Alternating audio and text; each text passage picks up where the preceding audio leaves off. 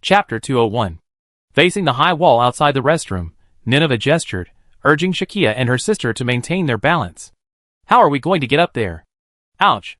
Shakia gasped softly, but before she could finish her words, an invisible hand lifted her up and placed her against the wall. Nineveh's sister did the same. It seemed this was the same power that had earlier enabled her to telekinetically crush the cultist and remove the iron bars. Nineveh then used this power to easily scale the wall. As Nineveh scaled the wall, Shakia clearly saw two dents appear out of nowhere. Nineveh then landed, repeating the same trick and grabbing Shakia and her sister. What an amazing superpower! Walk! As soon as Shakia and the little girl landed, they began to run, led by Ningma. In this way, the three of them escaped this eerie, abandoned hospital without anyone noticing. However, just as the three men scaled the wall, the white-robed woman raised her head. She sensed a tremor in the air that made her sensitive. She looked toward a corner of the hospital. The tremor seemed to be coming from that direction. While the cultists were carrying the captives, the white-robed woman walked outside the gate and peered toward the other side of the wall. She looked in the direction of the tremor. There, she saw the backs of three people running in the distance, through the forest, toward the road on the other side of the valley. A smile played on her lips. I leave the rest to you. I have something important to do. Give me a car. The white-robed woman spoke in Spanish to the cultist in charge, who obediently handed the woman a set of car keys. The white-robed woman got into the car, she come in and drove back. Sakia and Nineveh began to run, still stumbling, but she had finally regained some strength. The little girl, limp and unable to keep up with Nineveh's speed, was levitated by her clothes, using her unique telekinetic ability. I say, can you help me too? Sakia gestured as she ran, urging Nineveh to do the same. After all, her legs were still struggling. Nineveh paused for a moment, then a look of sudden realization crossed her face. Sakia felt a lightness beneath her feet, and they left the ground. Nice. Sakia smiled and gave Nineveh a thumbs up. The three of them ran. No, Nineveh was carrying the two of them, and soon they reached a mountain road. A pickup truck was parked on the side of the road, and Nineveh ran to the door. It looked like the same car she'd driven when she arrived. Shakia and Nineveh's sister also opened the door and got in, Shakia in the back seat and her sister in the passenger seat. Nineveh quickly started the car and hurried away from this dangerous place. The pickup truck sped along the mountain road. The dust it kicked up seemed to announce the success of their escape. Shakia still didn't know Nineveh's sister's name, and it felt bad to always ignore her. Shakia pointed at herself and repeated her name, then pointed at the little girl. The little girl immediately understood. She told Shakia her name was Alicia. While she couldn't understand the other sentences, her name was easy to remember. It seemed like Shakia was already acquainted with Alicia. Shakia extended her hand and shook Alicia's. Speaking of which, Shakia could still speak Chinese, but her name seemed a bit out of place among her companions. She hadn't used the name Qin, given to her by Director Qin, for a long time. When operating with the members of the Swagers, she had always used Shakia. Thinking about it, what did the word Shakia mean in her original era?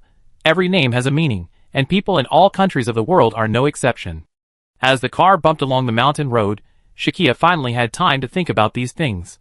I wondered where Nineveh was taking her, perhaps to their home. After settling in, it would be best if Shakia could try to contact the Swagers. I wonder how far this place is from Mexico City. If possible, I introduced Nineveh and Alicia to Swagers' companions. For someone with magical powers like Nineveh, fighting alone would be incredibly difficult. I call Jay and have him talk to Alicia, so we can establish communication. Thinking about what's next, Sakia's mood began to brighten. At that moment, Nineveh suddenly called out Alicia's name, speaking briefly, as if to her sister. Alicia's expression suddenly grew serious. She began to look behind the car. Seeing Alicia do this, Shakia unconsciously glanced back. A black sedan caught Shakia's eye. Though it was still a bit far away, the fact that there were only two cars on this mountain road seemed out of place.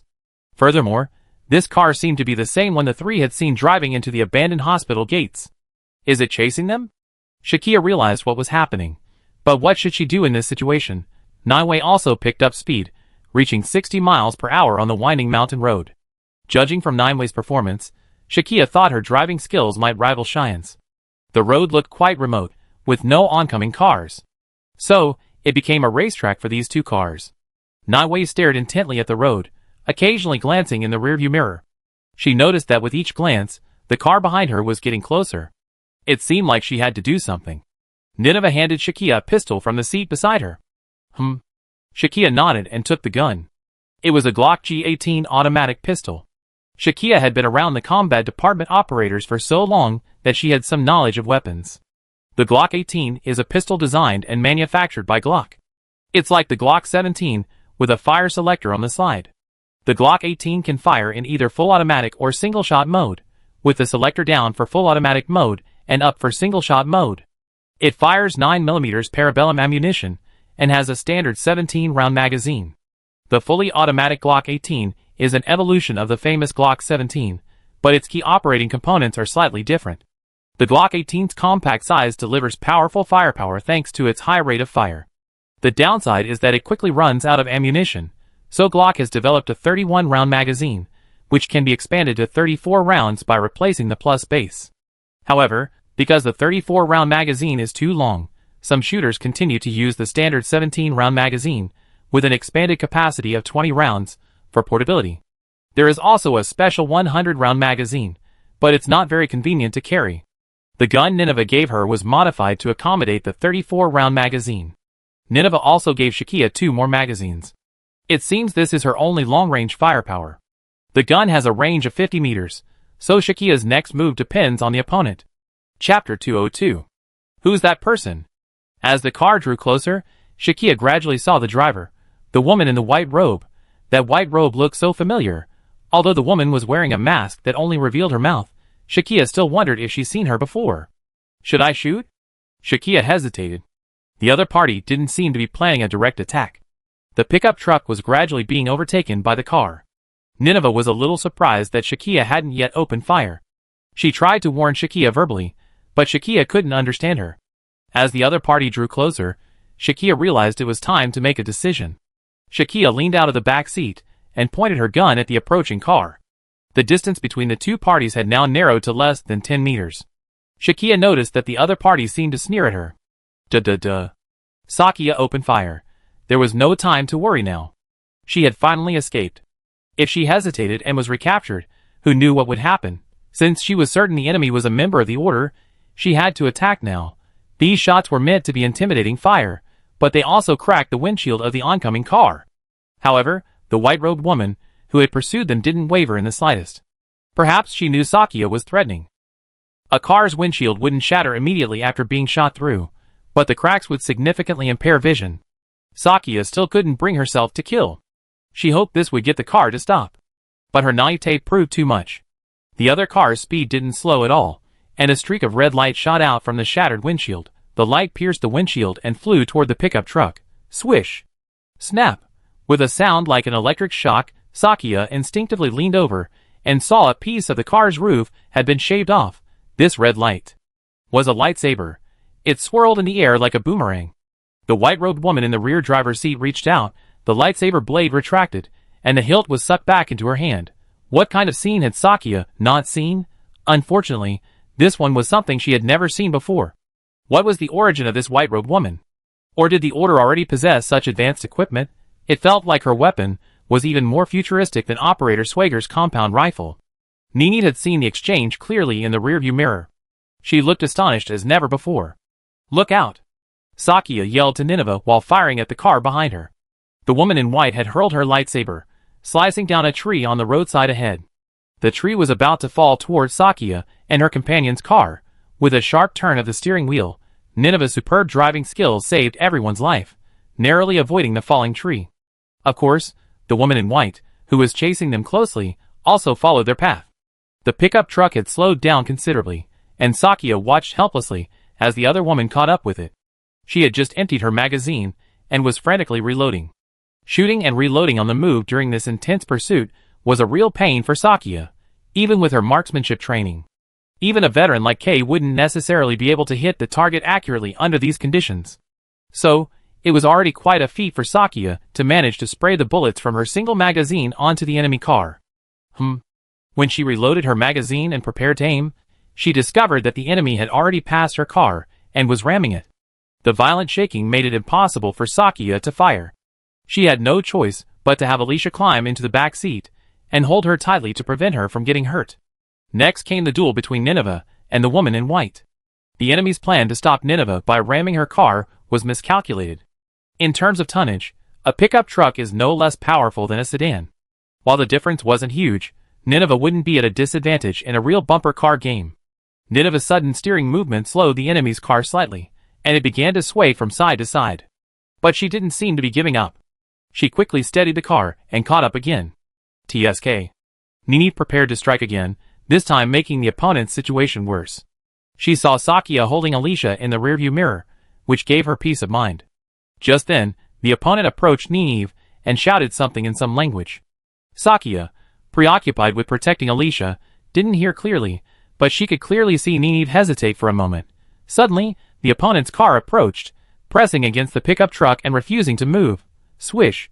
The lightsaber's blade pierced through the two vehicles and pierced the driver's seat. Ninive!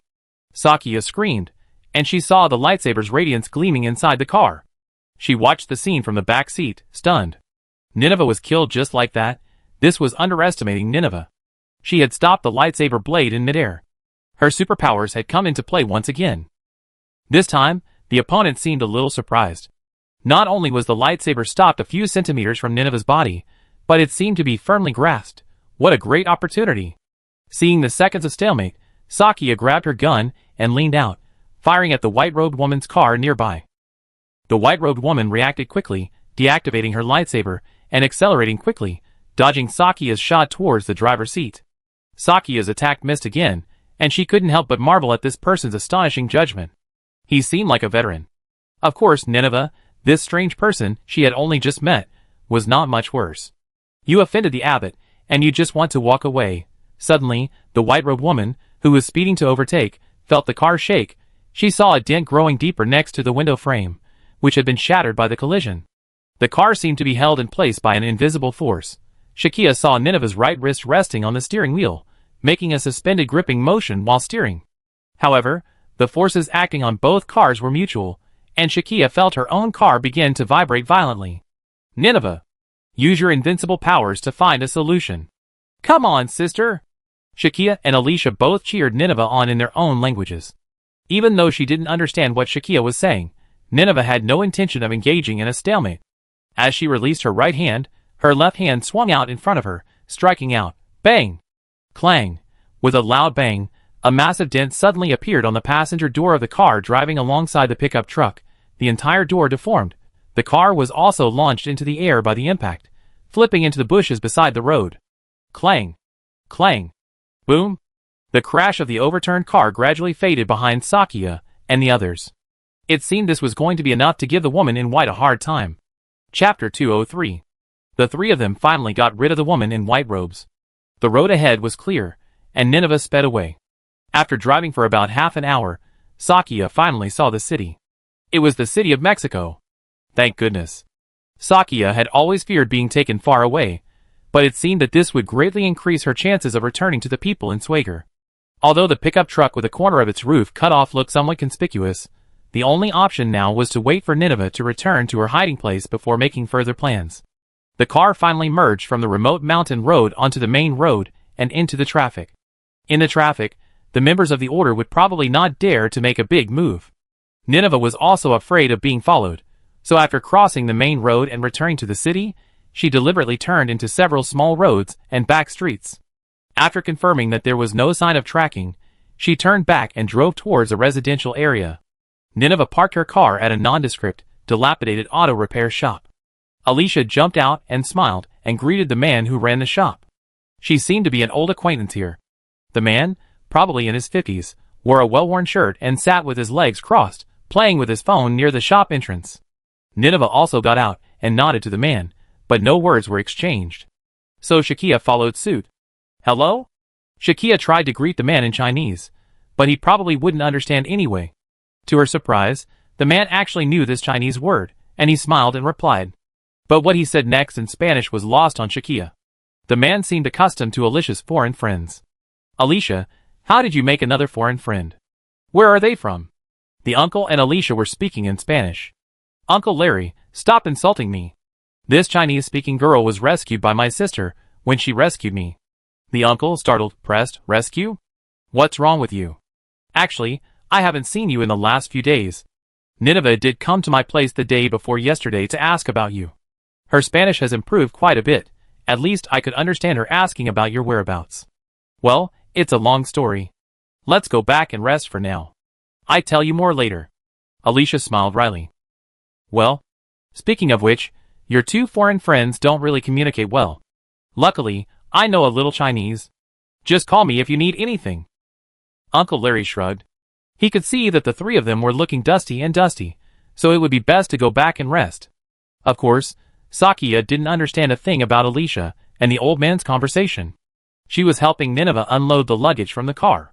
Although it was called luggage, it was actually weapons, ammunition, and electronic tools. It seemed like they were used when she rescued Alicia. They lived in a collective housing complex not far from the repair shop, a common dwelling for ordinary people in this city, similar to the centralized housing units in China. Nineveh and Alicia's house was a very ordinary one. Their financial situation didn't seem very high. It was mainly filled with their daily necessities and clothing. I really don't know why the cult would capture such a little girl. After Nineveh arrived home, she gave Alicia a few brief instructions. Then she made Shakia a cup of tea and went to sleep. It seemed she was exhausted from all the time she spent trying to rescue her sister. Alicia also found some bread and shared it with Shakia. It was then that Shakia realized how hungry she was. After eating some bread to fill her stomach, Alicia decided to rest for a while. Shakia, with nothing to do, didn't feel tired at all. She raised the curtains and looked outside. For now, she had escaped, but she had to find a way to contact her companions. The situation was truly a mess. Shakia went out and paced the courtyard, thinking about a way out. Oh, by the way, the old man from earlier seemed to speak a few words of Chinese. Shakia decided to go find him and ask him. And he happened to have a cell phone. With Shakia completely without any other means of communication, perhaps he could be of some help. Hi. Uncle Larry looked up and saw Shakia standing before him, raising her hand in greeting. She looked as if she wanted to ask him something. You seem to understand me. I wanted to. Shakia explained her purpose. The uncle was quite helpful, using the translation app on his phone for any parts he didn't understand. Thanks to the translation app, Shakia was able to explain her current situation. It took quite a while, but it went much more smoothly than she had imagined. If she had known about this convenient tool, Shakia would have downloaded it on her phone. The uncle told Shakia that he loved watching kung fu movies, which had sparked his interest in Chinese. It just so happened that it came in handy today. It was fate that they had met. The two communicated through translation software, which wasn't too inconvenient. Sakia seemed to be facing difficulties, and the uncle was kind enough to offer his assistance. Sakia asked about the sisters Nineveh and Alicia. The uncle told her a shocking truth. Nineveh had suddenly appeared beside Alicia one day, and they were not biological sisters. It was a rainy day, and a strange explosion occurred in the forest outside the city. Alicia, working at a repair shop, was nearby and witnessed the strange phenomenon. At first, everyone thought it was lightning, but Alicia arrived at the scene and discovered it wasn't lightning at all. In the center of the explosion, a strange woman appeared. She was wearing clothes made of a special material, but they were ripped apart by the blast. That woman was Nineveh. According to Alicia's recollection, Nineveh had a strange box next to her, and next to her was a cube that glowed with a strange light. As she approached the cube, she felt a strong dizziness and passed out. Uncle Larry, Alicia's boss, had been unable to contact her, so he drove to the area to look for her. He saw a woman holding Alicia in her arms, emerging from the rain near the explosion site. The woman spoke a language Uncle Larry couldn't understand, as if telling him that Alicia needed help. At the time, Larry didn't think much of it, and simply told the woman to get in the car and take Alicia home. Thinking back on it now, Uncle Larry still felt a little terrified. If this woman was connected to the explosion, could she be an alien? He still found Nineveh's name mysterious. Shakia expressed her curiosity, considering they seemed so familiar now. Uncle Larry quickly explained the reason. He had also witnessed Nineveh's supernatural powers. Chapter 204. Sakia was speechless after hearing Uncle Larry's description of Nineveh. Nineveh might have been transported to this era, just like herself and Jinxie. Sakia couldn't confirm this theory yet, but precisely because of this, she had to contact the Swagers quickly. But how could she contact them now? Going directly to the police station was one option. As long as they were in the same city, it wouldn't be difficult. But there was a significant uncertainty with this plan. The cult spies seemed to be everywhere in the city. If she set out like that, there was a high risk of something unexpected happening along the way. Sakia felt this plan wasn't very reliable. Another option was to call the Mexico City Police Department. Since they were collaborating with the Schwager branch, they would surely be able to contact the branch's leader, Pierce. She told Uncle Larry that she was a tourist from the East who had been kidnapped by local gangsters and, by chance, rescued along with Nineveh. Her cell phone and other belongings had been taken by the kidnappers.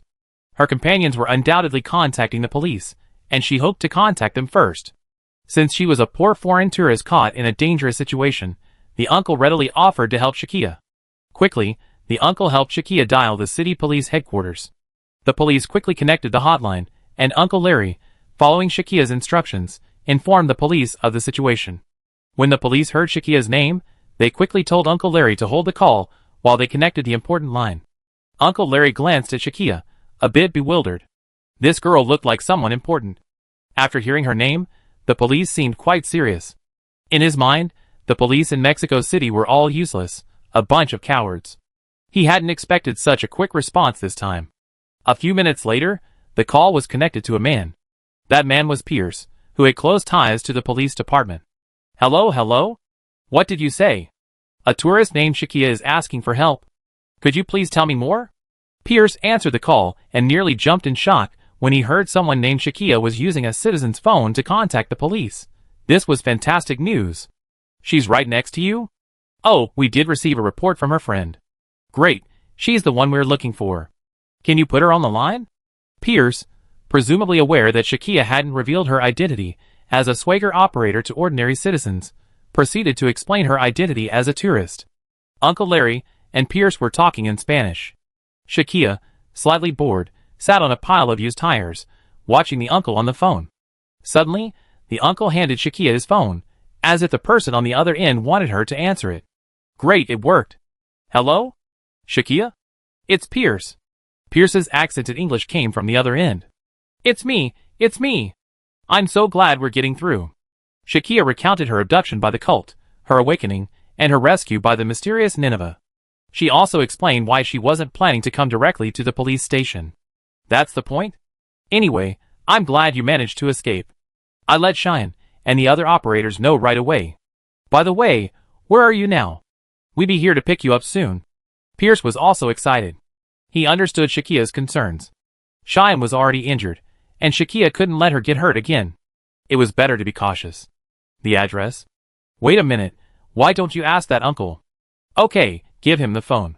Uncle Larry had lived here for over a decade, so he was naturally familiar with the area. He gave Pierce the exact address. This place was actually on the other side of Mexico City, quite far from the police station. Shakia's decision was the right one. After providing the address, Pierce had the uncle hand the phone to Shakia. Okay, we'll be heading out soon to meet you. If all goes well, we can grab a bite to eat nearby and thank the person who saved you, Pierce said with a smile. Alright, I also want you to meet Nineveh. Her powers are quite impressive. Sakia believed it would be beneficial for the Schwagers to meet Nineveh. Regarding Nineveh, Sakia had just described some of the powers she used to save herself.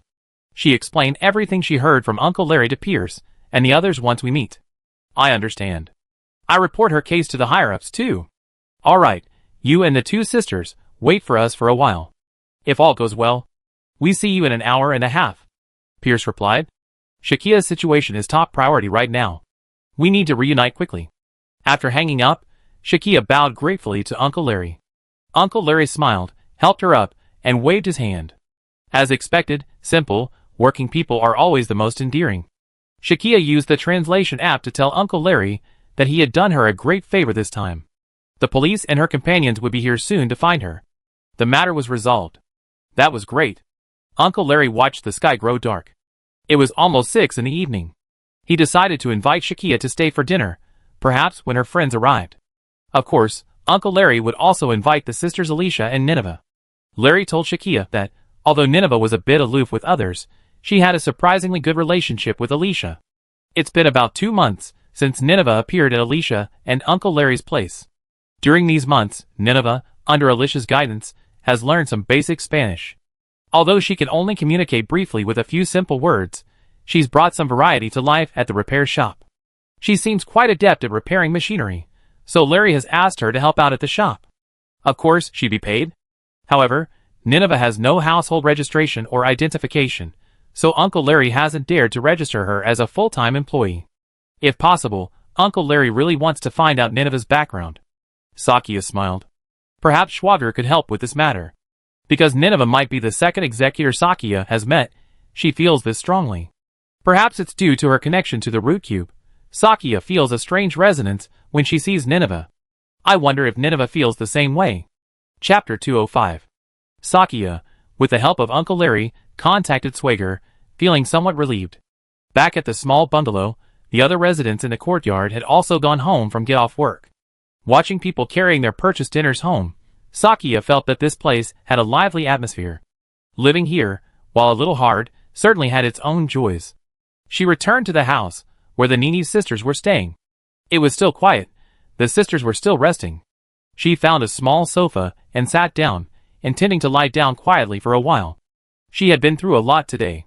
Once Pierce and the others arrived, they would contact Uncle Larry, and then he would knock on the door.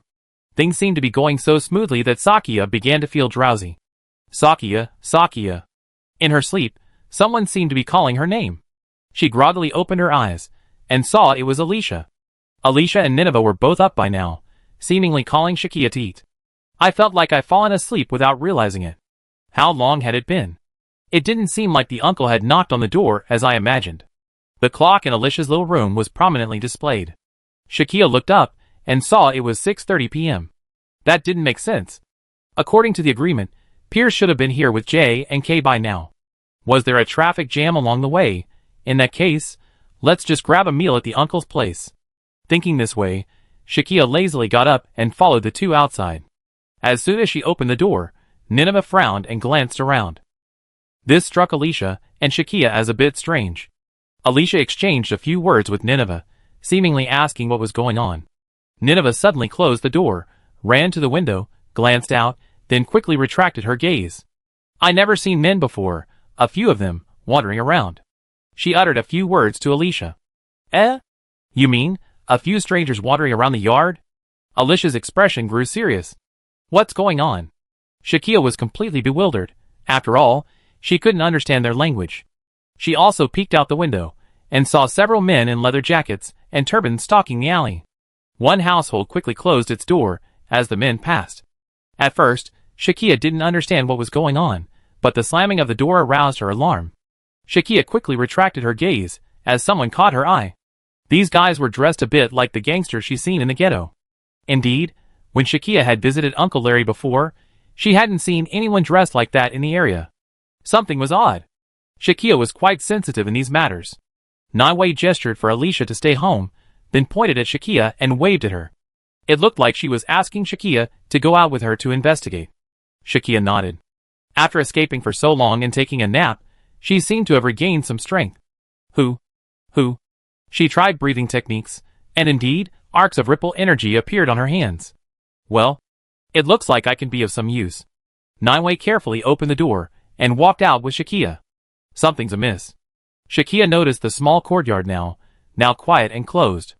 This was different from when Shakia returned, seeing everyone preparing to cook, many doors wide open, ready to enjoy a leisurely evening. But now, it was completely dead, as if everyone was deliberately or afraid to make any noise. Naiwei's puzzled expression confirmed Shakia's suspicions. The two of them carefully descended the narrow corridor. There was a small alleyway leading out, flanked by the small houses of other residents. They turned the corner and reached the road outside the repair shop. The person Shakia had just seen meet her gaze was wandering in the alleyway near the corner. Footsteps rang around the corner. Here they come! Two men darted out from around the corner, showering them with clubs. But how could such a crude sneak attack faze Shakia? Especially with Nineveh, the unfathomable power, right beside them? Ah! Huh? The two burly men who had attacked suddenly felt dizzy, their heads slamming against the ground, and they fainted. Another man's iron pipe was held in midair by Nineveh, then twisted into a knot by this mysterious force. Ah! The man watched in horror as his weapon was reduced to scrap metal, taking 2 steps back in fear. Then Shakia's fist appeared before his eyes. Bang! Bang! Shakia's punch slammed him against the wall, causing him to bounce a bit before he fell to the ground, motionless. Nineveh raised an eyebrow at Shakia and nodded. This was the first time she'd seen Shakia fight. She seemed to be saying, she's got some skills, after all. Just 3 of them. How could they be overestimating their capabilities? Just as the two were about to survey their surroundings, a dozen or so gang members suddenly burst out from the alley, armed with weapons like knives, guns, clubs, and chains, quartering Shakia and Nineveh. Goodness! Why was the yard so quiet? So many minions are lying in wait, but this didn't seem to matter to these two. Shakia and Nineveh stood back to back against these men, but neither of them showed any sign of panic. Nineveh's calm and composed expression made Shakia think she was a seasoned warrior. The reason was that she had only seen that kind of effortless expression on Jinxi's face. Since such a person was willing to trust her with their back, Sakia would certainly not let her down. Yuh! The minions charged forward with fury, roaring like a pack of hungry wolves ready to tear their prey to shreds. But to Sakia and Nineveh, such actions were merely the emboldening of the weak. Nineveh reached out, using her telekinetic ability to pull down a large iron plate, over a meter tall, from the roof of the bungalow. With lightning speed, she swung it towards the oncoming force. Wow! With a loud clang, the minions in the front row collided hard with the iron plate, leaving a human silhouette on the surface. Hey! Hey! Yah! Although Sakia had no area of effect attacks, the clumsy swings of these untrained men looked like slow motion to her. Because the space was cramped, they didn't dare swing their weapons wildly, as that would only strike my teammates. Shakia, observing the single-minded nature of their attacks, kept her focus on the few in the front row. When weapons came, she ducked behind their comrades, and when she saw a gap, she kicked them in the balls. The two groups of thugs were powerless against the two women. Chapter 206. The gang members surrounding them were powerless against Sakia and Nineveh. But after Sakia defeated wave after wave of incoming enemies, she noticed something strange. These guys were much more resilient than they looked. Although their fighting power wasn't great, their cockroach-like vitality gradually made Sakia feel a bit annoyed. Nineveh's attacks were getting heavier. The impact of the iron plate should have been enough to knock out an adult, but these tough guys kept getting up even after the plate was deformed. These guys also seemed to be getting more and more aggressive. Every time they were knocked down, they would get up again, their expressions becoming more twisted and angry. Sakia and Nineveh had no grudges against them, so these gang members' behavior was very unusual. Perhaps they were hired and instructed by the cult to cause trouble here, but their stubbornness after being beaten up somewhat challenged Sakia's previous understanding of gang members. Could she be under mind control or something? Thinking this, Sakia decided she had to find a way to distract these persistent guys. After all, their motives were unclear, and with Alicia still inside, she absolutely couldn't let them go upstairs. With a triangular jump, Sakia used the walls of the narrow alley to scale the roof of a bungalow. She decided to change the battlefield, go around to the back and distract them. But she didn't expect that once she reached the rooftop, the group below, whom Sakia had previously held back, would now turn their attention to Nineveh. Oh my god! Sakia sighed in frustration. She had intended to distract the enemy, but to her surprise, these guys ignored her. This was strange. Nineveh, seeing the situation was dire, swung the iron plate around her, knocking back the people charging from behind. Then, she leaped onto the rooftop where Sakia was. As soon as Nineveh reached the rooftop, the group below immediately began to pursue her. It looked like they were clearly coming for Nineveh. Perhaps the cult had discovered Nineveh had rescued someone and were specifically hunting her down? But that would be too much of a fuss. What were these people thinking? Sakia didn't bother to think about it.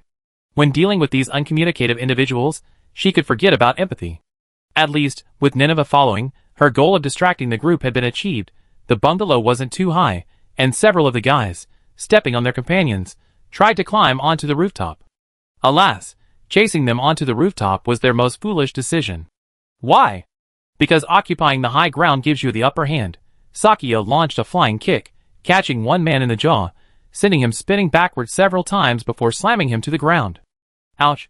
The sound of bones snapping startled Sakia. She wondered if she hit too hard. It was only natural for someone to die from such a kick. But these people didn't seem to give up, continuing to surge forward, trying to climb onto the roof. Naiwei also grabbed the iron plate from midair and slapped the minions who showed their heads, knocking them off the roof. Sakia was somewhat frightened by the gang's extraordinary fighting spirit and their seemingly insensible fighting style. She had seen with her own eyes the man she kicked off the roof, his neck bent at an exaggerated angle, seemingly dead from the blow, but then he stood up and straightened his neck. This reminded her of the undead in fantasy works. Nineveh. These guys are weird. she shouted anxiously to Nineve. Although she knew Nineve didn't understand what she was saying, Sakia couldn't shake her fear unless she shouted it out. Nineve glanced at Sakia, then looked around. Then Sakia saw Nineve pointing in a direction. It was a shortcut from the rooftop to the hill behind the residential area. Well, if they could lure these guys to a more open area, maybe Nineve would have a solution. At this point, Sakia was at her wit's end, so she just went with Nineve. Oh, by the way, in her earlier panic, all the life energy she channeled through her breathing technique was used to strengthen her body for the battle. There are obviously many other ways to use it. If these guys aren't acting up, maybe we could try it out. If the cult is using the power of the familia, then the reason these people are acting up is likely due to this power.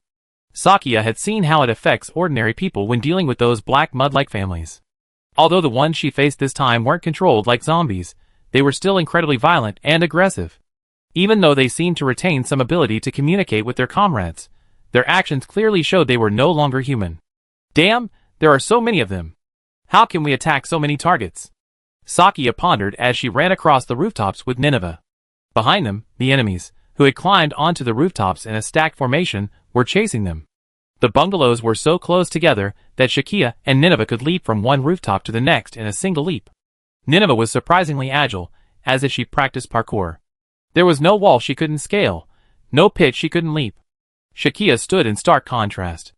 Although she also used breathing techniques to strengthen her stamina, her movements were less fluid when she overcame obstacles. Yes, I should have some impression. This life wave energy seems to be able to be channeled through liquids. Shakia recalled the previous encounter with the Blackwater clan. When it was in its Blackwater form, the tiny amount of energy from her wooden sword could inflict significant damage. Once it gathered and became incredibly viscous, the tiny amount of energy from the wooden sword was no longer sufficient. Not only that, it seemed that Mr. Sher had explained this energy transmission method earlier when he was teaching her Kung Fu. Although Jingxi hadn't emphasized these things, she seemed to have mentioned them. Perhaps Jingxi was more focused on helping Shakia unleash the higher-level ability of Jipa. Climbing and running while recalling her memories, Shakia found that her mind was unexpectedly bright at this moment. Life energy can be effectively conducted in liquids, especially liquids like water and plant and animal oils. After all, oils and water are essential to the body. Mr. Sher seemed to have said this at the time. If liquids could be used as weapons, then it would be an AoE attack with a very large destructive range. Shakia spotted a small water tower on the rooftop not far ahead, and she had an idea. Chapter 207. Nineve. Come here. Sakia leaped through the gap between the bungalows and headed straight for the water tower. Nineve didn't know what Sakia was up to, but she looked confident, so she followed anyway. Sakia gestured to her approaching Nineve. She pointed at the water tower, made a pounding motion, and then used her hands to imitate water pouring down. Nineve tilted her head, looking at Sakia with a half-comprehending look. Ouch! Just break this water tower for me. Sakia spoke directly in Chinese, repeating the same motions with her hands. The pursuing enemies drew closer, and Nineve finally nodded. At least she understood the trick to destroying the water tank. The two of them stood beneath the water tower, deliberately luring the enemy, and the pursuing thugs leaped towards the trap without hesitation. 10 enemies gathered on the rooftop, slowly closing in on the two, attempting to surround them. Unbeknownst to them, Sakia had been waiting for this moment. 1, 2, 3. Now! Sakia's raised right hand suddenly dropped. Simultaneously, Nineveh, grasping the iron plate in midair, shattered the water tank above them, creating a large hole. Bang! Snap! Water poured out, drenching the pursuers. As they cracked the tank, Sakia and Nineveh had already retreated to a point just out of reach of the water. Now it was time to finish. Sakia had already gathered a ball of life energy in her hand. While the group was still drenched and confused, she reached into the water spreading across the ground. Sizzle! Golden life waves of energy spread through the water, like electricity, climbing up the legs and bodies of the pursuers along the current. The gang members, who had pursued them, immediately collapsed into the pond, twitching, and then fainted. However, to be on the safe side, Nineveh also twisted the water tower's frame and caused it to fall, blocking their way back and forth. This effectively trapped the gang. Since they were so resilient and couldn't be killed in this area, trapping them was the best strategy. You're quite skilled, Nineveh. Sakia was secretly impressed by Nineveh's skillful control of the situation. Next, maybe they could go back around the rooftop and take Alicia away. The two were planning to sneak back into the house from the rooftop, avoiding the pursuer's sight. Suddenly Nineva's gaze fixed on a certain direction. Sakia followed her gaze, and saw thick smoke rising from that direction. Wait! That billboard is the direction to the repair shop. Sakia also realized something. Uncle Larry is in danger. How could this happen? How many of these guys are there? The residents of this area don't seem to have any conflicts with the gangs. Could it be Nineveh and Alicia? Sakia didn't have time to think, because Nineveh had already rushed towards the repair shop. Hey! Wait for me. Sakia understood Nineveh's anxiety. After all, this repair shop was her home for now.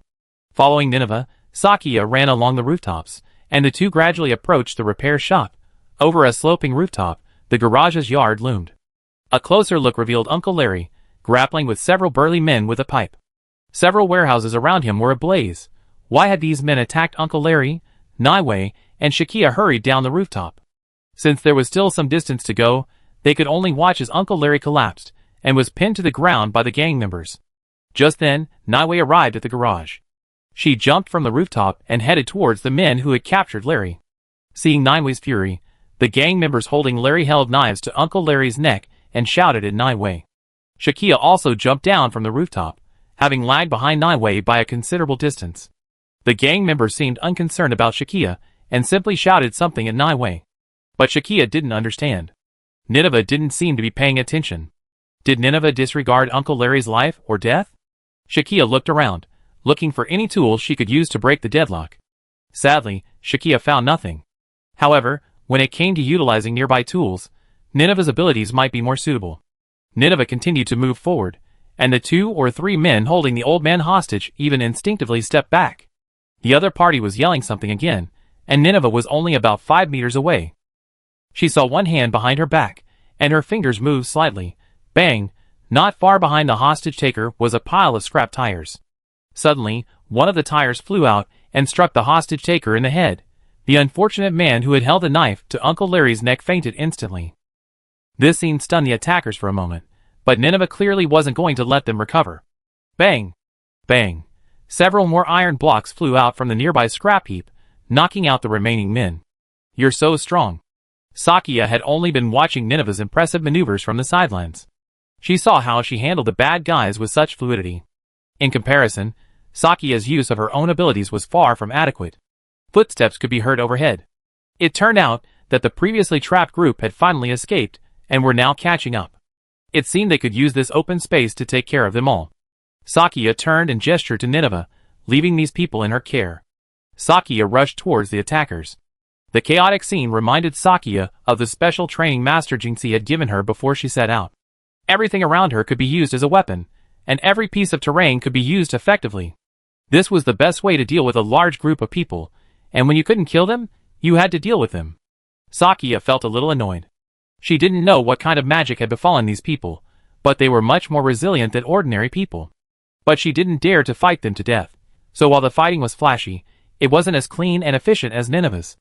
Nineveh's ability to knock someone unconscious with a single blow didn't seem easy to pull off. Uncle Larry watched Sakia fight so easily against so many people, and slowly uttered, "Yin Nation martial arts are amazing."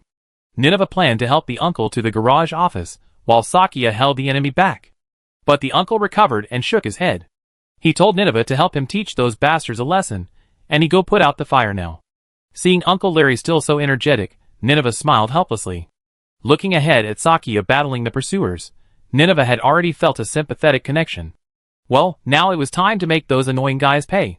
Chapter 208. Sakia's attack was still too gentle, Nineveh thought. Of course, she didn't know the rules that the Swaggers had laid out for the operators before their arrival. In Sakia's opinion, these gang members weren't targets for a fatal attack, so she could only restrain them and incapacitate them. It seemed that the previous use of water to paralyze them through life energy would only be enough to control them temporarily. These guys were more resilient than normal people, so what could be done? Sakia could only try to attack the enemy's joints, breaking their limbs, to have some effect. Otherwise, with over a dozen people taking turns, a drawn-out battle would be dangerous. Suddenly, the 2 men in front of Sakia were lifted up out of thin air, their throats grasped by invisible hands. Sakia turned around and saw that it was Nineveh who had joined the battle. Nineveh didn't have Sakia's concerns. She had no one to monitor her. She picked up the 2 unfortunate creatures and used them as weapons, throwing them at the others.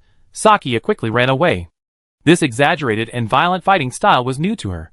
If she were caught up in it, there was no telling what would happen.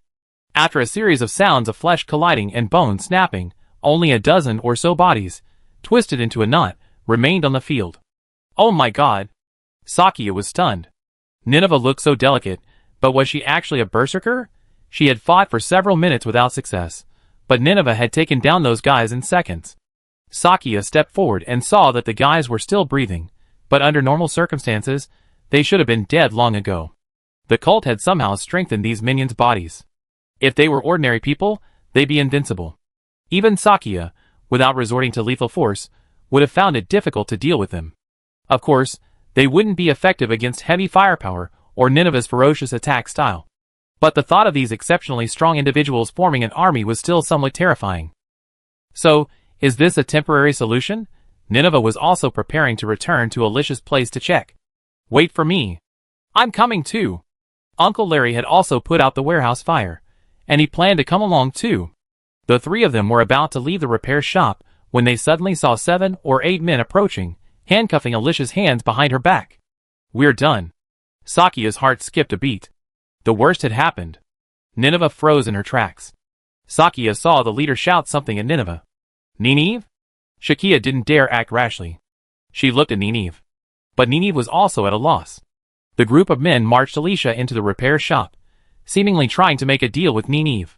Although she couldn't understand what they were saying, Nineveh and Uncle Larry raised their hands after a conversation, placed them behind their heads, and held their heads. Shakia quickly followed suit. Nineveh had given up just like that? Shakia blinked, desperately trying to think of a way to break the deadlock. But there didn't seem to be any better options. Nineveh began to slowly walk towards the enemy, her hands clasped behind her head. The enemy seemed to be targeting Nineveh. They probably wanted Nineveh to go with them, and then exchange her for Alicia. Sakia bit her lip, slowly beginning to understand why Nineveh was being targeted. Such a powerful fighter, anyone would want one. While she didn't know why the cult had sent the gang to take Nineveh away, it certainly wasn't something that would benefit either Swagger or herself. Nineveh, don't! Sakia wanted to shout, but then thought that would be a bit too heartless. Alicia was someone Nineveh considered her a sister. If Li Jiai, Xian, Long Sheng, or Bruce were in such a situation, Sakia herself would probably trade herself for them without hesitation, wouldn't she? At this point, Nineveh was the only one she could trust, someone she had only known for a short time, but who possessed incredible superpowers. Nineveh approached the group, and the leading man handcuffed her. Of course, the handcuffs were useless against Nineveh, but with Alicia in enemy hands, Nineveh didn't dare do anything. The enemy was well aware of this. Alicia, didn't you say you let her go once Nineveh gets there? Uncle Larry was also getting anxious. Do you think we're stupid? If we let go of this little girl, this guy's probably going to tear our hands off. The burly man in the lead said to Uncle Larry. Then the group burst into laughter again. I knew it. We told Nineveh not to be so naive. Uncle Larry held his forehead. Well, it's all over now. Nineveh and Alicia had just escaped, and now they'd fallen into enemy hands again. Sakia was also frantic, but there was nothing she could do. She felt completely useless. If only I had used my sensory abilities earlier to detect someone trying to capture Alicia. These people must have been the ones who had helped their accomplices reach the rooftop. They sent a group of accomplices up there to chase the two, then returned and captured Alicia. By then, Shakia had already run far away. Her sensory abilities were limited, and they were already beyond her range. Suddenly, Shakia's perception detected 3 people standing still at a nearby corner. Could they be accomplices of the enemy? Just as she was thinking this, something like a small cylinder rolled from behind the gang members and landed at their feet. Shakia saw it clearly. It was a flashbang. By the time the gang members saw it, it was too late. The flashbang blazed brightly in front of them, blinding them all. Thankfully, Shakia reacted quickly, closing her eyes and covering Uncle Larry's. Ah! Ugh! The gang members screamed, followed by the sounds of falling and being beaten. Shakia opened her eyes to find Pierce arriving with operators J and K. They threw flashbangs and, taking advantage of the chaos, rescued Nineveh and Alicia. Long time no see, Miss Shakia? Jay smiled at Shakia, bringing Alicia to her side. He raised a weapon in his hand. I don't know what happened, but now seems like a bad time to chat. Kay joined Nineveh, dragging her over. He also held this weapon. Let's take these guys down first. These gang members are acting strangely. They took good care of us along the way. Pierce pulled out a rifle-like weapon, similar to the ones J and K had, and explained the situation. It seemed they had encountered some mishap on their way here, and someone had stopped them, delaying their arrival. While the group was blinded by the flash, Pierce quickly fired a shot at them. The weapon unleashed a kind of electrified web, trapping the group standing together and paralyzing them with an electric shock. J and K also fired in quick succession, instantly tying up the gang and rendering them unable to move. You're really good. Sakia was sweating over the situation just now. Fortunately, Pierce and the others arrived just in time. Having equipment makes a difference. Chapter 209. So, are these guys subdued? Sakia walked over to J, K, and the others, looking at the tightly trapped henchmen, still twitching from the electric shock. Right, what's going on over there? The situation here is strange. The three of us have been waiting for our chance to strike since you started beating these guys in the garage yard. Jay scratched his head. Oh, why didn't you guys come out sooner? I really thought I was doomed. Sakia sighed helplessly. Never mind. It's a long story. We talk about it later when we get back. The question now is, what should we do with these guys? They should all be here. Sakia looked at the dozen or so unrecognizable figures sprawled on the ground. These were the ones who had just chased Sakia and Nineveh. Nineveh had beaten them beyond recognition. Then, there were the 2 or 3 men who had kidnapped Uncle Larry, also taken down by Nineveh's unexpected ambush. Then, there were the 7 or 8 people who had later captured Alicia, now being subdued by Pierce, J, K, and the others. Come to think of it, Shakia had only managed to contain this group of people this time, a truly unsatisfying performance. Hopefully, there weren't any more lurking in the shadows. Shakia concentrated her mind, spreading her meager spiritual energy within a 50-meter radius centered on herself. She indeed found nothing unusual. 50 meters, not too much, not too little either, was a bit awkward at the moment. If her perception had been wider, Alicia might not have been captured. Of course, Sakia's current spiritual perception mostly allows her to anticipate her opponent's attack timing during combat, making it easy for her to remain unscathed in one-on-many situations. It seems like you acquired some strange ability, right? Kay approached and saw Sakia concentrating with her eyes closed, as if in meditation. The people at Swager headquarters had already witnessed Jinxie's prowess. As his disciple, it was normal for Sakia to gradually develop some supernatural abilities. Hey, I was just sensing if there were any more enemies nearby. Let's get down to business. How are we going to deal with these guys? Sakia shrugged. Don't worry about that. Pierce has already contacted the police in charge of this area, and they sent someone to clean up the mess. Don't forget, Pierce used to be a high-ranking official in the police station.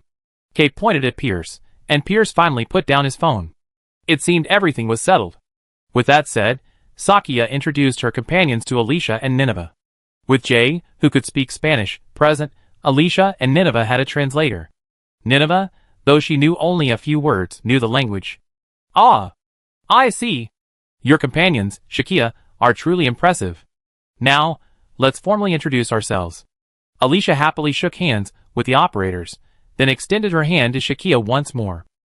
Thank you all for saving my life. My name is Alicia, and I work at this repair shop. Uncle Larry over here is my boss and adoptive father. And this is my sister, Nineveh. Although she's a bit of a loner, I'm glad to meet you all.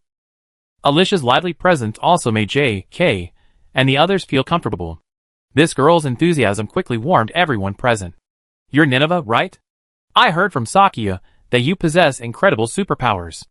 If you're interested, why not come visit our Swager branch? Perhaps we discover more.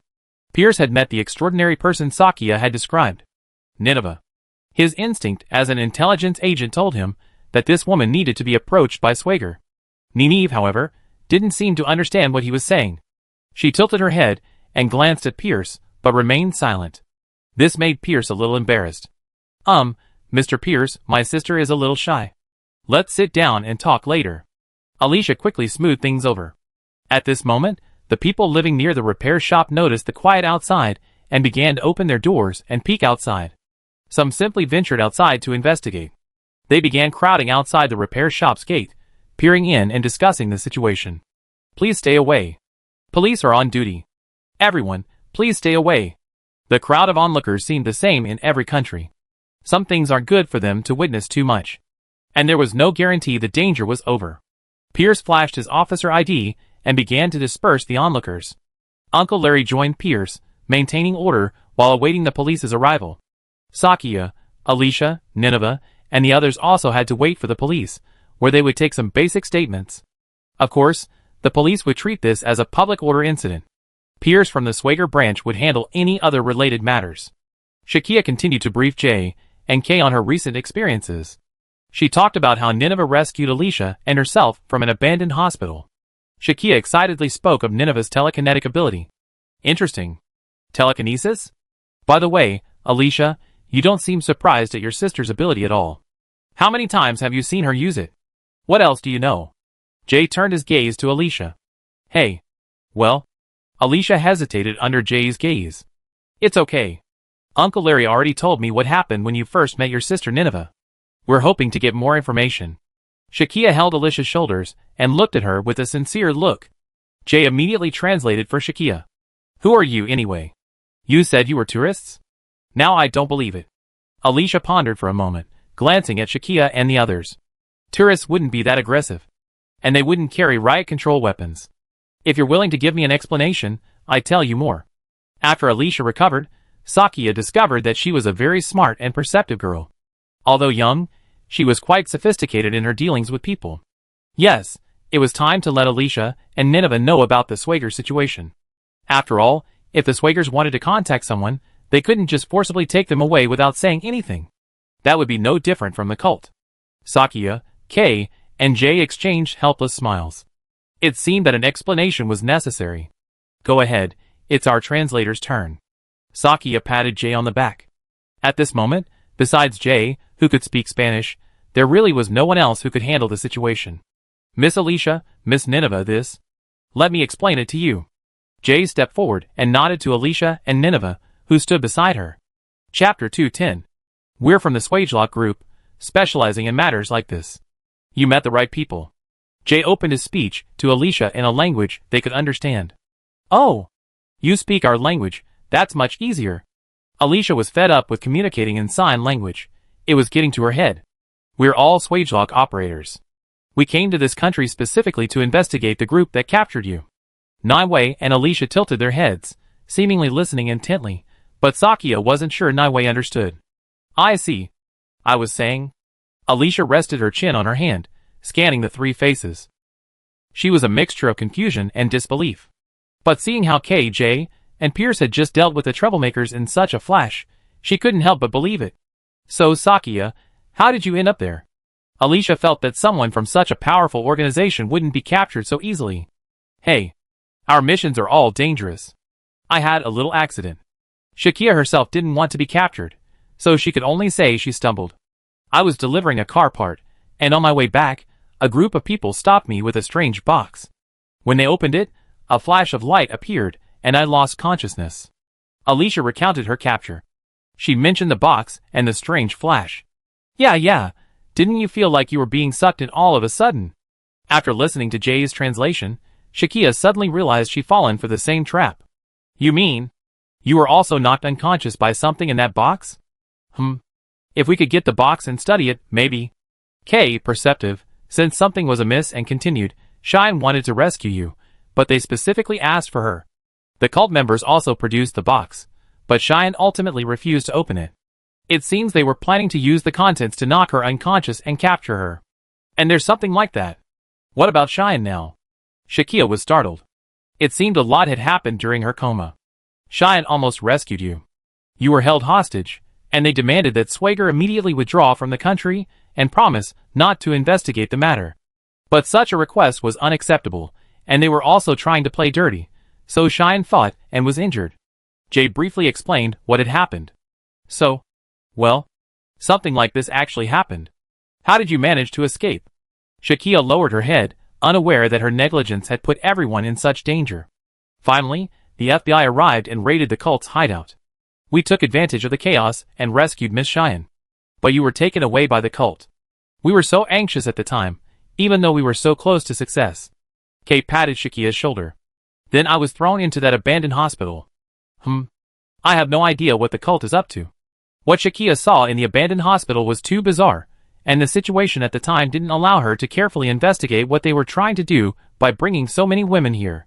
Considering the possibility of a connection between the cult and the families, Shakia also connected it to films and television shows where evil cults use women as living sacrifices to summon evil gods. Could they be using us as sacrifices? Alicia also thought the same thing. It's hard to say. Jay sighed helplessly and smiled. But you all managed to escape, which is better than anything else. We continue investigating the cult and get to the bottom of it. Yes, you at least given us some very useful information this time. We finally know where those women who disappeared previously went. We work with the police to rescue them. Kay smiled approvingly at Alicia, and Jay quickly translated the message for her. Police? Don't be silly. The police in this country are rotten to the core. You'd be better off relying on me than them.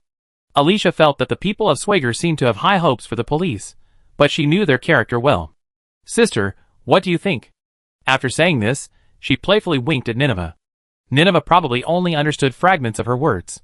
She could only offer Alicia an awkward smile. The police are almost here. Can we talk later at the Swagger base? Jay said, checking the time on his wristwatch. Okay. But I really want to eat something beforehand. Alicia hung her head. It was almost 7 o'clock, and after everything she'd been through today, she was starving. I agree. Shakia agreed. You guys seem to be having a great time chatting. We're almost ready to leave. The police have sent 2 or 3 people over. Let's go meet them up front. Pierce walked over, seeing everyone so engrossed in their conversation, and had to interrupt.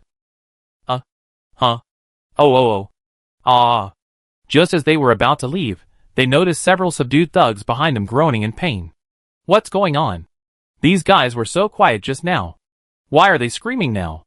Alicia turned around, looking at the men who had suddenly started groaning and struggling in confusion. Be careful. What's going on? Shakia grabbed Alicia, who was trying to get closer to investigate. Let's go check it out. As operators, Jay and Kay were left to handle these strange situations. They approached the struggling figures and found them writhing in strange movements, like something out of a horror movie. Aside from those few, the other henchmen had fainted on the ground. Suddenly, the man closest to Jay and Kay opened his mouth wide, and a strange light began to emanate from his mouth, nostrils, and eyes. Whoosh! Jay and Kay felt themselves being grabbed by a force and flung back a long way. It was Nineveh. She grabbed Jay and Kay and pulled them back to where they were standing. Something was amiss. Kay! Be careful. It's that light. Shakia shouted at the same time. What did you say? Jay broke out in a cold sweat. Pierce. Evacuate the crowd. Kay reacted immediately, shouting at Pierce. Pierce was a seasoned officer and station commander, so he immediately realized what was happening. Chapter 211. Shakia? Nini's expression suddenly grew serious. She waved at Shakia and called out her name. Shakia ran to Nini's side. Before them, the strange light emanating from the gangster's body, seemingly bursting forth, grew stronger and stronger. Some people, unsure of what was happening, were still peeking in. Pierce, Jay, Kay, Uncle Larry, and Alicia couldn't stop them. Oh no! It's too late. Shakia saw the curious crowd refusing to leave, and she grew extremely anxious. The light began to spread like smoke. Then, bang! Bang! Bang! With several loud bangs, the bundled figures literally exploded, emitting that same light. It was over. A flash of despair crossed Shakia's mind, and she instinctively raised her hands to shield her eyes. However, a second later, she caught a glimpse of a strange sight through her fingers. Nineveh had used her supernatural powers to confine the energy, which should have exploded, to a small area.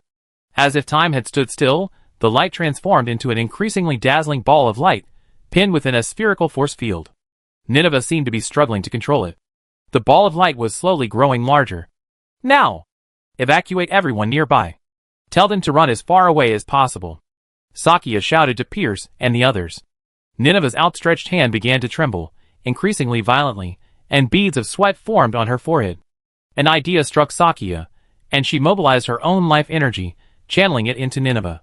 The hand resting on Nineveh's shoulder began to emit golden arcs of electricity. However, upon contact with Nineveh's body, the arcs unexpectedly transformed into a dense glow. This is... Sakia exclaimed softly. Nineveh also showed a look of surprise. She seemed to understand the meaning of this glow. This was the power of the mechanical spirit, triggered by Sakia's mechanical spirit upon contact with Nineveh. Sakya's power was somehow amplified by Nineveh's supernatural ability, and Nineveh, relying on the energy Sakya channeled, powerfully controlled the light ball and completely exploded it. As the two breathed a sigh of relief, Nineveh began to become interested in Sakya's abilities. Nini gave Sakya a look of affirmation and smiled at her, then stretched out both hands forward, clasping them tightly. The light ball's growth had, for now, stopped. In the open space of the repair shop, where materials and old cars were piled, sat this enormous ball of light, 7 or 8 meters in diameter. This situation was truly bizarre. "There's a bomb! Everyone run!" Pierce warned the onlookers in the simplest terms possible. It was a powerful warning. Screams erupted from the crowd, and the crowd began to flee in all directions. "What are you going to do?" Before continuing to disperse the crowd and notify nearby residents to evacuate, Jay nervously turned back and shouted to Shakia and the others. "Don't worry. We'd be fine with her." Shakia couldn't care less now. She and Nineveh were completely focused on controlling the explosion of the light ball. What kind of sorcery had been implanted in these people? Could they actually turn into human bombs? Sakya silently cursed the cult's cruelty while using all her might to transform energy and channel it to Nineveh. The crowd was finally evacuated. Unsure of the true power of this thing, or what unforeseen changes it might have on the surrounding environment, Sakya and Nineveh could only wait and see. Cracks began to appear on the surface of the light ball, and light began to emanate like particles. After holding on for nearly 10 minutes, the two seemed to be reaching their limit. "Please, Jay, hurry up." Sakya had no idea what would happen next. Although she had spoken to Jay lightly earlier, she was still nervous. But seeing the lights in the surrounding houses go out, it seemed that Jay and his men had successfully evacuated the surrounding residents. Nineveh finally couldn't contain the energy ball anymore, and particle streams began to emanate from its surface. It was like trying to hold down a shaken bottle of Coke. As more and more energy emerged, the pressure within the ball of light seemed to grow. Something seemed to appear around the ball of light. The leak particles began to scatter, but the vast majority, compressed so tightly within the ball of light, began to gather and condense in the air after they escaped. The ball of light completely lost control. The energy contained within poured out, engulfing Nineveh and Shakia. However, that wasn't all that was contained within the ball of light. As the ball of light exploded, Shakia felt as if she were enveloped in a cloud of dust. However, this dust, formed by the light particles, didn't actually impact her. In front of her, Nineveh was blocking the particles. The particle energy stream in front of Nineveh also seemed to be blocked and deflected by something, allowing the two to avoid being directly swept by the torrent of strange light particles. The object blocking Nineveh's path seemed to be a transparent object, but as the particles flew past, Shakia discerned its outline. It looked like a humanoid body. A transparent figure, several sizes larger than Nineveh and Shakia, stood in front of them. This figure seemed to be performing the same movements as Nineveh, moving the same way as Nineveh's body. Could this thing be the secret to Nineveh's telekinetic abilities? Forget it, I asked Nineveh about this later. For now, I just have to hold on. Who knows what will happen if I'm directly hit by this particle energy? Maybe I faint like last time? Shakia didn't want to fall into the same trap twice, and Nineveh wasn't willing to take the risk either. This torrent of energy lasted only about 2 seconds before quickly subsiding. But the scene Sakya witnessed afterwards was both shocking and bizarre. As if possessed by consciousness, these particles twisted into long strands, dancing and wriggling, splitting into countless strands that stretched towards every living thing in the area. The first to suffer were plants, grasses, and trees. These mist-like bands of light drifted over the plants, causing them to wither rapidly. Rats, insects, and other animals in the corners, entangled in this light mist, perished instantly. Furthermore, these dead creatures all shared a common characteristic. Their flesh rapidly turned white, as if sprinkled with salt. Not only the living creatures, but the surrounding ground, houses, and walls were also covered in this white powder, as if the light bands themselves were the powder. Chapter 212. Sakya felt as if she had stepped into a space filled with flour, gradually staining everything with white powder. The cause of this phenomenon was also in the air, a strange, indescribably colorful light mist. Could this be the truth behind the albinism that Cheyenne had previously encountered? Should I call this good luck or bad luck? Today had been a real slog. Thankfully, Sakya's spirit power seemed to be able to resist the attack of this light mist, and so did Nineveh. Amidst the light mist, Sakya saw the transparent figure beside Nineveh, waving its hand like Nineveh, fanning away the light mist that was swirling towards them. This thing looks quite powerful, Sakya thought to herself, observing the transparent figure. Nineveh didn't seem to mind Sakya discovering the secret of her power. After all, they had more pressing matters to deal with. The light mist continuously absorbed the vitality of the nearby plants and animals, becoming increasingly clearer and thicker. What's going on? Sakia watched as the surroundings grew increasingly white. At the center of the exploding ball of light, an object nearly 10 meters tall gradually emerged. This object, like a cloud, constantly shifted into various shapes. Sometimes it was a long strip, then an ellipse, and even at one point, it took on a humanoid form. Nineveh said nothing, instead charging toward the thickening, solidifying mass of light and mist. Hey! Sakia tried to stop her, but Nineveh seemed to have her own plans. Nineveh waved her hand, and not far from her, several large holes suddenly appeared in the cloud of light mist, blasted open by something. Shakia actually saw the transparent figure swinging its fists, striking the cloud with rapid, continuous force. But it seemed to have little effect. The light mist dispersed, only to quickly coalesce again. Nineveh paused, a look of deep thought. She simply watched the light mist gather, and become more and more substantial. The wind picked up, but the airflow seemed to have no effect on the light mist. Shakia then realized that Nineveh's ability to fan the light mist and create holes, and it wasn't due to airflow, but rather to her supernatural power. This power could also guide Shakia to unleash her mechanical power, which truly intrigued her.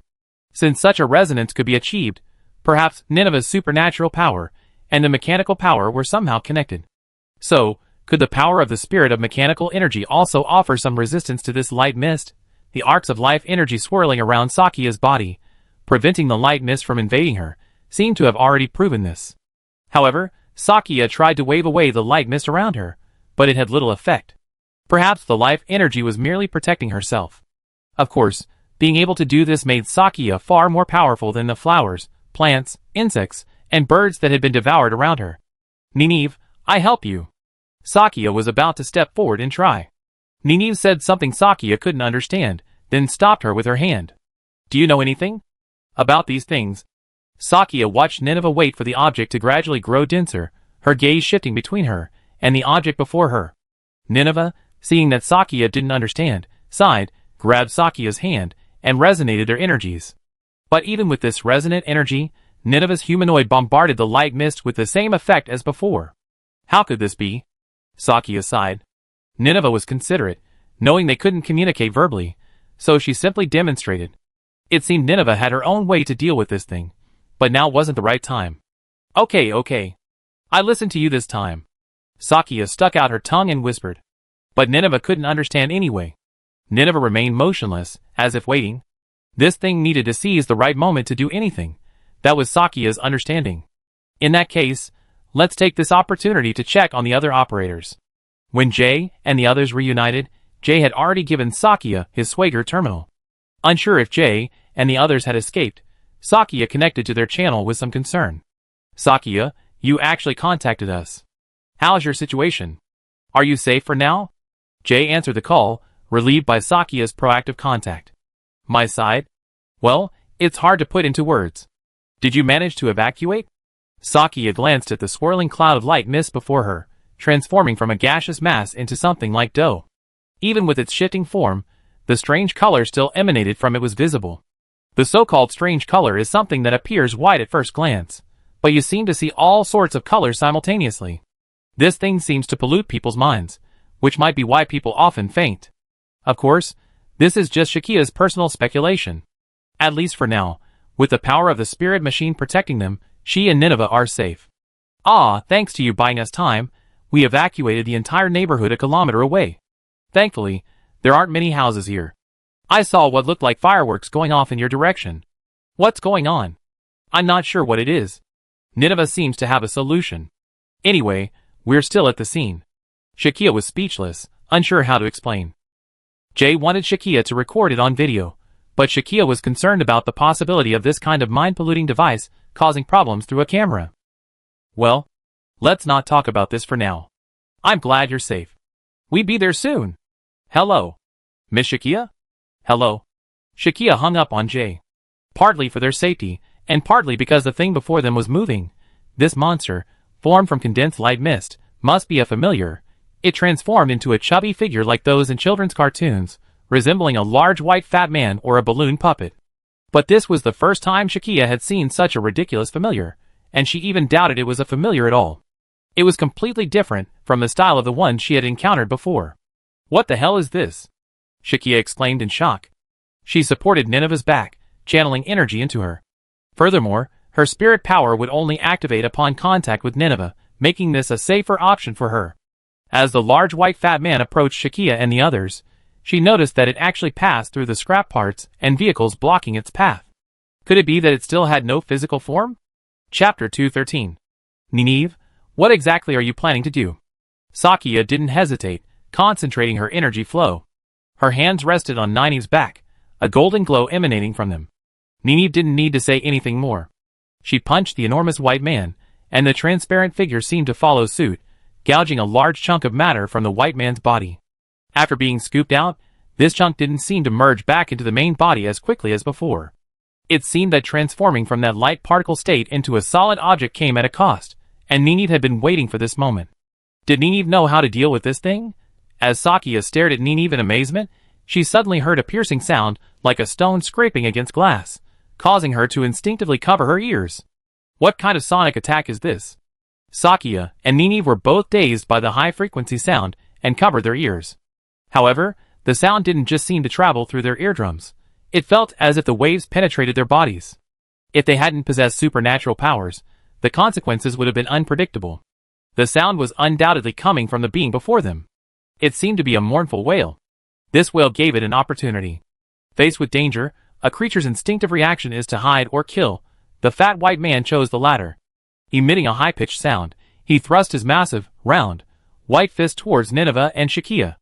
Not good. I subconsciously let up. Even Sakia covering her ears only slightly alleviated the discomfort caused by the sound. And Nineveh, facing the massive fist coming down on her, had no time to free her hands to retaliate. Judging from how this creature had just passed through objects, perhaps its method of killing its targets wasn't to use gravity to impact and destroy them, but rather to devour them through some unknown force. Just like how it had previously absorbed the life force of the surrounding plants and animals. Just now, it had only been Sakia's life energy and Nineveh's supernatural powers that had protected her. If this energy condensed into a solid object this time. Bang! A muffled sound echoed in the air. The white man's fist, almost as tall as a Sakia, seemed to be stopped in midair. It was Nineveh's power. Nineveh still clutched her ears tightly. She seemed to be controlling her transparent humanoid form in some other way. But it seemed that if her movements were not synchronized, the form's power would be weakened. The massive fist in front of Nineveh continued to slowly approach. Suddenly, the opponent's other hand moved, striking at the two from the opposite direction. Ah! Nineveh wasted no time, removing her hands from her ears and thrusting them in the direction of the incoming fists. This was how she withstood the attack. But the high-frequency sound waves continued, and Nineveh's ears seemed to be bleeding. Sakia couldn't care less. If she didn't do something, the situation would become increasingly dangerous. She threw her hands at Nineveh's back, unleashing her maximum life force. Come on, Nineveh! Sakia yelled. To be honest, if this guy was the enemy of the familiar they were facing this time, she wouldn't know how to deal with him alone. First, Trom was still in transit. Swager had set off in a hurry, and didn't have time for the technical department to fully adjust Trom, so his arrival was delayed. Second, relying solely on life energy seemed to only temporarily protect her from this monster's attacks. Defeating it remained a question. Of course, if she could freely wield the power of her spirit, perhaps she could turn the tide.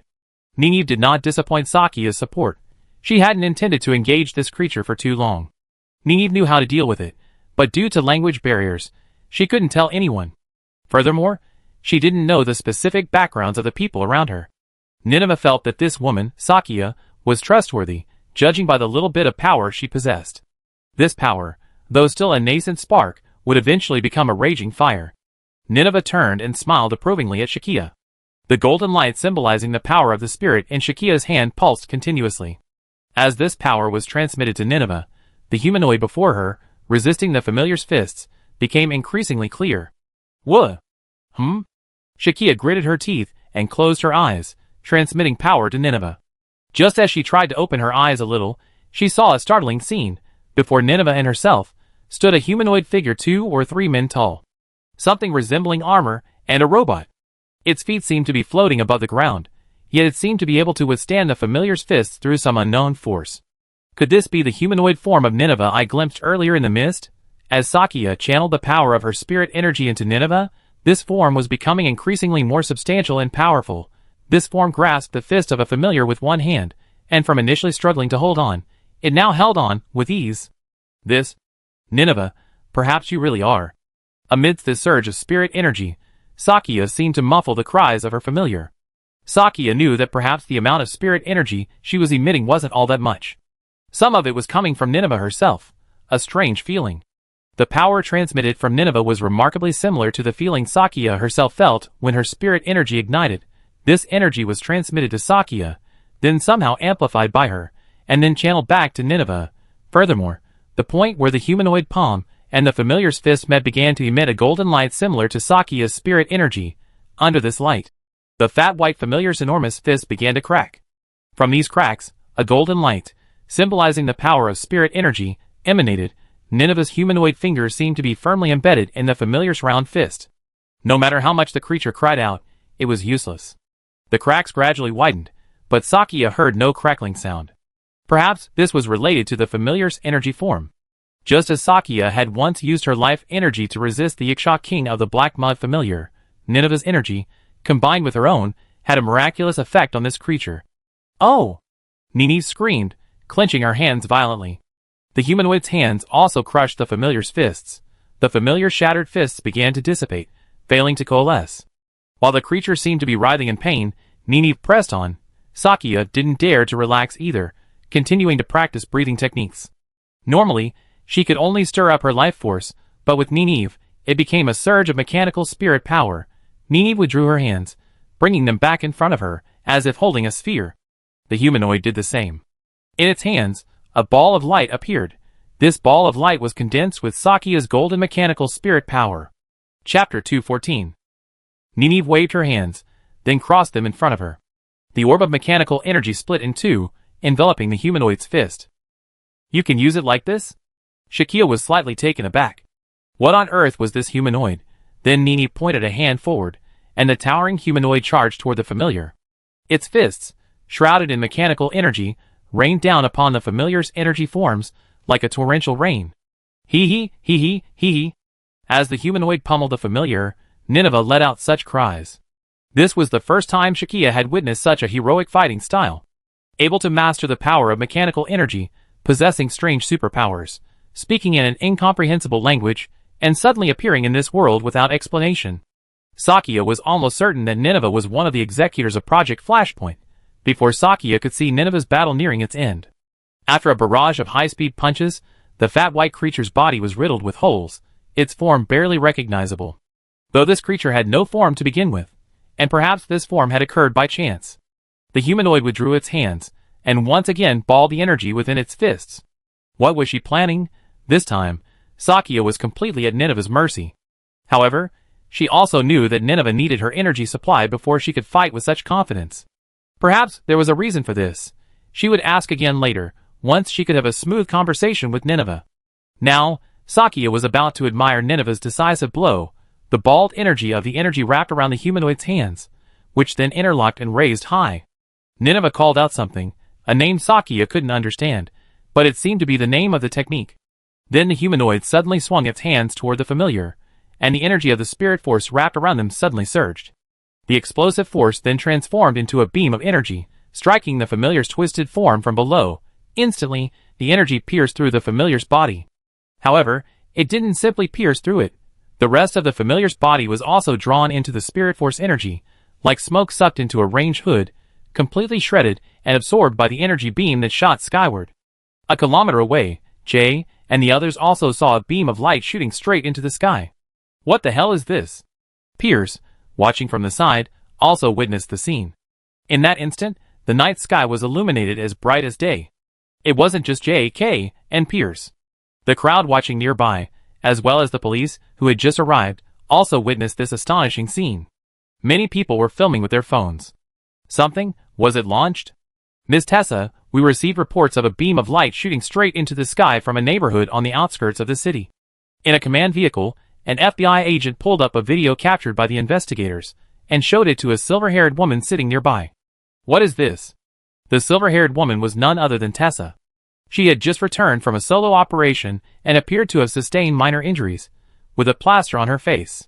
She had refused her fellow agent's suggestion to go to the hospital and immediately plunged into a new investigation. According to the police report, Swager's men were also present, and the area where the beam of light originated seems to have seen the previously reported bleaching phenomenon, the accompanying agent explained to Tessa. I understand. Let's rush to the scene immediately. And say hello to the Swager men. This is likely connected to that cult. Tessa donned her tactical sunglasses and started the command vehicle. Perhaps the target we're looking for is among them. Tessa smiled meaningfully at the agent, then stepped on the accelerator, and the command vehicle sped towards the block where the beam of light had originated. At the center of the beam of light, Nineveh and Sakia were completely devastated, including the previously pervasive mist. All that remained was the usual street, dimly lit. The only difference was the white powder coating the streets and buildings. It was like a snowfall, but the powder was lighter, giving it a strange, almost unsettling appearance. We have won, right? Huh? Sakia had just breathed a sigh of relief when she was suddenly flung off Nineveh's back with a thud. Nineveh also knelt on one knee, seemingly exhausted. It seemed the combined power of the two had its limits. While the exact mechanism was unknown, it seemed to be the result of something Nineveh had done. Nineveh was now exhausted, and this combined attack could no longer be sustained. Sakia stepped forward, lifted one of Nineveh's hands onto her own shoulder, and carried her to the other end of the street, where they had to reunite with the others. At the evacuation point, the arriving police officers, under Pierce's instructions, first kept the non-essential residents safe. Pierce, accompanied by J and K, cautiously approached the block covered in white powder. They had evacuated as many residents as possible, but there would inevitably be some who didn't have time to escape. As they entered the block, they saw several people lying lifeless on the road. Hey, what's so toxic about this stuff? It doesn't seem to be airborne. Otherwise, we have to wear gas masks before we even approach. Jay covered his mouth and nose with a scarf, and the three of them walked deeper into the block. They had borrowed the scarf from a resident, and they all covered their mouths and noses. After all, they didn't know if this white powder was harmful. After all, this stuff has an unknown origin, and it suddenly covered this block, nearly a kilometer in radius. Let me collect a sample and go back and see. Kay borrowed a small plastic bag from the police officer who had come to investigate the situation. He used his key to scrape a little white powder off the roadside wall and put it in the bag. It doesn't look serious at the moment. Let's analyze what this is later. We still have the basic equipment in the branch. Pierce stood aside, waiting for Kay to finish collecting information. He took this opportunity to survey the streets. The streetlights and everything are working normally. This is a rather strange sight. Pierce looked at the white road and buildings blanketed in a blanket of snow. It was indeed a rare sight in this country, since it doesn't snow here. A rather unusual sight, isn't it? Jay leaned over, seemingly sharing Pierce's thoughts. However, he knew full well that this wasn't snow, and the temperature hadn't changed. Chapter 215. The sound of a call coming through the Swager terminal interrupted Jay's conversation, and he quickly answered. Sakia. Is that you? Oh, all right. The three of us are just up this main road. Sakia? How's she doing? Pierce, seeing it was Sakia, leaned over curiously. Jay simply handed the microphone to Pierce, letting Sakia report directly to him. Pierce? It's no big deal. We've taken care of it here.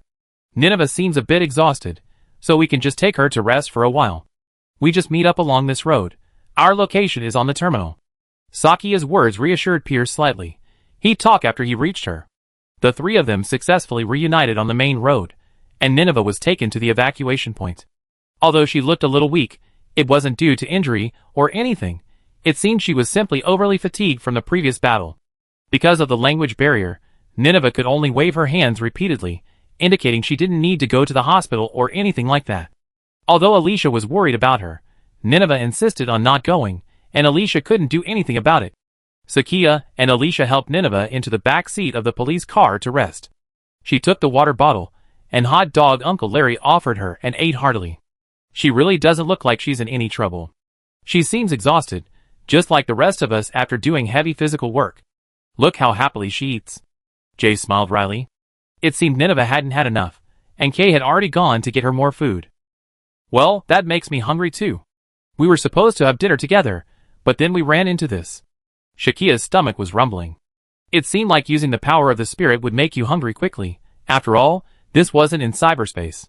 After they reunited, Jay had Shakia change into the swagger uniform he brought in the car. Shakia finally didn't have to wear her ragged ghetto clothes anymore. Let's go get some food. It wasn't peaceful when we got here. Let's talk while we walk, Pierce suggested. Oh yeah. Agreed. Let's go. Jay and Shakia both applauded. They all went to a nearby convenience store, where Kay also did some shopping. On the way, Shakia recounted the events that had occurred. So, you two defeated a familiar with your physical bodies? Are you that powerful? Jay hadn't expected a familiar to emerge under such circumstances. Trom was still in transit, which was incredibly dangerous. Yes, you should have chosen to flee. Didn't Trom always rely on killing familiars before? You actually. Pierce was also very surprised. Well, how should I put it? Nineveh was the main force. I was just a backup, haha. Sakia herself found it incredible. Nineveh's formidable combat prowess in this battle, and the humanoid figure that seemed to be controlled by Nineveh, truly opened her eyes. Some of the details will be reported to the operators after we return to the branch.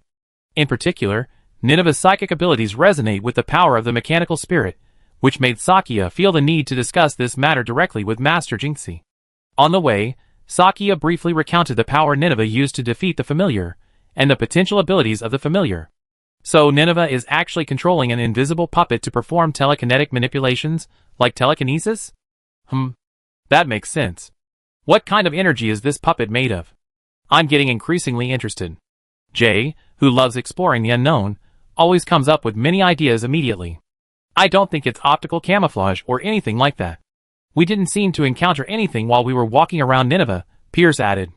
While he had no idea what Nineveh's superpowers were, they seemed quite convenient. Yeah. That puppet is like a weapon specifically designed to fight the familiar, yes. Just like Trom. Sakia held her chin in her hand thoughtfully. Well, Nineveh seems to have used it to take out quite a few human enemies, didn't she? Ha ha ha, Jay chuckled. On second thought, wouldn't it be so convenient if Trom could be carried around with me at all times? Why am I starting to envy Nineveh? The three of them chatted and laughed as they walked to the convenience store entrance. Kay had already left after buying some groceries. He stood at the entrance, seemingly chatting with a few men in black suits and wearing communication devices. These men, all dressed in black, bore a resemblance to Operator Swagger, but their black suits looked unremarkable, while Operator Swagger's uniform was a specially designed style, slightly different from a suit. What's going on? Those guys look like they're from the FBI? Kay and I have met them before. Jay recognized them instantly. Seeing Shakia, Jay, and Pierce approach, Kay waved to them. Hey! You two are so connected. What do they want from me, Kay? Shakia glanced at Jay and Pierce in confusion. They seem to be looking for us. Pierce patted Shakia's shoulder. Turning around, Shakia saw Kay waving at the three of them, and several men in black also turned their heads to look in their direction. Even us? What do the FBI want from us? Shakia knew what the FBI was. Aren't they affiliated with the Galewind government? What was their reason for contacting Swagger this time? But judging by Kay's relaxed expression, it shouldn't be anything serious. Shakia, Jay, and Pierce simply walked over. FBI, Agent Schwager, hello. The three FBI agents, 2 men and 1 woman, presented their credentials to Agent Schwager and Shakia again. Of course, they didn't give their names. The agents, led by Kay, were accustomed to this. They often did so. And seeing that everyone was just showing their credentials without much conversation, Shakia simply followed suit. The FBI agents were wearing their sunglasses late at night, looking a bit pretentious. When Shakia questioned this, the leading female agent smiled faintly. Shakia noticed that in addition to the sunglasses, she also had a conspicuous patch on her face. It looked like the FBI wasn't going to have an easy time. These aren't ordinary sunglasses. They have many functions, such as thermal imaging. You guys in the Schwager group probably use similar equipment, right? Haven't you? The other person's words made Shakia a little embarrassed. After all, Shakia wasn't a gadget-based operator, and she had only heard of some of the equipment. Hey, I'm just saying. Shakia quickly avoided the subject. Chapter 216. Okay, let's get back to the point. Schwager, you obtained samples of albinism. I already discussed this with him, and received some. The tall, suited agent next to the silver-haired woman pulled out a plastic bag containing a small amount of white powder. This was the sample Kay had collected at the scene. Since they were FBI agents, colleagues, and investigating the same case, It wouldn't be a bad idea to give them some. Oh, by the way, we're all codenames, just like your agents. You can call me Alpha, Miss Sakia. The silver-haired woman introduced herself to Sakia, apparently already knowing the names of the agents on Schwager's side. This surprised Sakia. Oh, my name is Sigma. His name is Delta. The shorter man smiled and pointed to his companion, the tall, long-haired white male agent next to him. What exactly happened at the scene? The albinism phenomenon must be related to that cult, right? If possible, please tell us any leads. The tall white agent asked the people in front of him. At the scene, Shakia hesitated. Could they understand? She looked at Kay and the others for help. It's okay. The FBI knows about the families too. Just tell us straight up. Kay understood Shakia's concerns. He told her to be frank. Since that was the case, Shakia recounted to the FBI a summary of her conversation with Pierce and Jay. From the moment they saw the strange glow emanating from the gang members' bodies, to how they defeated the families. However, describing the specifics of the fight was too tedious, so Shakia omitted them. I see. It seems that woman named Nineveh is quite capable. Alpha, the silver-haired woman leading the FBI, said thoughtfully after listening to Shakia's account. I'm sorry to have taken up so much of your time. You still have to go get food, right? So, Kay, could you please take us to meet that woman named Nineveh? Alpha made this request. That's no problem. I take you there first then? Kay nodded. Since Kay agreed, the others naturally wouldn't object. Okay, we follow after we finish shopping. Shakia was secretly delighted. Finally, she could get some food. However, Shakia felt like she had seen this silver-haired FBI woman somewhere before. Although she was wearing sunglasses, the lower half of her face, that was exposed, was somewhat recognizable to her. Excuse me, Miss Alpha. Shakia stopped Alpha, the female member of the FBI trio, as she was about to leave with Kay. Anything else? The silver-haired woman turned around and asked. I think. Have we met before? Haha, FBI agents could be anywhere maybe. Leaving this intriguing thought, the silver-haired woman followed the other three and left, leaving Shakia stunned at the convenience store entrance. Hey, alright, let's go get something to eat. I'm starving too. I've been in so much trouble all afternoon. Jay patted Shakia on the head and told her to hurry inside. After arriving at the police station, there would be a chance to grab a bite to eat. Pierce was familiar with the good late-night eateries near the police headquarters, so for now, everyone could just grab a bite to eat. Just some bread and some drinks. This is a suburban area, so the convenience store has a decent selection. Jay and Pierce, two men, are quick shoppers. They quickly picked out some bread, soda, and other items and stood at the counter to pay. Shakia, however, was overwhelmed by the dazzling array of goods. Plus, many of the items were labeled in Spanish, which Shakia couldn't read. This was quite awkward. Shakia, hurry up, Jay urged. If you're not familiar with them, how about I help you choose? No problem. I'll be there soon. Well, it seems Shakia will only be able to choose food she can identify at a glance. After buying 2 loaves of bread, the flavor of which she had no idea, and a small bottle of coffee, Shakia hurried to the counter. Pierce, who was waiting at the counter, paid for her. The three of them quickly left the convenience store. On the way back to the evacuation area, Kay and the FBI were talking. It turns out Kay has a history with the FBI. In his early years at the NSA, he encountered and collaborated with the FBI and CIA in Gale Country, organizations similar in scope to his own. The FBI and CIA databases undoubtedly still contain information about his time as an NSA agent. However, since he currently works in Swagelock under the codename K, his real name is likely unknown to them. The FBI does have a good grasp of his appearance, though. Perhaps K was recognized by FBI agents operating in Swagelock when he arrived in the country. I didn't expect to run into someone here trying to dig up my past. You FBI agents just love this kind of stuff. K smiled wryly, and the tall, white agent next to him, Delta, also chuckled. Mr. K, you're a prominent figure in the FBI. I'm glad we're not on opposing sides this time. We're willing to share intelligence, if possible. Our objectives this time overlap, Delta said. Indeed. You saved our people last time, so this is a token of our gratitude. You're right.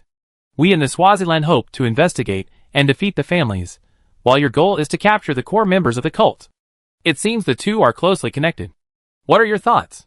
Kay lit a cigarette and said, Later, we send you the intelligence our people in this country have on the Star Cult, and you need to help us formulate a plan to counter the threat posed by the families. I'm sure you've seen during your investigation that some of them are suspected of exploiting the combat capabilities of the families, which has caused us heavy losses. We have limited manpower and resources in this country, and we can't afford further losses. Agent Sigma added.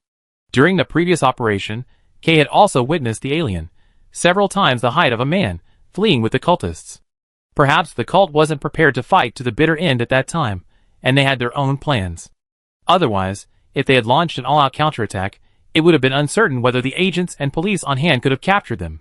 It seemed the FBI had fought the cult before Schwager, but had underestimated their opponent and suffered defeat. That's why they deployed such a large force in the church last time. It seemed that was their greatest fighting force. The FBI agent had a point. That sounds good. Send me the information. I need to report to the higher-ups. Kay nodded. Also, regarding Nineveh, you mentioned earlier that you wanted her to visit your branch, right? So, I have a request. The silver-haired woman took over. She seemed less interested in catching up with Kay than in Nineveh. Chapter 217. What do you say? Let's have her come to the FBI when the time comes. I give her our contact information. She might be of great help in this mission. Alpha explained to Kay. That's not a problem. But it's better to confirm this kind of thing with her personally. We have no affiliation with her. Kay answered truthfully. I see. Thank you. Alpha smiled thoughtfully. Shakia, Jay, and Pierce also bought food and headed back, eating as they walked. Back at the evacuation area, the crowds had increased. It seemed the police had also deployed a significant number of personnel and began interacting with the public.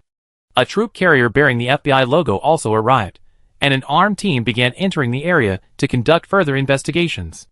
The red and blue lights of the police flashed across Shakia's and the others' faces, causing her to squint unconsciously. The sirens blared incessantly. Oh my, what a scene! Ah! Sakia walked over, munching on a piece of bread. The bread she just bought had chocolate filling, and it tasted pretty good. She'd been worried about buying something with a strange flavor, but now she was relieved. What's the point of the FBI guys showing up fully armed now? Well, let them clean up the mess. Pierce shrugged with a wry smile. They hadn't come at the crucial moment, and now the battle was over. Yeah, but even if they had come just now, it wouldn't have been any use. It would have only resulted in more casualties. Sakia sighed. The guy Nineveh and I had taken down earlier wouldn't have been vulnerable to bullets. On the contrary, the soldiers arriving at the scene would likely have their life force drained away, leaving them dead the moment they arrived. I take a closer look at that familiar's abilities after you finish compiling the report. Jay sipped his coke, tilting his head and smiling. It seemed there wasn't much else for the Swagger operators to do here for the time being. After Pierce gave a few words of advice to the police stationed at the scene, everyone prepared to drive Nineveh and Alicia to the Swagger branch. As for Uncle Larry, his repair shop was ground zero, and judging by the FBI's situation, he probably wouldn't be able to return for a while, so they decided to let him rest at the police station for the night. Jay and Sakia sat on the roadside railing, watching the people passing by, eating and drinking. The crowd, the chatting police, and the busy FBI agents were milling about. Kay then emerged from the crowd, seemingly having finished his conversation with the FBI trio. Hey Kay, you're here? We're almost done with our food. Come sit down. Jay beckoned Kay over as he ate. Jay, give me some Coke. Kay smiled and reached for the Coke Jay had bought. Jay ignored him, letting Kay drink. It seemed the two of them had a perfect rapport. Such scenes were commonplace. Be careful, you might get osteoporosis if you drink too much. Jay hadn't noticed how sharp his tongue could be. He never shown it in front of Shakia, at most just jokingly. Bullshit, that's all I can give me osteoporosis? You youngsters, you have known better when you were my age. Kay smiled and retorted to Jay. There's still 20 or 30 years left. Hey. Okay, I drink more tea from now on. Jay stuck out his tongue. It seemed the old man still had the wit. Shakia watched with interest as the old and the young teased each other. Kay, beaming, gulped down a few large gulps of Coke before handing the bottle to Jay. Well, Jay, I usually like tea too. Master Jinxie gave me several bags of pu'er tea. I give you some next time? Shakia tried to comfort Jay. Hey, even you're joining in the fun. Okay, it's a deal. Jay smiled wryly as Shakia intruded on his and Kay's daily life. But since she was giving him pu'er tea, it was a good idea. Speaking of which, Kay, how about Nineveh? Did she finish her meal? Shakia knew that Kay had bought her some more food earlier, and now that Kay was here, the food was already in her hands. She's eating so deliciously. What on earth did she do to be so hungry? Those 3 FBI agents wanted to question her, and they're waiting over there until she finishes. Kay also took another bag of corn chips Jay had bought and started eating. It looked like they were all a bit hungry at this hour. Hey, don't finish them all. Leave some for me, Jay reminded Kay. I know, Kay replied perfunctorily, his eyes still fixed on Sakia. He wanted to know what Nineveh had done over there. Oh, by the way, I haven't told you yet. It's both complicated and simple. Which one do you want to hear? Sakia took a sip of her coffee and asked Kay. Let's keep it simple. Okay, in short, Nineveh used her superpowers, used me as a battery, and then used a strange, killer move to blast that familiar to death. You probably all saw that beam of light. It was Nineveh's finishing blow. Kay raised his eyebrows, then nodded slowly, half understanding. So impressive? Why does it feel like something out of an anime? Don't ask me. I think the fact that I'm piloting the trom is enough to be an anime plot. Sakia spread her hands. Indeed, it seems Miss Nineveh will be our honored guest. Kay looked toward Nineveh and said meaningfully, I agree. Jay looked at Kay and then at Sakia. Because Jay had heard what Sakia had described to him on the way. He also knew the general meaning of Sakia's abilities. Although he didn't know as well as Jinxie, the director, and Cheyenne, they were still people who interacted with Sakia frequently. I had some idea of the root cube and Sakia's combat power. This Nineveh, she was quite interesting. Let's go, it's almost time. They should be almost done over there. We won't be able to have a late night snack if we go back too late. Kay stood up and told the two to check on Nineveh. If she was done, they would call Pierce and leave. Okay. Sakia and Jay finished their food, stood up, and followed Kay. As they approached, they saw 3 FBI agents surrounding Nineveh, gesticulating and seemingly asking questions. The 2 male agents, one tall and one short, seemed to have finished their questions and stepped back. They saw Kay and the others approaching, smiling and waving to them. Only the female agent, codenamed Alpha, was still talking to Nineveh. Chapter 218. Hey, what's up? Kay walked over and greeted the 2 brothers. Don't even mention it. She doesn't seem to understand any of our languages, but she can at least understand a few phrases in Spanish. We gestured a few simple questions, but we didn't get anything out of her. Ah, as expected. Sakia tilted her head and gave them a wry smile. The female agent named Alpha also seemed to have gained nothing. She stood with her back to the others, her hands on her hips, shaking her head helplessly. Naiwei was staring at the woman. Although her eyes were hidden behind sunglasses, Naiwei simply couldn't understand what she was saying. While Alicia and the others' language was fine, the others were a bit more challenging. She'd have to give her a little more time to learn. Faced with the FBI agent's barrage of questions, Naiwei could only offer an awkward yet polite smile. But this FBI agent was also stubborn. Alicia was at least able to communicate with Nineveh, so why not ask her to come over and help? Of course, the 2 male agents were chatting with Shakia and the others who had arrived, leaving the others no time to ponder this question. Alpha suddenly leaned close to Nineveh's ear and whispered something quietly. Suddenly Nineveh's expression froze. Nineveh stared at him with wide eyes in surprise, but his gaze, hidden by his sunglasses, seemed unfathomable. Then, he slipped Nineveh a folded note. Before she could open it, the female agent took a few steps back, nodded at Nineveh, and turned to leave. Nineveh opened the origami with confusion. There was a sentence in English on it, though Nineveh couldn't understand it.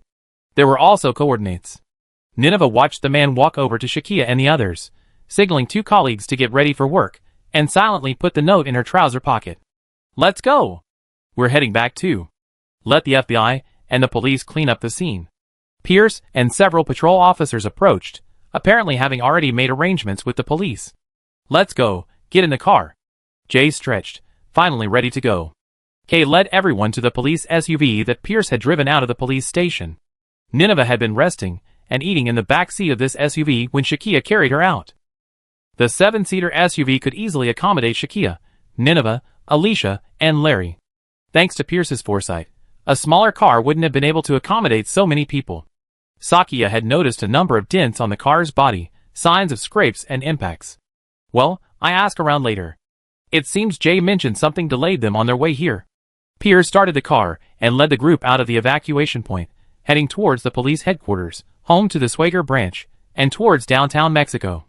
The FBI trio watched the Swagers leave. The silver-haired woman named Alpha watched them drive away and slowly removed her sunglasses. Report from the front, Miss Tessa. At this moment, a fully armed FBI Special Operations team member, wearing a bulletproof vest, approached to report the situation. He blurted out the silver-haired woman's name. During the mission, let's just call her Tessa, let's just say it. Alpha, who had taken off her sunglasses, or rather Tessa, simply instructed him to continue. Ah, all right. Agent Alpha, the search team is already investigating the scene. The collected data and records will be sent to you shortly. The powder is evaporating at a visible rate. It's a shame we didn't have time to collect many samples. The team members who came to report weren't all good news. It's okay. We met up with Swager's men and shared some with them. This will give the scientists there some explanation. Tessa smiled slightly. Of course, that stuff isn't very significant. Tessa walked past the team member, leaving behind this ambiguous remark. Because she kept the second half of the sentence in her mind. Contacting Nineveh is the greatest reward. At least, that was the main purpose of her trip. But her colleagues around her didn't know. She had a special, secret mission that belonged only to her, one that only she could complete. We already contacted the target. The cult's involvement is completely superfluous. Now, activate Plan B. On Tessa's wrist, a bracelet flickered with a faint light. This bracelet was a communicator with a special encrypted channel. She walked past the FBI agents and headed towards the silent neighborhood. There was no one around, perfect for a secret communication. Tessa didn't even need to speak. Her thoughts were converted into text by the receiver and transmitted to the other party. The text of their conversation was then projected into the tactical eyepiece, enabling a form of covert communication.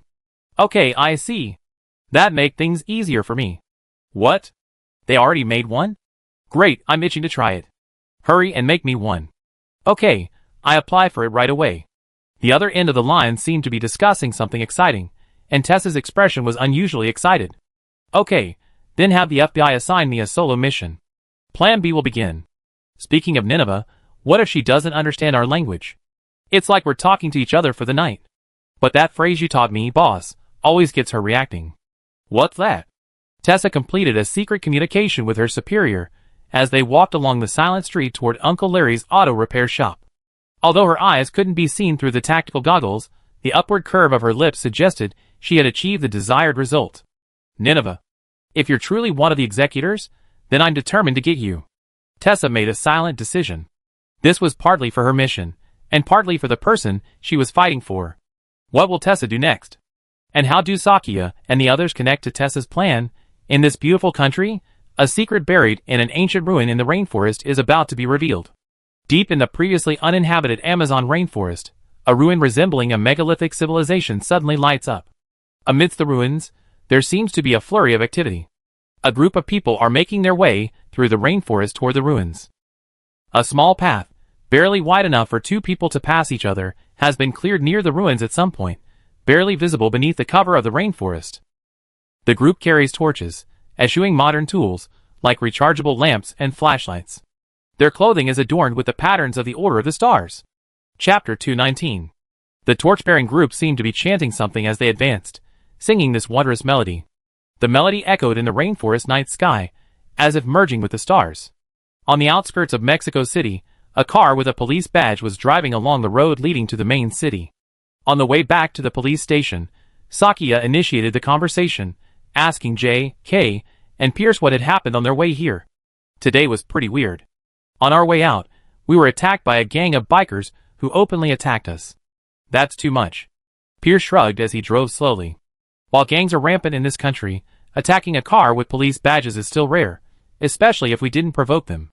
Jay added that it seemed they had been annoyed quite a bit on the way. Now that I think about it, it's definitely connected to the attack on you. We were somehow targeted, and it was confirmed that the three of us were coming to pick you up, Kay said, thoughtfully, sitting in the passenger seat next to Pierce. How did those cultists do it? They can't be underestimated. Sakia twirled her hair through her fingers, reflecting on everything that happened today. Alicia, what do you think? Sakia nudged Alicia with her elbow. They had been speaking English to communicate with Pierce.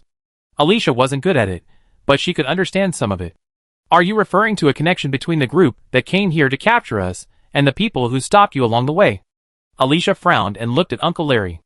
Shakia mentioned earlier that she used Uncle Larry's phone to contact the police station, and the call was transferred to Pierce. I think you were being monitored during your phone call? Alicia opened her eyes and said to Shakia. I agree. It's hard to believe, but this is the only conclusion I can come up with right now. Someone who can monitor police communications. Pierce sighed and continued. It can only be an insider. To be honest, the gang leader we captured last time was incredibly arrogant. These people have connections within the police system. The police can only interrogate him for information about the cult, and then they have to let him go. For a moment, the car fell silent. This conclusion was truly terrifying. I was clearly in the open, while the enemy was in the shadows.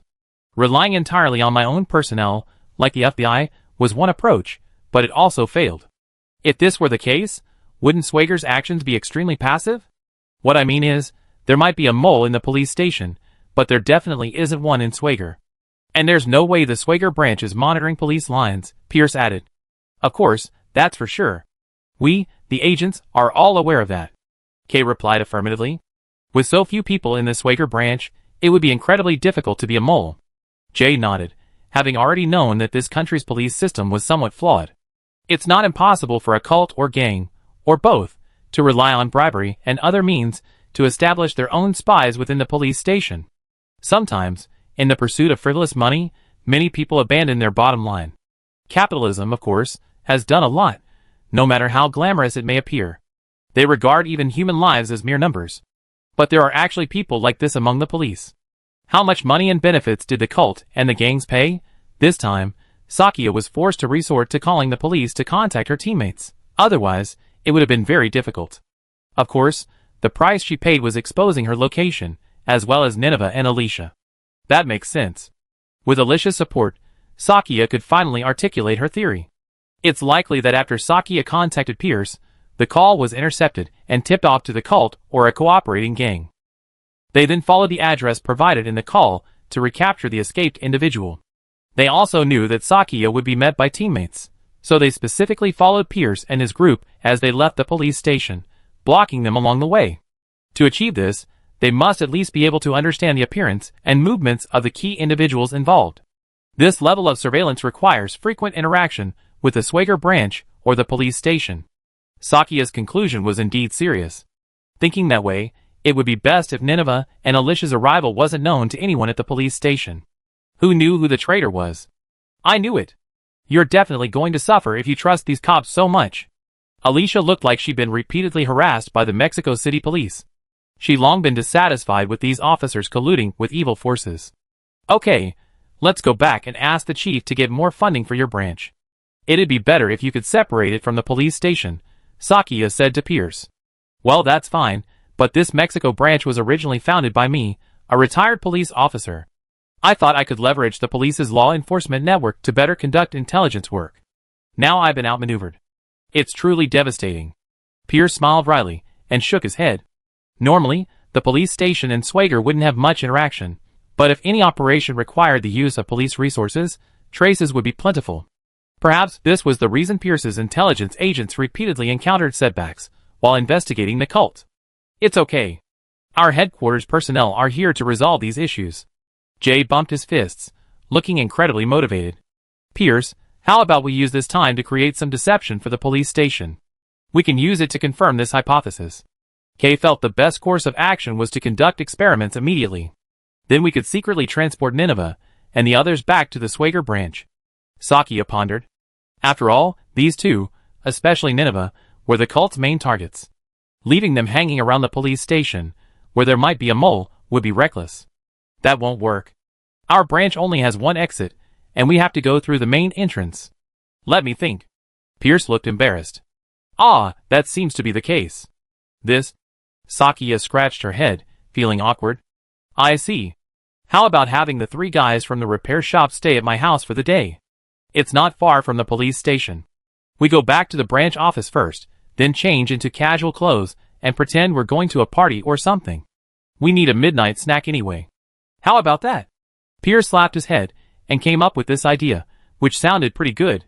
That's great. Jay patted the driver's seat happily. A midnight snack is a must, and we can also exchange information. Not bad, I agree. Kay also laughed. Then it's settled. Sakia agreed. It was the safest way forward. However, Sakia had to go back to the branch office first, and he still had to visit Cheyenne.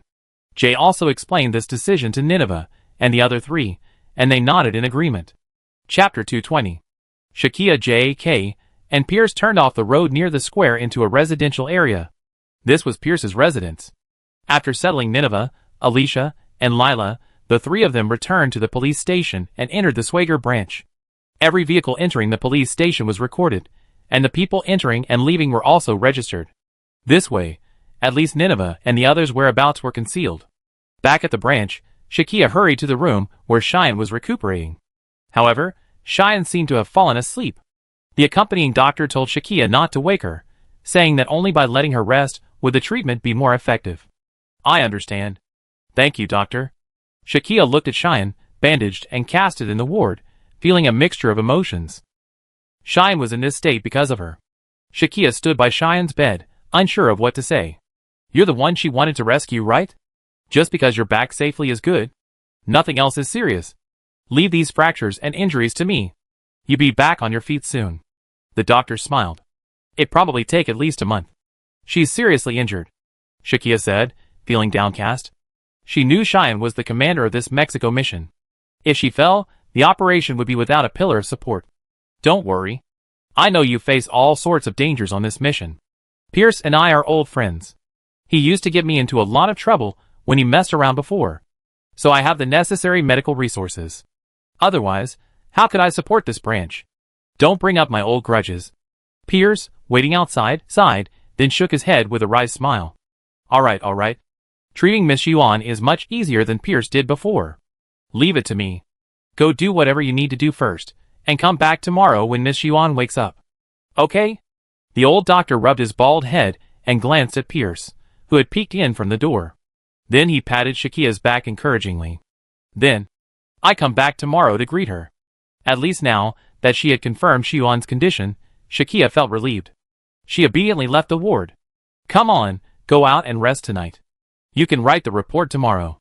Miss Yuan may not be able to move, but her brain isn't broken. Just report it to her and pass it on to the director. Pierce put his hands in his pockets, looking at Shakia, who emerged, looking slightly downcast. What Shakia hated most was seeing others get hurt because of her.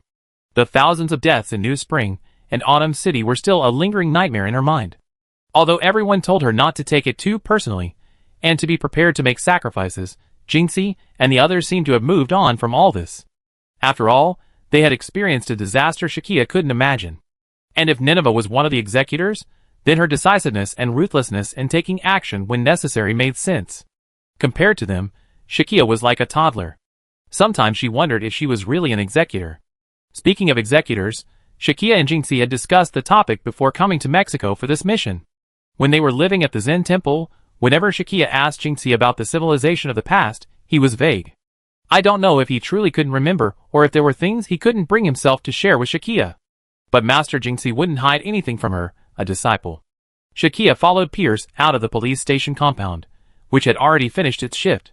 Inside, the lights were on, and the officers on duty were working. Although they were just doing their own work, their shifts were quite leisurely when there weren't any emergencies. Shakia was still thinking about her conversation with Jinxie about Project Flashpoint.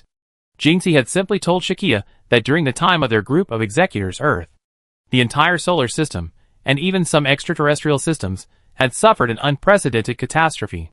Back then, humans had developed an interstellar civilization active throughout the solar system, even establishing contact with alien races in other galaxies and establishing settlements on major planets in the solar system. Earth-like planets are inhabited directly, while space stations or observatories are built near gas giants. The solar system forms a federated civilization of its own. In Jinxie's fragmented memories, it seems that the environments of Earth and some other planets back then were somewhat different from today's. The names of the major planets in the solar system weren't the same as they are today, but Jinxie used the current names to make it easier for Shakia to understand.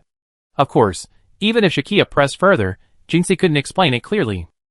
Jinxie told Shakia that human civilization is far older and more advanced than people today realize. Many of the unsolved mysteries on Earth today are traces left behind by past waves of civilization. Unfortunately, given the current focus on evidence-based science, it will take a long time for humans to accept these truths. But the enemy didn't care. They arrived when the time came. Unidentified extraterrestrial creatures called the families arrived in the solar system at some unknown time and began corrupting and eroding all the planets. What are the families, and where do they come from? Everything remains a mystery.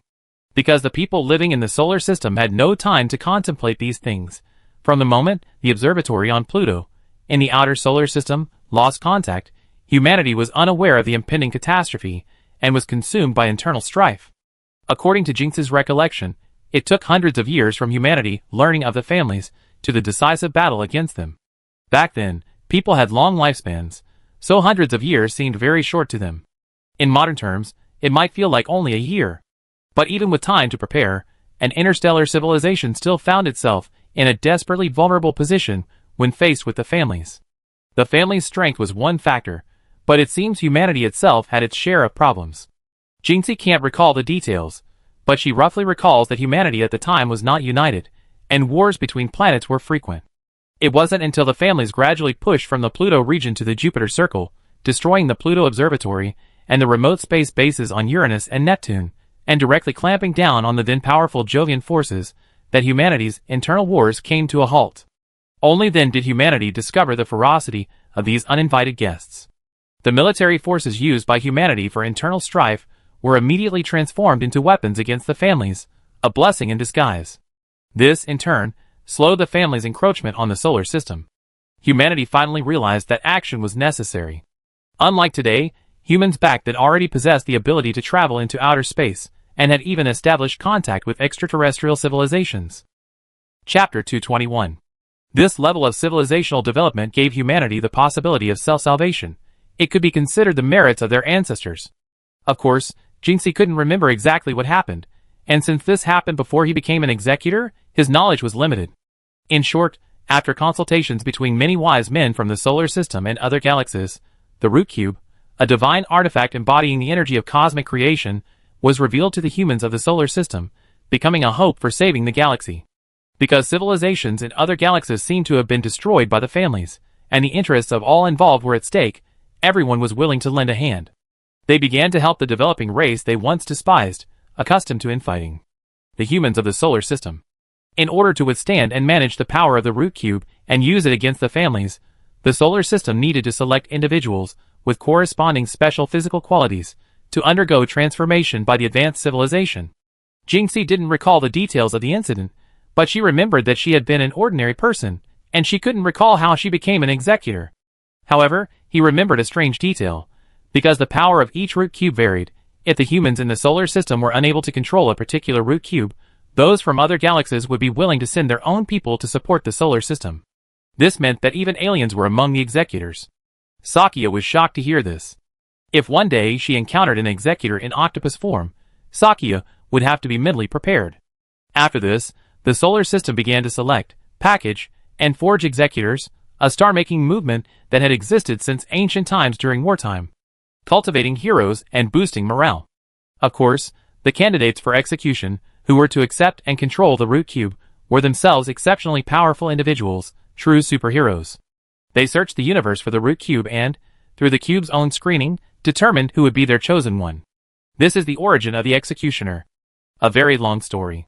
Pierce led Shakia to the garage, where J and K were already waiting by Pierce's car. This time, Pierce drove his own car. After all, it wouldn't be appropriate to use a police car for a late-night snack.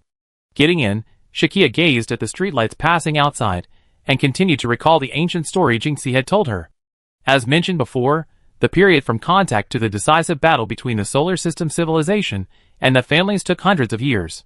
During these centuries, the solar system civilization collaborated with other allied interstellar civilizations to search the universe for the Root Cube. Fortunately, the Root Cube does exist, and the search went relatively smoothly. However, the vast number of executor candidates from various star systems also paid a heavy price. By the time Jinxie and the others had gathered all 8 Root Cubes and become official executors, hundreds of years had passed, and it was the eve of the decisive battle with the families. After their triumphant return, the executors naturally became heroes of the solar system. At that time, representatives from each planetary government were responsible for supporting a hero, and each executor became the spiritual pillar that led the military forces of each planet to sound the clarion call for counterattack. Sakia was stunned to think that she and Jinxie had been part of such a powerful group. looking at herself and Jinxie now. She couldn't tell at all. After the root cube was brought back to the solar system, the counterattack plan officially began. This was a plan to harness the root cube's power to completely defeat and wipe out the families. Humanity, staring at the devastated solar system, vowed to annihilate the families. During this period, the 8 executors, leveraging the root cube's power, triumphed repeatedly against the families. During this time, everyone seemed to see hope, and civilizations from other galaxies sent congratulatory messages. Of course, if humanity had won so easily, history would not have unfolded as it did. Led by the executors, the families, numerous and diverse, were swept through battle zone after battle zone. Yet, tirelessly and fearlessly, the families gathered, as if they were determined to accomplish something in this galaxy. The human front ultimately held its ground at the 3rd planet, near present-day Earth. The remaining families in the galaxy no longer fought individually, but instead gathered together, seemingly preparing for a general offensive. At the gathering place of the families, a strange event occurred. Something terrifying was summoned by the gathered families, utterly annihilating the human army that sought to annihilate them. This was the first time humanity had suffered a crushing defeat despite possessing the power of the root cube. And after that battle, the solar system lost a planet suitable for human habitation. That planet was once Mars. The surface of Mars was plowed clean by something summoned by the families, banishing its original surface and leaving the form humans observe today. Jinxie frowned, seemingly struggling to recall the details of what had happened, but he cared deeply about the incident. He told Shakia that perhaps he had witnessed it firsthand. Even if he couldn't remember the specifics, the thought of it itself sent a chill down Jinxie's spine. An incident that had left a psychological scar on Master Jinxie. Shakia's perspective was shaken, and a chill ran down her spine. Could it be that she too? At the time, Jinxie thought it was perfectly normal. After all, everyone in that civilization knew about the incident. It was arguably the most terrifying memory the families had ever bestowed upon the humans of that civilization. Later, humanity wagered all its will, determined to fight a desperate battle against the creature summoned by the families. After summoning that creature, the families remained silent for a long time, apparently consuming considerable resources. This allowed humanity to survive for over 100 years. The counterattack plan continued, but Jinxie seemed to recall a shift in direction, with the leadership changing hands several times.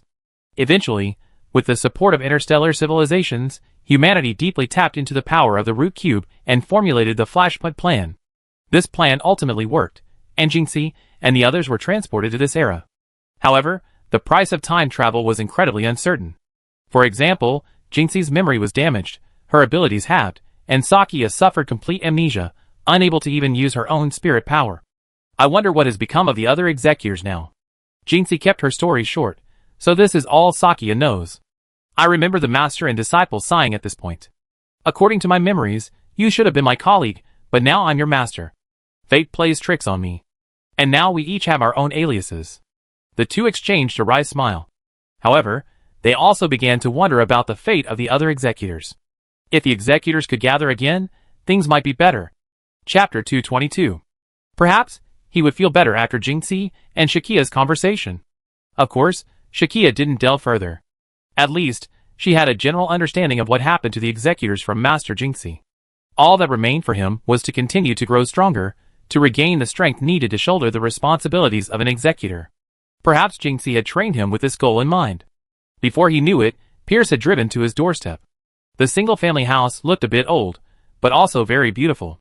It was located in the heart of Mexico City, not far from the commercial district, a tranquil spot amidst the hustle and bustle.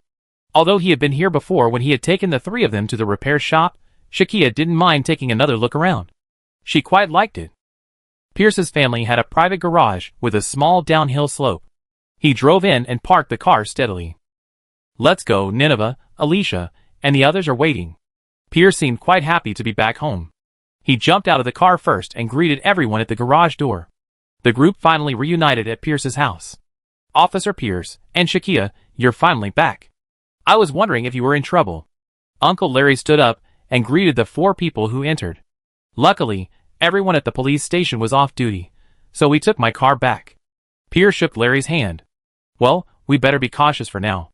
Jay walked up and said to the group, Hey! You guys changed your clothes? Alicia noticed that the Schwagers were different now, all dressed in plain clothes. Well, if we go out to eat late at night in uniform, Schwager will probably dock our wages. Jay glanced at Kay and Shakia, then chuckled at Alicia. Alicia spread her hands.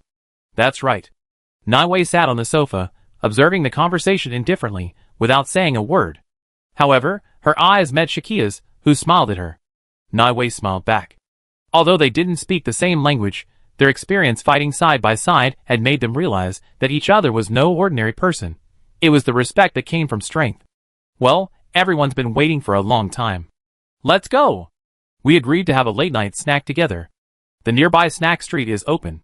Pierce left his detective coat at home and changed into a casual shirt. Of course, when going out for a late-night snack, he had to be as comfortable as possible. There's a late-night food court near Pierce's house. Arriving here, Shakia's first impression was of the place she and her friends often frequented in New Spring and Autumn City. The two shared many similarities, but the aroma lingering in the air was a bit different. Oh my god, I never expected a place like this to exist. How come we didn't find it when we were looking for dinner? Shakia nudged operator Jay with her elbow. Hey, it probably isn't marked on tourist maps. Only locals like Pierce would know about it. Jay smiled helplessly and spread his hands. Led by Pierce, the group of 7 strolled through the food court, letting everyone choose whatever they liked. The street food in Mexico is indeed somewhat similar to the street Shakia is familiar with, very down-to-earth and convenient. Not only are all kinds of snacks available everywhere, but they're also reasonably priced. Many travelers, strapped for cash, can't afford the fine dining of Mexico, so they primarily eat on the streets. Pierce explained. Of course, single men like Pierce often eat in similar places. I remember Dr. Clark's time in the New Spring and Autumn Market, when he enjoyed sampling all sorts of snacks with great interest. It was both economical and satisfying, so naturally he enjoyed it. This time it was Sakia's turn. They only ate a piece of bread there, leaving enough for a late-night snack. Larry and Alicia didn't eat much either. Naiwei surveyed the street food, smacking her lips, a look of regret in her eyes. She consumed so much energy after using her superpowers that she'd eaten so much in one sitting, and now she couldn't eat any more. She could only watch them eat. Can we eat all this stuff? Will it cause stomach upset or something? Shakia looked at the pile of street food she couldn't name. It looked delicious, but the vendors didn't seem to pay much attention to hygiene when preparing it. Don't worry, if you can eat at a food stall back home, you'll be fine here. Same thing. Pierce reassured Shakia. The group arrived at a small square, where diners could eat at the buffet tables. No matter which stall they bought from, a group of friends could bring their food to the tables in the square and eat it. This way, everyone could choose their favorite dishes and share them. Perhaps the food court in New Spring and Autumn City could also be run this way. Having previously tried Mexican food, Shakia discovered she loved tacos. Perhaps it was because she loved fillings. Dumplings, steamed buns, relleno, Chinese relleno, and hamburgers were all her favorites. Tacos are essentially the Mexican version of relleno. Arriving in Mexico City, Shakia, led by Jay, was thrilled to try this authentic Mexican first snack. However, the place wasn't street food. The group sat down, leaving Nineveh, who wasn't hungry, and Uncle Larry, the oldest, to watch the tables. The rest of the group went to the food court to choose their favorites. This time, Shakia went to choose her food alone. She opted for a street-side restaurant that looked more hygienic. Because she didn't speak the language and didn't know how to use the seasonings, she was a little nervous when ordering. She mostly pointed and explained in English. Fortunately, the owner seemed to understand English and, recognizing her foreignness, was very welcoming. Shakia's first authentic street taco in Mexico, a tortilla, roughly half the size of a palm, was smothered in toppings. The toppings looked quite appetizing, green and white, though she had no idea what to call them. It came to 12 pesos. She ordered 2 more tortillas, 2 pesos each. She evenly distributed the toppings between the 3 tortillas and eat them together. It should be just right. After all, the others would need to buy more goodies soon. Eating everything at once would be a huge loss. Shakia spent 16 pesos, just over $1. Of course, Shakia had also discovered the secret to tacos. The taco stand with the most customers had the best tacos. That's the one Shakia had found today. It was constantly crowded, and after a bite, it was incredibly delicious. Okay, Shakia had chosen this one. It was time to go back and meet up with everyone else to see what other goodies they had bought. Chapter 223. Everyone gradually returned to the small square. Pierce, Jay, Kay, and Alicia, each carrying their own delicious meal, gathered around a table. This late-night snack was quite sumptuous, Since Uncle Larry and Nineveh were sharing a table, Alicia also helped them choose. After all, Alicia was very familiar with their tastes. Come on! I got your favorites. Alicia opened several lunch boxes and pushed them in front of Nineveh and Uncle Larry. The first thing that appeared was a box of something yellow and rice-like. What's this? Shakia peeked in curiously. It turned out that what Alicia handed to Nineveh and Uncle Larry were tamales. This is our traditional pork tamales, and that place is trying sweet tamales made with strawberries. I also ordered a Swiss chard tamales, half of each mixed and packed in half. Alicia proudly introduced them. Jay also translated her words to everyone. This looks a bit like pork floss. Can I try some? Alicia naturally agreed to Shakia's request. Give it your way. Although this is mostly eaten for breakfast, it's also good for a late-night snack. Alicia offered Shakia some with a spoon. Hey, then there's my favorite Mexican meat roll. Uncle Larry took another delicacy from Alicia. This is a very traditional delicacy in this country. It can be found in both street food and restaurants. It seems the uncle isn't too particular about his food. This Mexican jambingwozi is something he's loved since he was a child. Haha, I bought some fried pork skin. It tastes pretty similar to the ones we have back home. Jay smiled as he opened the lunch box, revealing a stack of golden, crispy fried pork skin. There was also some red sauce on the edges, resembling tomato or chili sauce. Oh, you have that in your country? Not bad, not bad, Uncle Larry said with a hearty grin.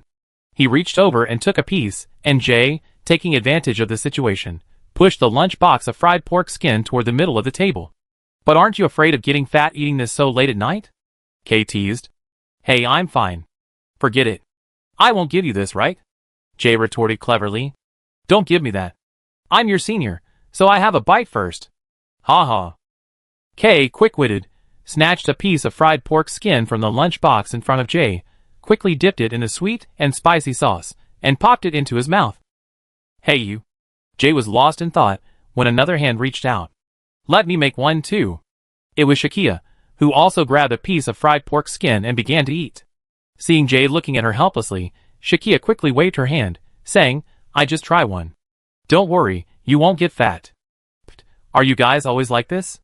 Alicia asked Pierce with a smile upon seeing this. Not really. They're from headquarters, and I don't know about the customs there. Pierce gave a wry smile. Okay, try mine. Consider it a favor for the younger generation. Come on, everyone try some. I bought 2 big pieces. Kay also brought out his own late-night snacks. This looked like a giant pancake. Kay saw it had stuffing inside, so he bought 2. Uncle Larry explained that this large pancake, cut into quarters, was called a gringa pastor. It was also fried with cheese, and when cut into quarters, it was incredibly delicious. He praised Kay's taste repeatedly. Hey, come on man, I just felt a sense of familiarity. Kay was right. There are many snacks in China that look similar to this gringa pastor. Kay bought 2 gringa pastors and a bottle of Coke for 58 pesos, a satisfying $5. Because Kay had 2 large pieces, if each was cut into quarters, that would make 8 in total. Jay, Sakia, Alicia, and Uncle Larry each took 1. As for Nineveh and Pierce, they didn't have to worry about them. Nineveh was already full, but Pierce had his favorite food recommendation on this street. Hey, come on, I brought you the best food on this street. Pierce showed off his spoils. On the plate were 5 or 6 half-moon-shaped things. Things that looked like pancakes. There were also 5 or 6 round pancakes with some fillings on them. This doesn't look much different from Mexican carnitas or tacos, right? Shakia leaned over and, along with Jay and Kay, examined Pierce's recommendations. Come on, try it, and you understand. This is my perfect dinner combination. Oh, this is it. You guys try it first, it's pretty good. Alicia also saw Pierce's food. Although she knew what it was, since they had foreign friends around, she decided to keep it a secret.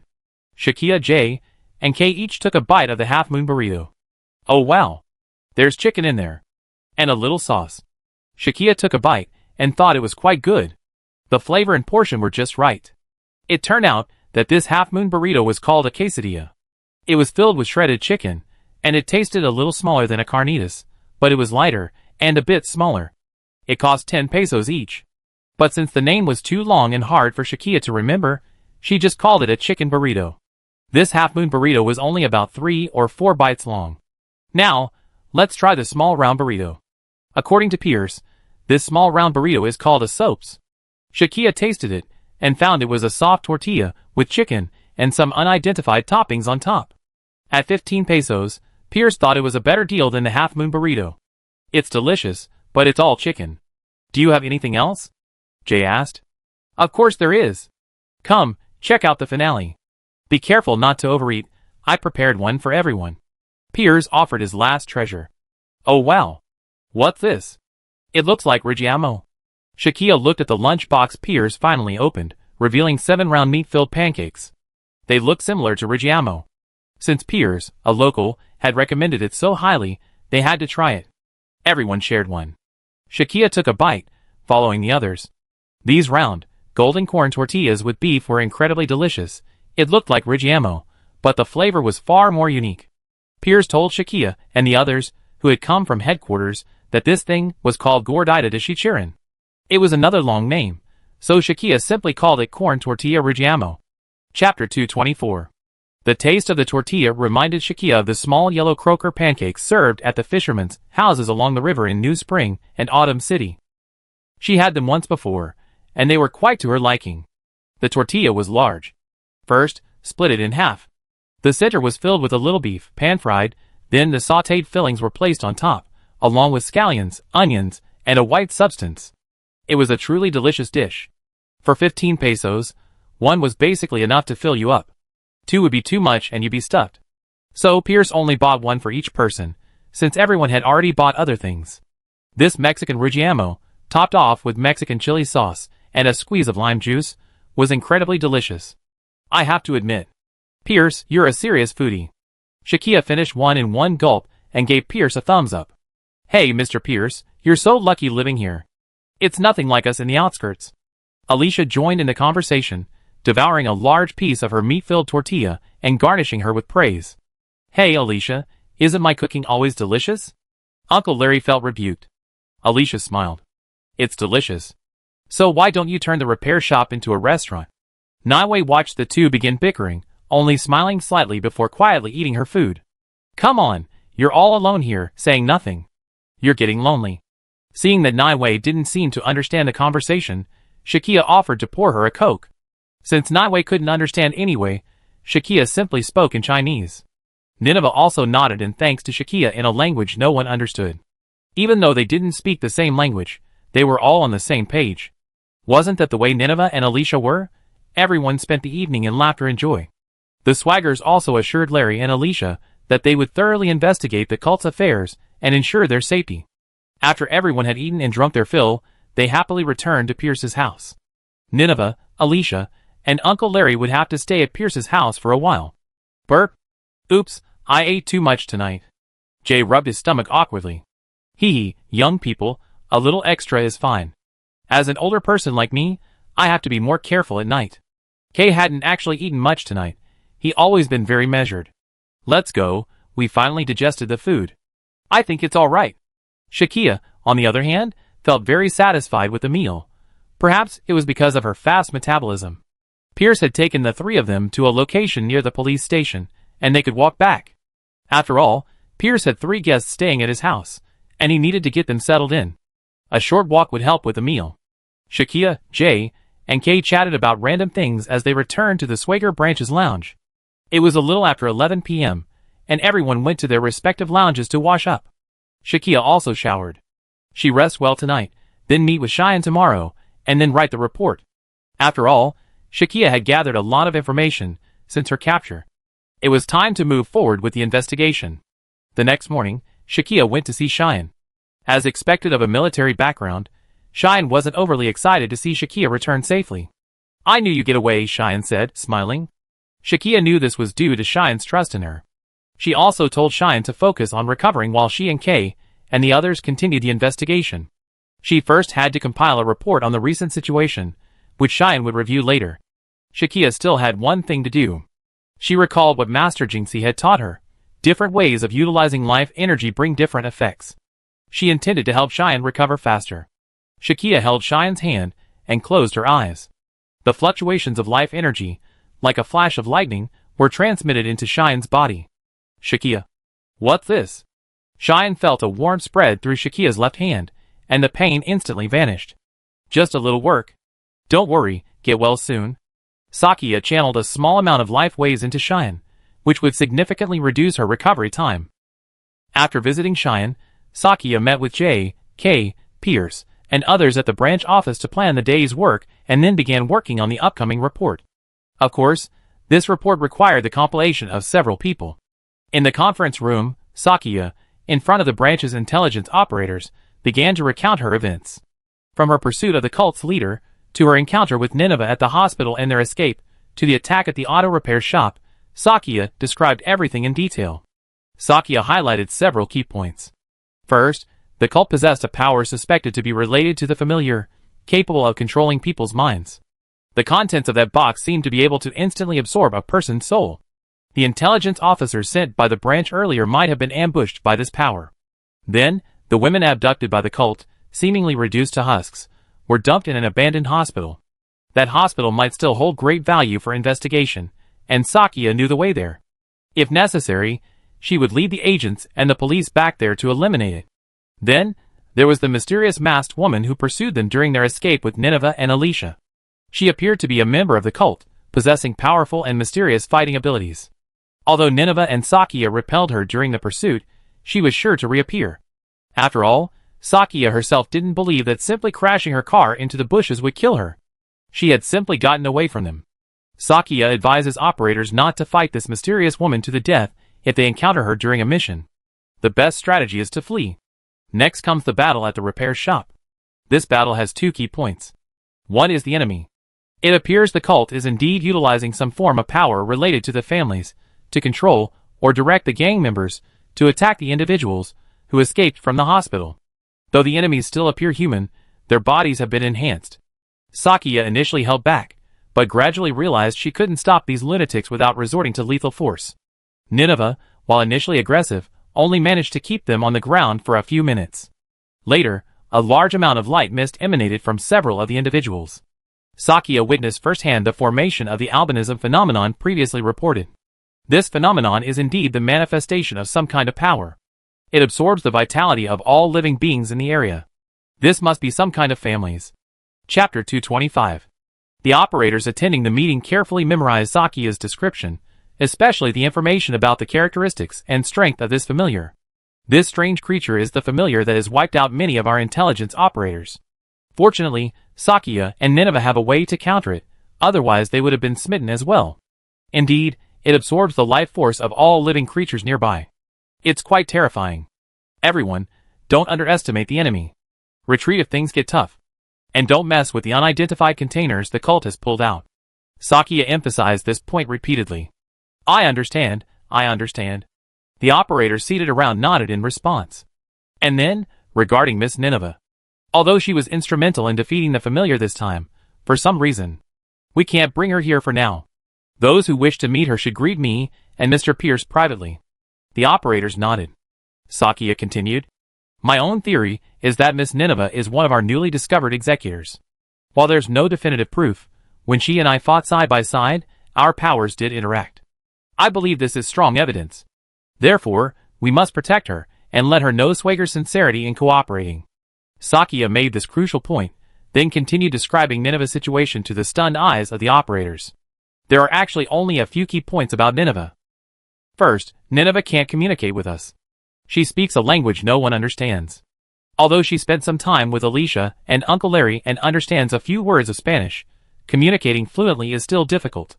Second, Nineveh possesses the supernatural power of telekinesis, and she uses it with great skill. This makes her highly effective in combat, making her well suited for covert operations. However, she's not yet ready to operate with everyone. Third, regarding Nineveh's case, I hope that after the report is completed, the director and others will discuss further how to proceed. That's basically the situation. That's pretty much all Sakia needs to report. Next, Pierce, as the branch head, would like to give everyone a heads up. What I want to say is, you may have all sensed it before, that the situation within the police station may be somewhat complicated. Everyone at Swager should proceed with caution. We discovered some clues during this mission, so I'm reiterating this. Understood. Sir, we all understand. Yes. Pierce's seemingly casual remark was met with a more enthusiastic response from the intelligence agents than Sakia had anticipated. "Ah, this?" Sakia was curious. Pierce remained calm and whispered to Shakia, "We knew something before, but due to objective reasons, we couldn't confirm it. Now that even someone from your headquarters has said it, it's only natural I bring it to light." "Oh, I see. Everyone better be careful." Shakia nodded quietly. "So, besides compiling a report and sharing it with headquarters, there's one more thing we need to do. Investigate the abandoned hospital." Early this morning, Kay received a message from the FBI proposing a joint investigation. The place where Sakia escaped. Furthermore, when they met the FBI earlier, they seemed very interested in missing persons cases in this country, and they were particularly interested in Sakia's lead. The FBI, which has always been reluctant to cooperate with other organizations, has proactively invited Schwager to join a joint operation. It seems this case is even more important than the other operators imagined. Yes, that's the information I received. What do you all think? Kay stroked his chin and glanced at the people in the room. Ms. Shine will definitely make the final decision. Of course, everyone's opinions are also very important. Since Kay had said so, everyone felt free to express their opinions. Well, although I don't know what the FBI's plans are, I think this is a good opportunity to break through. A female intelligence agent wearing glasses raised her hand and spoke. Yes. We're short-staffed here, and so many operators have been sacrificed before. I also support a joint operation. A tall, thin male agent also spoke. I think it's better to be cautious. Didn't they also say they've been thwarted when we spoke with the FBI the other day? Are they trying to make us the scapegoats? Jay disagreed. He usually appeared carefree, but he was surprisingly cautious. That makes sense, but I don't think we need to do it in such a grand manner. Sakia was tempted to return there to investigate. The scene she witnessed there had left her feeling deeply uneasy. I support a joint investigation. It's rare that a force as ruthless as the FBI has invited us. This operation has a very high chance of success.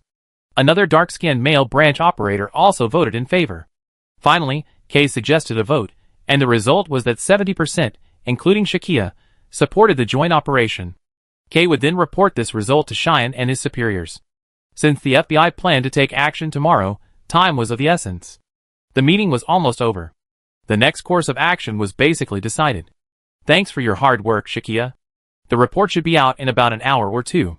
We then follow headquarters instructions. In the conference room, Pierce patted Shakia on the shoulder. Shakia's speech today was concise and brilliant, and Pierce gave it high praise. The meeting ended, and everyone else left the room, leaving Shakia and Pierce alone to sort through the documents. Yeah, it's just that the waiting is a bit tough. Shakia smiled sheepishly.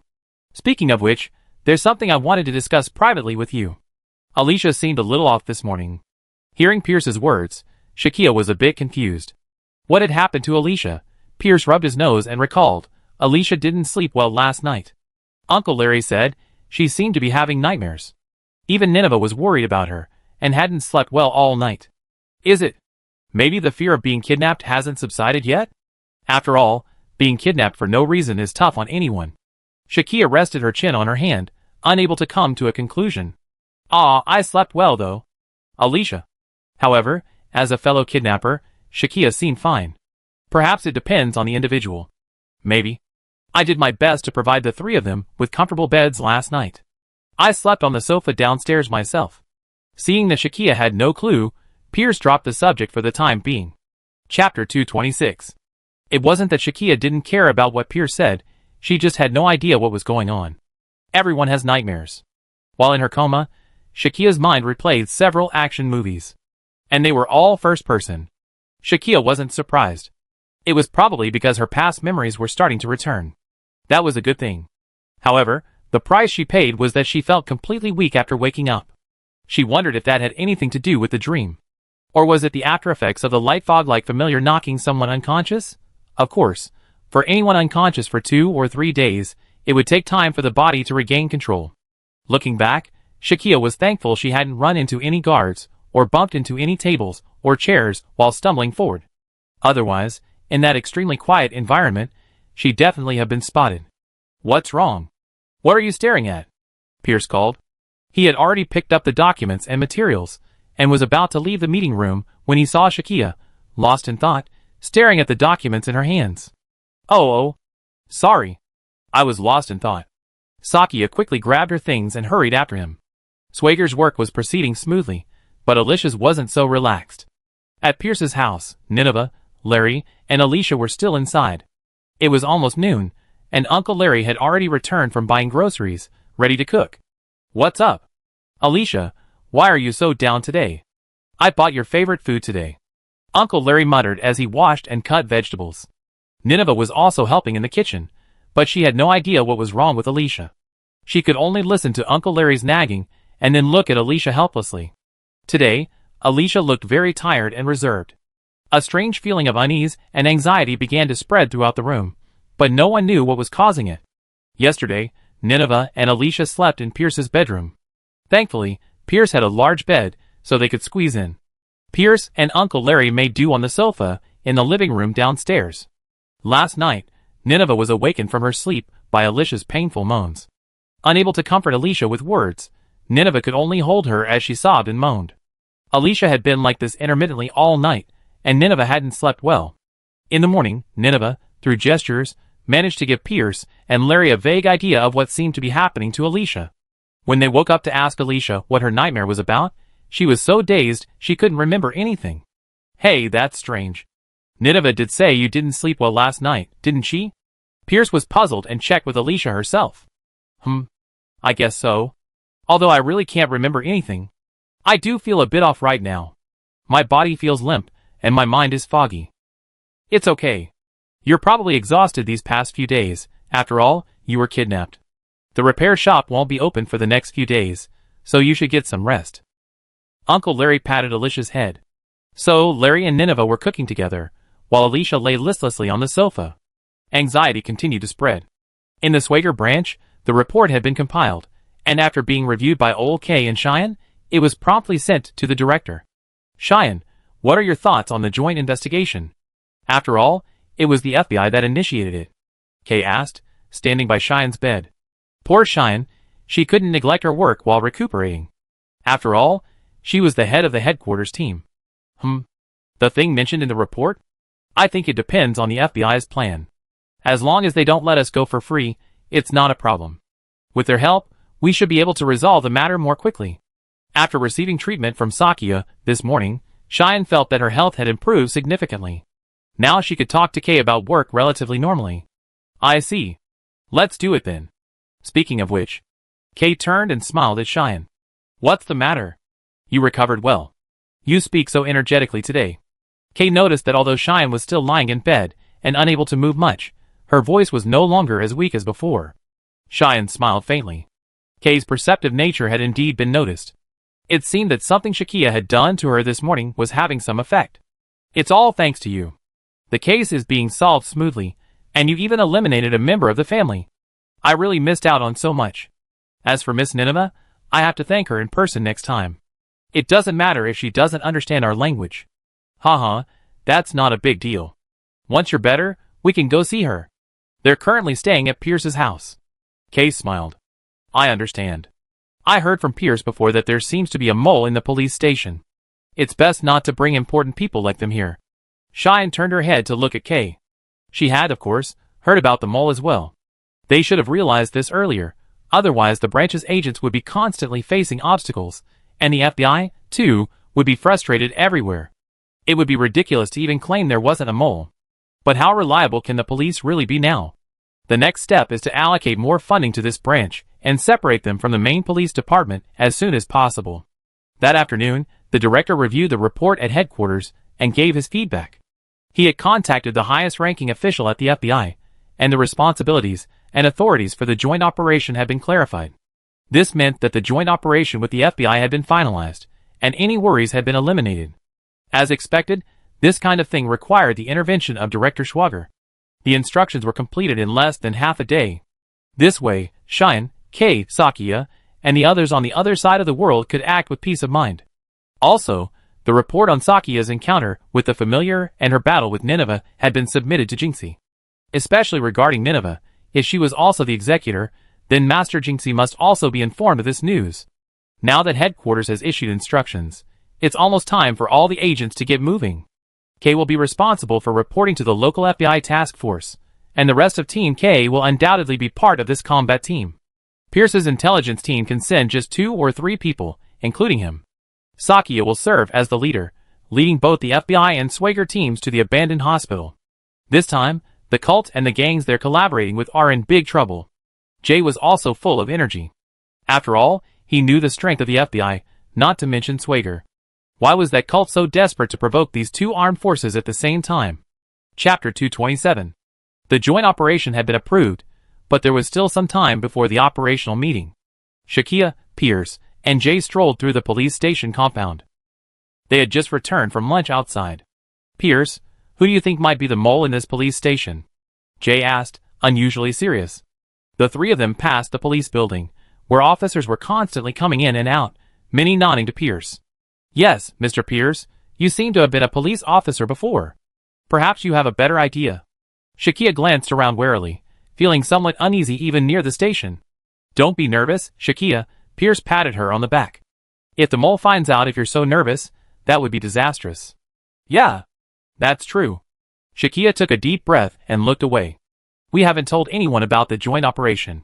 Hopefully, it will shed some light on the mystery.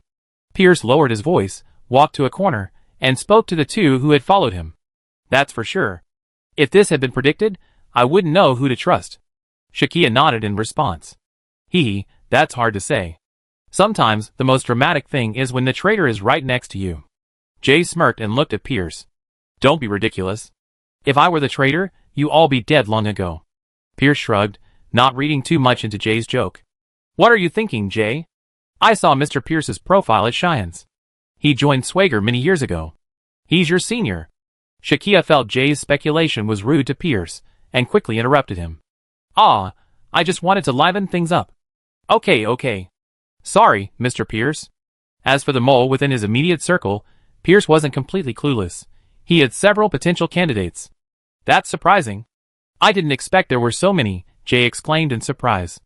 The 2 followed Pierce past the police station building. Well, since you arrived at the branch, not many officers know about Swagger's movements.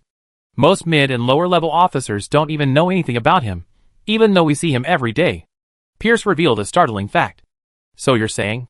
The higher-ups in the police station are the most likely suspects. Shakia paused. She raised her voice slightly, but then realized she was wrong and lowered it. Speak softly, whisper softly. Jay raised a finger to his lips. He nervously glanced around. Thankfully, no one was around. The secret establishment of the Shiva group here was decided after Chief Chin personally met with the former police chief. The former chief retired last year. Not long after, he was found assassinated in his home. Pierce continued. There's such a thing. Did Ziyuan know about it? Shakia pouted. Pierce gestured for everyone to continue their conversation while they walked back to the branch office, and the 3 of them began to move again. The moment Shakia turned around, she seemed to see the outermost window on the 3rd floor of the police station building open. Someone inside seemed to be looking at them. But when Shakia looked up at the window again, the curtains were already drawn. Perhaps someone had opened it to let in some fresh air. Shakia didn't pay much attention. Miss Ziyuan probably doesn't know, but Director Chin did send me a letter of condolence, asking me to pass it on to the former director's family. Pierce had also shared this with Jay and Shakia on the way. You sound very familiar with them? Jay hadn't expected Pierce to have done something like this back then. Like I said, Mr. Pierce is your senior, Shakia added.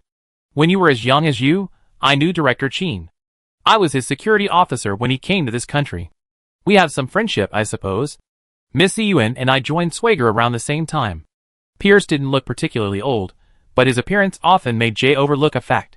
That is, as the head of a national branch, his seniority was still there. In other words, Pierce and Ziyuan were at least equally experienced. What? Pierce, you look so young. Actually, Jay was startled. I'm only about 40. What do you think? I just assume you're complimenting me. Pierce raised an eyebrow and glanced at Jay. Hey, Cheyenne's quite young, isn't she? Shakia added. Pierce laughed too. Indeed, Cheyenne was actually younger than Jay, but she was the head of the intelligence department. Thinking about it, it wasn't that surprising. That's right. You big guys, hey. Give us mortals some room to live. Jay rubbed his temples with a wry smile. Don't lose heart, don't lose heart. Aren't you pretty good too? Shakia, helpless, followed with a wry smile to comfort him.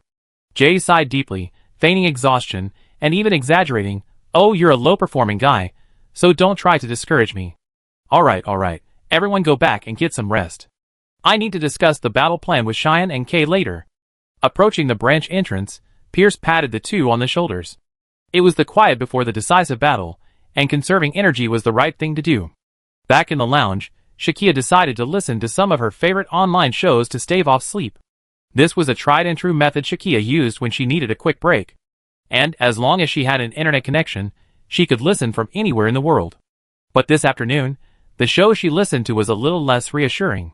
It seemed like there were new reports of unscrupulous companies exploiting workers in the cultural industry. The workers were furious. Some gathered to call for a halt to updates and protests, while others simply contemplated fleeing. It was a complete mess. The uproar was so intense that it seemed to have been in the news for the past few days. Shakia sometimes checked the internet to keep track of time, so even though the news wasn't exactly sleep-inducing, she listened to it anyway. After all, Shakia had a favorite author, and she heard that author had hastily finished their work, choosing to wait and see what would happen. Sigh. The world is being ruined by the families, and these companies are still resorting to these things. It's truly infuriating. Shakia grumbled inwardly. Listening to the various analyses and verbal battles, Shakia drifted off to a deep sleep. Chapter 228. After dinner, Shakia received the call for the operational meeting in her lounge. Finally! Shakia leaped out of bed, opened the door, and rushed to the meeting room. She was eager to try. This mysterious order of the stars had caused Shakia so much trouble, and now it was finally her turn to strike back. In the meeting room, the operators participating in the operation were already in place. Since Cheyenne couldn't move around yet, Kay was asked to announce the operational plan on her behalf. "Ahem, is everyone here? You all received the call, so you'll be part of our joint operations team tomorrow." Kay smiled, glancing at the people in the meeting room. The operators present included all of Team K from headquarters, Pierce, and Pierce's 2 female assistants. Actually, there were only about 10 people in total. These 10 or so people present were the ones who would participate in the joint arrest operation with the FBI the following day. Anticipating the intense fighting in the arrest operation, all the combat operators supporting from headquarters were required to participate, including Shakia. The intelligence team led by Pierce was primarily responsible for recording and analyzing intelligence, and liaising with the police. Liaison with the police? Shakia was stunned. The FBI? The so-called police? The FBI said they wouldn't rule out contacting the local police for assistance, Kay sighed. How can that be possible? Shakia was shocked. Pierce had already hinted so clearly that there was a mole in the police department. If that were the case, what was the point of this operation? Don't get excited, Shakia. We all know this. Kay looked at Shakia, who had suddenly stood up, and waved her to calm her down. Then, Shakia blinked and glanced around, realizing everyone was staring at her. But she wasn't ready to sit down yet. She wanted to clarify this matter. "Miss Cheyenne and I have already reported the potential risks at this police station to the FBI commander through the director. However, international organizations like us must obtain permission from the local government to use force in a particular country. Otherwise, we'd be committing a crime. I'm sure you all understand."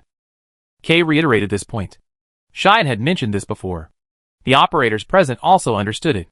Although Shakia seemed insensitive to these rules and regulations, she wasn't someone who didn't follow them. But if we were too strict this time, we'd be the ones to suffer. Then, wouldn't our actions be? Shakia still seemed to have lost sight of the meaning behind Kay's words. Haha, don't be nervous, Shakia. You may not understand, but we're not panicking at all.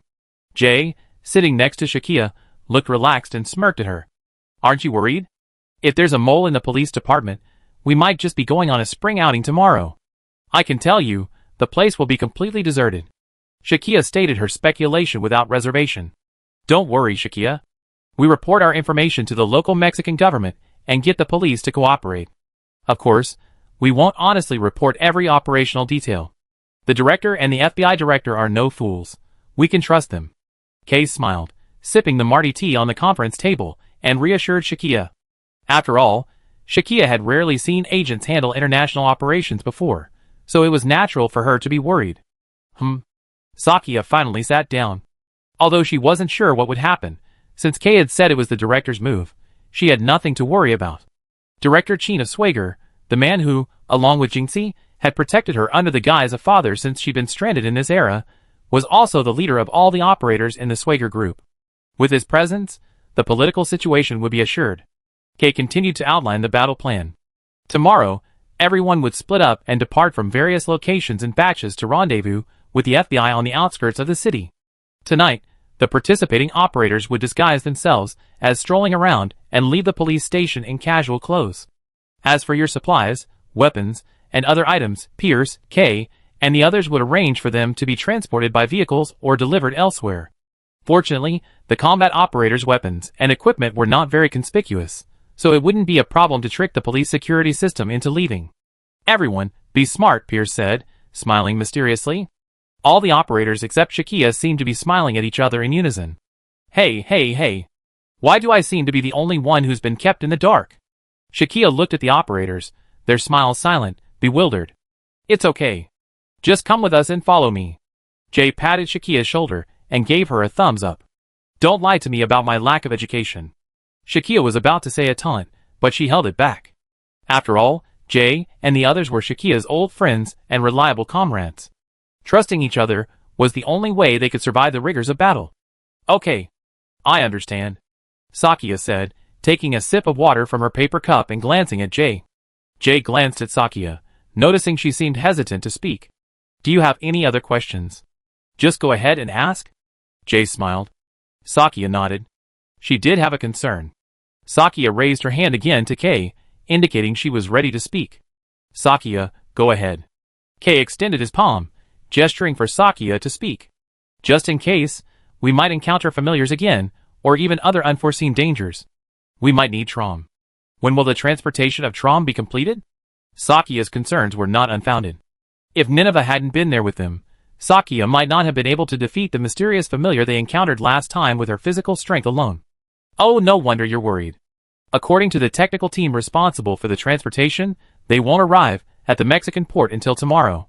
Kay flipped through the report in his hand. What if tomorrow? Sakia tilted her head, doubtful. She had another suggestion. I suggest taking Nineveh with us. That's not out of the question. It's a good idea. If we were acting alone, we'd definitely take her with us. Kay paused. But because of the FBI, right? Sakia understood the higher-ups thinking. But in her opinion, maximizing our combat effectiveness was a matter of responsibility for everyone's safety. I understand. Let's go to Pierce's house tonight and talk to Nineveh and the others. Kay thought for a moment before giving Sakia a reply.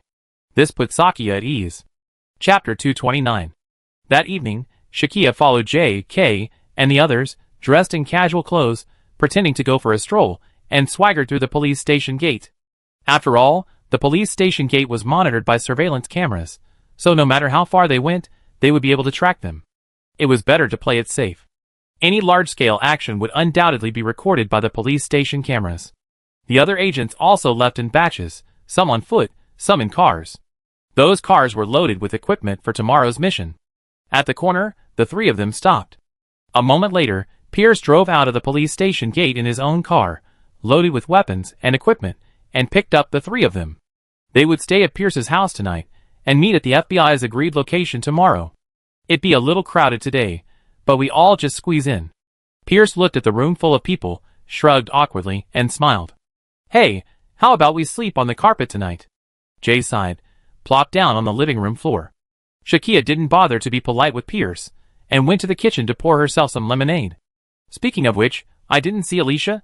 When everyone came in today, Nineveh and Uncle Larry opened the door. And when everyone went inside and was settling in, Alicia didn't show up either. Shakia found this strange. Oh, Alicia hasn't been feeling well today, looking unusually tired. She went to sleep in the bedroom upstairs. Uncle Larry shook his head at Shakia. Something's wrong. Shakia took 2 sips of water, lost in thought. Okay, let's get ready in groups. We be up early tomorrow, so everyone should be ready, Kay called out. He seemed to have just finished negotiating with Nineveh, through Jay's translation. Shakia, Nineveh has agreed to come along, so don't worry too much. Get some sleep, Kay said as they passed each other. He headed for the bathroom, first to wash up. Nineveh. Shakia looked at Nineveh happily, sitting on the sofa. Nineveh, however, was watching TV, looking relaxed. And so began the operation. Because the operators had to work early tomorrow morning, everyone had to go to bed early. In the first floor living room, Pierce, Jay, Kay, and Uncle Larry shared the sofa and carpet. Shakia went upstairs to share the bedroom with the ladies. At 7 a.m., the operators all rose and began their operation. J.K., Pierce, and the others rose quietly, trying not to disturb Uncle Larry, who was still soundly asleep. Where are Shakia and the others? Jay finished getting dressed and noticed Shakia hadn't come downstairs yet. Hey, the kid forgot to set the alarm. Pierce walked over while brushing his teeth. Maybe, but Alicia's in the room too. I go get her. Kay glanced outside. It was already dawn. It seemed to get light earlier here than back home. Kay went upstairs and was about to knock on the door when it opened. Hey, Kay? Sakia and Vivian, dressed, appeared before Kay. Hey, I was just about to call you. Good to be up. Get ready to go. Kay turned back downstairs, but didn't bother to look closely at Sakia and Vivian. Sakia and Nineveh's faces were filled with fatigue. Downstairs, Pierce laid out his protective gear and weapons in front of Sakia and Nineveh. Sakia put on her gear as Pierce instructed, while Nineveh picked up the portable body armor, examined it, and put it back. She seemed to think these things were weak. Why? Don't you need them? Pierce, seeing Nineveh refuse to use them, had to put them away.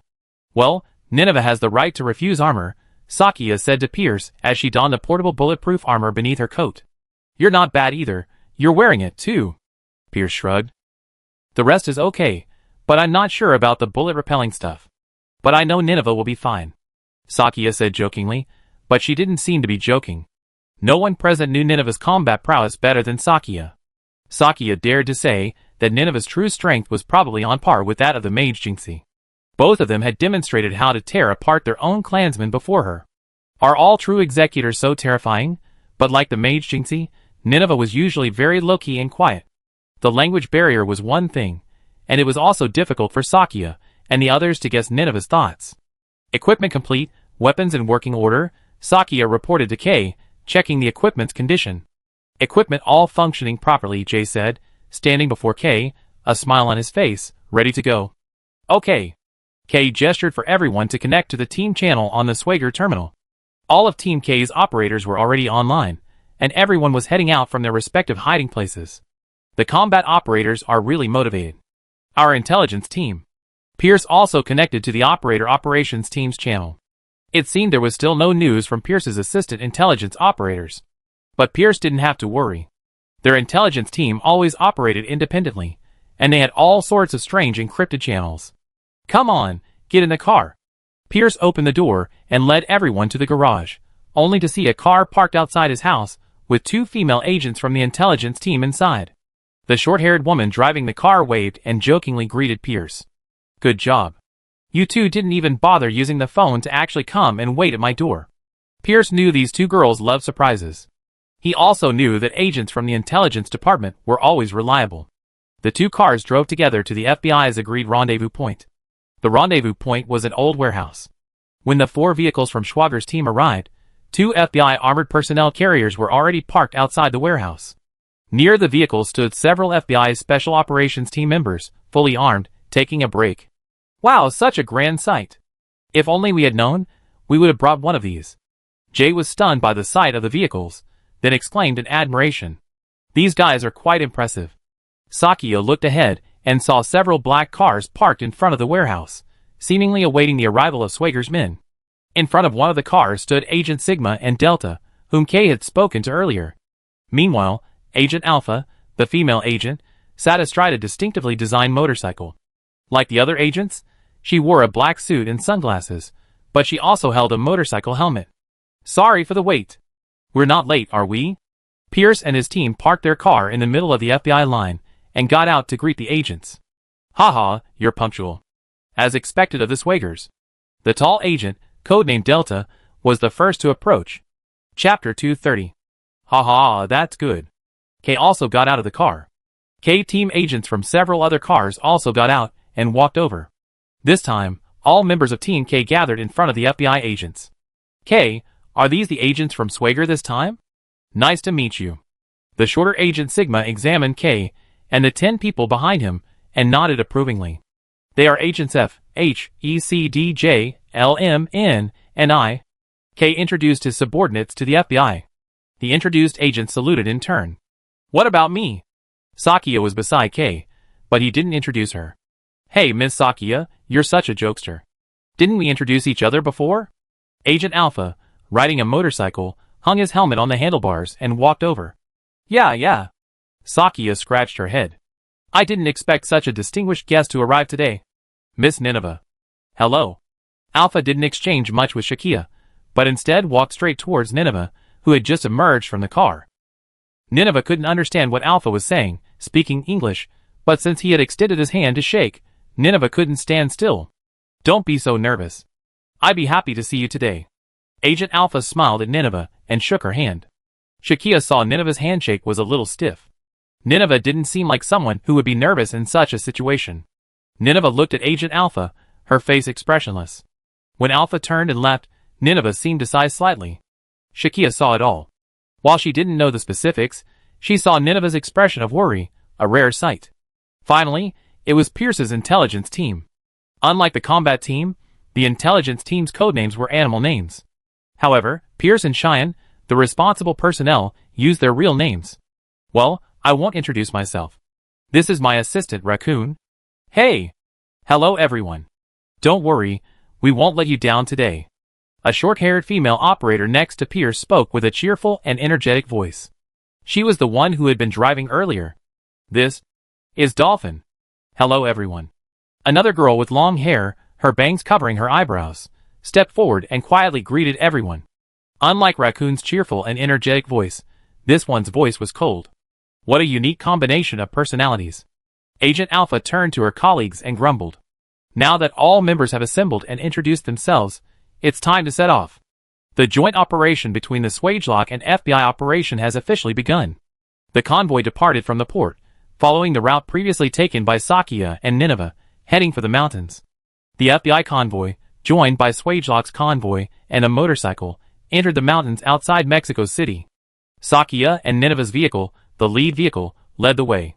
En route, Sakia and Nineveh once again encountered the trees that had been broken during their previous escape attempt, though they appear to have been cleared to the sides of the mountain road. It seems someone else has been here recently. That would be even better. If we could capture a few of the cult's higher-ups, it would save us a lot of trouble. Follow this road, mindful of the roadblocks. Sakia consulted the GPS map and spoke with Pierce, the driver. The convoy consisted of about 10 vehicles, filled with experienced Swager agents and FBI Special Operations team members. With Nineveh and Sakia, they shouldn't be at a disadvantage even against those with the power of a familiar. The journey was surprisingly smooth. Strange. Such a large convoy coming, and yet there's no sign of anything. Pierce began to wonder. Sakia frowned, unsure of what was going on. Look! It's right up the mountainside. Sakia pointed to the edge of the road. It turned a corner at the end, and several buildings could be seen in the distance from the cliff. Okay, I notify the car behind us. Pierce picked up the intercom. The group found a wooded area to park, and Kay and the others pulled out their binoculars to survey the abandoned hospital. There seemed to be 2 watchtowers on the wall at the entrance, each with an armed man patrolling. But the situation inside isn't clear yet. Kay lowered his binoculars and spoke to the agents. From the FBI, Agent Delta suggested using a drone for reconnaissance. No, drones are too noisy at low altitude. Jay retorted that this was inappropriate and might alert the enemy. What a joke. Our drones are nothing like those whirring propellers. Agent Alpha took a box the size of a cell phone from the car. What is this? Sakia was a little curious. A drone. Agent Alpha opened the box, revealing a tiny object, about the size of a bug. Don't underestimate the FBI's technological prowess. Agent Delta removed the bug and other sensors from the box. Then, she plugged the sensors into a computer. The computer powered on, opening an interface. A forest scene appeared. Delta manipulated the computer, and the bug-like drone took flight. Wow, this thing is really a drone? And it's practically silent. Sakia was also a little surprised. Although she had seen many strange and novel gadgets in Swager, most of them were frontline weapons. It seemed that intelligence tools still needed some research and development. Wow! A micro-drone? I thought that wasn't even on the market yet. Pierce piqued his interest at the sight of the tiny device. What we got here is a custom-made product, said Agent Alpha with a mysterious smile. In that case, let's leave the reconnaissance work to this thing. We're currently hiding in a dense forest near the hospital, perfectly positioned within the enemy's observation tower's blind spot. We're about 500 meters from the abandoned hospital's main gate. The microdrone took off, taking a few minutes to fly over the wall.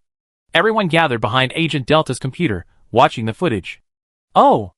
I saw the window Nineveh removed last time," Sakia muttered softly, glancing at Nineveh. But Nineveh was completely absorbed in the monitor, ignoring Sakia. The microdrone was indeed extremely efficient, quickly covering the entire area. But the results left everyone stunned. Chapter 231. The reason for their astonishment was that, aside from a few armed gang members in the courtyard, the rest of the abandoned hospital was unguarded. The abducted women lay untouched. "It's the same as when we escaped. But we can't be complacent. We saw members of the cult earlier, and they seem to come here at specific times," Sakia explained. The drone footage showed several guards gathered there playing cards. "Don't the cult members always stay here?" Agent Delta smiled. "Well, now's our chance. We need to seize this place quickly. Confirm again, are there no other enemies lurking around? Isn't this an empty city tactic?" Agent Alpha approached the command vehicle and asked the soldiers conducting situation analysis and reconnaissance. "No, sir. There are no heat sources or strange energy signals around here." The soldier operating the radar reassured Alpha with a reassuring tone. "Let's go then. Let's get this over with quickly, lest we have to wait until the next day." Alpha explained the situation to the Swagger team, and Kay and the others agreed to the blitzkrieg plan. "Nineveh, it's time to attack." Sakia gazed at the distant watchtower, the guards atop it unaware of the impending disaster. The FBI and Swagger teams split up and slowly moved toward the outer wall of the abandoned hospital. "The bomb has been set," a black FBI task force leader reported from the base of the wall. "This is Agent Delta. We already infiltrated the back door. We're ready." At the abandoned hospital's back entrance, the chain section had been broken down, and Agent Delta, along with several members of the Special Operations team, quietly slipped into the building. "This is Swagger. The team is ready to breach." Kay led the Swagger team to ambush beneath the two watchtowers near the main entrance. This was their blind spot. Agent Alpha received a confirmation signal from the task force. Now, the abandoned hospital had been infiltrated from the inside out, ready to be closed down and attacked. The miniature drone was still hovering above the abandoned hospital, unnoticed by any of the gang members guarding it. Neither did anyone notice the FBI and Swagger personnel surrounding it. "Move!" Agent Alpha gave the order to all teams. Boom! Accompanied by the detonation of the C4 bombs planted by the demolition team, each team moved simultaneously, catching the languid guards off guard. "Go!" Sakia shouted, and she and Nineveh and the others rushed out from behind the wall where they had been hiding. Just 5 minutes later, the battle was over. As expected of two professional teams. And two of them were even more skilled. The efficiency was simply incredible. Wow!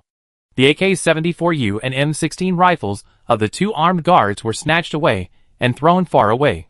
Then, their feet were lifted off the ground, and their heads were grabbed by Nineveh's invisible force and slammed together, knocking them unconscious. "These are the last two guys." "Nice, Nineveh." 7 or 8 gang members lay beside Sakia, all of them battered and bruised. "Looks like we have a bit too many people." Pierce and 3 other intelligence operators slowly approached, having already completed their mission logs. "Mission report complete," Intelligence Operator Miss Dolphin said in her usual calm voice. "Good job.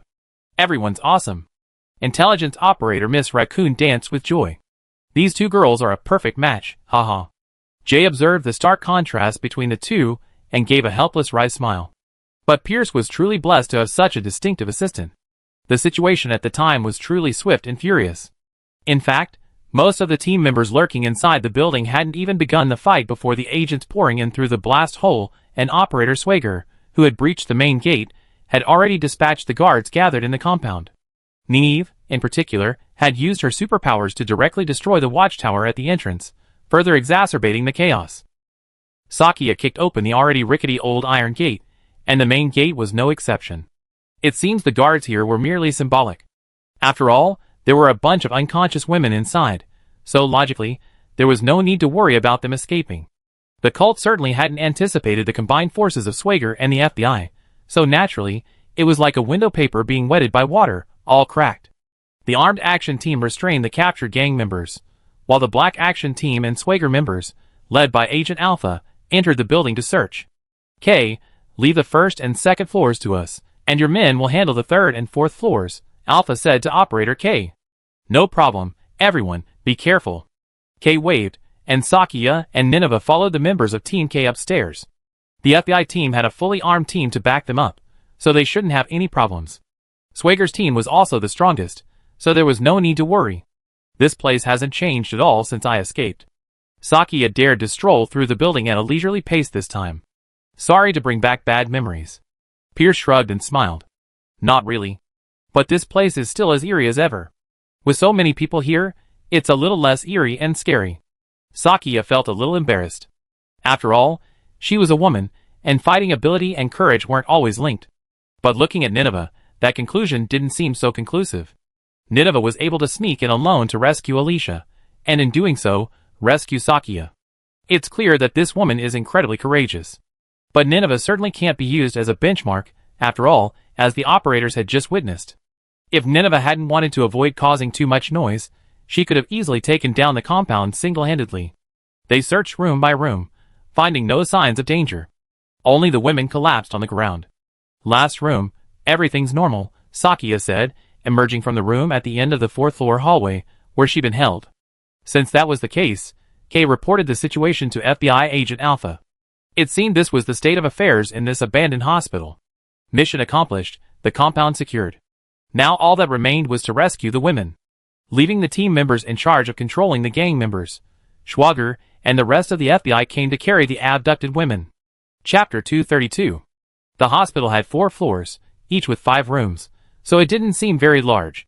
However, each room held 7 or 8 abducted women. They were still lying on the floor in the same disarray as before, which required considerable effort to carry them. That meant there were over 100 people in total. Saving them all was a bit of a hassle. After all, the FBI and Swager vehicles were currently transporting their own personnel. Captain, our transports are already struggling to transport the gang members, leaving us with no room to transport these unconscious women. Please direct, the Special Operations Team Leader reported to Agent Alpha and Old K. Everyone gathered in the lobby on the first floor of the abandoned hospital. They moved the women there, but now faced a difficult and awkward problem, a shortage of transportation. How about we transport them in batches? Sakia suggested. No, it would take too long. What if someone from the cult arrives? Jay expressed his concerns. Hey, if only we had a helicopter or something. Pierce sighed, then continued, how about I have the branch rent a few buses? Swager and the others began to discuss. The FBI, on the other hand, grew quieter. The lead agent, Agent Alpha, silently counted the number of people rescued. It would be nice to have a helicopter or something. I remember one of those twin-rotor Chinooks, Shakia said, shaking her head. Can we ask the military here for one? We have something even more powerful than the Chinook. Agent Delta's voice echoed from the side of the group, and the previously silent FBI agents came over. K and J also had a sudden realization. Their faces lit up with sudden realization. By the way, doesn't the FBI have that impressive-looking aircraft? K said. Yes, we approved the use of the Lizard fighter transport aircraft. It'd be here shortly. Even though there's only one, it still requires several round trips, but it'd be much quicker. Agent Alpha smiled at Swager's agents. That fighter is a cutting-edge secret weapon, originally forbidden from being disclosed. But since we're a joint operation, it's naturally approved. Your director has already spoken to our boss. Agent Sigma said, checking his watch. Sure enough, a few minutes later, the roar of a jet engine filled the air. A strange transport aircraft, roughly the size of a Chinook helicopter, approached from afar, hovering and slowly descending into the courtyard of the abandoned hospital. This aircraft had a turbine engine on each side, allowing it to take off and land vertically, hover, and maintain control and balance. 2 jet engines were located on the upper rear portion of the fuselage. It resembled the Osprey transport aircraft of the Gale Nation Army, but appeared to be a more advanced and sophisticated aircraft. The fuselage was iron black and extremely sturdy. The wings folded down from the center after docking, reducing the space required for docking. The interior was spacious, primarily for transportation. The aircraft was armed with a machine gun mounted on the lower fuselage. Not only that, this aircraft also possessed visual stealth capabilities. When it flew over earlier, Sakia had clearly seen it suddenly appear from close range. Your advanced technology is truly impressive. Pierce and his 2 female assistants couldn't resist taking photos of the plane. Stop, you guys. While we don't mind sharing our secrets, please don't take any photos. Agent Delta quickly stopped Pierce and the other 2 from inspecting the situation. The FBI's transport plane could carry a third of the hostages at a time, a considerable capacity, roughly the same as a bus, and naturally much more efficient.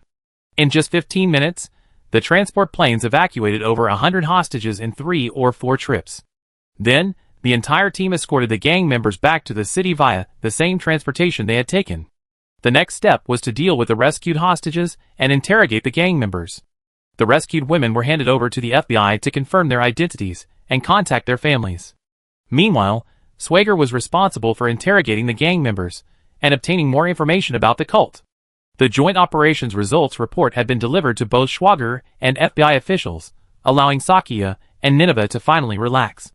The interrogation of the prisoners was left to Pierce, who was familiar with the police and judicial systems.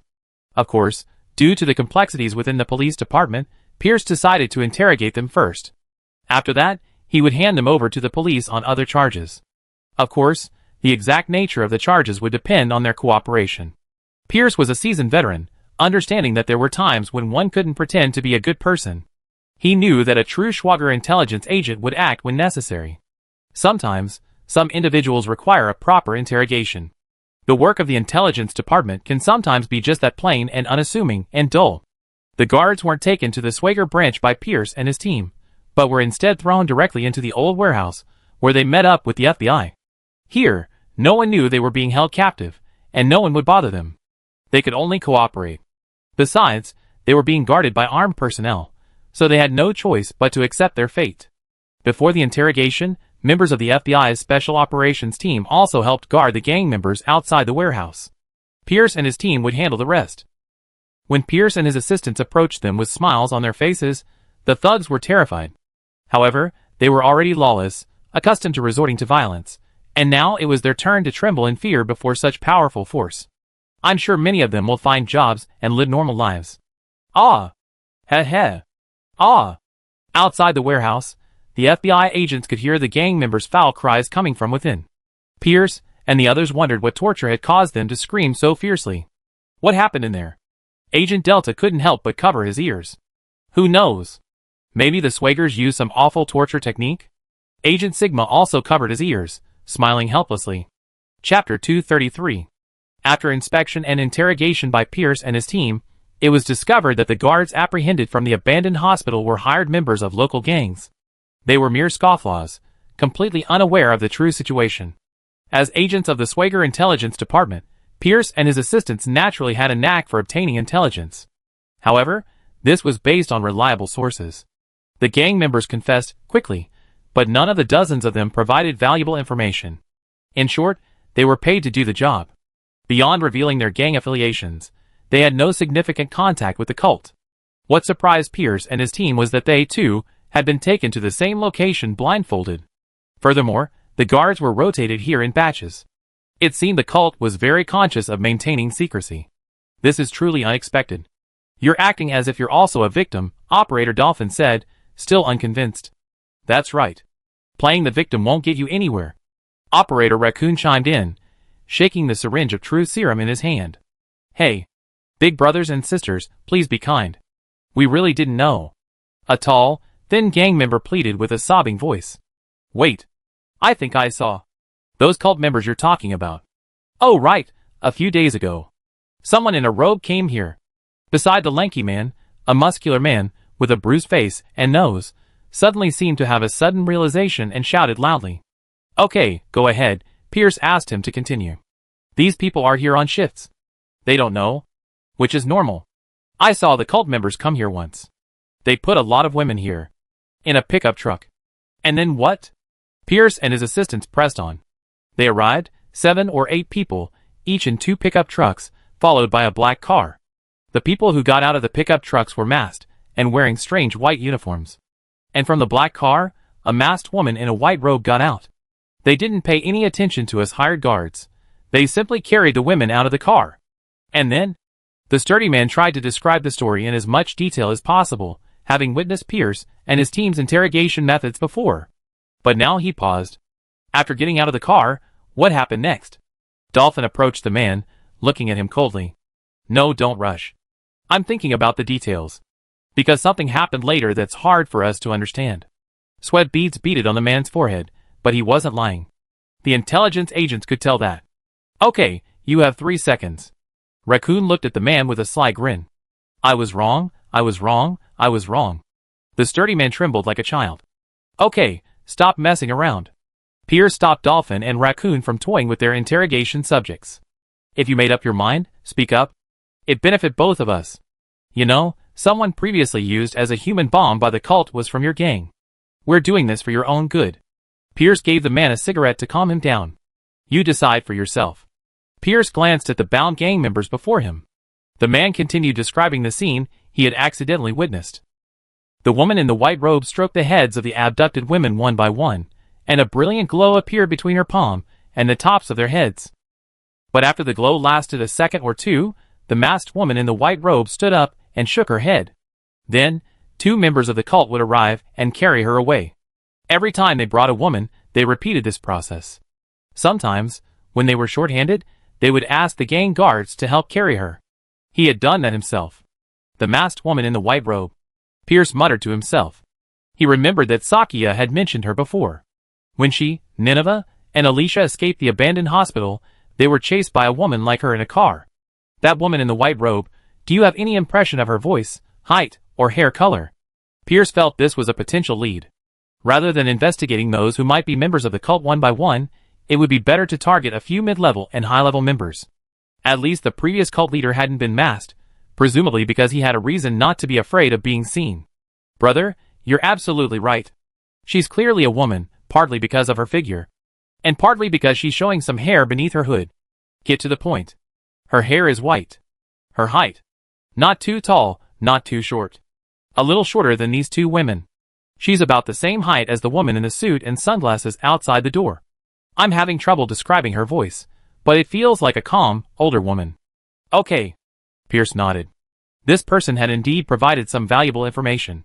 However, the woman in the suit and sunglasses he mentioned earlier was clearly Agent Alpha. The FBI agents waiting outside didn't seem to hear any noise from the warehouse. The interrogation might have concluded.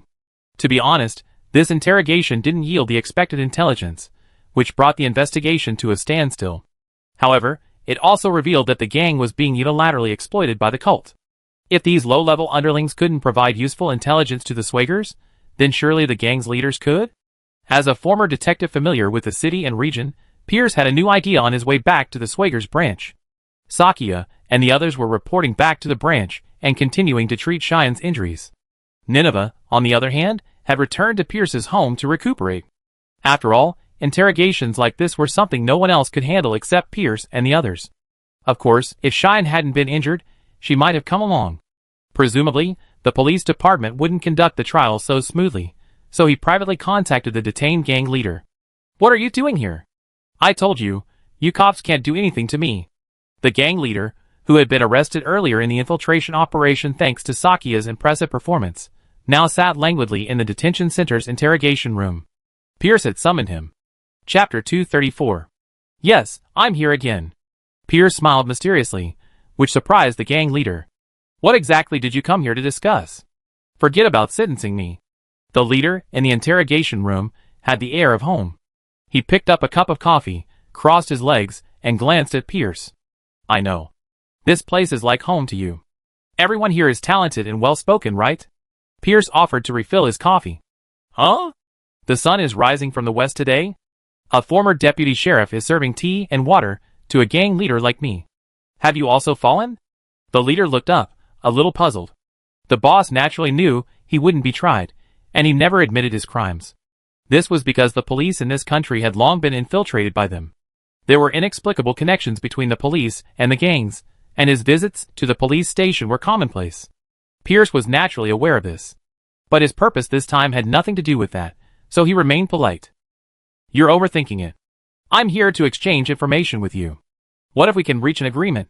Perhaps you can escape quickly and save your life. Your gang won't fall apart. The boss chuckled. When has my life been in your hands? When have I, Valen, ever been afraid of you police officers? Pierce glanced around, making sure the guards outside weren't eavesdropping. Then he leaned forward and continued in a low voice. You and your gang members' lives are in the hands of that cult. I'm here hoping to strike a win-win deal. Oh! The gang leader, calling himself Valen, frowned. He straightened his green suit and combed his long blonde ponytail, which had been undone since his detention. He sat up straight and looked at Pierce. Valen seemed to be taking notice.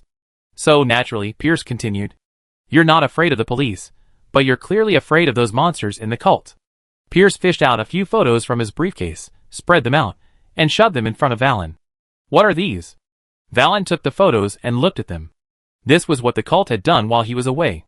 Pierce told him about the albinism incident, how the cult used mystical powers to physically control gang members, and how they had been sent to guard cult strongholds. He told Valen that he and his gang were being used, and that doing business with the cult was digging their own graves.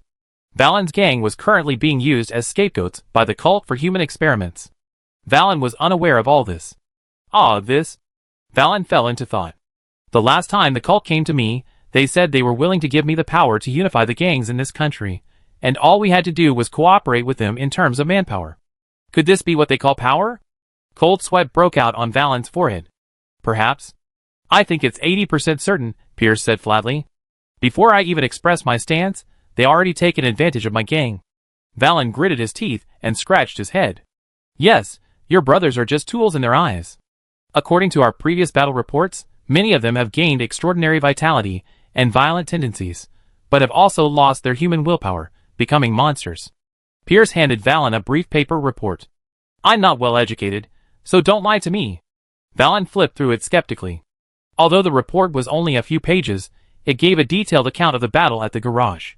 What good would it do me to lie to you? Didn't you see the cult's monsters then? Read it yourself first, Pierce said. Even the FBI are here. Valen pursed his lips. He had never imagined he would be in trouble with this organization. Although Valen seemed unaware of the Swabian structure, he knew how much of a higher dimensional presence the FBI held for local tyrants like them. Valen finished reading the information and tossed it to Pierce. What? What else can I do? I'm in big trouble now. Tell me, who are you now? What do you want me to do? Valen was, after all, a seasoned veteran and a relatively intelligent man. He understood that he and his gang were now caught up in a conflict between supernatural forces. The man before him could help him. Okay, straightforward. Pierce flashed his Swager ID. I'm an intelligence agent for the Swager Group. I'd like you to truthfully disclose everything you know about the cult. We need sufficient intelligence on the cult of the stars to save ourselves, I'm sure you understand. Okay, alright. I'm not sure what bureau you're in, but since we work with the FBI, I don't have much to say. Valen picked up his cup and took another sip of coffee. Listen up, then. I tell you all the details of my interactions with the cult this year. I hope you keep your promise then. Although Valen was merely a local tyrant with limited education, his strengths lay in his intelligence and ability to see the bigger picture. After all, running a gang wasn't easy, especially a small or medium-sized one like theirs. Pierce pulled out his Swager terminal and activated the recording function.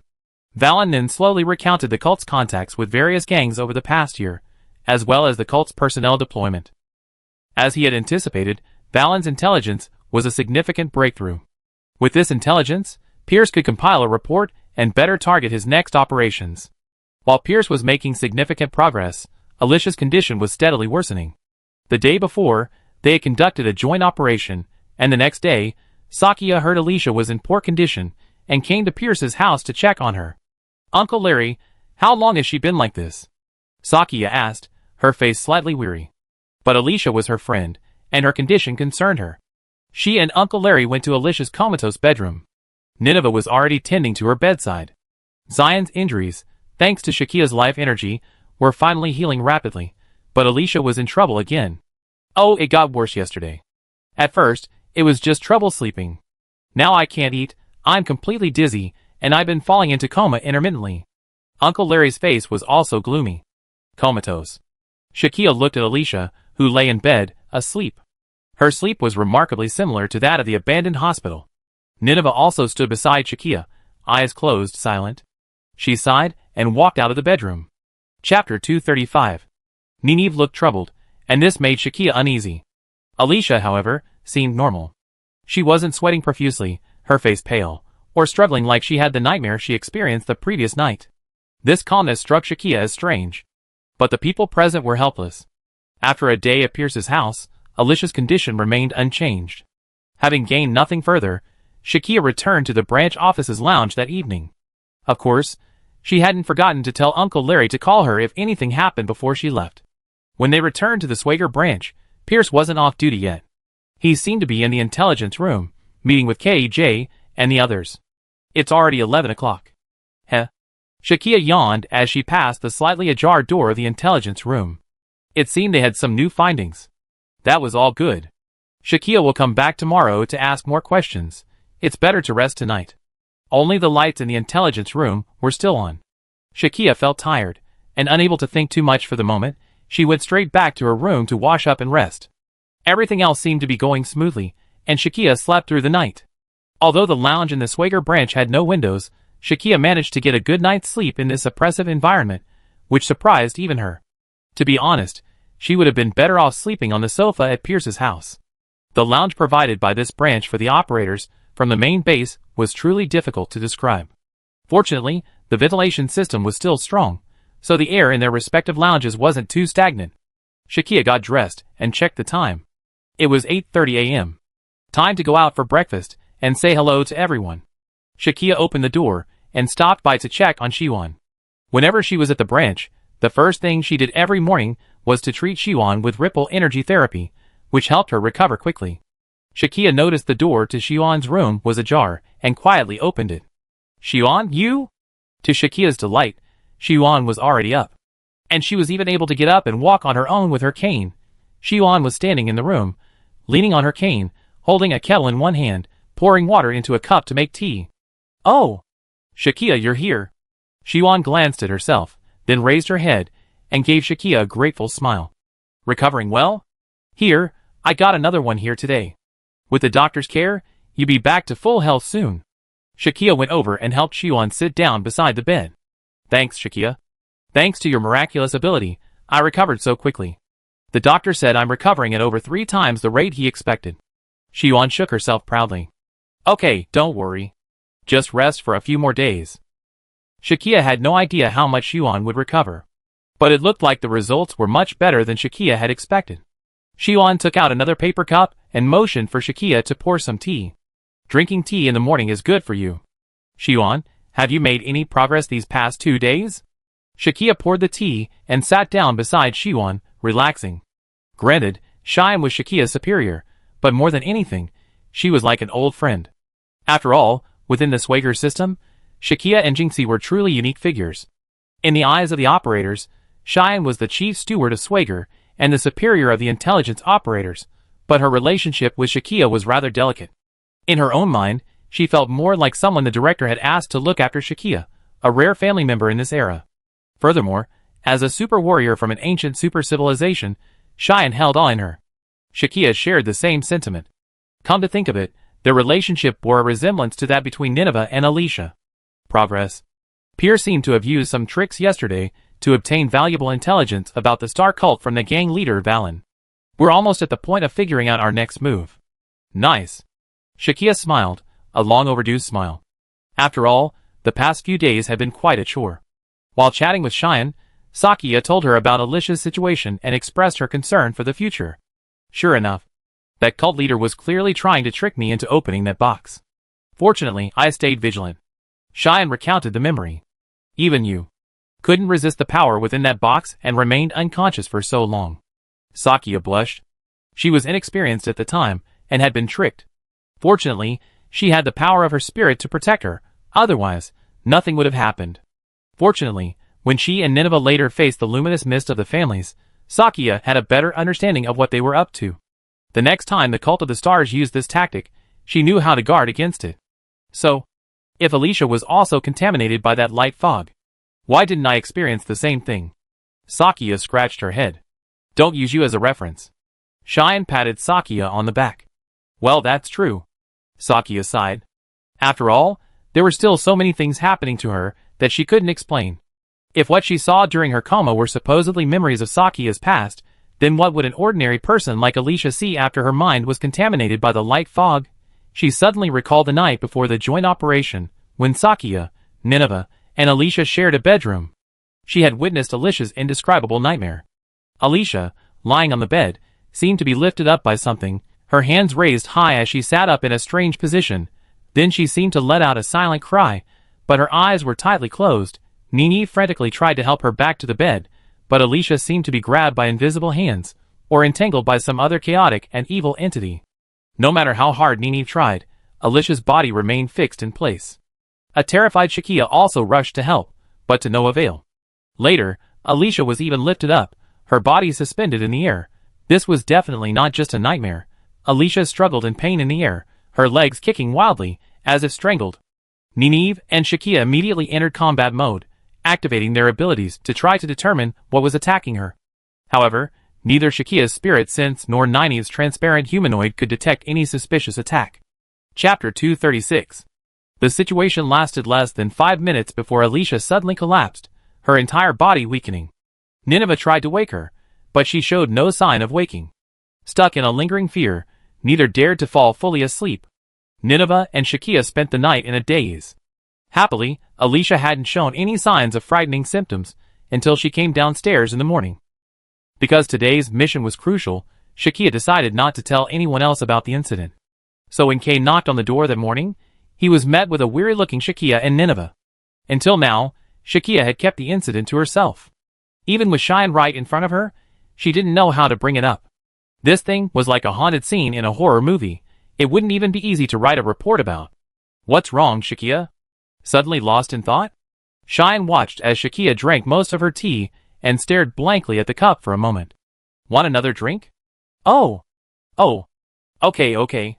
Shakia stood up, a little awkwardly. She was lost in thought. Lost in thought? "I can pour it myself." "Xiuan, you sit down." Ziyuan's injury hadn't healed yet, so Shakia didn't want her to pour the tea. "Drink slowly, it's hot." Xiuan noticed Shakia seemed a little flustered as she stood up to pour the tea, and couldn't help but warn her. But the words came out of her mouth, a little amused. She was like an old woman. "Oh, it's a little hot." Shakia pinched the cup and blew on the poured tea. Then she turned back and gave Xiuan a sheepish smile. It had been ages since Shakia and Cheyenne had sat down like this, chatting leisurely. It truly felt nostalgic. Suddenly Cheyenne's Swagger terminal chimed in. The rapid beeping interrupted Cheyenne's peaceful morning. "Is that Jay?" "Hello? It's me, Cheyenne. What's going on?" Cheyenne answered the call, but Jay on the other end seemed anxious and frustrated. "Oh. Don't worry, take your time." "What? At the gate? Nineveh? She wants to see me." Cheyenne was surprised. It seemed Jay had run into Nineveh, and Nineveh looked incredibly anxious. What could have happened that had Nineveh coming to see Cheyenne? "Okay, let them in. If possible, we meet in the conference room." Shakia was also puzzled. She had wanted to wait until Cheyenne's injuries healed before letting her and Nineveh have a formal meeting. What had happened? "Cheyenne, I go see what's going on." Shakia felt something was amiss. Nineveh is such a calm person, so if there's anything that could make her so anxious, it might be related to Alicia. "Okay. I leave it to you to check it out." Jay said Nineveh, and a man named Larry came looking for us, but were stopped at the police station gate. After a bit of a commotion, they finally alerted the local branch. Cheyenne can't move around much right now, so it's best if Shakia goes and takes care of things. "Okay, I think I know what's going on. I go meet up with them first." Shakia's heart tightened. She wasn't going to have a peaceful breakfast this morning. She better deal with Nineveh and Uncle Larry first. Cheyenne also put on her coat. She needed to tidy up a bit before heading to the conference room to await the guests. Shakia trotted toward the police station's main entrance. Meanwhile, J.K. and Pierce's assistant, Raccoon, were already approaching with Nineveh and Uncle Larry, both looking worried.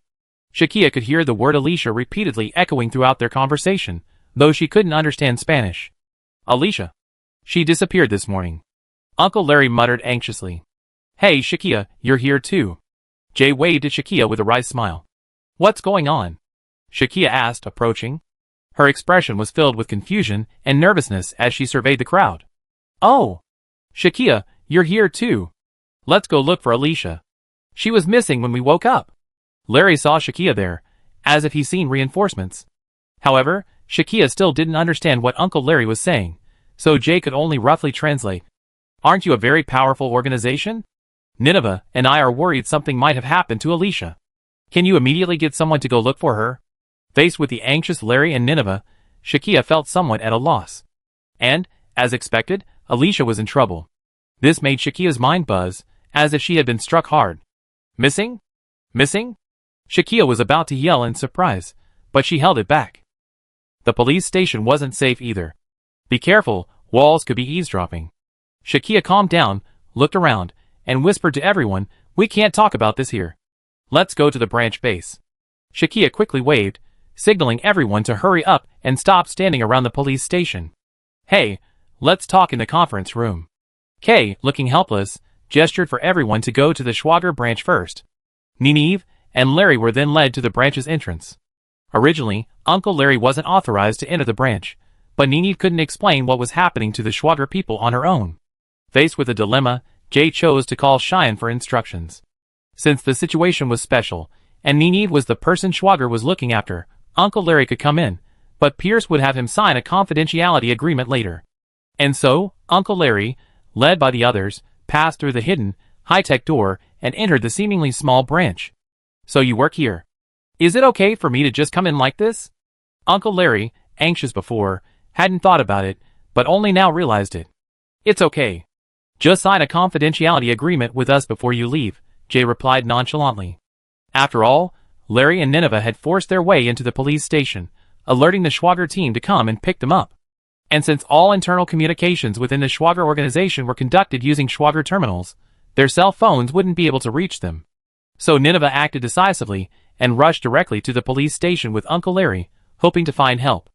Unlike Uncle Larry, who curiously observed the situation within the branch, Nineveh stayed with Shakia, Jay, Kay, and the others, heading intently towards the meeting room where Cheyenne and the others were waiting.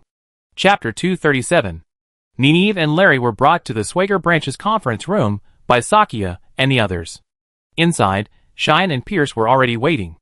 Hello. I heard a lot about you. You must be Nineve, right?" Cheyenne knew Nineve didn't understand the local language, but since it was their first meeting, courtesy was still required. She stood up and shook hands with Nineve and Uncle Larry. Even though her other hand was still bandaged, it was hidden by her long-sleeved uniform, making it temporarily invisible. "This is Miss Cheyenne, the head of Schwager's intelligence department." Pierce introduced her to Nineve and Larry. Even if Nineve didn't understand the full sentence, at least knowing the name Cheyenne was enough. The rest of the conversation was primarily conducted by Larry on Nineve's behalf, addressing Cheyenne and Pierce. After some pleasantries, Larry stated the request he had agreed to with Nineve before their departure. "What? We're going to start looking for Alicia right now." Cheyenne looked hesitant upon hearing this request. "Uncle Larry, this request might be a bit too hasty." Even the usually carefree Pierce felt a bit overwhelmed. After all, the intelligence officers in the Schwager division are already severely depleted, and before launching an operation, everyone must hold a meeting to exchange intelligence and formulate a plan of action. And the current situation was so sudden. They were simply told that Alicia was missing. How she disappeared, what clues she left behind, and so on were all still unknown. It was impossible to call a meeting with the officers in this situation. This. Sakia, sitting next to Nineveh, was at a loss for words for a moment. Looking at Nineveh's expression, she too was quite solemn. Nineveh was unusually agitated. It seemed the Alicia situation had indeed become serious. Thinking back to the haunted scene before, Sakia's expression darkened. "I know an organization can't act so quickly. But Nineveh." Larry was a bit embarrassed, as he was more of a messenger for Nineveh. "Search Alicia. And at the same time, save yourself." Nineveh struggled to articulate something, using her limited Spanish vocabulary. "Save yourself? What does that mean?" Pierce was also anxious. Everyone trusted Nineveh, but death, in large numbers, is coming. Nineveh knew her words weren't clear enough. Nineveh simply grabbed a piece of paper. Then, using her supernatural powers, she made a pen scribble on it. "What's going on?" Shakia, Jay, and the others exchanged bewildered glances. A few seconds later, Nineveh showed everyone something she'd drawn on a piece of paper. It looked like an instruction manual. It showed a female figure wearing a work vest, seemingly representing Alicia. Then the figure disappeared. More women disappeared, and then one of them had an arrow marked on it, pointing to a monster wreaking havoc in the city. Then, many other female figures had question marks on them, including the one in the work vest. Nineveh showed the paper to all the operators present. Everyone looked at each other in bewilderment. "What does this mean?" Cheyenne read it, seeming to realize Nineveh was trying to convey a dangerous message. It must be said that Nineveh's drawings were quite vivid, and her supernatural ability was incredibly fast. Nineveh watched as her drawings were passed around, each one looking bewildered, their brows furrowed, as if their patience had reached its limit. She began to play with her hair. I wonder if she's trying to say that if we don't find Alicia soon, the families will attack. Finally, Sakia pondered the cryptic message, which resembled an ancient mural, for a long time before slowly articulating her hypothesis. Well, as you know, Nineveh can't explain it clearly, but she did make one thing clear. She hoped she'd dispatch immediately to find Alicia. Uncle Larry intervened to smooth things over. It was almost the first time he's seen Nineveh so anxious. I understand. We just have to do it as quickly as possible. Mr. Larry, please give us Alicia's identification and other information first, and we put out a missing person notice. Pierce sighed. After all, the incident happened suddenly, and he'd been busy late the previous night and hadn't been home. He felt a certain responsibility. After all, the person was missing from his house. We understand, but it takes some time to formalize the plan. Please forgive us, Ziyuan said. Okay. Seeing that Pierce and Ziyuan had finally agreed, Uncle Larry felt relieved, believing Nineveh's message had been conveyed. However, seeing Nineveh still looking so anxious, Larry tried to comfort her.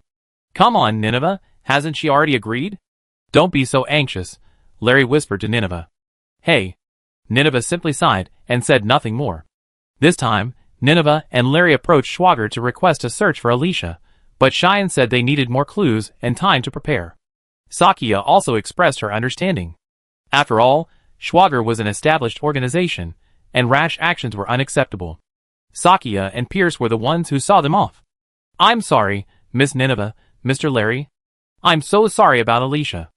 After all, you were all staying at my house. Pierce said goodbye to Nineveh and Larry at the police station entrance, apologetically. Don't worry, you two. Alicia and I are destined to be together. We'd definitely find her, Shakia said, patting the worried-looking Nineveh on the shoulder. Nineveh looked a little frustrated, but nodded tentatively. Watching Nineveh and Uncle Larry walk away, Shakia felt a pang of pain. She understood their feelings. If Li Jiai, Longsheng, or Xuan were in this situation, she'd probably be worried too. What about Alicia? Shakia asked Pierce beside her. The police are a little more complicated. Let's not call them for now. I have the officers, who are familiar with them, investigate. Don't underestimate the intelligence department's network. Hearing Pierce's words, Shakia felt a little relieved. But she still wondered, what exactly was that monster in Nineveh's painting? And why did she connect Alicia's disappearance to her family? Chapter 238. The FBI was still stationed in the old warehouse near the port. Today, they had shared intelligence with Pierce and other agents from Swager's group, and learned that he had obtained a lot of information about the Order of the Stars from a gang leader. That's pretty good information, at least better than asking those underlings, said the tall, thin FBI agent Delta, who was sorting through reports at his computer. He saw Agent Sigma and Alpha approaching and looked up at them. Hey, thank you for your hard work. You haven't had lunch yet, have you? We bought it for you. Agent Sigma brought his colleague a can of coffee and a Mexican taco combo. He and Agent Alpha had just bought them nearby. They had already eaten at a restaurant. Agent Delta had been sorting through the latest intelligence since morning, so busy that he hadn't even had lunch yet. Speaking of that Pierce from Swager, it's amazing how he managed to pry information out of the gang leader. He's quite good at it.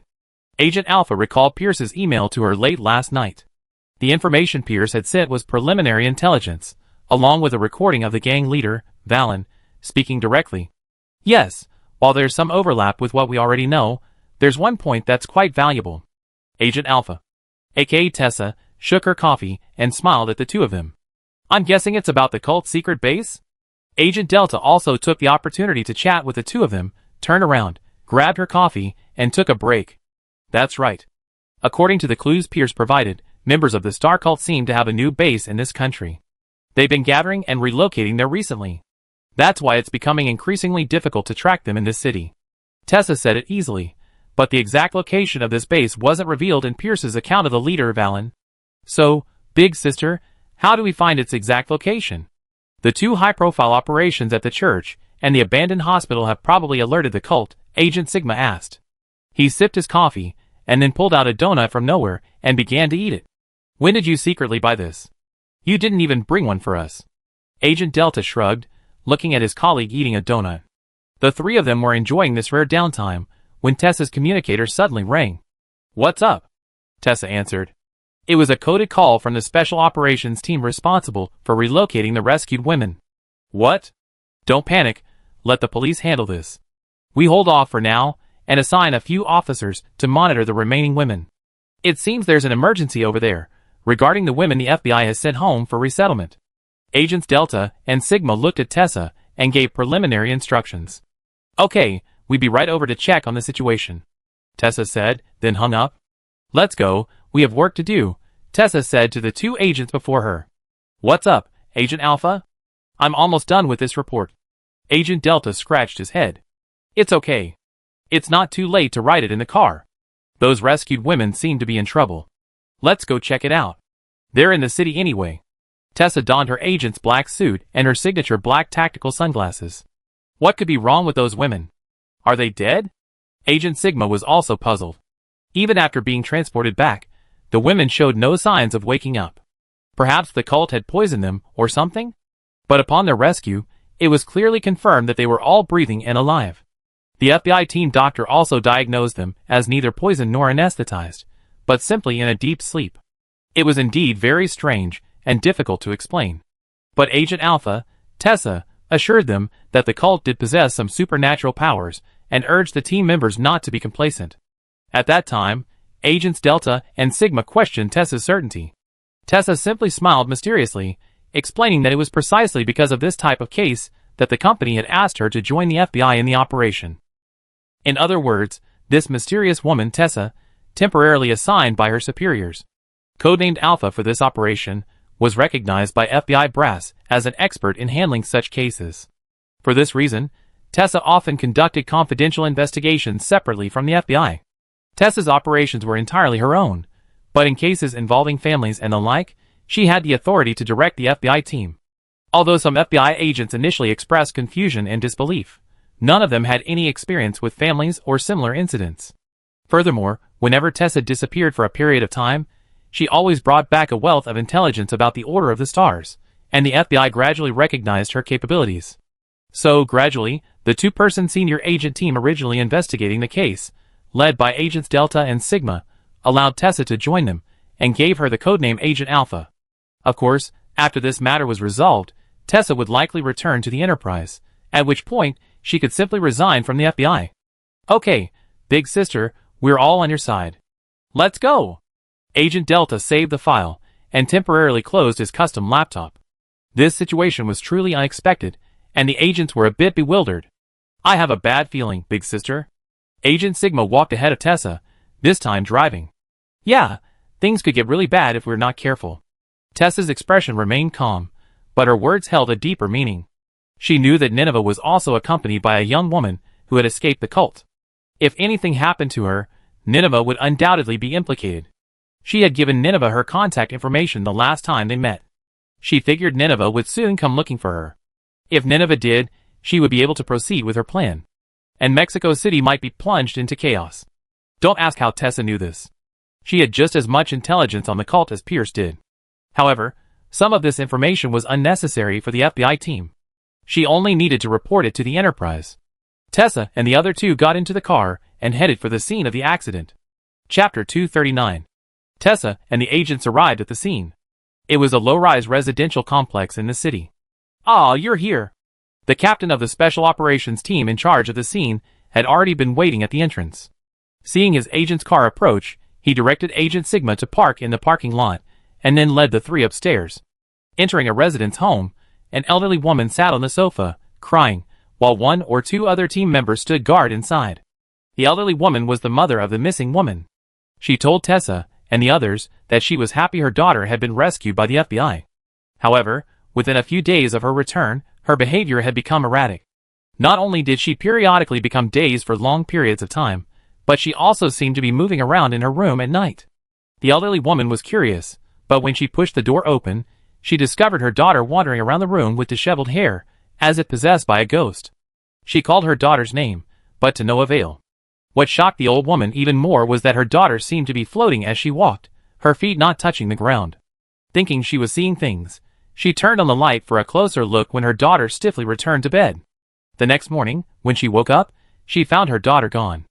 The room was perfectly arranged, not like she'd been preparing to leave.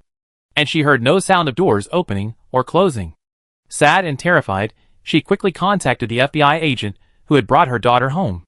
The FBI agent also had no clue, so they called in Tessa and several other officers. After hearing the old woman's description, Agents Delta and Sigma nodded calmly and began to comfort her. But they were also filled with doubts. Could it be that your daughter just wanted to go somewhere to relax? After all, she'd been kidnapped? The captain spread his hands. Wow, but her outdoor shoes are at home. I'm worried she'd been taken away by those bad guys again. The old woman couldn't stop crying. Tessa, understanding the old woman's description, waved for Agents Delta and Sigma to come outside. She seemed to have something to say. The two of them exchanged a glance, then followed her out. What's wrong? Alpha, do you have any clues? Agent Delta pulled out a cigarette. He had no clue at all. The FBI wasn't an organization that dealt with paranormal activity before, so this kind of case was still a headache for them. Her daughter is probably out of town now. Tell the other teams to keep in touch with the families of the women we rescued. Tessa's words were startling. Agent Sigma adjusted his sunglasses, while Agent Delta forgot to light the cigarette he'd taken out. Do you know something? Why are you so sure? Ah, yes.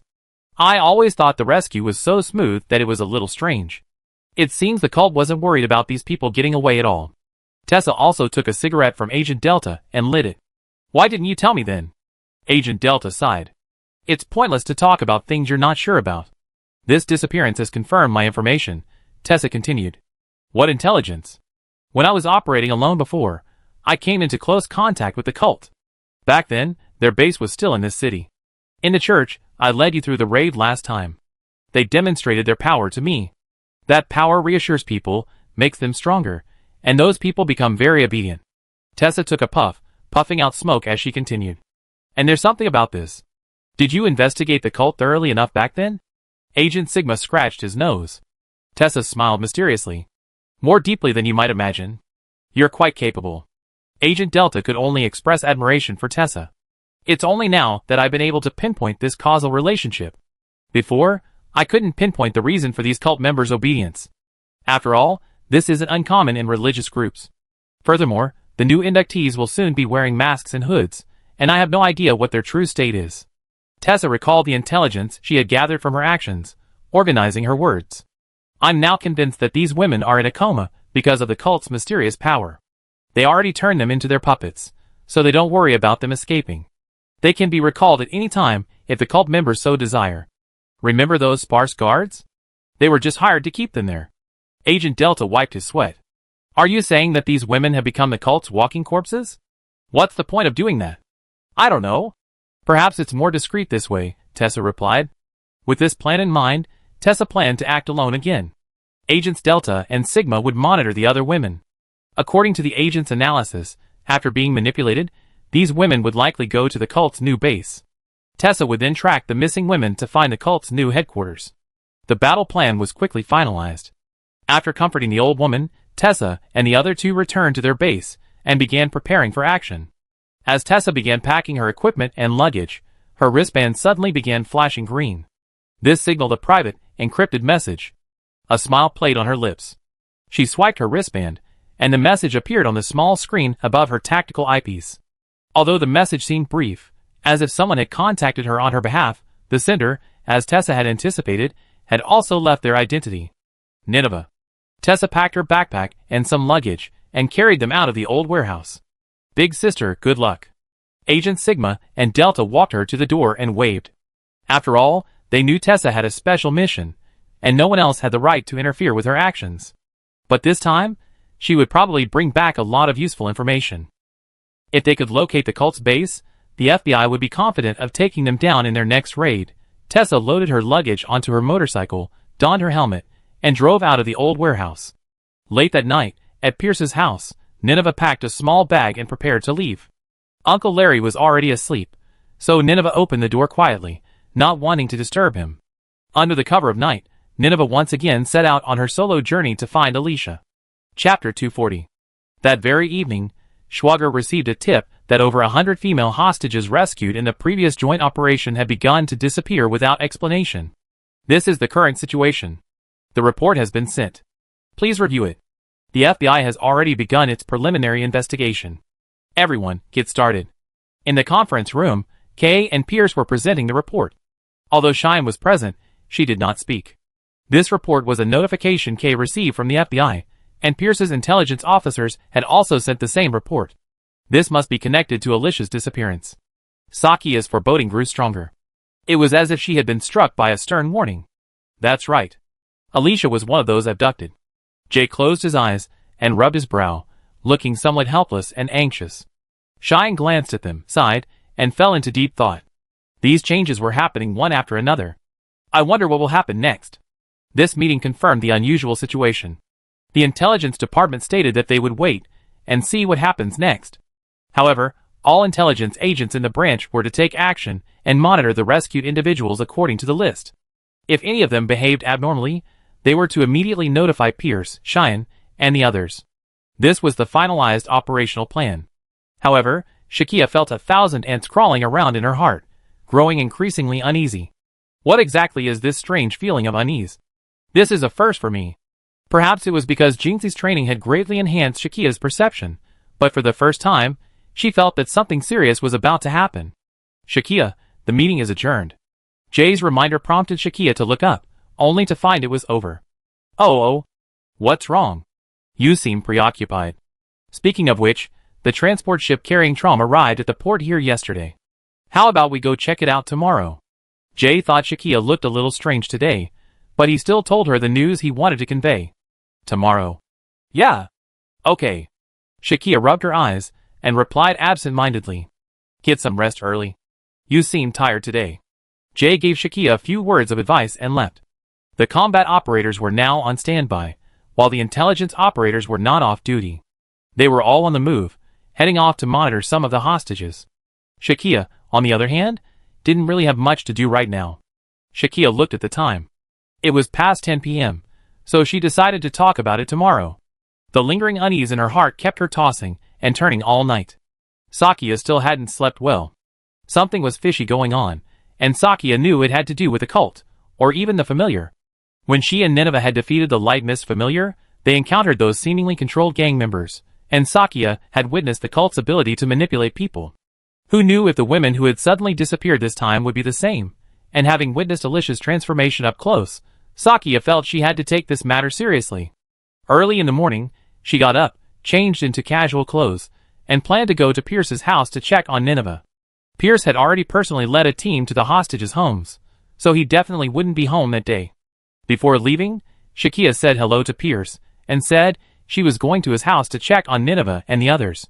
Pierce didn't say anything, as he understood Shakia wasn't one to sit still. The walk to Pierce's house took only half an hour. When she knocked on the door, it was Uncle Larry who opened it, and he was alone in the house. Uncle Larry? Where's Nineveh? Shakia asked, puzzled. Oh, I was wondering too. Uncle Larry looked troubled. What's going on? Shakia felt her premonition come true. Uncle Larry had woken up that morning to find Nineveh gone, leaving behind a note with scribbled words. Leaving. Looking for Alicia. Don't worry. The note read in Spanish. Uncle Larry didn't react much, as if he had expected Nineveh to take action on her own. Ah, I understand her. Shakia read the note and chuckled. It seemed Nineveh, like her, was restless. It would be unbearable for her to just sit there and wait for the results. Shakia and Uncle Larry sat on the sofa in the living room, and Larry gave her a clue. Oh, by the way, Shakia, yesterday afternoon, Nineveh asked me to send an email from my phone to a strange email address. The content of the email was to let the other party know that she was ready. The email format was a bit strange.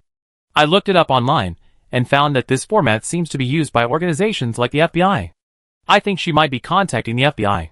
Prepare? With the FBI? Do she mention the location?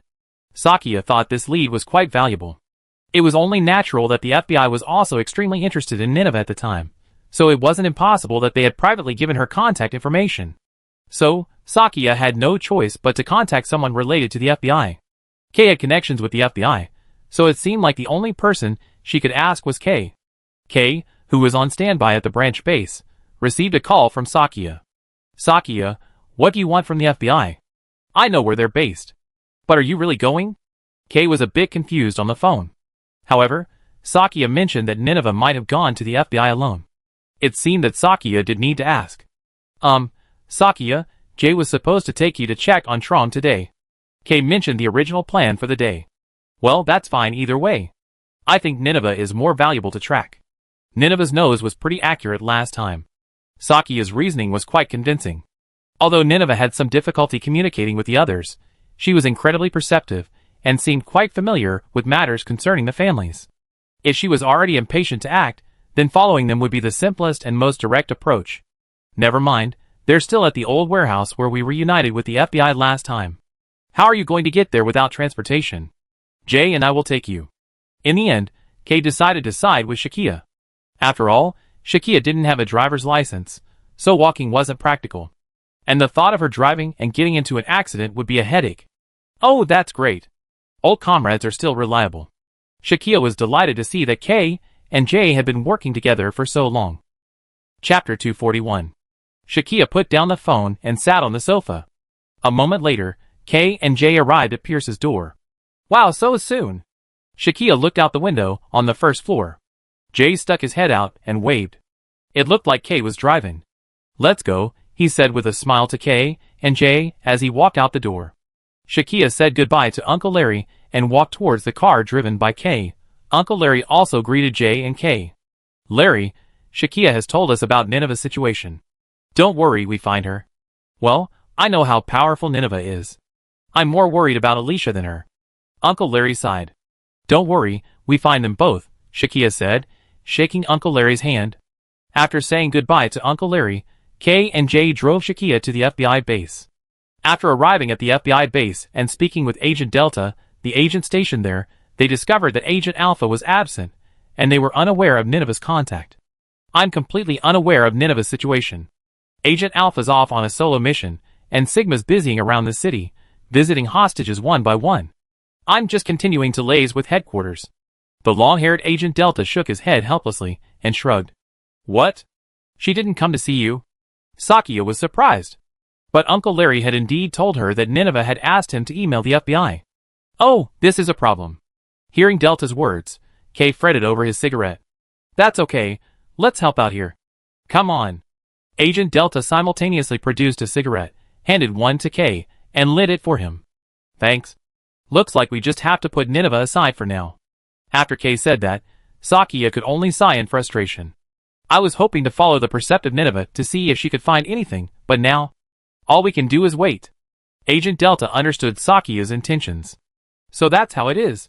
Although Nineveh has some difficulty communicating with us, she possesses an exceptionally keen understanding of the Order and its families. Agent Delta said, taking the black hat from his desk, a tool they use to conceal their communication devices during missions. He seemed ready to leave too. Then why don't you all leave together? I'll be visiting the hostages' families soon to ensure their safety. Oh well. Looks like we just have to call it a day for today. Sakia had no choice but to accept Delta's offer. As Shakia embarked on the return journey, she fell silent, like a frostbitten eggplant. Hey, don't be so gloomy. Let's just go straight to the naval base and see Trom. It's your big toy. Jay turned around from the passenger seat and comforted Shakia in the back seat. Oh. Okay. I don't mind. I didn't sleep well last night, so I take a nap. Shakia knew there was no point in worrying now. She might as well catch up on some sleep. When she opened her eyes again, Kay had already driven her to the port, and Jay had woken her up. Heh. Sakia yawned and looked up, realizing their car was passing a checkpoint. Here, ID. Kay rolled down the window and handed the ID to the guard at the entrance. The guard swiped the ID across the sensor, and the barrier rose, allowing them to pass. The car pulled up next to a massive ship that looked like an aircraft carrier. This was the warship transporting Trom. Wow! Amazing! They even called it an aircraft carrier this time? Sakia got out of the car and examined the massive vessel. While it looked a bit like an aircraft carrier, there seemed to be something different. This is Swager's latest global logistics transport ship. It not only houses Trom's hangar, but also has space for other weapons that might be added later. Swager's weaponry is slowly increasing, Kay said as he also got out of the car. He led Jay and Sakia toward the boarding stairs. The guard stationed nearby saluted Kay and the others, who presented their operator IDs and allowed them to pass. Oh! Sakia noticed the guard's sleeve also sporting the Swager logo as she passed him. It seemed Swagger had other departments beyond the various operators operating within headquarters, and she wasn't aware of them. Nothing surprising. Jay could guess what Sakia was thinking as she stared at the soldier. There are forces within the UN forces now cooperating with Swagger.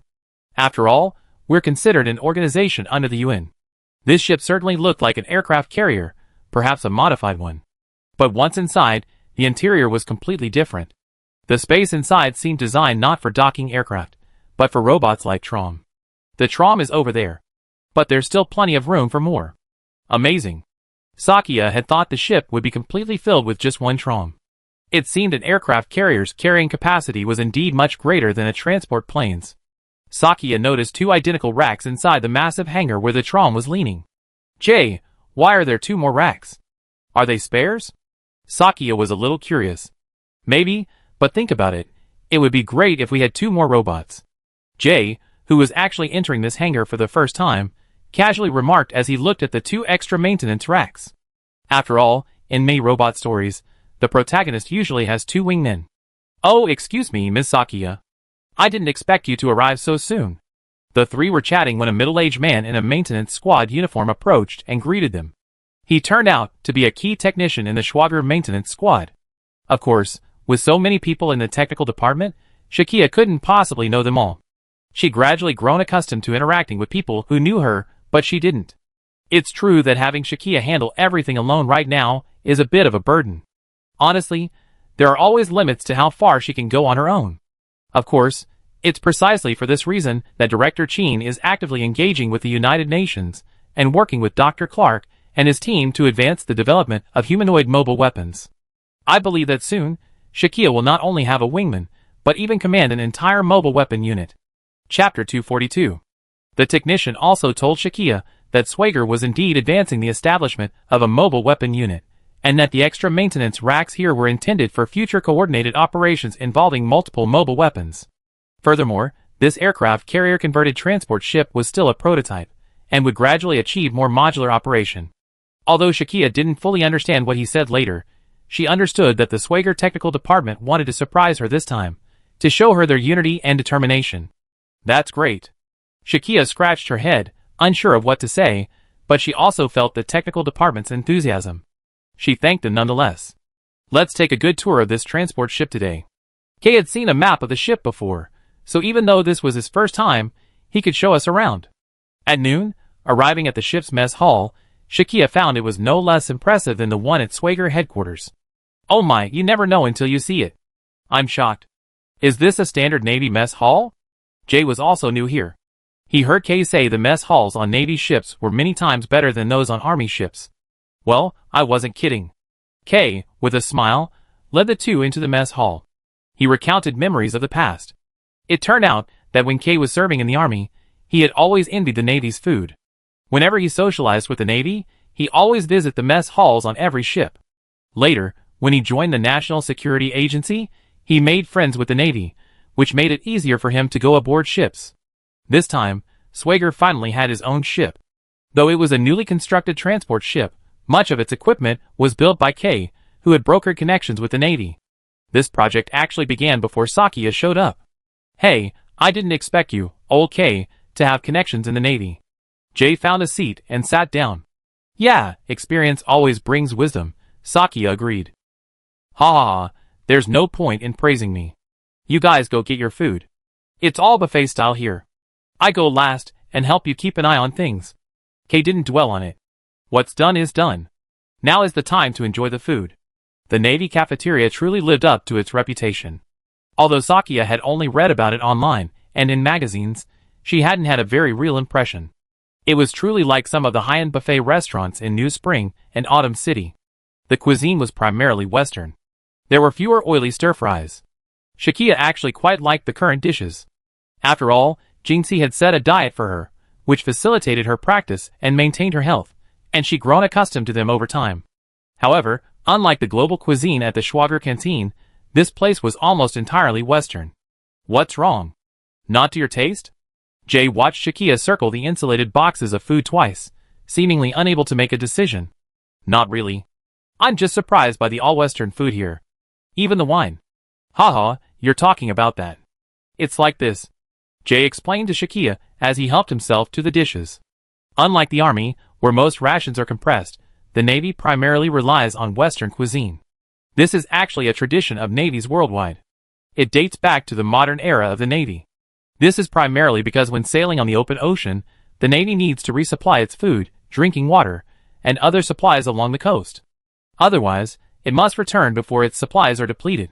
Currently, Schwager doesn't have aerospace carriers capable of taking to the skies, but if it did, the situation might be quite different. However, even an aerospace carrier wouldn't necessarily require resupply. Therefore, Western-style dishes are easier to store, and their cooking methods consume less water and oil. Speaking of naval cuisine, we can't help but mention Navy curry and red wine. Drinking red wine wasn't a luxury for the Navy, but rather a way to prevent septicemia. As early as 1880, the Qing government sent a delegation headed by Ding Richong to Newcastle, England, to receive the ships Chaoyong and Yangwei. En route, 3 sailors contracted a strange illness and died shortly thereafter, remaining buried in Newcastle. According to Qi Zhongyo, the delegation's accompanying clerk, these sailors contracted beriberi, feet of foot, due to the Yin Kingdom sailors' rice-eating habits. In 1887, 2 more sailors from the Liuan suffered from leg swelling, which within a few days became a heart attack, and they died today, one after the other, between the hours of 5 p.m. and 6 p.m. Today, the beriberi that claimed the sailors' lives was actually septicemia. The Beiyang Navy subsequently learned from this lesson and, inspired by Western naval diets, ordered large quantities of red wine to combat septicemia. This practice continues into the modern Navy. After all, regardless of changes in food storage methods, the conditions at sea remain the same. Although Sakia and the others were merely visiting the ship to experience it, there's no guarantee they'd be operating alongside it in the future. Navy curry is a classic naval dish. Curry rice can be cooked like a potato stew simply by replacing the seasoning with soy sauce and sugar. This makes it convenient for supply, which is why it's a popular staple in military rations. In modern times, it has become a favorite dish of navies worldwide. Originally, beef was used, but pork was replaced during World War II due to food shortages. This curry was also Cheyenne's favorite, so the Navy curry on this ship was her personal request. Arya began to introduce Western culinary culture from the late Edo period to the Meiji era, and curry was one of them. At this time, the British Navy, which colonized Stan, used curry powder, a long-lasting spice, to make stew, as milk didn't keep well. Because the milk used for stew didn't keep well, they added curry powder, a long-lasting spice, to the stew, which was served with bread. At the time, many of the soldiers in the former Riyadh Empire Navy died of beriberi, a condition caused by the Army's predominantly white rice-based rations, which led to nutritional imbalances. To prevent this problem from worsening, naval surgeon Takagi Kanehiro, drawing inspiration from the practices of their allies, the British, attempted to improve the military's rations. However, the Riyadhians were not accustomed to eating vegetable stew and bread, so wheat flour was added to the curry-flavored vegetable stew to create a paste, which was then served with rice. This marked the birth of the Riyadh Navy's curry rice. This naval curry was completely different from Stan-style curry. Besides the wheat flour paste, other ingredients were also added. The paste-like curry didn't spill even on the rocking ship, making it a perfect accompaniment to the Riyadh rice. Although the British also served curry with rice and bread to the troops, they used the original curry. Everyone took their dishes and sat down to eat. I tried the curry at a New Spring City restaurant before, and it was just average, but this Navy curry is completely different. Chapter 243. Hey Jay, you seem to have taken a bit too much. Don't waste it. Kate frowned when he saw Jay carrying a bunch of food. Look at Shakia. Kate pointed at Shakia's plate. It contained curry rice, a few side dishes, a dessert, and a small bowl of soup. Haha, that's okay. Shakia, if you want some, I share some with you. Jay seemed to have already figured out what to do with the extra food. Sure. Shakia didn't refuse.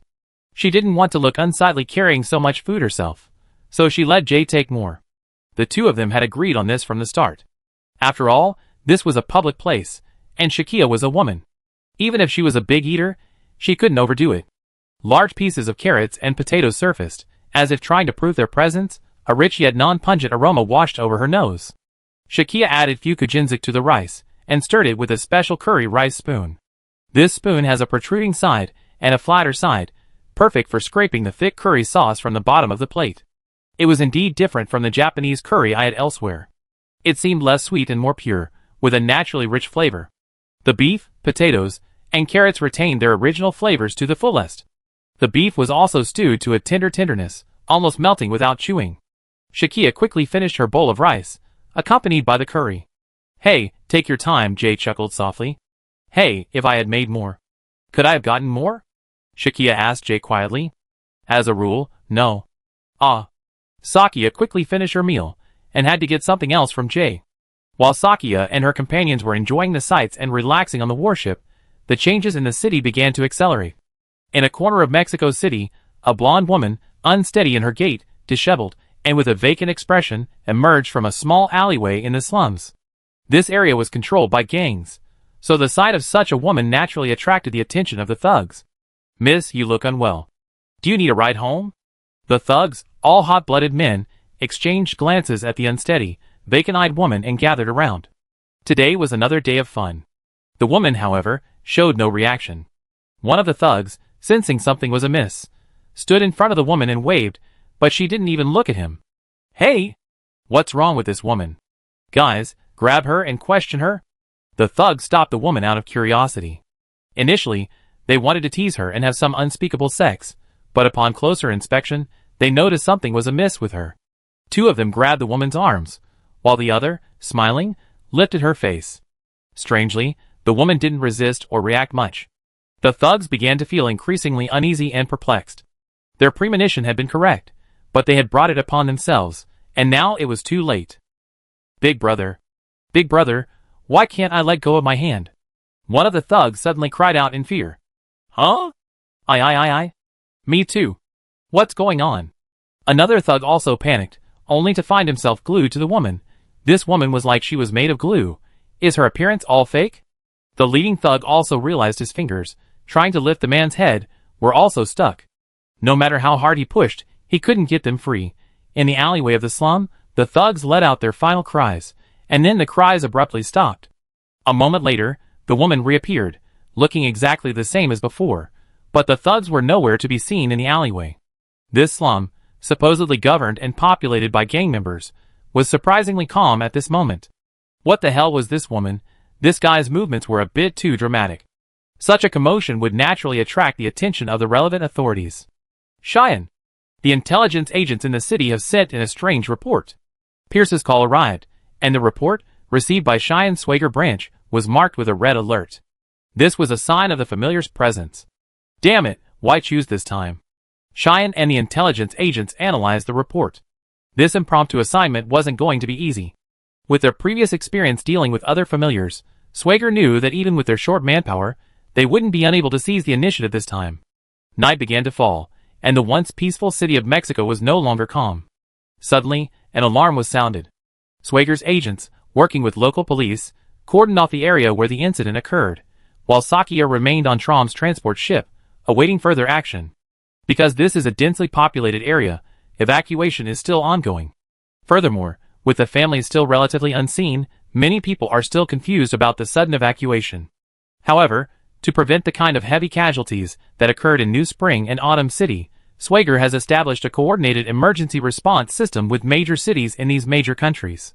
Even if the families are annihilated in the bud, they are still responsible for the lives of the people. How are things going over there? Sakia was on standby aboard Trom, maintaining close contact with J.K., Cheyenne, and others on the front lines. This incident, originating from a gang base in the slums, was discovered by intelligence personnel embedded within the gangs by the branch.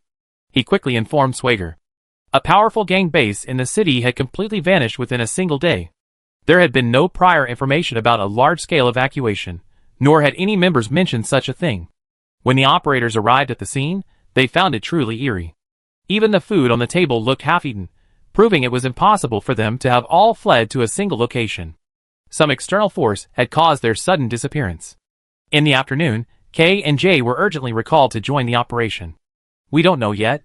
We're searching for the target." This was the reply from K.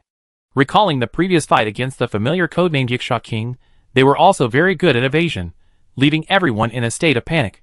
What kind of creature will appear this time? Cheyenne, when can I attack? It had been a long time since Shakia had been on Trom's side, engaged in a physical confrontation with the familiar. She felt a little excited, but also a bit nervous. Be patient. Wait. Operators ahead, be careful. There's a massive energy reaction beneath your feet. Cheyenne was talking to Shakia when the command center seemed to have witnessed something. Before Cheyenne could finish her words, she shouted a warning to the operators ahead. Chapter 244. A gigantic hand reached out from beneath the surface. The operators on the scene felt as if they had experienced an 8.0 magnitude earthquake. Even the police officers cordoning off the scene were so frightened that they lay prone, unable to move. This was the first time they had ever seen a familiar. J.K. How are your team members? Sakia also saw the video feed from the front on the visual communication in Trom's cockpit. Cheyenne saw the same scene from the branch command room. Headquarters. Team K is fine. It's just that all the houses in this area have collapsed. That thing is about to crawl out of the ground. It was Jay's voice. A moment later, the other operators responded, and it seemed everyone was still alive. We managed to save our lives. That guy is near our team. Team K is evacuating at full speed. K's communication indicated that everyone was some distance away from the familiar rising from the ground. This is Pierce. The intelligence team is on a helicopter providing battlefield support. Don't worry. Several military helicopters flew in from a distance, one with a Swagger logo on its tail. It looked like Pierce was bringing the local military to support them. Although the armed forces here weren't as massive as those in New Spring and Autumn City, with Sakia here, everything would be a problem. Although the familiar's appearance this time was sudden, thankfully it didn't arrive before Trom arrived. A massive white figure slowly emerged from the ground, surrounded by an ominous mist of light.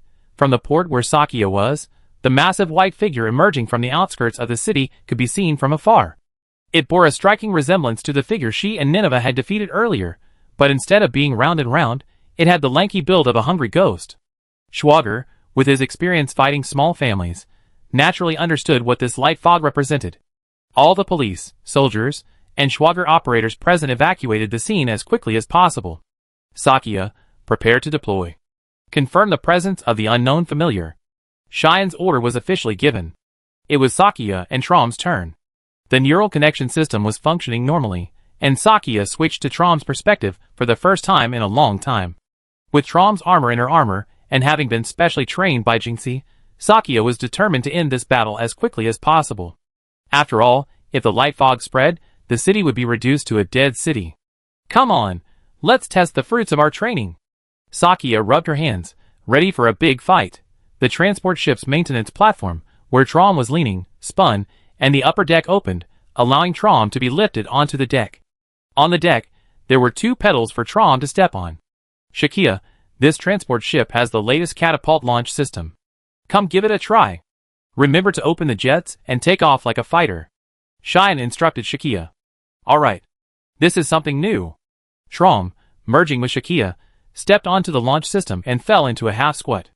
For Shakia, it was as if she were placed on the catapult. The ground crew directed the aircraft as if they were taking off from an aircraft carrier. Although Shakia had no experience flying fighter jets, she had at least learned the command hand signals before taking off. Trom clearly saw the ground command gestures. Just like piloting a fighter jet, Sakia crouched and slowly activated the jets behind Trom. Then, the ground commander waved his signal wand, striking the go gesture. So, as usual, it was time to shout out the classic line. Sakia. Trom. Attack! With the jets behind her blasting to full power, the catapult, sensing this, suddenly accelerated, and Sakia smoothly took to the air. However, Sakia didn't feel much G-force. It had to be said that the advanced technology in the Trom's cockpit was truly impressive. Cheyenne, a former fighter pilot, had worried Sakia during takeoff about whether she could handle the G-forces, but Sakia told her she barely felt any. Trom's stay-in-the-air time was under 5 minutes, but that was more than enough to reach that guy. While adjusting her stance in the air, Sakia had locked onto the guy with her photon missiles. Shortly after takeoff, Sakia launched them as she closed in on the target. As the photon missiles exploded with a burst of flames on their target, Trom adjusted his stance midair and launched a soaring kick into the face of the tall, white giant. Got it! Sakia was delighted. This guy wasn't like the fat white fellow she'd beaten before, a mass of energy. This guy had substance. The opening sequence was a flurry of photon missiles and flying kicks. Sakia pummeled the giant, who had just emerged from the ground, into the dirt. He trailed across the ground for several kilometers, before collapsing in the rubble of a building. Fortunately, The civilians and personnel in the area had already evacuated, otherwise Sakia wouldn't have dared to use such a violent and aggressive attack. While the opponent was lying on the ground, Sakia observed him carefully. He seemed to be about the same height as Trom. Although he had a humanoid appearance, his tall and thin figure made him look rather frail. No wonder Sakia had been able to send him flying with her. Now, the guy remained in the position he had been sent flying, lying in a twisted shape in the rubble. His head, distorted and drooping horribly from the heavy blow, lay to the side. Strangely, however, the guy, like a puppet on a string, first raised his lower limbs, then bent his hands at a twisted and blasphemous angle to roll over and climb. The pale, withered head on its neck swung as if its neck was broken. It seemed to be damaged by Sakia's flying kick. Yet, the guy was still moving, which was particularly strange. TSK. These guys are getting more and more abnormal. The scene made Sakia feel nauseous. It looked like a ghost from a horror movie. Sakia decided to keep attacking until this disgusting thing disappeared. Raising both hands, Sakia fired tracking lasers from her palms in succession, causing the newly emerged familiar to twitch and scream. Excellent! Sakia is in great shape today. Operators J and others, having retreated to a safe distance, admired Sakia's battle from afar. What's the connection between this familiar and the one you encountered in the suburbs? Cheyenne asked J.K. and the others over the comms. We don't know yet. But that light mist is the one that caused the albinism phenomenon. It looks familiar. Kay remembered that when the monster emerged just now, it seemed to be emitting that substance from its body. The monster is emitting that substance from its body? Cheyenne frowned as she watched Sakia bombarding the familiar. Chapter 245. Shakia? Be careful. No more explosions. Cheyenne warned Shakia over the comms. What? Shakia quickly stopped. After the explosion dissipated, Shakia looked closely. The familiar's body was blasted with cracks, and these cracks were pouring out that light mist. This light mist was causing the surrounding environment to bleach. Furthermore, these cracks were getting bigger. TSK. This? Shakia bit her lip, suddenly at a stalemate. She had wanted to quickly finish this guy off to minimize the damage caused by the bleaching, but she hadn't expected it to leak even more of this substance after being beaten. A closer look revealed that the long trail left by Shakia's kick, where the familiar had been sent flying, was also beginning to turn white. It was like frost spreading. This was really going to be a tough situation. Shakia paused and watched as the giant, twisted figure stood up and staggered towards her. Cheyenne, I try to hold this thing off. I won't use ranged weapons right now. Sakia said this readily, but even using close combat, there was no guarantee she could defeat this creature without damaging its surface. Even though it didn't appear to be very powerful. This opponent was truly insidious. Sakia had originally wanted to have a good fight, but she hadn't expected these families to resort to underhand tactics. Furthermore, the light mist that leaked onto the ground and caused the whitening phenomenon had actually condensed within it a type of the fat white family that Sakia and Nineve had previously defeated. It seemed that what they had defeated was only a portion of this giant creature. Oh, what should I do? Sakia groaned inwardly. The last time she faced this thing, Nineveh was with her. Sakia's abilities were only for self-preservation. To use more powerful energy to dispel the light fog, Sakia would probably need to master the power of her spirit. Recalling that time, fighting alongside Nineveh, Sakia, having unleashed a certain amount of spirit power, had only subdued the fat white man. At this point, Sakia had no choice but to maximize her breathing techniques, trying to channel her spirit through Trom. Otherwise, there was no way to escape. This was the first time she had used her spirit on Trom independently. Master Jinxie's training replayed in Sakia's mind. Oh! Sakia finally showed off some of her unique skills? In the distance, combat operators and evacuating soldiers watched Sakia's battle through binoculars. Trom's hands were enveloped in a golden glow, and he adopted a fist-fighting stance. Come on! Let's see what you're going to do! Shakia remained motionless, waiting to see what the familiar was going to do. Bang! Bang! Bang! The familiar stumbled toward Shakia like a zombie. It stretched out its bony hands, trying to strangle her. Humph. In close combat, this creature was no match for Shakia. Shakia used the force to clamp down on it, immobilizing it. Snap! Snap! Snap! In an instant, Shakia broke the familiar's limbs. It fell to the ground, writhing. However, after subduing it, Shakia didn't dare to proceed with the fatal blow. Shakia was also pondering how to kill it without breaking its skin. In other words, how could she kill it? Although this creature lay on the ground, unable to move, The small followers it had spawned were not idle. The small followers began to charge towards Trom, and they kept increasing in number. Sakia then realized that they were crawling all over her body like insects. Wow! This truly frightened Sakia. A chill ran down her spine.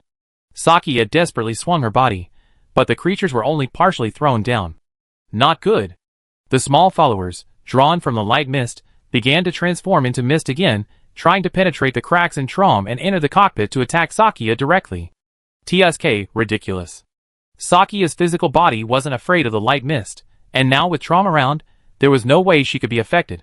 Mobilizing her spirit energy, it formed a thin film around Trom, instantly blocking the light mist out. Even though Sakia's spirit energy wasn't very strong yet, it was enough to form a protective barrier. It looks like those things can't do anything to Sakia. Ziyuan watched the battle unfold on the big screen. She began to understand how Sakia and Nineveh had previously defeated this troublesome creature. While ordinary people were nearly defenseless against this light mist, Sakia and her companion's superpowers were indeed its nemesis. Nineveh, whose abilities were even greater than Sakia's, was most likely the executor. Hopefully, this energy would allow Sakia to do something about this clan.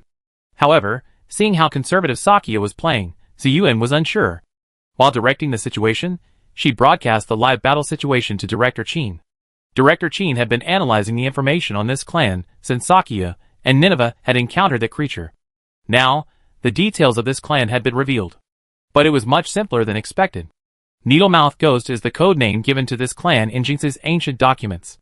This clan rarely appears alone in our plane. They are extremely mysterious creatures, and there are not many records of them in the literature. That light mist is their true form. They can absorb the life force of living beings, like an invisible energy body, making them difficult to defend against. However, why the Needlemouth Ghost is stored in the body of that tall, thin clan member is still unknown. Or if that tall, thin, humanoid, seemingly weak clan member is not a Needlemouth Ghost, then what exactly is it? Not even the documents mention it. This is not the first time such a situation has occurred. The clan member previously given the name Yiksha King was the one that caused heavy casualties in New Spring and Autumn City. They were also a patchwork monster. According to Jinx's documents, they are a combination of the characteristics of several clans. It seems that Jinx's documents are due for an update. If this document is a record of a battle between a super ancient civilization and the clan members, then after so many millennia, perhaps the clan members have also developed new species. Although Sakia was fighting conservatively, this familiar wasn't particularly effective. It wouldn't be too late to observe carefully before taking action. That was Sakia's plan. But the Needlemouth Ghost didn't seem to be willing to go along with Sakia's wishes. Seeing this tactic fail, the smaller familiar gradually gave up on Sakia and began rushing towards the safe areas where civilians were taking shelter. The military and the operators were concentrated. Unlike the big guy's idiocy, the fat white one seemed quite clever. Asshole. Come at me! Sakia had no choice but to activate her photon missiles and tracking lasers to blast the smaller familiars scurrying through the streets. Even if blowing them up would leave patches of whitewash surrounding areas, it was still better than rushing to the shelters. Chapter 246. Sakia unleashed her full firepower, blasting the small families scurrying through the streets and alleys into patches of white. Conveniently, after the small families exploded, they didn't spread the life-sucking light mist over a large area, but instead formed a patch of white spots of moderate size. Of course, any life within the area would be in grave danger. But this was the best Sakia could do for now. They're coming! Armored convoy. Prepare to fire. An officer commanded. In the distance ahead, ominous white figures could be seen moving.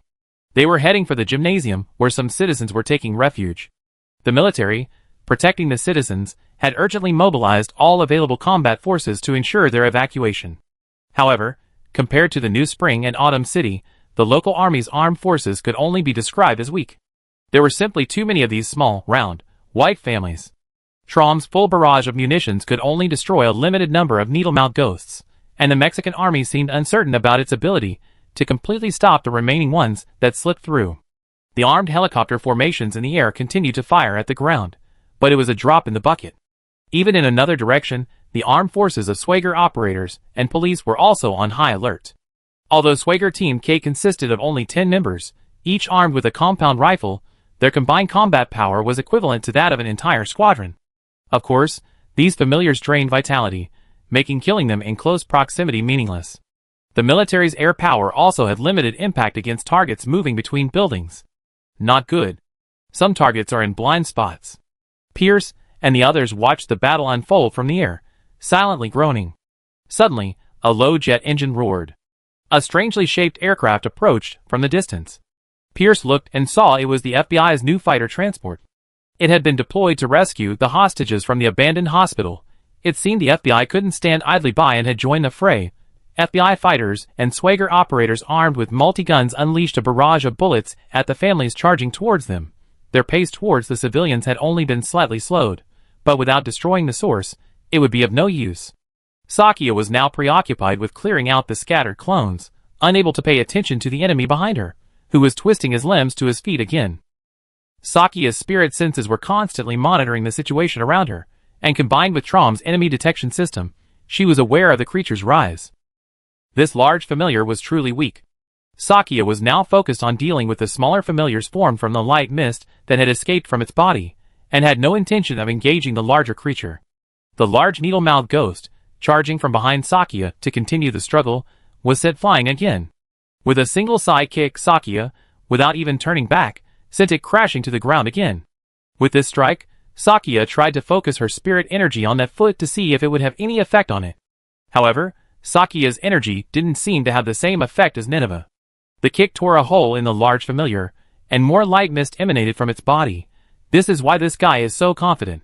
So insidious.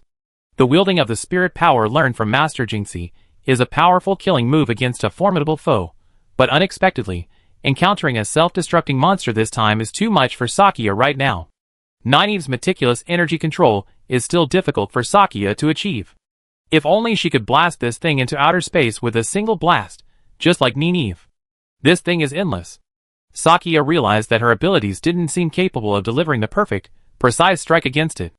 But if she didn't completely destroy this giant, it seemed these smaller creatures would just keep popping up.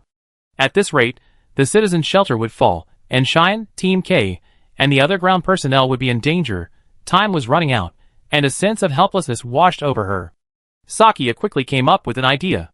She thought, what if they could transport this creature to a less populated area and then kill it?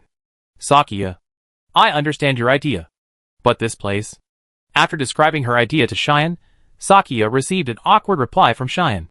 Mexico City is surrounded by either sea or primeval forest. By destroying the bodies of the familiar, the light mist leak is estimated to cover an area as large as the entire city of Mexico. Neither the primeval forest nor the ocean could withstand such a large-scale death of life. If it were a desert, it would be fine, but the fertile land here couldn't withstand such a torrent of destruction. This would cause immeasurable damage to the global ecosystem, especially since the forests here are the lungs of the earth. Then I really don't know what to do. Sakia was also anxious.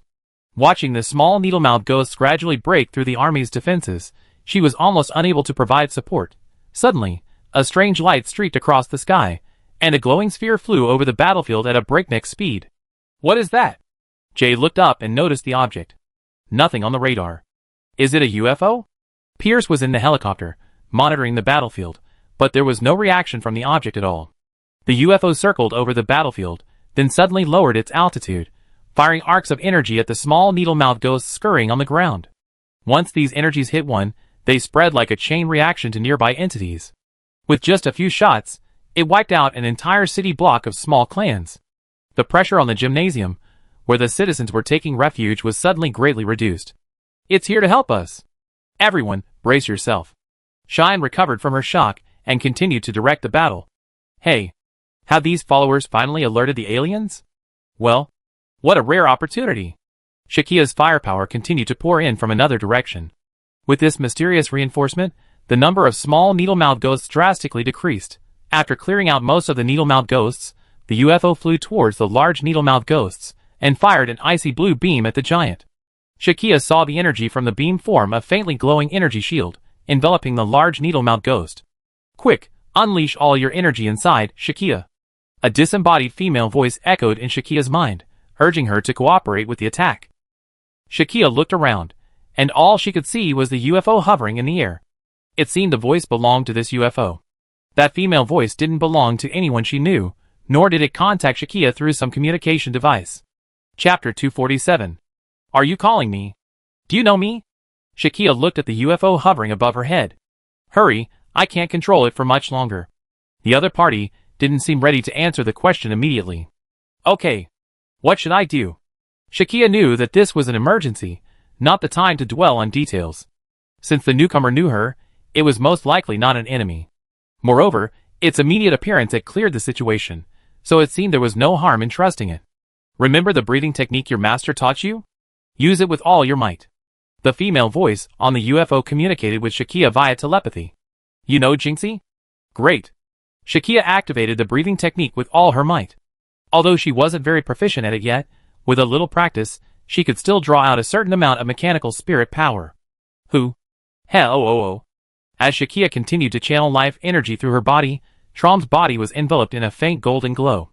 The dazzling radiance Shakia could currently unleash was still far from the sun-like brilliance she once possessed in cyberspace. But it seemed this was enough. Okay, Shakia, I teach you a set of moves. Next. The female voice from the UFO spoke, and it seemed to teleport something into Shakia's mind. What is this? Shakia felt a sudden dizziness. A figure resembling Jinxie appeared in her mind, performing a set of moves within her consciousness. This technique seemed to be some kind of technique for harnessing the power of the spirit. She had never seen Jinxie teach her anything like it. However, because it was transmitted directly into Shakia's mind, she had mastered it almost completely, at least in a short period of time. Could the person on this UFO have any connection to Jinxie? Come on, Shakia. Use the technique you just saw on this clan member. Alright. Coming. Although Shakia felt a little embarrassed, she couldn't care less. She almost knew that Jinxie had come up with something to support her. Shakia quickly formed hand seals with one hand. She had seen Jinxie use this hand seal before, but she had never expected it would be her turn to use it this time. Great and mighty heavenly dragon, Buddha honored Ksiddhartha. Shakia shouted the mantra that struck her mind as the technique was applied.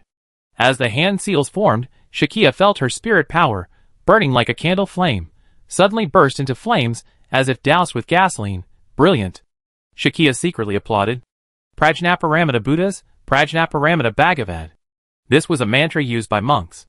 Somehow Jinxie figured it out, but this mantra and hand seal actually had the effect of enhancing the power of the spirit, and this sudden burst of spirit power began to gather in Sakia's hands. Flying dragon in the sky. Go!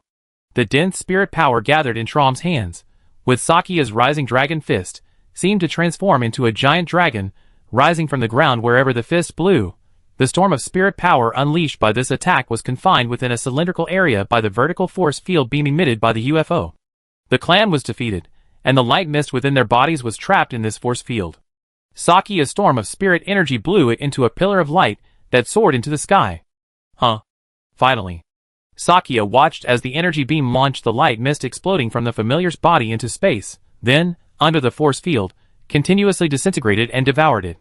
She breathed a sigh of relief. She had finally gotten rid of this troublesome light mist, using a similar method to Nineveh. However, she still needed external assistance to defeat the familiar. The battle had ended cleanly and efficiently. Before Sakia, only the burning ruins of the city block remained. But having learned a new technique, this was a worthwhile victory. But before she could even thank the UFO, it flew away at breakneck speed. The entire city remained on alert. This was the first time the local army had been involved in repelling the familiar. The cleanup of the battlefield was not very efficient. Helplessly, Sakia disembarked from Trom and joined the cleanup. Oh, I didn't expect those soldiers to dare approach the center. I'm so drunk. Jay sighed, looking at the ruins before him. Hey, that's why we're here. Stop talking nonsense and go take a look. Kate pulled out a cigarette and lit it. Because the military had no experience dealing with familiar incidents, only Operator Swager's team was tasked with sorting out the familiar wreckage. Although this is where I killed the familiar, there's no wreckage to be seen. Sakia also approached, looking around. Sakia, dressed in her pilot's uniform, stood between Team K, while Trom half-crouched behind them. The group of about 10 slowly stepped over the rubble and approached the epicenter of the familiar's defeat on foot. But the road conditions were truly terrible. After all, it had become a pile of rubble. The road ahead is blocked by rubble. Everyone, stand back a bit. I'm going to clear the way. Jay prepared to deploy AC-4 charge. He was still rummaging through his bag when Shakia darted forward, shouted, and with a single punch, shattered the concrete wall blocking the road. The operators exchanged glances. Well done, Miss Shakia. Kay chuckled. Jay also blinked and gave Shakia a thumbs up. You're worthy of being called a King Kong Barbie. Hey, that's enough. Shakia rolled her eyes at him. Shakia was simply using her abilities to make things easier for everyone. She didn't want to come across as some kind of violent woman. Shakia took the lead, pushing aside the remaining rubble and clearing a path. Through the rubble, they arrived at a flat square.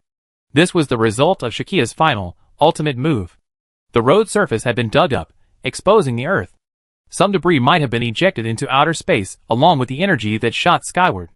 This square, several hundred meters in radius, startled even Shakia herself. She had truly felt the power of that attack.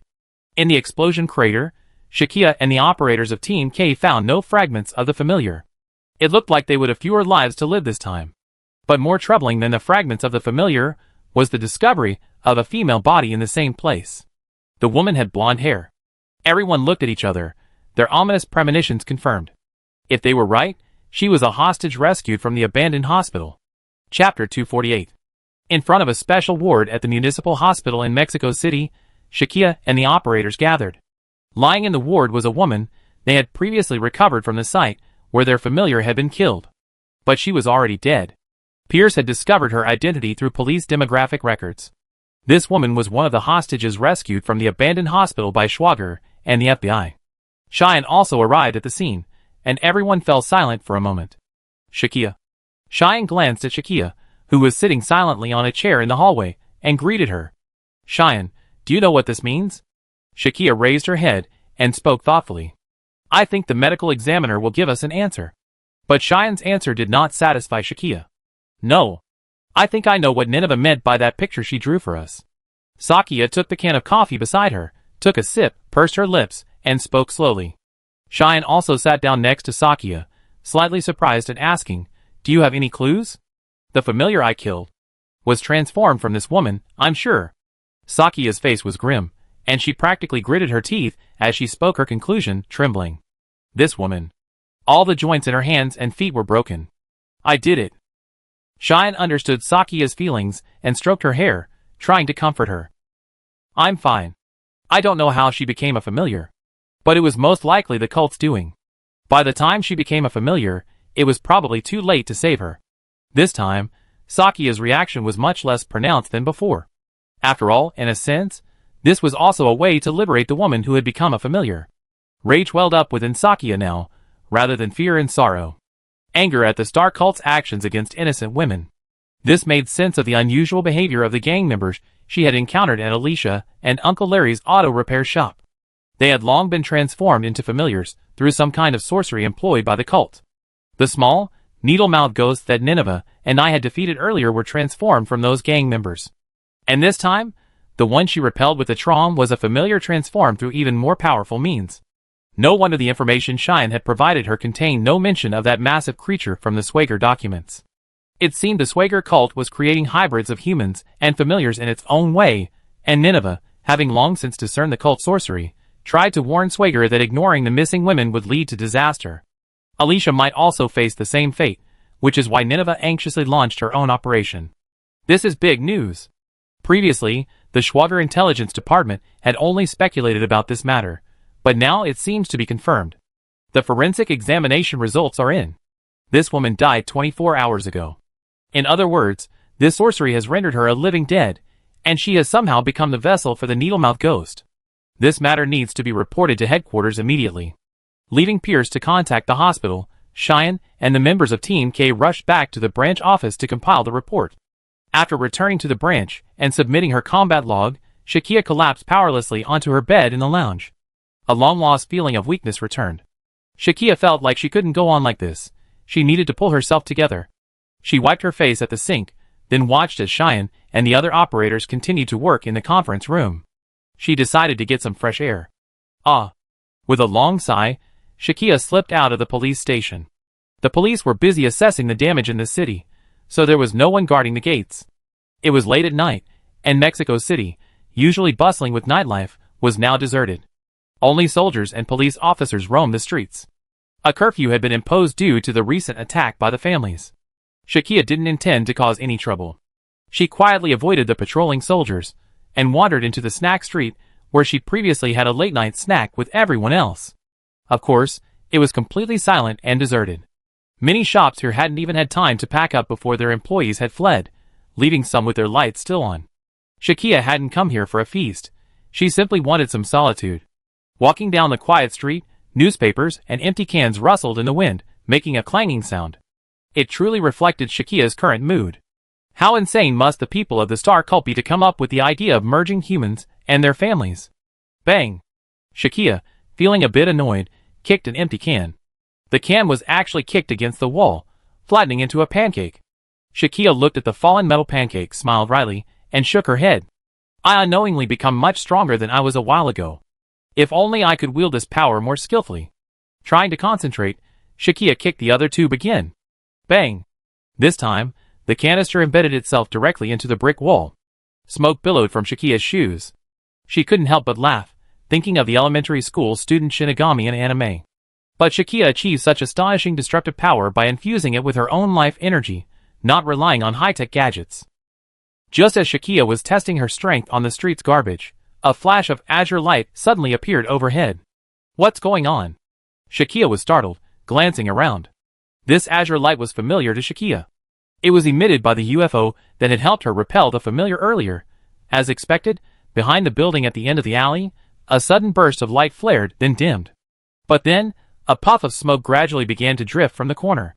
The smoke, reflected in the green light from the wall at the corner at the end of the snack street, looked a bit eerie. It looked eerie, like something out of a horror movie. Though Shakia's heart was trembling, she didn't panic. Her fighting prowess was evident, and she wasn't afraid of anyone. She heard a faint, strange engine sound. She knew it was the UFO landing behind the row of buildings.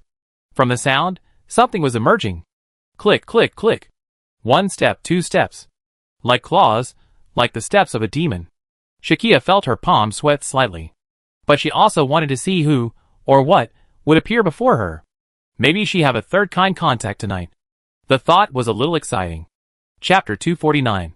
Shakia listened to the footsteps approaching, a faint clinking sound like a soft material on concrete. Click, click, click. A figure approached from the intersection, illuminated by a faint green light. Its shadow was reflected on the wall. Shakia, still a little nervous, swallowed. The wind was unusually chilly late at night. At the end of the alley in front of Shakia, a figure in a black cloak appeared. What is this? I can't make out its appearance at all. Is this an alien? It began to approach Shakia. Shakia instinctively took a few steps back. As the person continued to approach, Shakia subconsciously summoned the power of her spirit and entered a defensive state. Be patient. A calm female voice echoed in Shakia's mind. It seemed the person before her was indeed from the UFO. I'm sorry to interrupt your practice so late at night. This time, the person spoke these words. She lifted her cloak, revealing a head of black hair and horns. Who are you? Were you the one who helped me fight off the familiar earlier? Seeing she showed no hostility, Sakia lowered her defenses and allowed her to approach. Indeed. The name I used to use in front of humans is Lacerda. But you can call me by my real name. Aoshue. Coming a little closer, Sakia, aided by the lights from the surrounding shops, could clearly see the newcomer's face. She had the appearance of a typical Oriental beauty.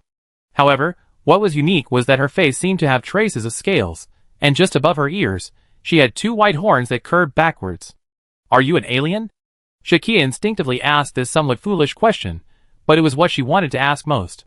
Since she knew from previous experiences that she understood Shakia's language, she blurted it out. How is that possible? The mysterious woman calling herself Aoshue looked at Shakia in surprise. Oh, that's right, you mentioned Jinxi's name before. You must be someone he knows, right? Shakia stuck out her tongue, dismissing the idea that she was an alien. Otherwise, she would have been in awe of Jinxi, having an alien ally. But remembering the stories Jinxi had told Shakia about the super ancient civilization, having alien allies wasn't so surprising. The information about the origin cube itself was leaked to Earthlings by aliens. Hello, Shakia, are you the disciple Jinxi mentioned? I am indeed Jinxi's ally, but I don't belong to this civilization. My people and I live underground, protecting the humans on the surface. Aoshue's words were shocking, and Shakia was stunned. It seems this woman, while not an alien, is no different from one. You look confused, but you should also know that you executors, like us, are different from the humans of this current civilization. In other words, you and our ancestors once fought together. It seems Ao Shui came to see Shakia with a lot to tell her. We're just standing here and talking. Doesn't seem right? It seems like we talked for a long time? Shakia said awkwardly. Since everyone was going to chat, standing like this seemed a bit awkward. It's okay, take a seat. Ao Shui wasn't shy at all. Instead, she plopped down on a seat at a nearby taco shop. Then, with a snap of her fingers, the eerie light behind the wall vanished. What happened? Shakia asked, her gaze fixed on the end of the alley. I just turned off my aircraft and switched to stealth mode. Ao Shui then opened the counter, pulled out tacos and cola, and placed them in front of her and Shakia. Shakia was bewildered. This woman named Ao Shui seemed quite outgoing. Despite her mysterious appearance, she was actually quite casual. To be honest, Shakia was starving, perhaps from the after-effects of her forced amplification of her spirit. Well, never mind. Since it was right in front of her, it might as well be eaten. However, Shakia still had some concerns. Wouldn't it be okay if we just took it? Shakia blinked and asked weakly. Ha ha ha, you're just like Jinxie said. You're a good kid. Ao Shui laughed and sipped her Coke. Huh? Shakia scratched her head awkwardly. Don't worry, just leave the money on the counter later. The smile on Ao Shui's face made Shakia think her charm lasted only 3 seconds. Why was she so intimidating when she first appeared, and then suddenly filled with such a playful aura? What was this strange woman up to? Okay, it's my treat, you go. Shakia reluctantly held out her hand, motioning Ao Shui to eat without worry. Ahem. After eating and drinking some Coke, Ao Shui's expression finally returned to seriousness. Come to think of it, you know, Jinxie, and you were able to send me the... How should I put it? The image of the move directly into my mind. Sakia chatted with Ao Shui as they ate. Oh, you mean that great mighty heavenly dragon? That's actually something your master asked me to teach you to help you through this difficult time. Ao Shui took a sip of Coke and spoke slowly. I was commissioned by Jinxie to investigate the star cult. My aircraft can travel around the world at lightning speed, and Jinxie and I have collected a lot of information on the albinism phenomenon. It turned out that after Sakia and Nineveh's first encounter with a light fog, Jinxie and Director Qin had reviewed the report. Jinxie seemed to have found some similar clues in the literature, but they were very vague. Strictly speaking, without having personally seen the clan, even Jinxie couldn't quickly identify its weaknesses. During the days Shakia and the FBI were active, Jinxie asked the mysterious alien woman to gather information on this clan. Eventually, Jinxie combined the information gathered by Ao Shui and named this clan Needlemouth Ghosts. Jinxie quickly developed a set of techniques tailored to Shakia's and her own energy utilization methods to counter the Needlemouth Ghosts. Great mighty heavenly dragon. Combining incantations and breathing techniques, the user can briefly enhance their life ripples and spirit power to the utmost. Then, they can unleash it. This method of compressing energy to its limits is somewhat difficult for Shakia at this point, but it's a necessary measure. Luckily, Shakia is the executor and possesses the protection of the root cube. The only problem she faces is hunger. Chapter 250. Originally, I was conducting an investigation throughout South America when Master Jinxie suddenly told me you were in trouble and asked me to come and support you. I just arrived and saw you fighting that giant creature. Ao Shui sipped her cola and recounted her experiences to Shakia. One could imagine that with that kind of high-tech aircraft, the efficiency of the operation must have been terrifying. Shakia found it hard to imagine conducting investigations across a continent at will. That's great. And you brought me the techniques developed by Jinxie. Thank you, Miss Ao Shui. Shakia gestured for a toast. Now that Ao Shui's background and position were confirmed, she happily toasted to her new companion. Cheers. It was just a cola, but it was a joy to have friends from afar. Ao Shui was also a straightforward person, and Shakia found her communication quite comfortable. I heard that an organization from a certain major country is conducting a joint investigation with you. Ao Shui asked. Shakia nodded. She should have been talking about the FBI. Kay seemed to know more about that group, but Shakia didn't know much about them. The FBI, they seemed to be a pretty impressive bunch. With their special forces teams, new aircraft, and all that stuff. It's quite lively. Shrugged, Shakia said somewhat helplessly. That's strange. Logically, the FBI is supposed to be an internal organization, while the CIA is supposed to be spying all over the world. Ao Shui was a little puzzled, looking thoughtfully at the taco in her hand. Shakia was hearing this for the first time. After all, she didn't know much about the Gale Nation's organizations. She hadn't expected the woman with the strange horns before her to be so knowledgeable about these matters. Hey, Our clan has had quite a bit of contact with Gale country. Shortly after the end of World War II, we visited their country to inspect their nuclear weapons and left a warning for their military. Aoshwe said with some pride.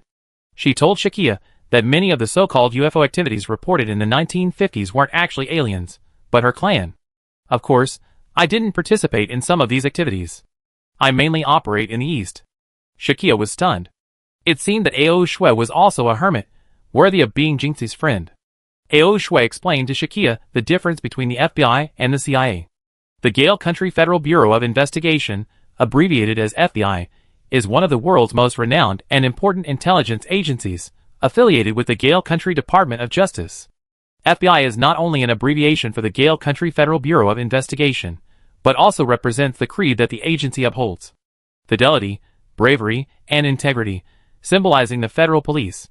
The FBI's mission is to investigate criminals violating federal laws, uphold the law, protect Gale Nation, investigate foreign intelligence and terrorist activities, and provide leadership and law enforcement assistance to federal, state, local, and international agencies, while fulfilling its duties in accordance with public needs and the Constitution of Gale Nation. 5 areas of social impact receive the highest priority: counterviolence, drug and organized crime, foreign counterintelligence, violent crime, and white-collar crime. The FBI's mission is to investigate violations of federal laws and uphold the law. It investigates foreign intelligence and terrorist activities, and provides leadership and law enforcement assistance to federal, state, local, and international agencies, while fulfilling its duties in accordance with public needs and the Constitution of Gale Nation. Internally, it is solely responsible for maintaining national security and preventing organized terrorist activities. Externally, it actively assists the Military Intelligence Bureau of the Gale State Ministry of Defense and the Gale State Central Intelligence Agency to prevent and combat any intelligence and military activities that could threaten Gale State's national security. Its primary activity targets domestic criminal activity.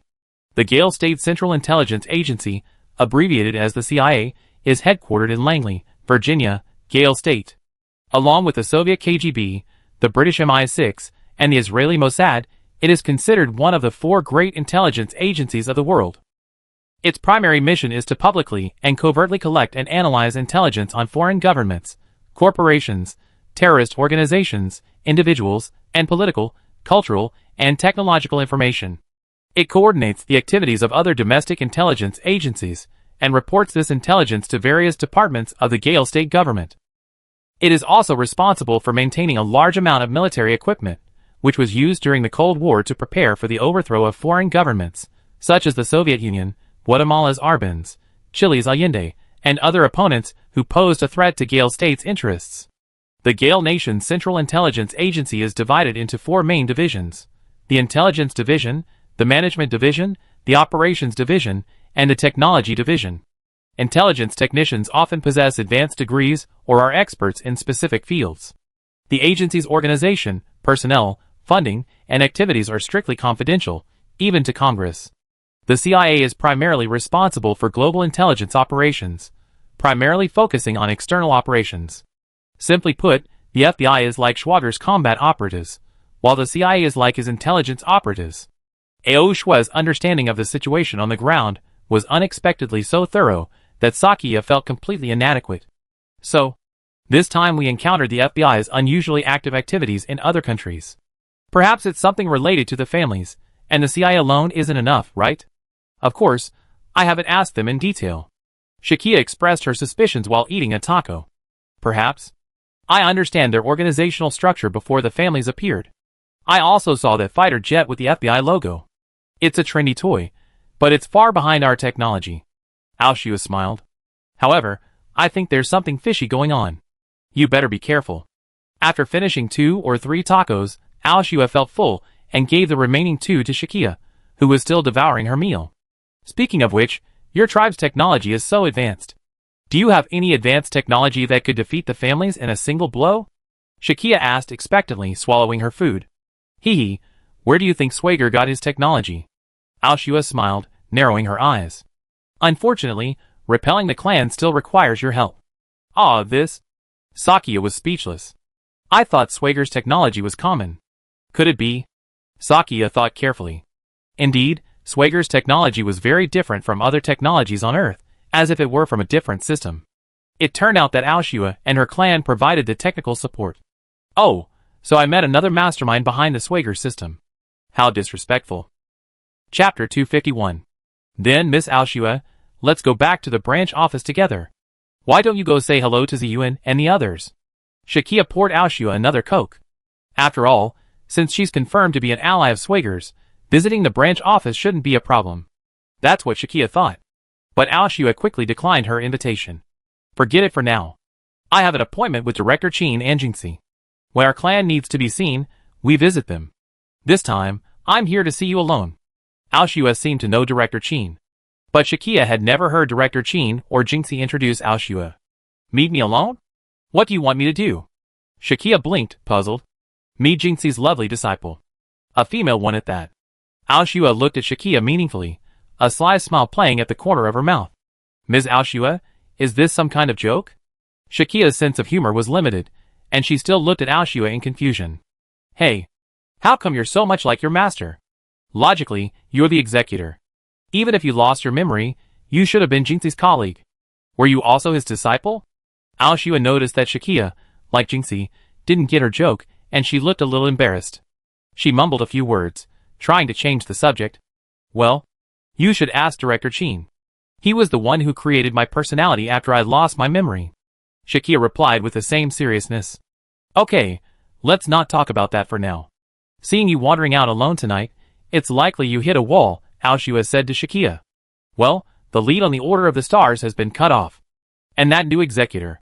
Shakia preferred straightforward conversation. She wasn't in the mood for jokes right now. That woman named Nineveh? She's gone missing, right? Aoshua uttered slowly. I hadn't expected Aoshua to know even that. Shakia was startled, looking at Aoshua in amazement. How do you know everything? I don't see you following us around all the time? Shakia's surprise slowed her chewing as she spoke. I read all your recent reports. Aoshua wiped her mouth contentedly with a napkin and said casually. I see. Shakia scratched her head. She remembered that she had written the report on Nineveh. She hadn't expected Aoshua to receive a copy after submitting it. This really felt like a leader inspecting our work. That Nineveh, I think I saw her at the airport yesterday while searching for clues in the city. Aoshua also carried a device similar to the Swagger terminal, but much smaller. She placed the disc, about the size of a makeup box, on the dining table, projecting a 3D image. This was a device that projected 3D air imaging. And the operation seemed to be controlled by brainwaves, not by touching. In the 3D image projected by Aoshua's device, Sakia saw a video Aoshua had filmed at the airport. It showed two women working together. One was Nineveh, without a doubt. The other, wearing sunglasses, was the agent named Alpha they had met before. The images captured by Aoshua's equipment were crystal clear, worthy of the underground tribe's cutting-edge technology. It's the two of them? Where are they going? Sakia hadn't expected Nineveh to accompany Alpha. Agents Delta and Sigma said Alpha had gone on a special mission alone. Could that mean he was taking Nineveh with him? Wait, after Alicia disappeared, Nineveh rushed to find her.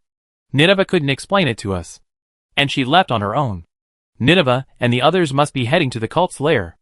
Sakia felt Nineveh's goal was simple, to retrieve Alicia. And Agent Alpha might have some intelligence, which was why he was secretly contacting Nineveh. Uncle Larry had previously mentioned that Nineveh had asked him to contact an FBI agent. Now that he thought about it, that person was most likely Alpha. And her secret mission might also be related to Nineveh. Ms. Aoshua, can you predict where Nineveh and the others are going? Shakia seemed excited. I guess so. Are you interested? Aoshua's answer delighted Shakia. This was a real help. Of course. Miss Aoshua, why didn't you tell me such an important question earlier? I reported to Ziyuan and the others right away. How did you know? Shakia's problem, which had been troubling her, was unexpectedly solved by Aoshua. They had to hurry. And this Aoshua was truly incredible. She seemed to be so elusive and omniscient. Earlier, Operator Pierce of the Swagger branch seemed to have inquired from a gang leader about the cult's relocation, Aoshua said calmly. Shakia nodded. I know. The new base is said to be in the Brazilian rainforest. But how can we be sure it's there? I just went there yesterday and spotted a mysterious convoy traveling through the rainforest. Let me show you. My stealth aircraft captured this footage at low altitude. Aoshua didn't say much, but went straight to the video. With an ally like Aoshua, intelligence gathering should be easy. The video was shot at an altitude of several dozen meters above the ground. In the night sky, with AO Shue's stealth activated, it was virtually undetectable from the ground. The convoy on the ground, however, was clearly captured. Under the moonlight, several trucks drove along the rainforest road.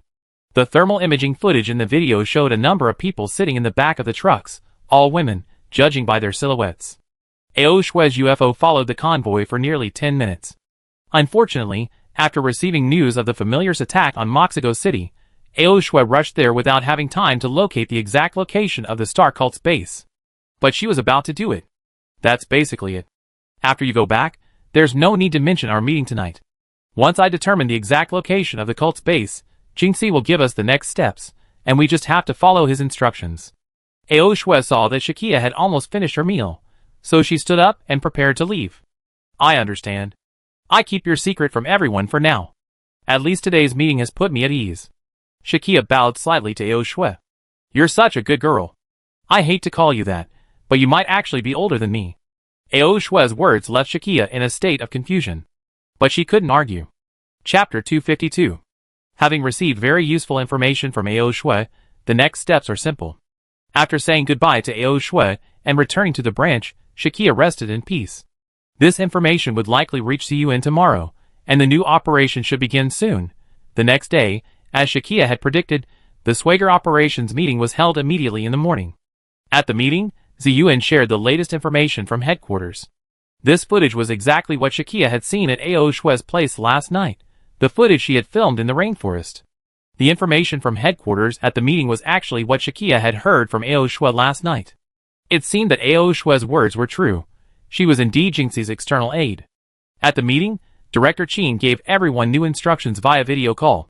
However, what surprised Shakia was that this time, there was a mission for her to undertake alone. Director Qin didn't specify what it was. Director, what exactly is this? Even Ziyuan was puzzled. Shakia and the other operators exchanged bewildered glances. This kind of solo mission was the first time Sakia had ever encountered one. Interesting, what exactly was that? Director, are you asking me to pilot the Trom? Sakia asked doubtfully. After all, she was quite capable in combat, and she'd be happy to pilot the Trom to crush those Star Cult bastards. The objective of this mission is to find Nineveh. You find out the details once you get there. The director smiled, a look of confidence. It seemed that AO Shue had made further progress in just one night since leaving Sakia. Alright. Leave it to me. Sakia had originally planned to find Nineveh, and now that this glorious and arduous mission had been entrusted to her, it was exactly what she wanted. The other operators would, of course, cooperate, but only after Sakia completed her mission. The operational plan was actually very simple. The intelligence on the cult's base obtained from headquarters still needed final reconnaissance, and Sakia was the one chosen to conduct this investigation. Because the executor possessed the power of the machine spirit and the protection of the root cube, she would be immune to the cult's secret weapon, familiarization. A situation that would be a near-death experience for others would pose no threat to Sakia. Once Sakia had obtained more detailed information about the enemy base and seized the cult's secret weapon, the operators, whether they were agents or the FBI, would be able to capture it in one fell swoop. The operation would be a success. It had already been confirmed that the cult's base was located in the Amazon jungle. It seemed time to set up a siege. The meeting concluded, and the operators began their action. As for Shakia, she could wait patiently until this afternoon, when they would meet at the rendezvous point. However, the director hadn't revealed who the person was. Ziyuan had always cared deeply for Shakia, but even when she asked the director, he simply said it was an old friend of Swagger. But Shakia could almost guess who it was. Who else could it be besides Aoshue? According to Aoshue, it wasn't time to let the rest of Swagger know about their clan yet. Shakia didn't know the specific reason, but since she promised to keep the secret, she had to keep her word. It's okay, Ziyuan. The director's arrangements are always perfect. I just be at the meeting point on time. Shakia, with a rare expression of everything is under control, nodded confidently to Ziyuan. Hey, what's up? You look full of energy today, huh? Ziyuan thought Shakia was in a good mood today. Did some handsome guy hit on you last night? Jay teased. Go away. Shakia rolled her eyes at Jay. It couldn't be helped. Who told me to make an appointment with Boss Aoshue? Right now, the only people who knew her in Swagri were probably me, Jingxi, and Director Qin. It seemed this mission would be quite far, so, per Director Qin's instructions, Pierce had prepared Shakia's outdoor adventure outfit. After all, they were going deep into the rainforest for reconnaissance, so basic protection was essential. The cult didn't seem to possess the same extensive firearms as terrorist organizations, so bulletproof vests weren't necessary. This was Shakia's first time wearing this dashing outdoor adventure outfit. She wore slim-fitting, stretchy outdoor trousers, with several gear bags hanging from the leather belt. She added a small vest and a jacket. She tied her long, flowing hair into a ponytail. After changing in the branch's fitting room, Shakia emerged, earning a thumbs up from Pierce and Cheyenne. "Wow, this outfit suits you well." Shakia stared in the mirror, thinking how handsome she looked. She had never tried this before, always wearing school uniforms. Actually, Shakia could pull off some stylish outdoor looks. "Hey, you really transformed yourself with this outfit. Your aura has changed quite a bit, but it doesn't feel out of place." Cheyenne shared Shakia's thoughts. "Give you a pair of pistols, and you be Lara Croft." "Uh-huh." Pierce laughed. "Then you might as well give me a cowboy hat and a whip." Shakia studied herself in the mirror. She knew the movie character Pierce was talking about. But she also knew there was someone even more powerful. A cowboy hat and a whip, the ultimate explorer's gear. "Hee hee, I didn't expect you to be so savvy, Miss Shakia." Pierce seemed pleased with Shakia's answer. "Well, not bad." Shakia smiled, jumping up and down a few times. This outfit was both protective and flexible. It was truly amazing. Pierce had chosen an outdoor brand popular among the local police force. He loved this brand's outdoor gear back when he was working at the police station. He was a regular customer. Isn't that wonderful? Only children make the choices. Adults, of course, want everything. Before leaving, Shakia received a generous gift from Pierce. 2 Glock 19 pistols with extended magazines and several boxes of ammunition. These weapons would protect Shakia from the wild beasts of the jungle and give her a chance to seize the initiative against the cult. The gunpowder in the bullets could also be used to start fires in the wild, making them essential for survival. Since Shakia mentioned a whip, it would be a good idea to have one. In the wild, a whip can be used not only as a weapon, but also for tying tools or overcoming obstacles. Of course, with the blessing of the life ripple, Shakia might be able to pull off even more impressive maneuvers. And of course, a cowboy hat would be useful in the dense jungle. "Hey, I was just saying that." "Thanks, Pierce." Shakia was a little flattered. "Of course, the entire Swagelok will do its best to meet your mission needs, Miss Shakia. Just focus on your mission." Pierce shoved the box containing these items into Shakia's hands and patted her shoulder. Shakia nodded. Since everyone valued her so much, she would complete this mission well. Chapter 253. The capital of the Gale Nation, Washington, D.C. Even though Mexico City, thousands of miles away, had been attacked by the familiars, it was still a scene of ordinary life here. A mighty procession marched through the streets. A slightly plump old man, atop the White House, watched the scene with a cold gaze. He was none other than the president of this country. The wind blowing in from the windows made his sparse white hair flutter, but he seemed unfazed. From the White House's rooftop lounge, the president squinted at the protesters outside and curled his lips. He picked up his coffee cup and sipped it comfortably. The people are always foolish, he couldn't help but think. Outside, the people were still protesting unemployment and class conflict. It was a traditional art form of the Gale Nation. That's why the people need guidance. Let them make their own noise, the president thought. He didn't bother to care about the people's demands. He had more important things to attend to. "Mr. President, the team operating in Mexico has sent a report. Please review it." A voice called from outside the lounge door.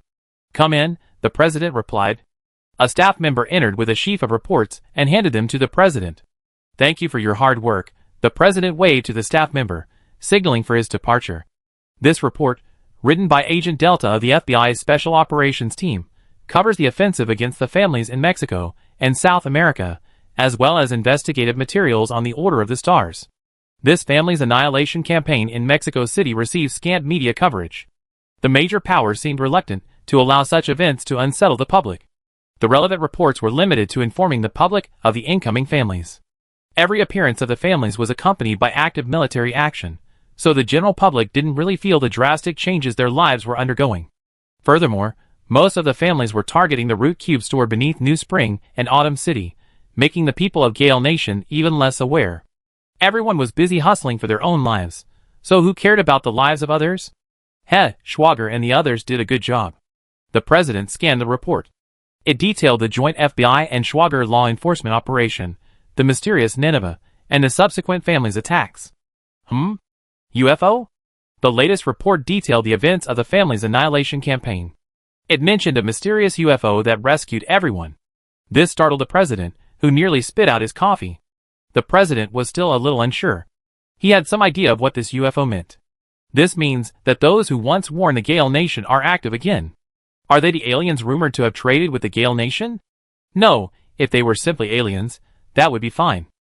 The owners of these UFOs are documented in the Gale Nation's secret archives.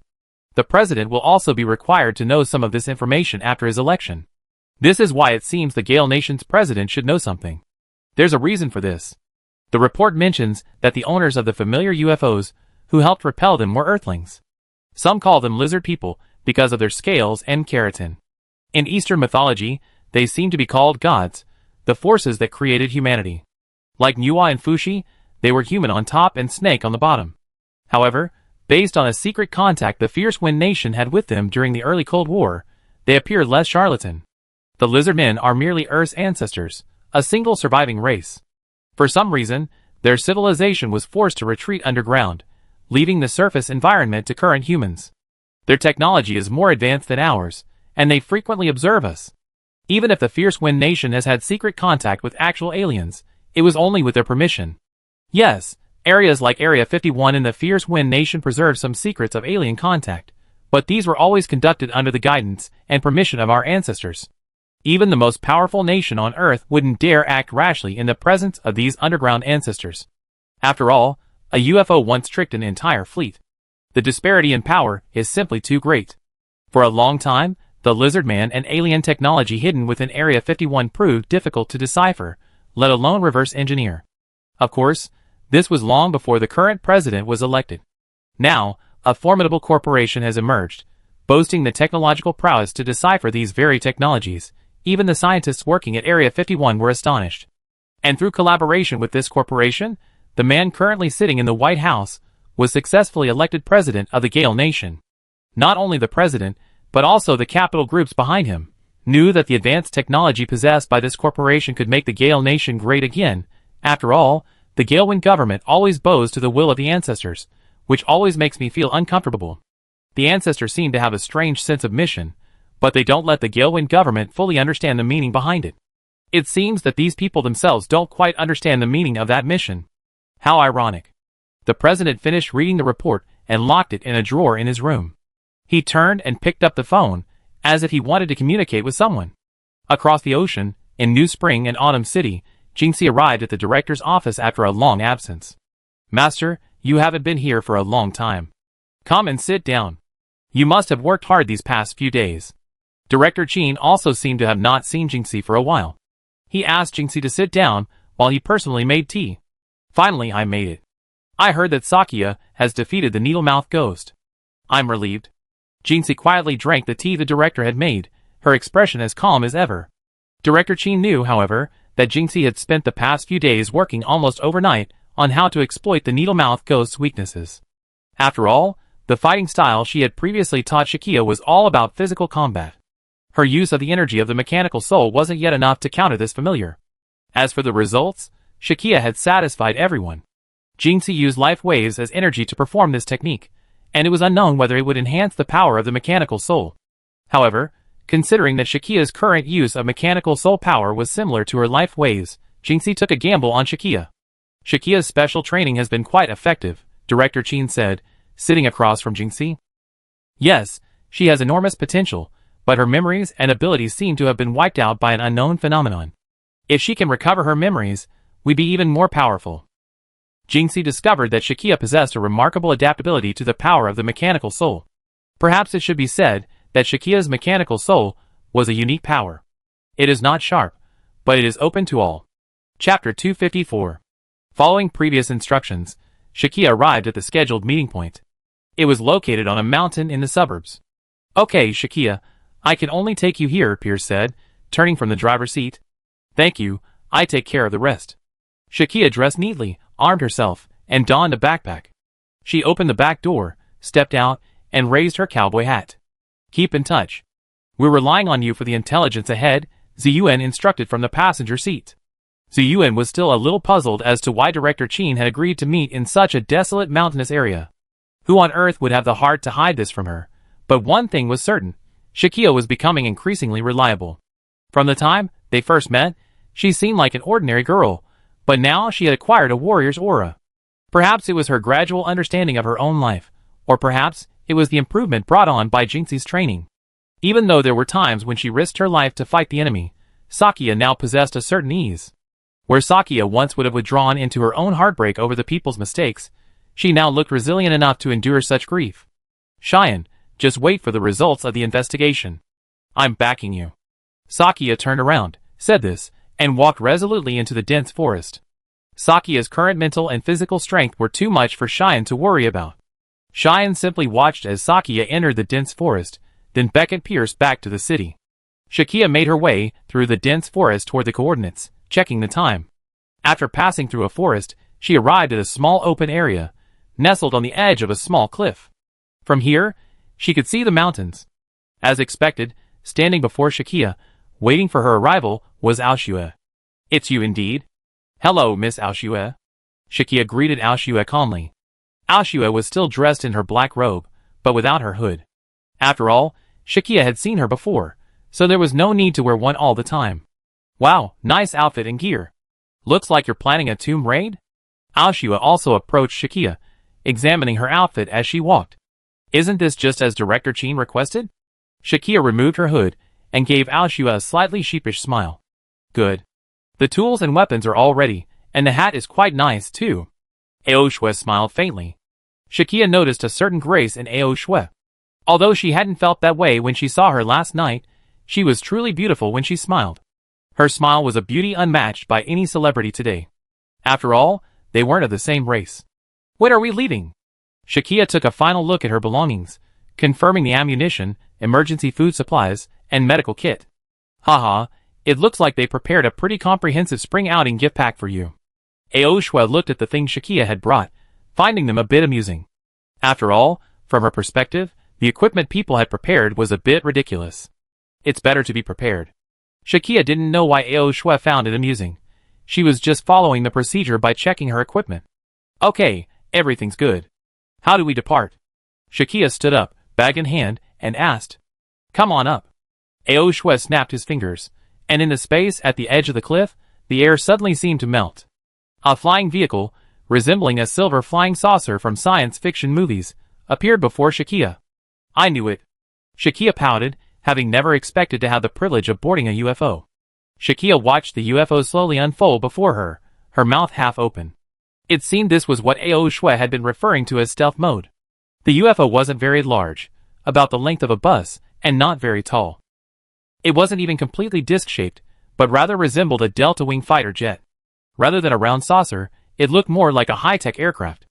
However, this thing doesn't seem to have any obvious wings, suggesting it doesn't rely solely on aerodynamics for flight. That's probably why it can perform such awe-inspiring maneuvers in the air.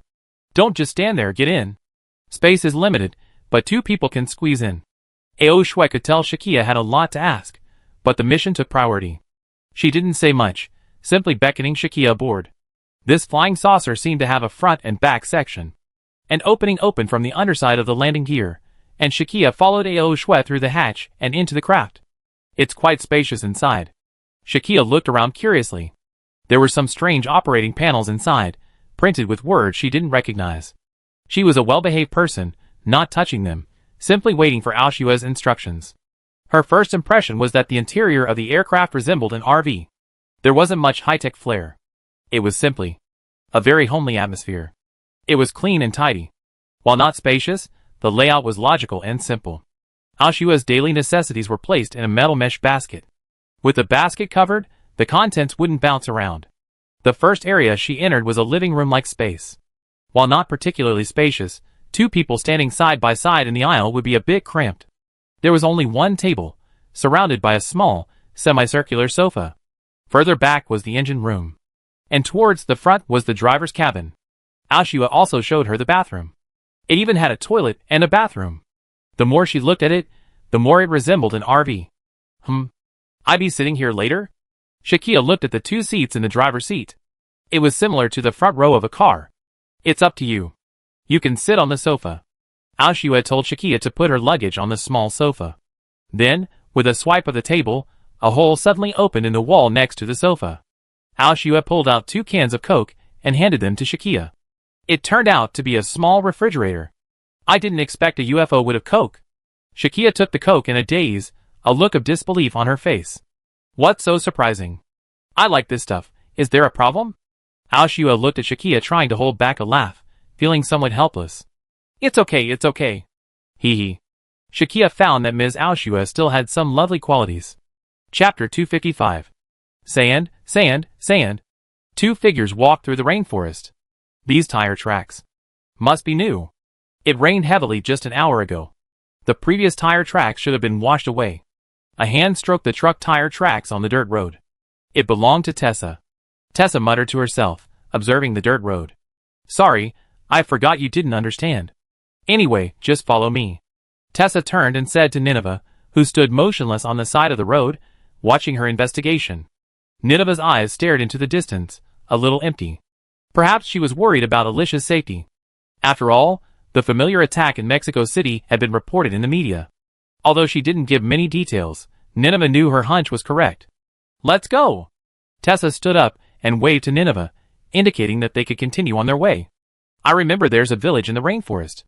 Let's stop there and rest. Tessa climbed onto her motorcycle and motioned for Nineveh to climb aboard. Okay. You really don't understand what I'm saying. Tessa chuckled self-deprecatingly and started the motorcycle. The motorcycle, carrying Tessa and Nineveh, drove along the rainforest road toward the next stop. In the distance, rain clouds seemed to be gathering again. When Tessa first met Nineveh, she had given her a small note with her personal contact information. Tessa was indeed very interested in Nineveh, not only for personal reasons, but also because of the mission the company had given her. Tessa rode the motorcycle, lowering her body. She glanced at Nineveh's face in the rearview mirror. The cult abducted numerous women, not only to obtain sacrifices, but also to search for someone. And that someone was none other than Nineveh. Somewhere, the cult, armed with fragmentary intelligence, began abducting blonde women. And Nineveh was indeed blonde. Yet, the cult hadn't been able to capture her. The Enterprise's mission for Tessa was to protect and recover the cult's targets in advance, after learning of the cult's movements. Searching for a single person in a country was like searching for a needle in a haystack. Even with Nineveh standing right before her, she couldn't tell if she was the one she was looking for. So, when Sakia and Nineveh faced the light mist, Tessa realized her opportunity. This was the point of leveraging the FBI's investigative team. It allowed her to openly exchange intelligence with Schwager. She was relatively familiar with Sakia's strength, but she had no idea of Nineveh's true capabilities. Thus, directly communicating with them, at the scene of the albinism incident, was the safest approach. Sakia repeatedly mentioned defeating the families with Nineveh's help, and the pillar of light that Tessa had seen rising into the sky in the distance earlier was clearly not Sakia's doing. This is interesting. Nineveh is truly capable. It's almost certain that she's the person the Enterprise is looking for. Tessa must seize this opportunity. The Enterprise, too, needs an executor, though the reason for this is currently unavailable. But Tessa is indeed taking a risk. She's leading her target VIP to the cult's base. If things go wrong, everything could go wrong. But this VIP was incredibly stubborn. If this matter wasn't resolved, she probably wouldn't listen to a word Tessa said. For Nineveh, she helped whoever helped her rescue Alicia. That was probably how it was. Oh, and she couldn't understand Tessa and the others' language. It seemed like she'd have to ask her superiors for some help in communicating with her. In short, it was a very troublesome situation. Now all Tessa had to do was satisfy Nineveh's demands and successfully complete her mission. So, with Tessa's arrangement, they boarded a flight to Brazil and checked her motorcycle in, allowing them to travel deeper into the Amazon rainforest. In reality, tracking a convoy heading to their base in the rainforest was the most ruthless method, but time was running out, and there was no time to wait for the cult's convoy to pass. Furthermore, there was no definitive information about the convoy's route. However, this didn't stop Tessa from gathering information through her own channels.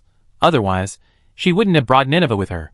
Fortunately, they did discover traces of the cult convoy along the way, and the two of them kept their distance as they pursued it.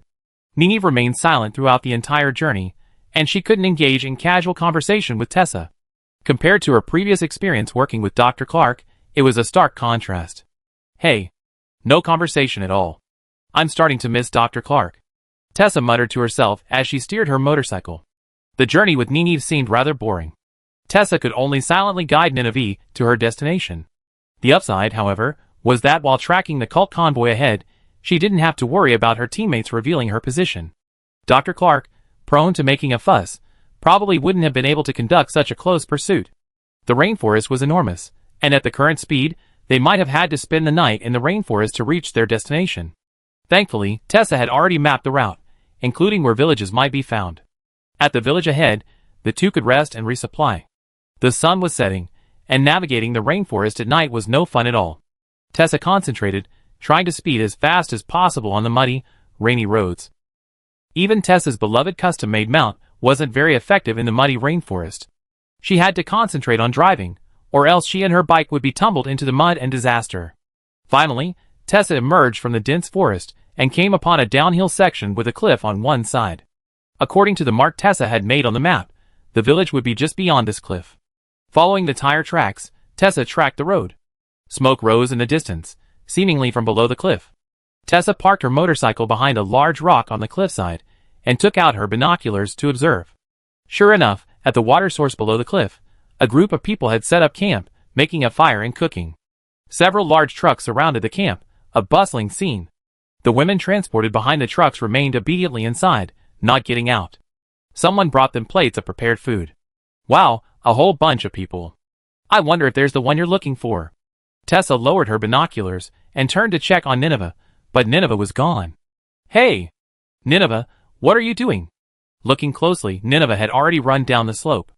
Was she planning to cause a scene in the camp alone to rescue Alicia? That would be too risky and not worth the risk. If the cult's caravan discovered them, there would be no hope of finding the cult's base in the rainforest. Oh my god, why is my headache starting to flare up? Tessa ran after Nineveh. Chapter 256. Hey! Wait! Tessa rushed towards Nineveh and grabbed her. Nineveh tried to break free, but Tessa was much stronger than she looked. She clamped her hands like a vice. Tessa's grip hurt Nineveh's wrist. Nineveh pouted and turned to Tessa. Huh? Don't be impulsive.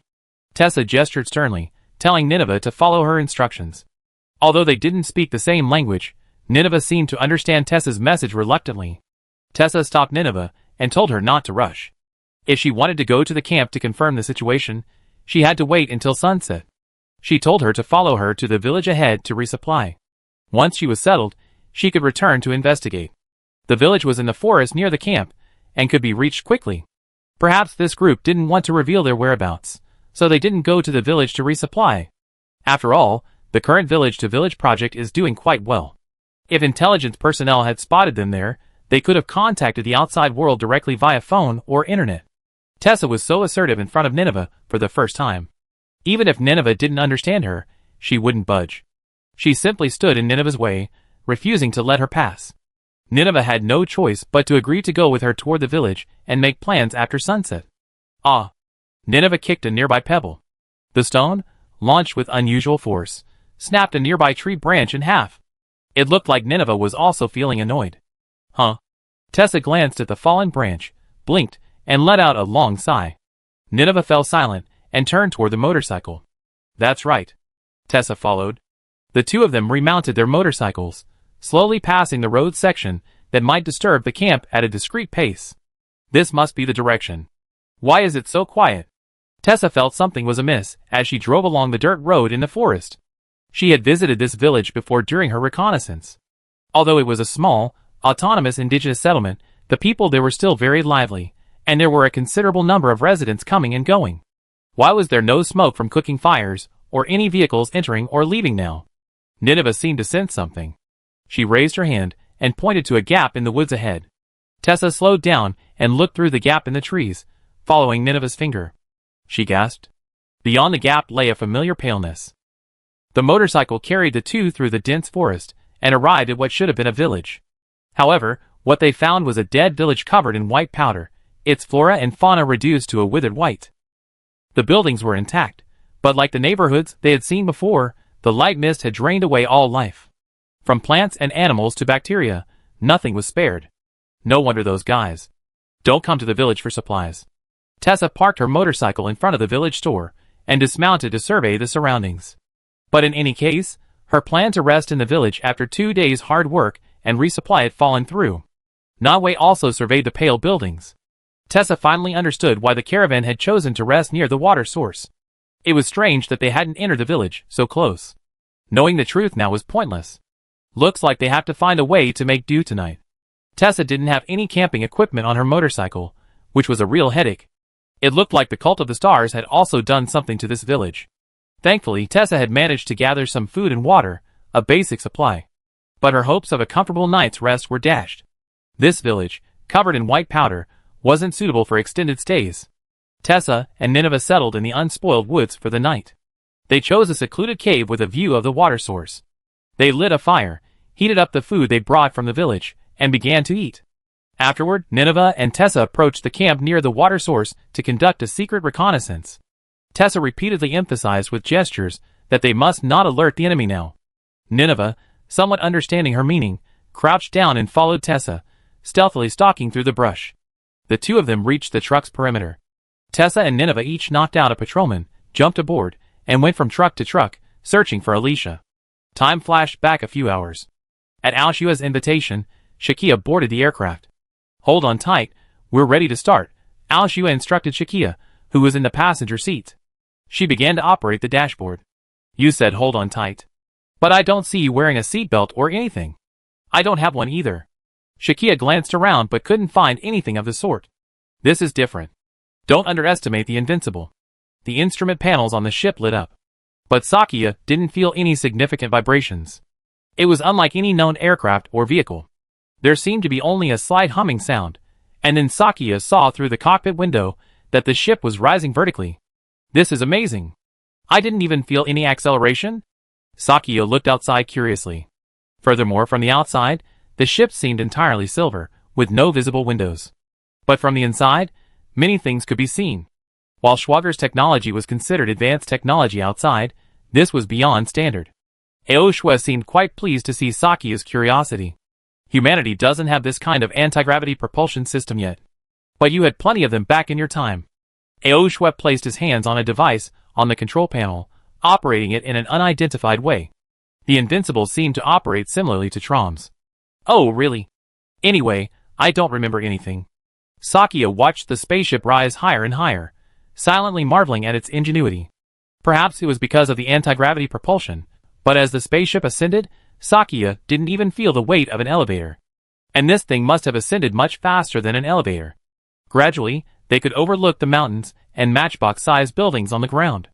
"I hadn't expected the technology of the ancient civilization I came from to be so advanced. Previously, I had only heard Jinxi's fragmentary descriptions, but I hadn't experienced it myself. This time, I was experiencing it firsthand. So, it was no surprise that weapons like the Trom were commonplace." Chapter 257.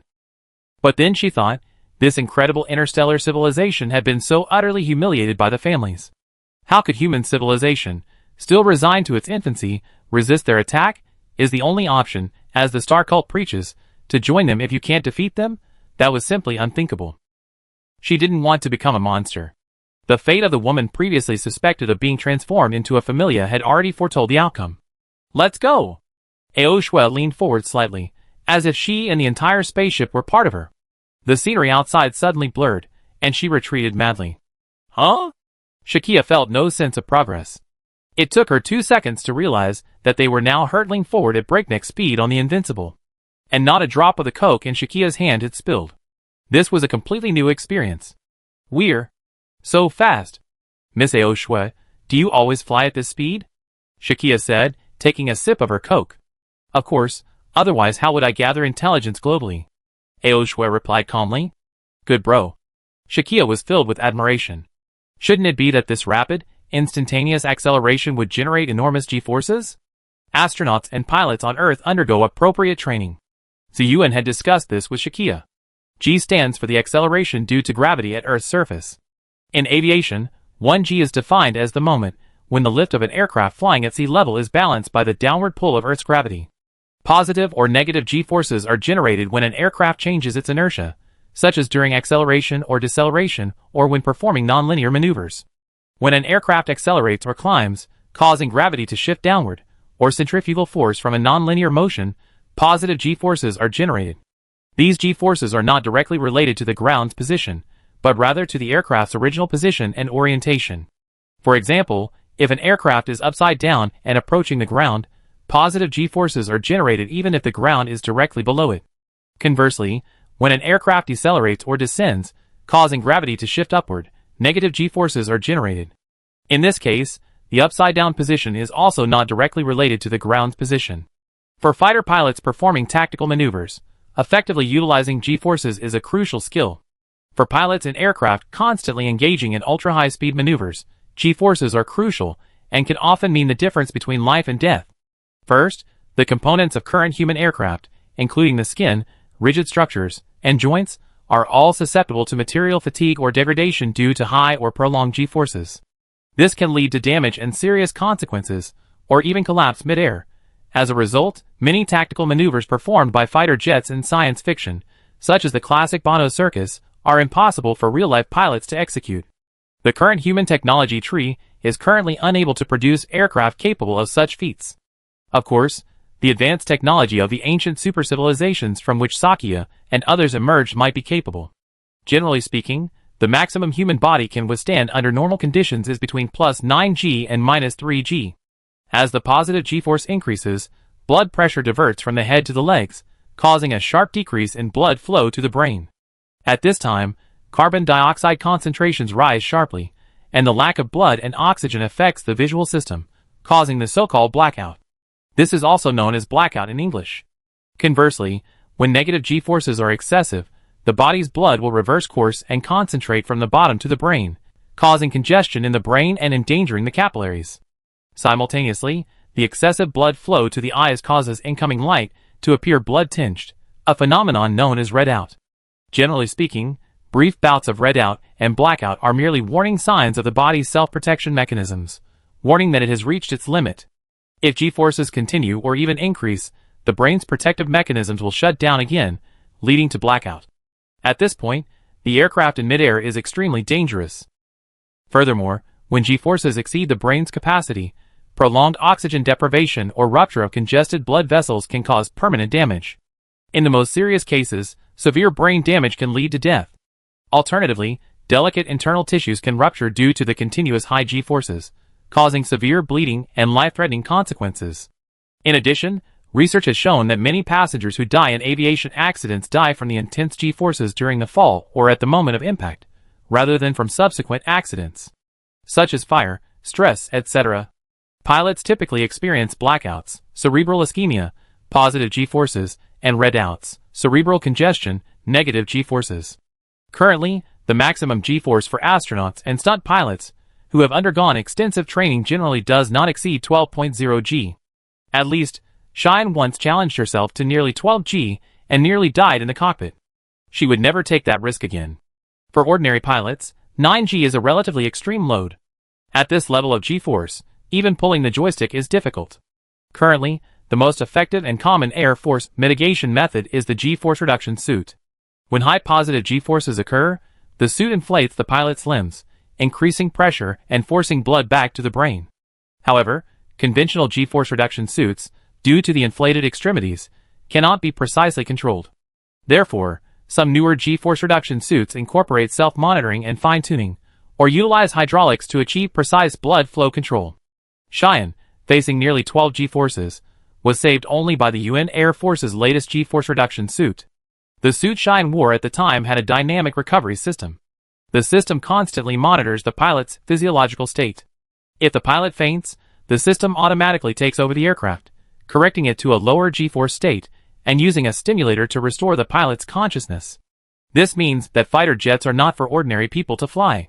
This further demonstrates the necessity of developing drones. Under prolonged high G-forces, it is impossible for humans to fully control an aircraft. Humans have their limits. Whether piloting an airplane or a humanoid mobile weapon, of course, mobile weapons don't possess the same high G-forces as fighter jets, given their different application environments. There's no such thing as a maximum G-force limit for machines. For example, if a certain drone model has a maximum G-force tolerance of 15 G, then theoretically, the aircraft could perfectly control 15 G acceleration for an infinite amount of time. This is impossible for humans. From another perspective, The combat suit Sakia wore while piloting the Trom might seem tight and thin, but it was comparable to the best G-resistant suits currently available. After all, in close combat, being hit by a massive enemy would generate immeasurable impact. But Sakia remained unscathed, a true product of the cutting-edge technology of a super-ancient civilization. Chapter 258. The advanced technology of the super-civilization is truly remarkable. While aboard the Trom, Sakia could switch back and forth between her physical form and sensory perception and Trom mode. Switching to the Trom felt almost like fighting in full armor. Even when struck by a familiar, Sakia didn't feel much of the impact on her body within the Trom. Logically, being swayed and tossed around inside a humanoid weapon would have been a disaster. Hopefully, the mobile weapons developed by Clark and his team can overcome this problem. Otherwise, it would be a real struggle for the pilots. Sakia couldn't guarantee they would survive a hit from the familiar. But Aoshua's invincible didn't have to worry about this at all. Sakia felt nothing from the moment she ascended to the moment she advanced. What's up? What are you looking around for? Aoshua observed Sakia, sipping her coke and looking around, finding it rather comical. No, nothing. Sakia smiled awkwardly. Our spaceship uses anti-gravity technology, and it operates within a force field. Shakia couldn't hide this from Aoshua. The Aoshua clan possesses telepathy. Although it didn't seem to work in front of the executor, Shakia hadn't fully awakened yet, so Aoshua still had a rough idea of what she was thinking. Oh, so that's it. Shakia blinked, staring at Aoshua. This anti-gravity force field also acts as a protective shield. When we intruded into the Gale Nation fleet to warn them, it rendered their artillery fire completely ineffective against our spaceship. This force field also has a certain degree of protection against both live ammunition and light energy weapons. It can even be used to destroy meteorites with high-speed impacts. So, if we're dealing with a clan, I can provide some support. Aoshua explained it to Shakia, who nodded in sudden realization. This is incredibly convenient. If the military had this in its arsenal, the families wouldn't be so rampant. Recalling the series of families they encountered starting with the hungry ghosts, each time the army came to Trom's aid, they always end up with a large number of casualties. But humanity's conventional military defenses were currently limited. I already given the information and prototype of the anti-gravity field to the Schwager Technical Department. They might come up with something soon. Aoshua's words delighted Shakia. Really? That would be great. From now on, I have my own spaceship to drive, and I can go wherever I want. But it seems they want to use it for defense. I don't care about the details, Aoshua shrugged. Shakia looked up. Not for propulsion? Oh, what a shame. No, the Invincible's propulsion system is a different system, one I don't quite understand. I'm not an engineering major. Our spaceships use a type of energy called ether, a legacy from your civilization. After so long, we only preserve the methods of using it. The technology for generating it has been lost. This ether energy is similar to Trom's, but more versatile. Aoshua stared straight ahead, but continued to talk to Shakia. So, these spaceships are actually limited in number, and we try not to involve them in war. Aoshua turned to look at Shakia. During battle, unless it's an emergency, I usually stay away. If the Invincible is damaged in battle, the repair costs will be deducted from Schwager's budget. Even if this force field is strong enough to destroy meteorites, common sense can't be used when facing the Familia. Indeed, according to Aoshua, the super civilization back then probably had many similar weapons and spacecraft, but they were all destroyed by the families. No matter how far advanced the technology of Aoshua and her underground tribe is compared to current human technology, they cannot afford to be complacent in the face of the families. This? Shakia scratched her head. Okay. I understand. Jinxie, Shakia and other executors are the ones with the special power truly capable of defeating the families. This isn't just the hope of humanity or Earth. Jinxie recounted the past, when the executors were the hope of several galaxies, even the entire universe. Currently, the executors seem insignificant, simply because Shakia has no reference point. She is an executor who has lost all her memory and powers, while Jinxie is also an executor who has lost most of her memory, and even the root cube to which she is connected. If Jinxie hadn't later mastered the life ripple kung fu, her combat prowess and explosive power might even be inferior to Shakia's current one. Of course, Jinxie's current physical strength, relying solely on wave ripples and combat skills, is still slightly superior to Shakia's, who has reconnected with her mechanical spirit. But since he can't pilot a robot, it's pointless. Shakia is still the one dealing with the clan. Right now, the most mysterious person is Nineveh. Jingxi seems to agree that Nineveh's executor's identity should be confirmed, as he only remembers a few executors, not specific details. Recalling Nineveh's effortless defeat of the needle-mouthed ghost, Shakia suspects her mysterious power is perhaps as powerful as her own mechanical spirit. Oh, I seem to have heard Jingxi mention that, due to the different root cubes to which they are connected, each executor has their own way of utilizing and manifesting their mechanical spirit. Perhaps the superpower Nineveh wields is her own mechanical spirit. Thinking that way, it makes sense. This is why Nineveh and Shakia's powers can resonate and amplify to a certain extent, although it will cause some physical drain on both of them. By the way, Miss Aoshue, Nineveh, how much do you know about her? Shakia swirled her coke, half still in her hand. She took a sip and continued chatting. Never met her at all. Why? Don't you suspect she's one of the executors? If Jingxi doesn't know, then I wouldn't know either. Aoshue replied calmly. Well, that's true. After all, it's quite a hassle not speaking the same language as her. Shakia nodded slightly. Ah, I heard Jingxi say that you couldn't understand her at all. She seems to only know a little Spanish. She seems to have learned it from the girl who first met her. Aoshue offered her theory. If she's the executor, as you suspect, then she might have been transferred here not long ago. She hasn't had time to learn the modern human language yet. Possibly. Miss Aoshue is right. Shakia suddenly realized. Chapter 259. While drinking coke and chatting, Shakia looked down again and realized they had reached the sea. Where are we? Shakia asked. We're over the Caribbean Sea. Wait a moment, we be there. Aoshue replied calmly. Look. Aoshue gestured to Shakia to look at the map on the dashboard, zooming out. So fast? Shakia exclaimed in surprise. They had set out from the outskirts of Mexico, and were already over the Caribbean Sea in a matter of moments, meaning they were already about halfway there. The distance from Mexico to Brazil is over 6,000 kilometers. A passenger flight takes about 8 hours. And earlier, Shakia and Aoshue had been chatting and drinking coke, and before they even finished their can, they already reached halfway. The Invincible's speed was simply unimaginable. Furthermore, the Amazon jungle was still within the continent, so both the women being transported as sacrifices by the cult in batches, and Nineveh and the others who had departed by plane might have only just arrived. Because of this, the Schwagers weren't anxious to send Sakia out that day. Both Director Chin and Jingxi knew the power of Aoshue's aircraft. The saying latecomers arrive first was just that. Let's go slowly. We're in constant cruise mode now. There's no need to use full speed. It consumes too much ether, Aoshue explained. Sakia looked at the navigation mark on the map. They were moving at a visible speed. Amazing. At this rate, we'd be there in about 15 minutes. Sakia quickly finished the can of coke in her hand. With everything going so fast, there was no time for a leisurely nap with a carbonated drink. After a while, everything was ready. The Invincible, enveloped in an anti-gravity field, quickly reached the skies above the continent. Through the porthole, Shakia could already see the approaching expanse of green. The Amazon rainforest, known as the lungs of the earth, gradually unfolded before her eyes. It was dusk, and on the route to the rainforest, the twilight of the evening sun shone through the clouds into the Invincible's interior. The Invincible activated stealth mode, slowing down and lowering its altitude. Shakia could finally see the ground clearly, no longer the blurry blur she had seen before. The convoy I was tracking passed through this area. Let's circle around it first. Aoshue recalled previous clues and decided to target a specific area as a breakthrough point. Look over there? Shakia spotted a strange area amidst the green rainforest. It was a familiar grayish-white hue. What's that? Looks like the bleaching phenomenon you reported. Let's go check it out. Aoshue also noticed the area. She began to maneuver the Invincible, circling and searching for a landing spot. Finally, they found a clearing in the rainforest and slowly descended.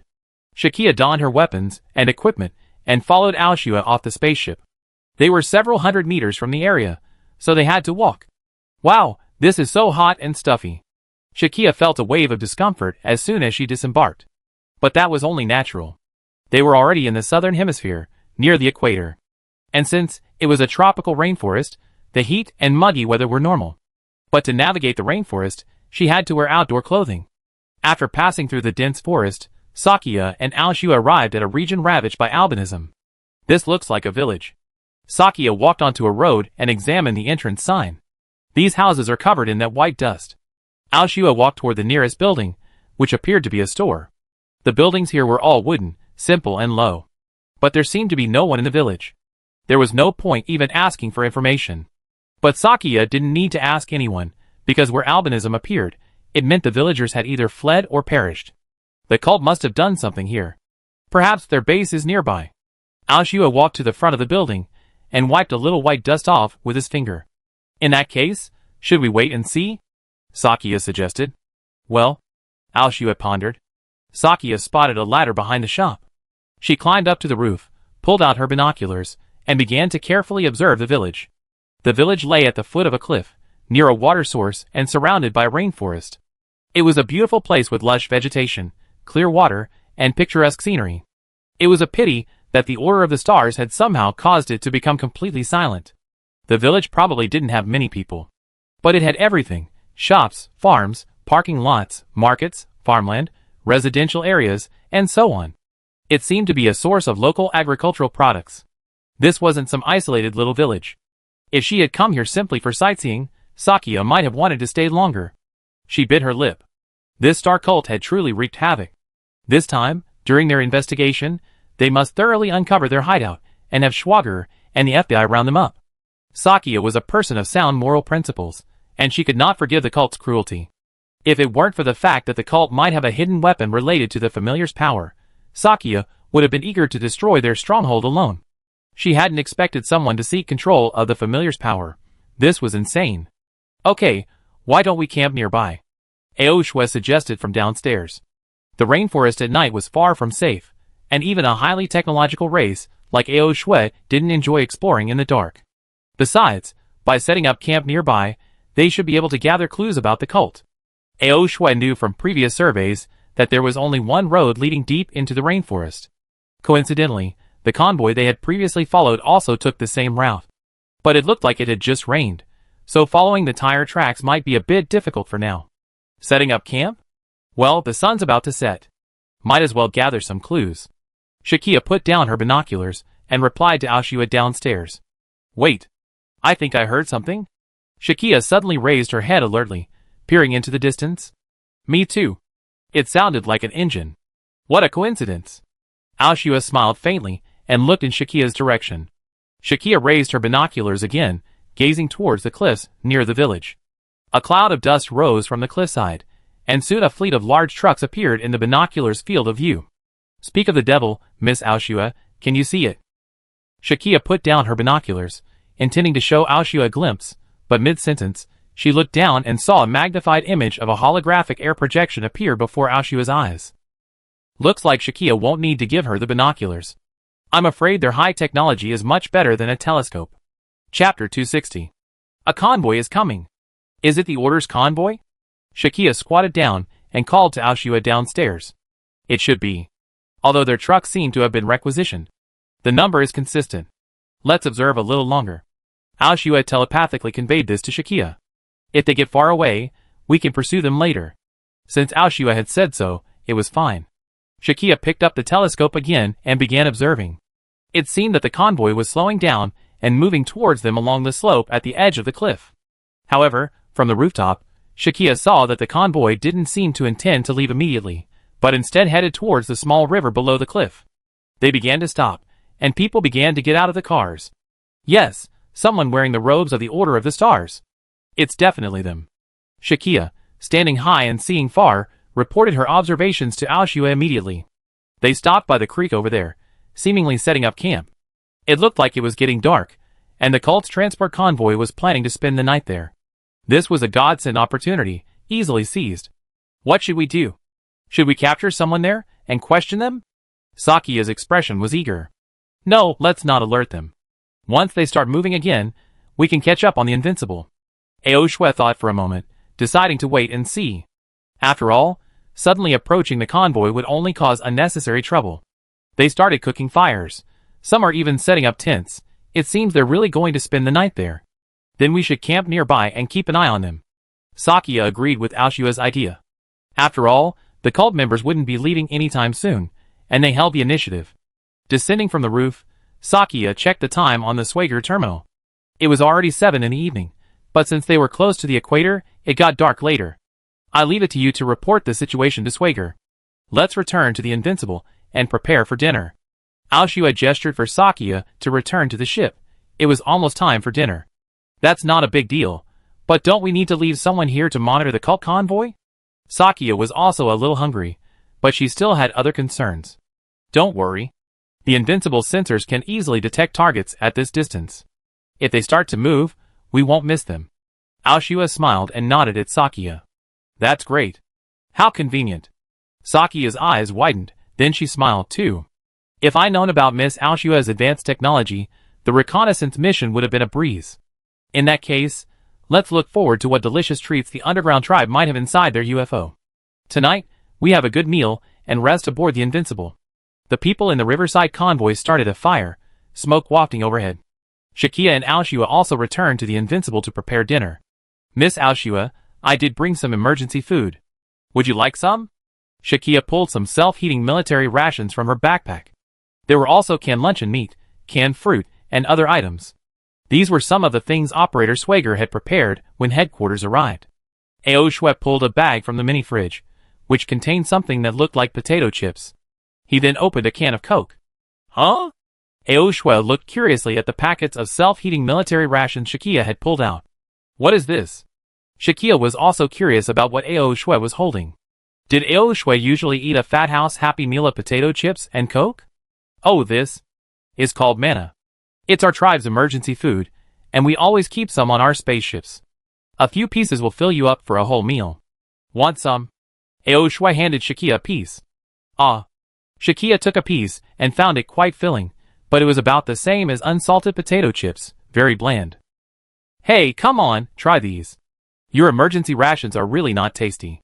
Shakia smiled politely, though awkwardly. Then she handed Aoshua a packet of self-heating rice. Yes, really. I don't deny that.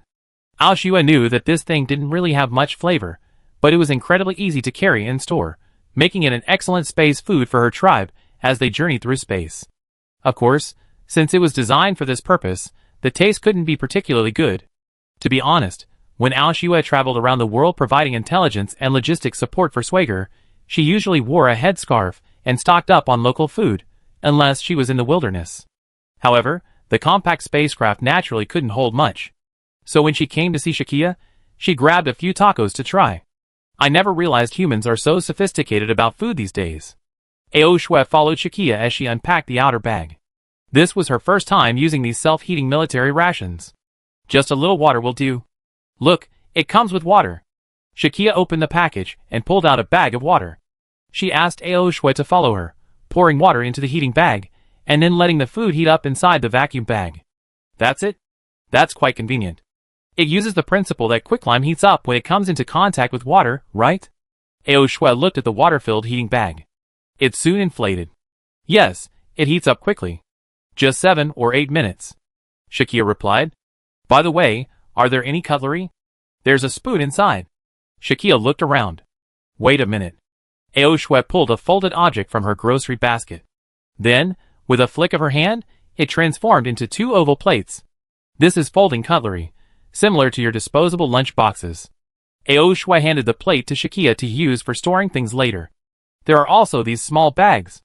Let me open them and take a look. In addition to the staple food, the ration bag also contains several small bags, which seem to contain more. Aoshua had to admit that the food available to humans above ground was indeed more diverse. After all, where the underground tribe lived, food production had long since entered the synthetic stage, not simply agriculture. Furthermore, their population was small, just that few. They inherited some of the technology and history of a super-ancient civilization, escaping the destruction of their own clans and struggling to survive, solely to bring the spark of fire to the ultimate success of Project Flashpoint. Chapter 261. The Aoshua clan sacrificed so much for this. First and foremost, the right to enjoy delicious food. Wow! This is delicious. After heating the self-heating rations, Aoshua poured them onto a plate and began to devour them. I hadn't expected Aoshua to think so highly of the self-heating rations Shakia had brought. It seemed she didn't usually enjoy such a feast. But honestly, each country's rations have their own merits, and Shakia's this time was a bit special.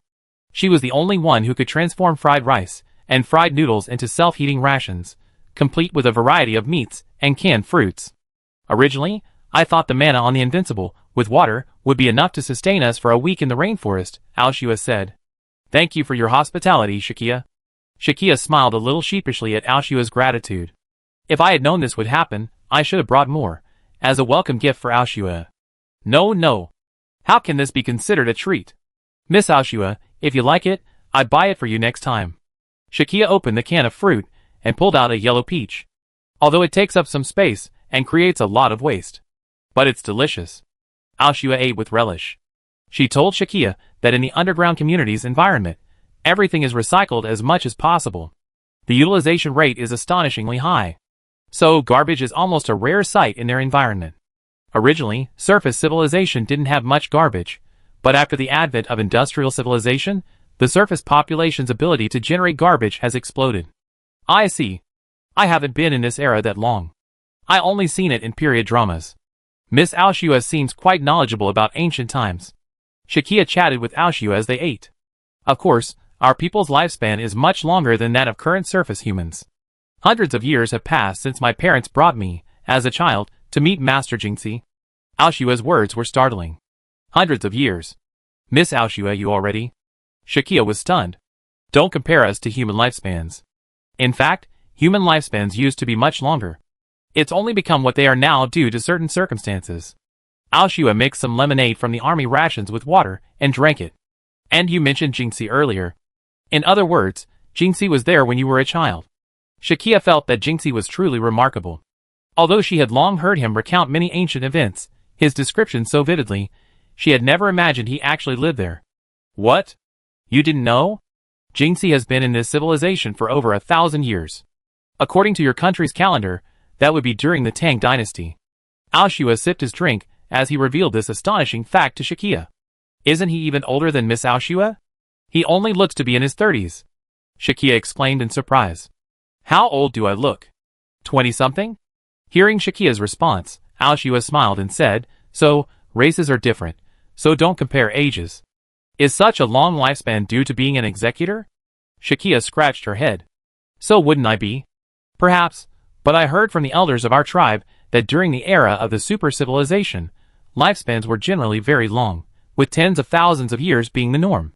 Shakia, you're also from the super civilization, so I say you might be much older than me. Aoshua smiled at Shakia.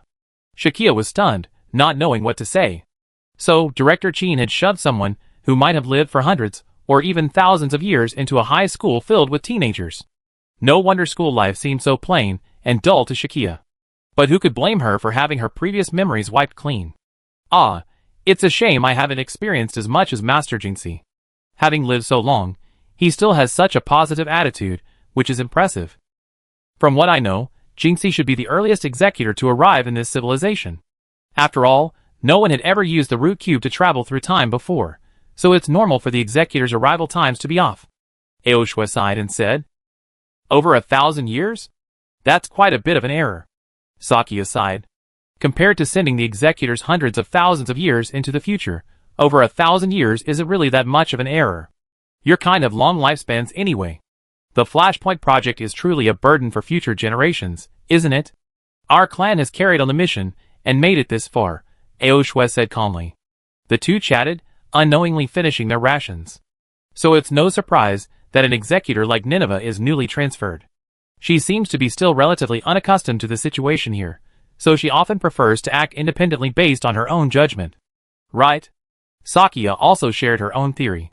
Although the report suggests Nineveh is a powerful individual, fighting alone has its limits.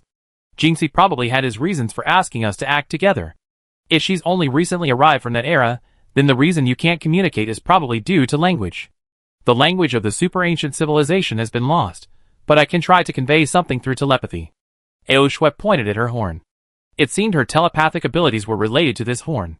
But, when facing executors like you, whether I can penetrate the protection of the root cube and read your thoughts remains a question. Aoshua gave a wry smile. It's okay. Can't you project your thoughts into my mind? We can do the same with Nineveh. Let her understand our intentions first. Sakia suggested. Well, if we can successfully meet Nineveh, let's do that first. Aoshua nodded and gulped down her drink. Aboard the Invincible, Sakia and Aoshua were enjoying a peaceful evening. But in the cult's camp, under the cover of night, Nineveh and Tessa were searching for Alicia. 6 large trucks were parked near the camp. After knocking out the guards, Tessa and Nineveh split up, striving to quickly check the trucks for any sign of Alicia. Alas, after searching, they found no trace of Alicia. After reuniting with Nineveh and Tessa, they shook their heads. It seemed Alicia wasn't among the group. It seemed they had to penetrate the cult's stronghold to find anything. Chapter 262. Nini was about to search again, but Tessa held her back, shaking her head. Even though she was anxious, a little impatience can ruin a great plan. Nini knew this. At this moment, the 2 cult patrolmen knocked unconscious on the ground began to groan. It looked like they had to retreat. She gritted her teeth and followed Tessa back into the dense forest. There's a long way to go, so let's retreat for now. We rest in camp tonight. As soon as the cult convoy moves again, we follow it. In the cult convoy's camp, the 2 stunned patrolmen stumbled to their feet.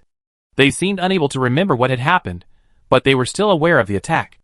A moment later, when the cult convoy became alert, Tessa and Nini had already evacuated the scene. This kind of covert infiltration mission was a piece of cake for Tessa.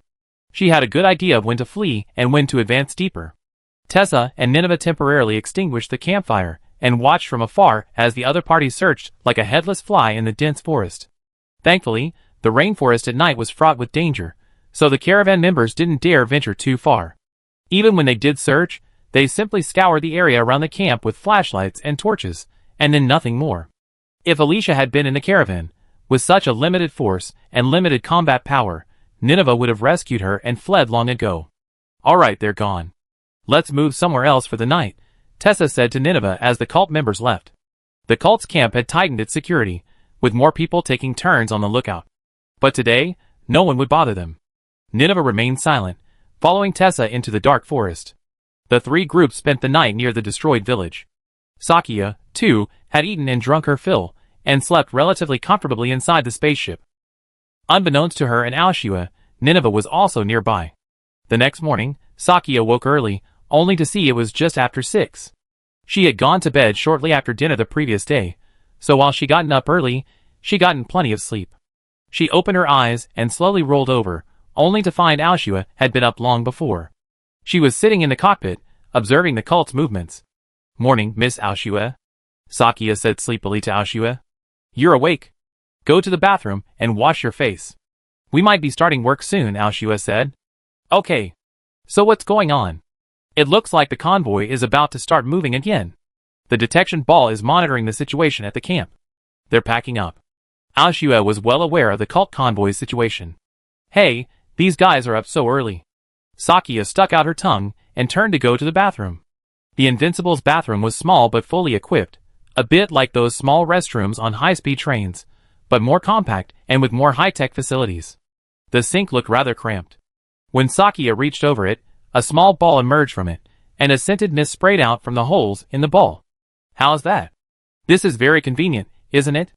The mist is mixed with disinfectant, so you don't have to use soap like you do." Aoshua was still very confident in their clan's facilities. The water mist not only conserves water, but also provides efficient washing. It can also be used for washing hands and face. According to Shakia's observation, the faucet for showering on the Invincible seems to be designed in the same way.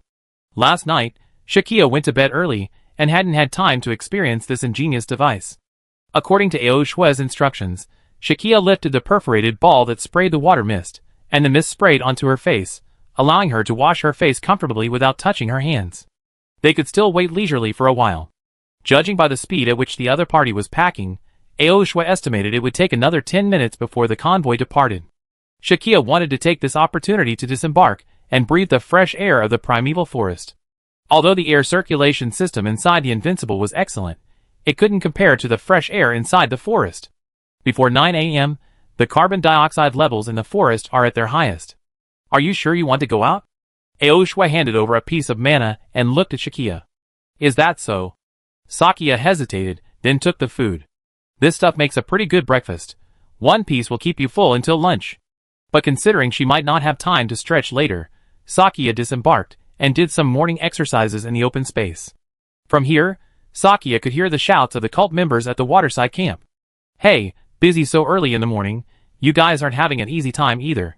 Sakia shook her head as she stretched. But even though it wasn't easy, it didn't stop Sakia from being ruthless when confronting them. The cult's actions had already crossed Sakia's moral boundaries. Gazing at the pale village nearby, Sakia fell into thought. This village might have been destroyed by the cult during their experiments. After all, taming the power of the familiar seemed too fantastical to contemplate, but it was surprising that the cult actually managed to do it. The process, however, might have been a bit unsightly and not smooth. Human experimentation is notorious in human history. Experimenting on human beings is hostile to all of humanity. Human experimentation refers to experiments conducted on humans to obtain the data needed by the experimenter. In medicine, human experimentation establishes a scientific basis for medical knowledge and is of great significance to its development.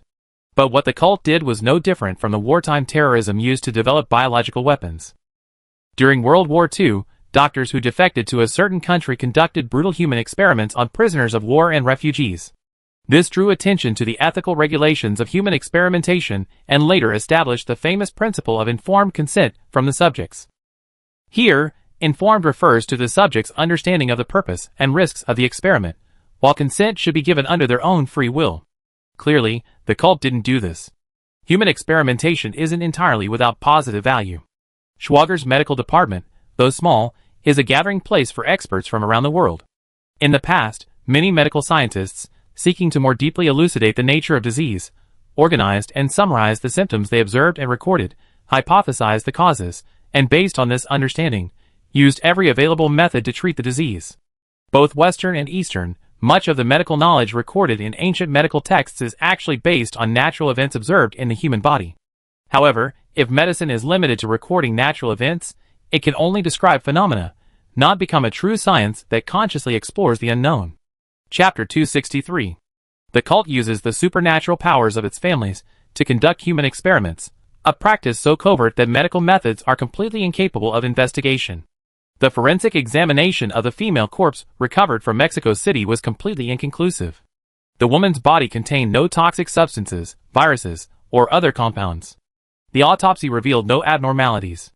It was as if the person had died of natural causes. Although Ms. Cheyenne had anticipated this outcome, the Mexican police and military insisted on following the proper procedures, leaving them with no recourse. The fusion of families and humans had never been encountered before. Even Swarovski was unsure of the details. Jinxie was also perplexed. He had never heard of such a case before, and ancient texts from ancient times contained no mention of similar instances. Aoshua told Shakia that it was precisely because of their complete lack of understanding that Jinxie had asked her and Shakia to join him in investigating the cult's base.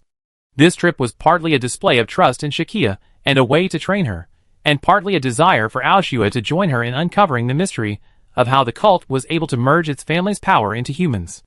If the families known as the Needlemouth Ghosts possessed the power to achieve this, then how to completely annihilate them or prevent the cult from ever again harnessing that power would be the key to the next battle. Jinxie had told Aoshua that the Flashpoint Project was intended to combat the families and the entities that created them.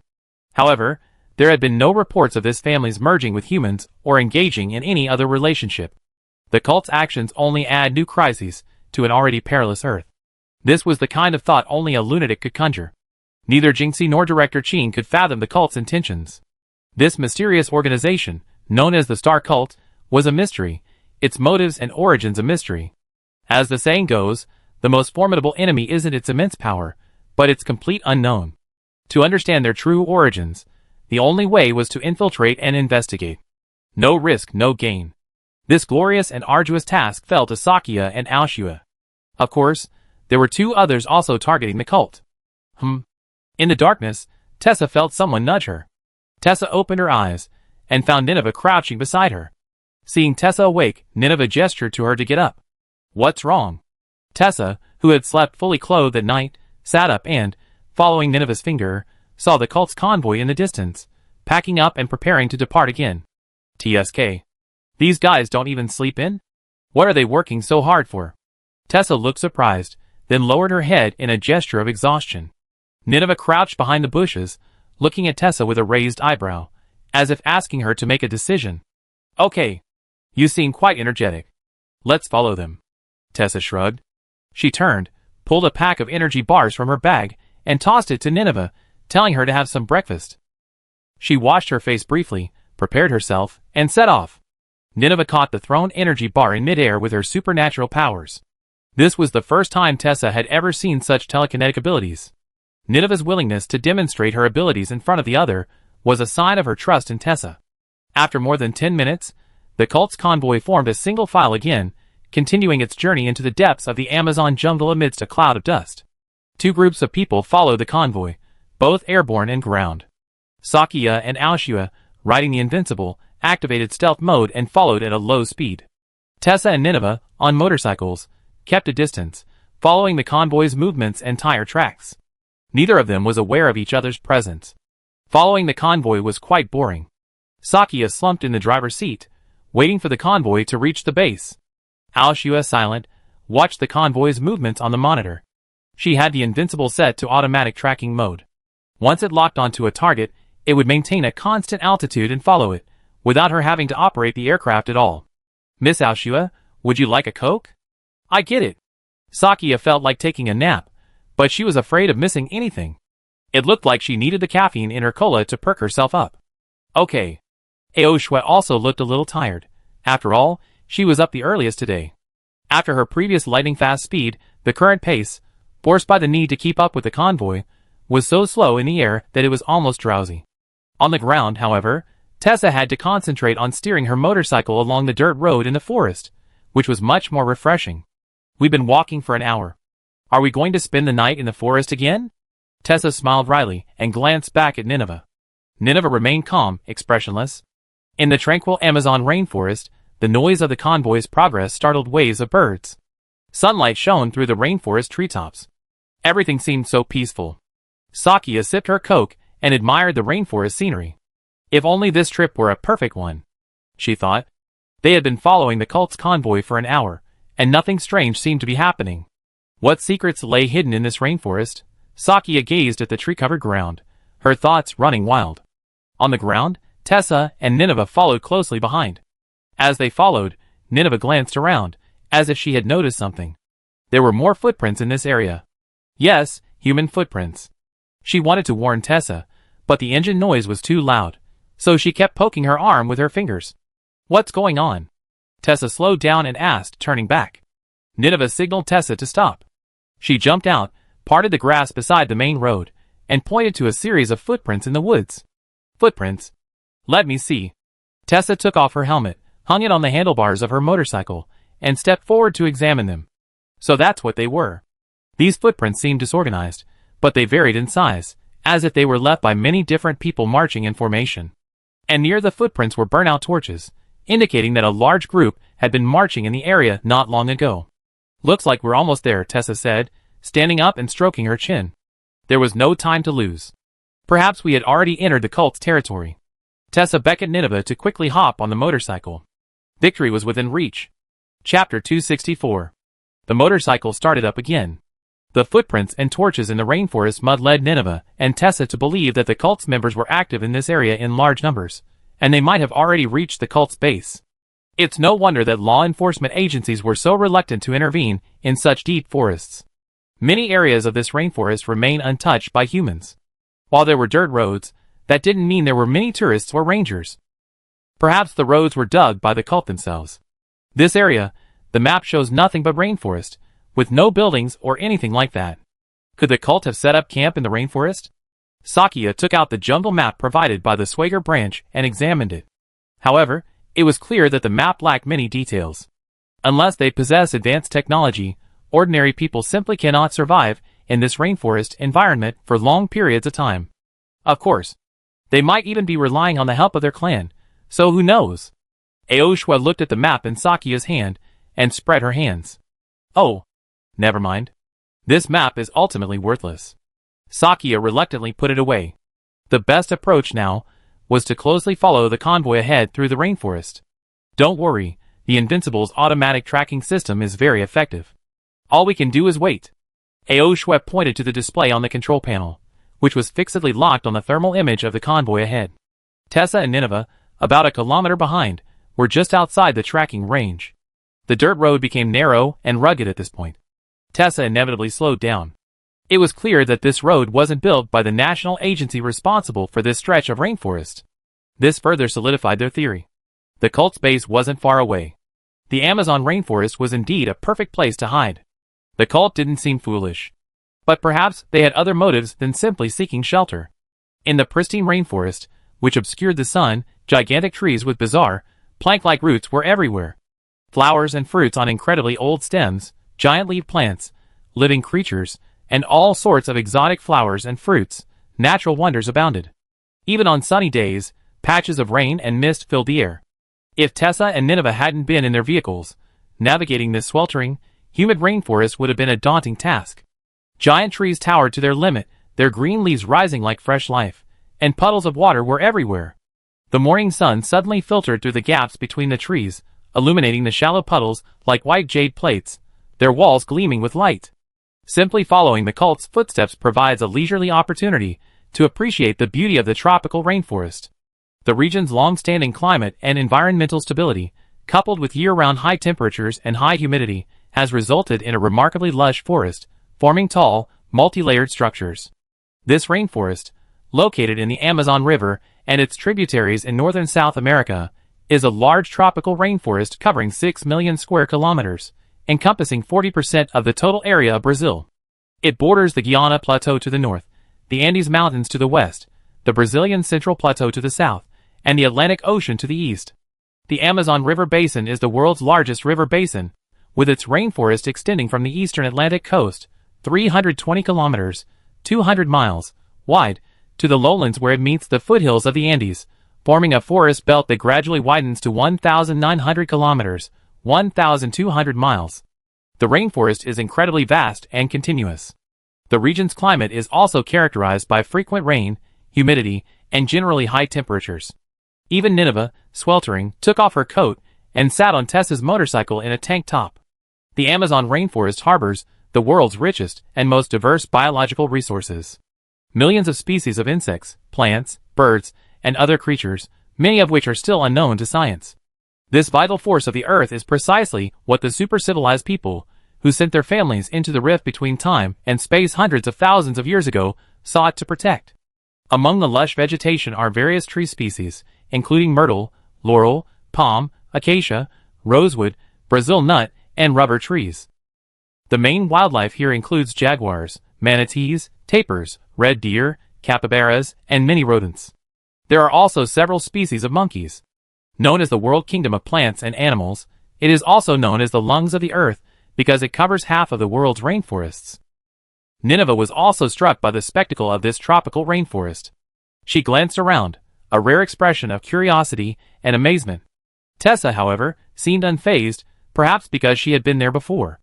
Among similar regions worldwide, the Amazon plain boasts the largest and most typical tropical rainforest.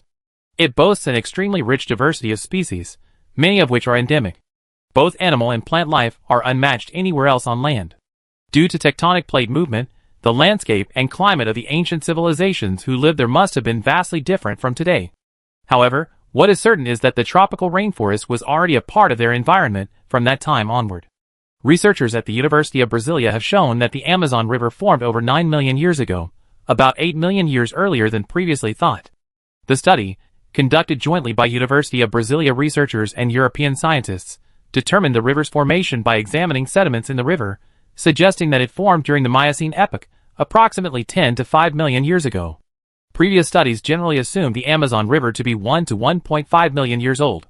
Roberto Ventura, a professor of geology at the University of Brasilia, stated that this study indicates that the Amazon River formed between 9 and 9.4 million years ago, though it was far smaller than its current size. It was merely an inland lake, not yet a river emptying into the Atlantic Ocean. Subsequently, the continued uplift of the Andes Mountains caused the Amazon River to expand eastward, ultimately reaching its current state. However, the researchers also stated that the Amazon River is still a young river, but it has a significant impact on the entire regional ecology.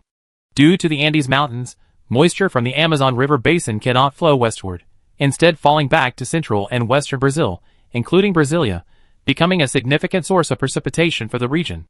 Amid the intense pressures of a mission, taking in the beautiful scenery around you can be a welcome break. However, vigilance cannot be relaxed. After all, this is a mission fraught with peril. A pair of eyes in the rainforest were fixed on the motorcycle traveling along the rugged dirt road. Chapter 265. Tessa and Nineveh set out again. Perhaps they were very close to their destination. Therefore, they couldn't let their guard down. However, an ominous aura seemed to be gaining ground in the rainforest. Tessa didn't seem to react, but Nineveh began to glance around. Her gaze shifted from left to right, and her brow furrowed slightly, as if she were following something. What? Tessa noticed something unusual when she saw Nineveh in the rearview mirror, looking back and forth, her expression seemingly uninterested in the scenery. Suddenly, a dark figure darted out from the forest ahead. It pounced on the motorcycle from the sky. Wow! Tessa, seeing something suddenly rush out in front of her, instinctively lashed out with a jerk. The motorcycle suddenly lowered, slipping under the shadow. Tessa's superb driving skills saved the two's lives, but they were also sent flying off the motorcycle. Nineveh's supernatural powers supported her, allowing her to land safely, but Tessa wasn't so lucky. Tessa was thrown from the motorcycle and rolled several times on the ground. Climbing back to her feet, Tessa saw a towering figure standing between her and Nineveh. Humph! Nineveh immediately clenched her fists and shielded herself, ready for battle. This enormous figure was clearly a monster. The monster roared and punched Nineveh, but Nineveh was no match for it. Nineveh swung her fist, and a surge of force blocked the monster's mighty fist.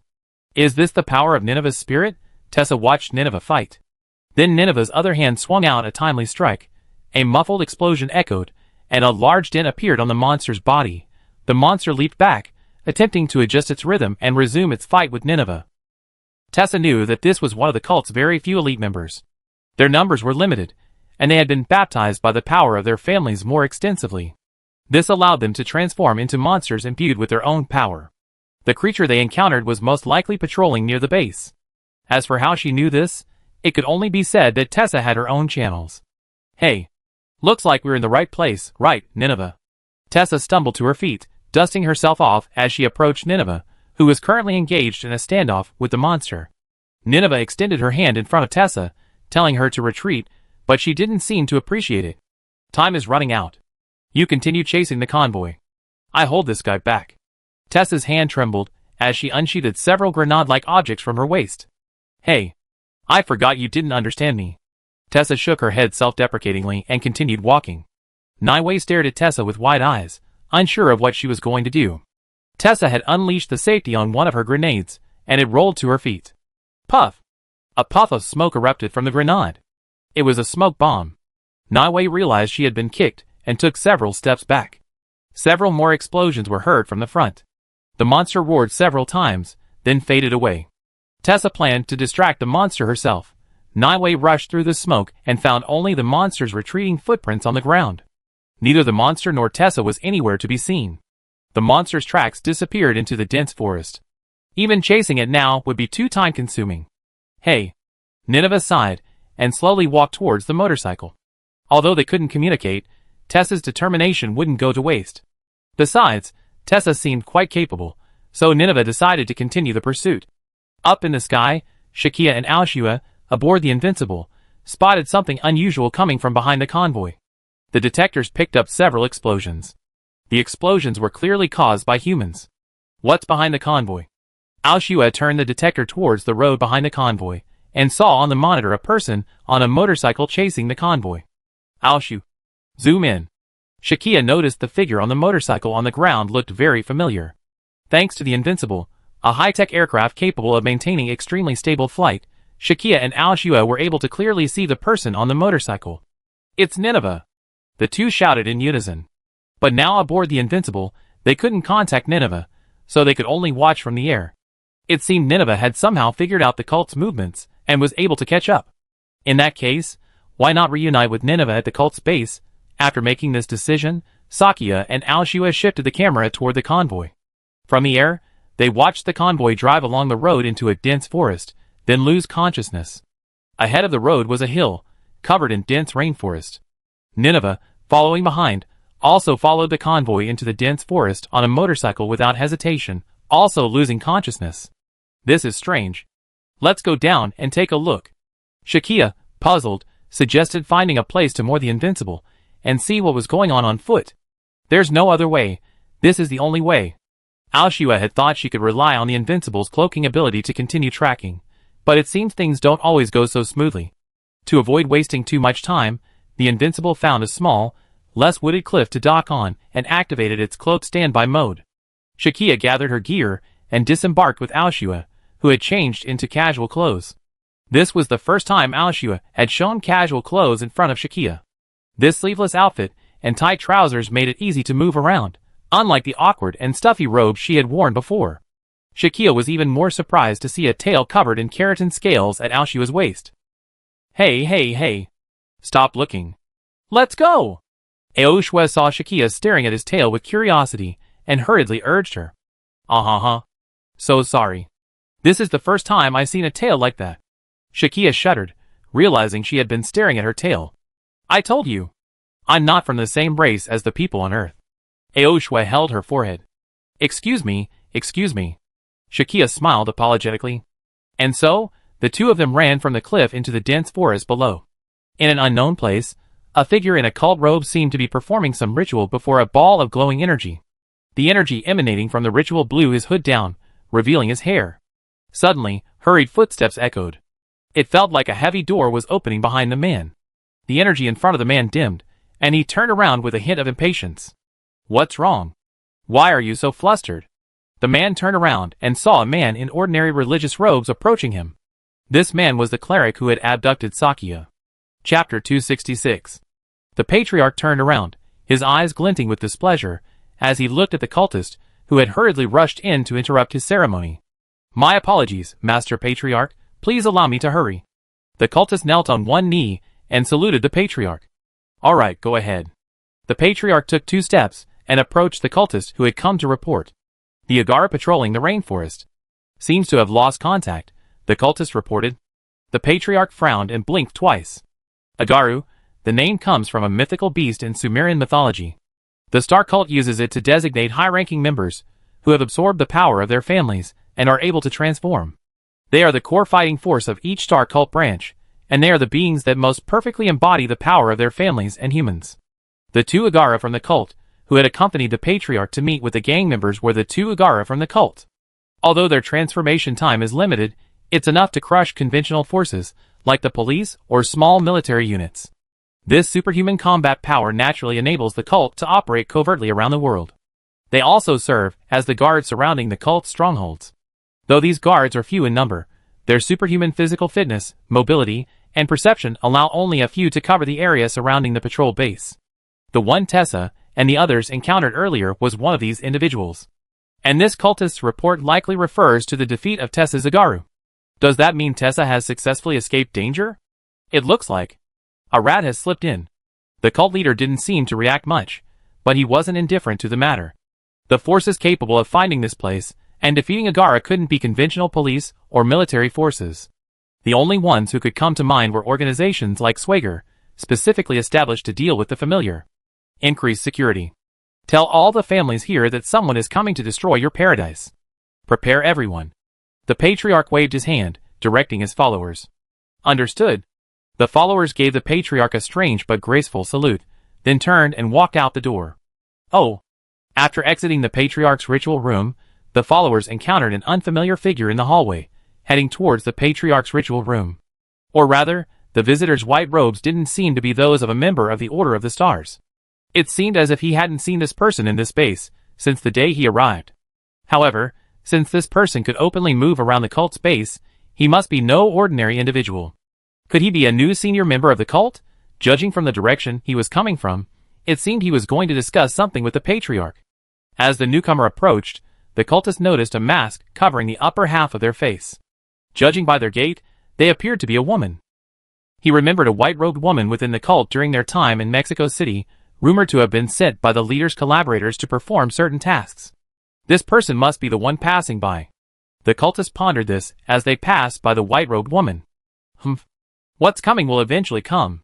The cult leader seemed to sigh softly in the ritual room. However, he didn't seem disappointed or overly negative. He seemed merely self-deprecating. Looking quite relaxed, master? A female voice rang from the doorway. The master looked up and saw a familiar figure standing there. I was wondering who it was. Why didn't you stay in Mexico City? You weren't here when we moved. How did you find this place? The master asked. The white-robed woman slowly approached the master and examined the ritual room. I need to make my regular reports too. This isn't surprising. This place was located within a ruin, but unlike the stone buildings you might imagine, there was some technologically advanced equipment, which seemed quite out of place. Your master's partner is my boss, don't forget that. He found this base for you. Of course I know the location. The white-robed woman spoke slowly, taking in the area as she walked forward. How is it? A wonderful place, isn't it? Why do you look so confused? The master said nothing, only spreading his hands, with a somewhat helpless expression. Your boss wouldn't ask you to mock your collaborators, would he? It seemed the patriarch was no pushover. This is a nice place, but there are a lot of rats. The woman in white could hear a hidden meaning in his words. We also lost a high-ranking cultist, Hagaru. It seems the invaders are quite capable. The patriarch's mention of rats implied that outsiders had intruded into the forest. Rats? Interesting. The white-robed woman touched her chin and smiled. What do you mean? The priest raised an eyebrow, motioning for her to continue. I just go meet them, okay? The white-robed woman, knowing the priest's request, stopped playing it safe. That's wonderful. With someone as skilled as you helping me, I have nothing to worry about. The priest gave the white-robed woman the same salute he had given the cultist. You're welcome. I'm just being contractually minded. The white-robed woman, maintaining her commanding presence, turned and left the priest's room. Time flashed back to a dozen minutes earlier. Nineve, on her motorcycle, had tracked the cult's convoy until they reached a vast canyon hidden within the dense forest. The canyon was more wide than narrow. But the cliffs at the top had a strange, long, narrow structure, concealing this spacious area beneath the surrounding mountains and the shelter of the rainforest. Nineve doubted there were any signs of human intervention. But beneath this vast canyon, 3 stone structures loomed. They resembled the pyramids of the Mayan civilization. A characteristic of Mayan pyramids is the altar-like structure atop them. Slightly shorter than Egyptian pyramids, they were constructed from massive stones. The entire pyramid was grayish-white, not entirely conical, and topped with a shrine for worship. The Mayan pyramids were similar in design to their Egyptian counterparts. Their bases were square, with steps facing due north, south, east, and west, and steps surrounding them. For the Mayan pyramids, the sheer volume of stone blocks needed to be cut, transported deep into the jungle, and then stacked to heights of 70 meters, weighing over 10 tons, would have been impossible without advanced transportation and lifting equipment. This was especially true of the structures within this canyon. Nineveh saw no sufficiently large entrances or exits, aside from the tunnels leading in. The convoy stopped in the square surrounded by the buildings. Chapter 267. Nineve turned off her motorcycle from a distance and pushed it behind a large rock surrounded by bushes near the tunnel exit, where she hid. Then, she crept out from behind the rock, using the vegetation and terrain as a barrier to stealth, approaching the building where the convoy was parked. As close as possible, Nineveh hid behind a stone pillar and observed the situation. They parked the vehicles in a row and began to remove the women from them, escorting them into a building. It wasn't so much an escort as it was the women themselves who entered. They offered no resistance, nor were the cultists rude. In fact, the cultist who met them at the building entrance gave each of the women a set of cult robes. The women seemed happy to accept the robes and simply walked into the building. Nineveh frowned, puzzled.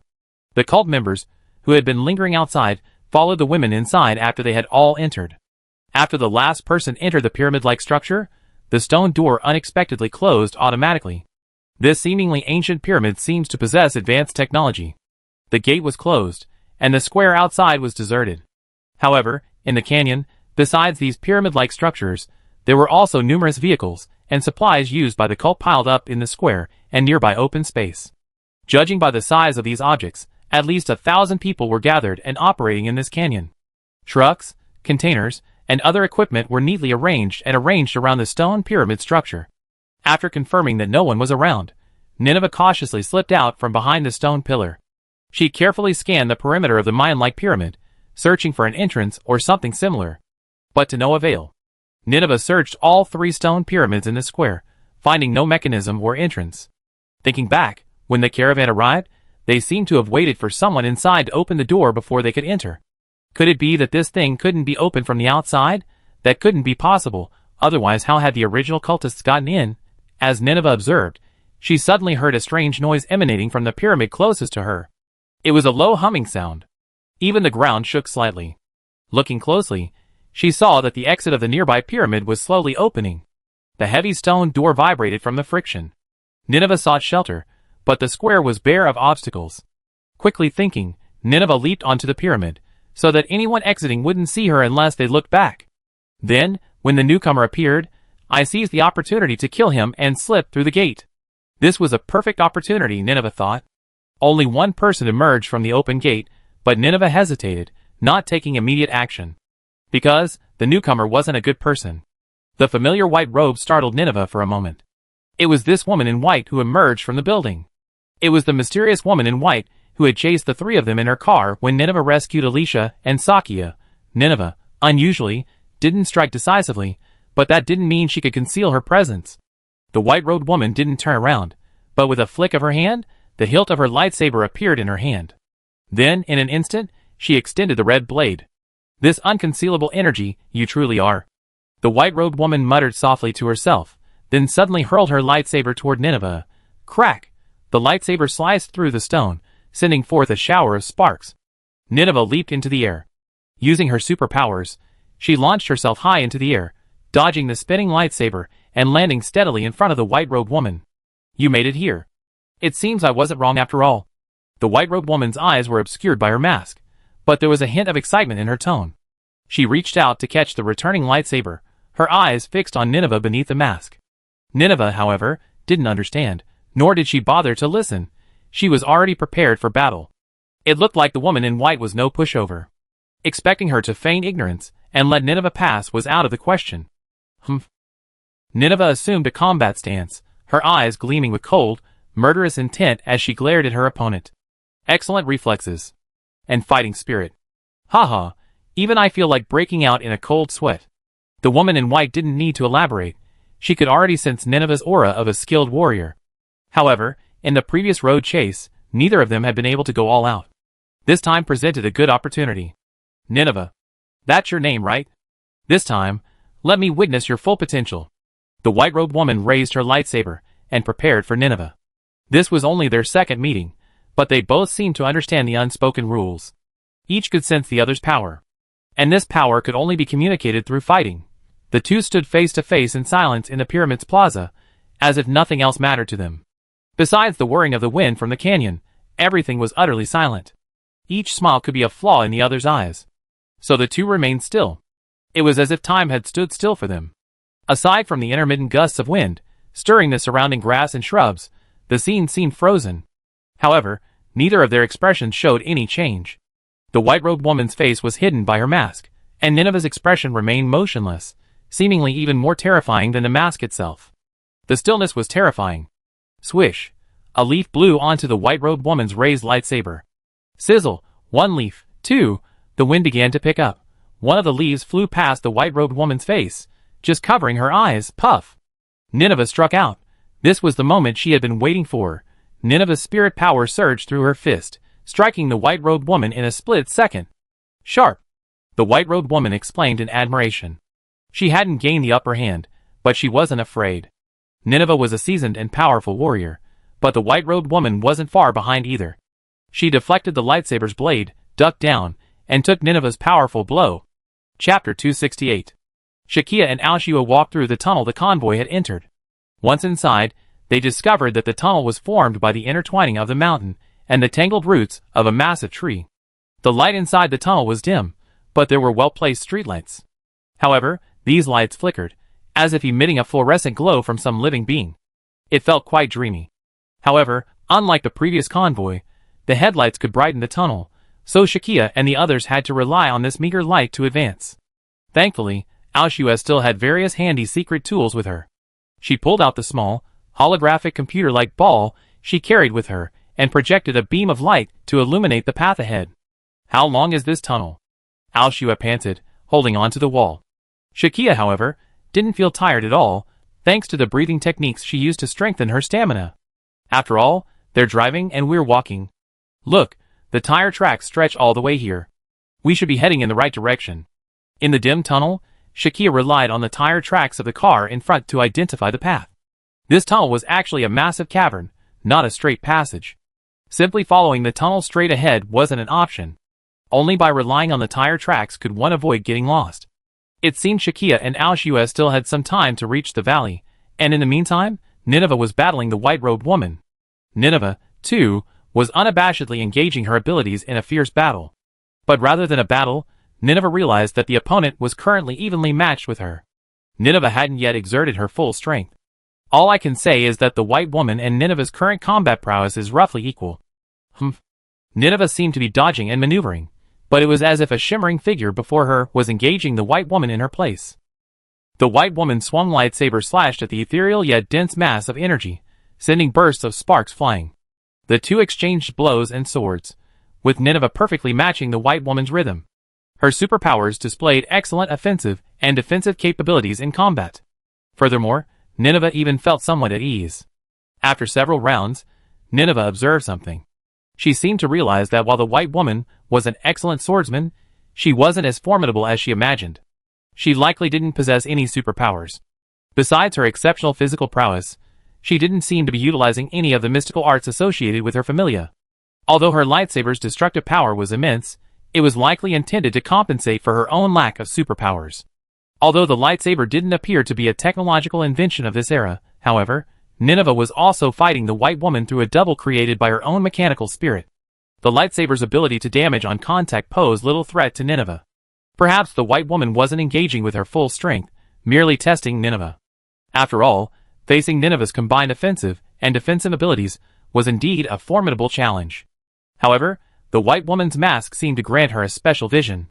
Nineveh's mechanical spirit double was normally invisible to ordinary humans, revealing itself only when fully activated. However, the white woman seemed to sense it and attack and defend accordingly.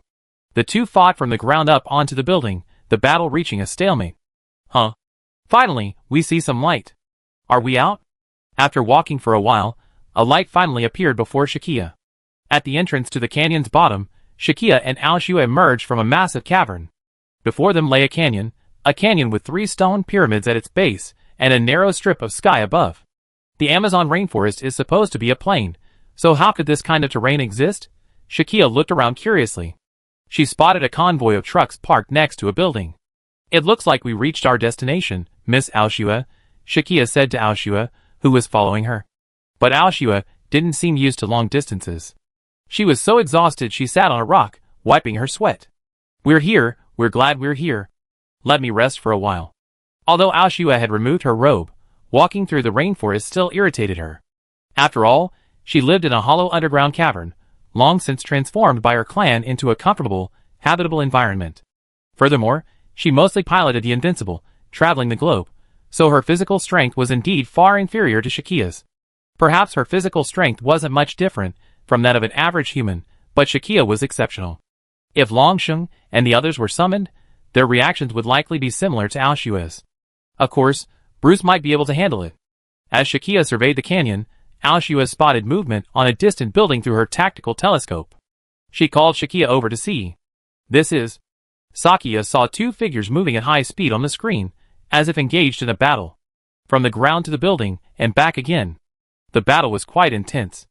Fortunately, Al-Shua's telescope seemed to have an automatic target lock function, otherwise, an ordinary telescope would never be able to keep up with the two's speed. Nineveh. The white-robed woman she thought was. Memories of the chase on the highway flooded back to Sakia. She hadn't expected to encounter that white-robed woman with a lightsaber in this very place. It seemed like a narrow road for enemies, and this also proved that this was the cult's stronghold. Miss Al-Shua, I can't just stand by and watch. Just wait, I'll be back soon. Sakia was about to rush off to join the battle. Then, I gather intelligence around here. Al-Shua waved at Sakia. All right. Leave the path to me. Sakia flexed her wrist, ready to enter combat mode. If the opponent was the white-robed woman, guns and the like would be useless. Sakia handed her weapons and ammunition to Al-Shua for safekeeping and went into battle lightly. Nineveh. Not bad. You're truly formidable. Welcome, executioner. The white-robed woman ducked, dodging Nineveh's flurry of blows, but she hurled her lightsaber in a different direction.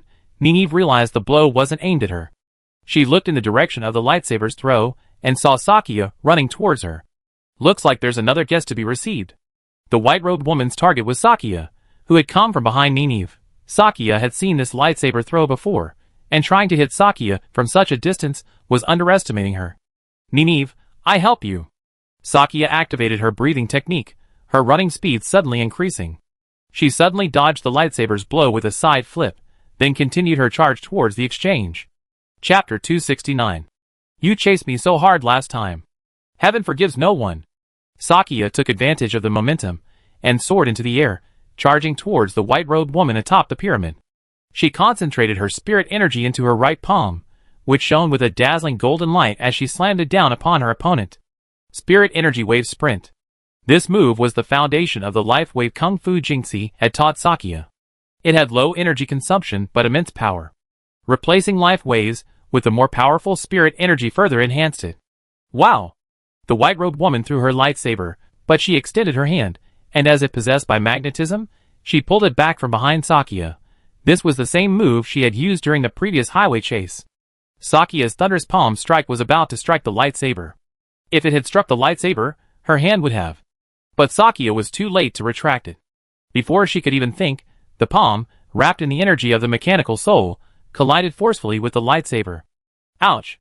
By the time Sakia reacted, her palm had already made contact with the lightsaber. But she sustained no damage, thanks to the mechanical soul's power between them. Hey! You scared me! Sakia exclaimed in secret delight. With the power of the mechanical soul at hand, she wasn't afraid of the lightsaber, so she could attack with confidence. Although the white-robed woman's lightsaber barely blocked the palm strike, Sakia's attack had only just begun. Determined to strike once and for all, Sakia grabbed the lightsaber with her right hand, then, using the momentum from her landing, delivered a whip kick towards the white-robed woman who had grabbed the sword. You're quite capable. The woman in white seemed surprised that someone could actually catch a lightsaber with their bare hands. This was her own miscalculation. She raised her leg to block Sakia's kick, seemingly with ease. Then, she cleverly closed the lightsaber's blade, and Sakia suddenly missed. Then the woman in white quickly leaped off the pyramid, temporarily creating some distance between them and Sakia. Because Nineveh wouldn't just stand by and watch. As a seasoned warrior, she had to seize this opportunity.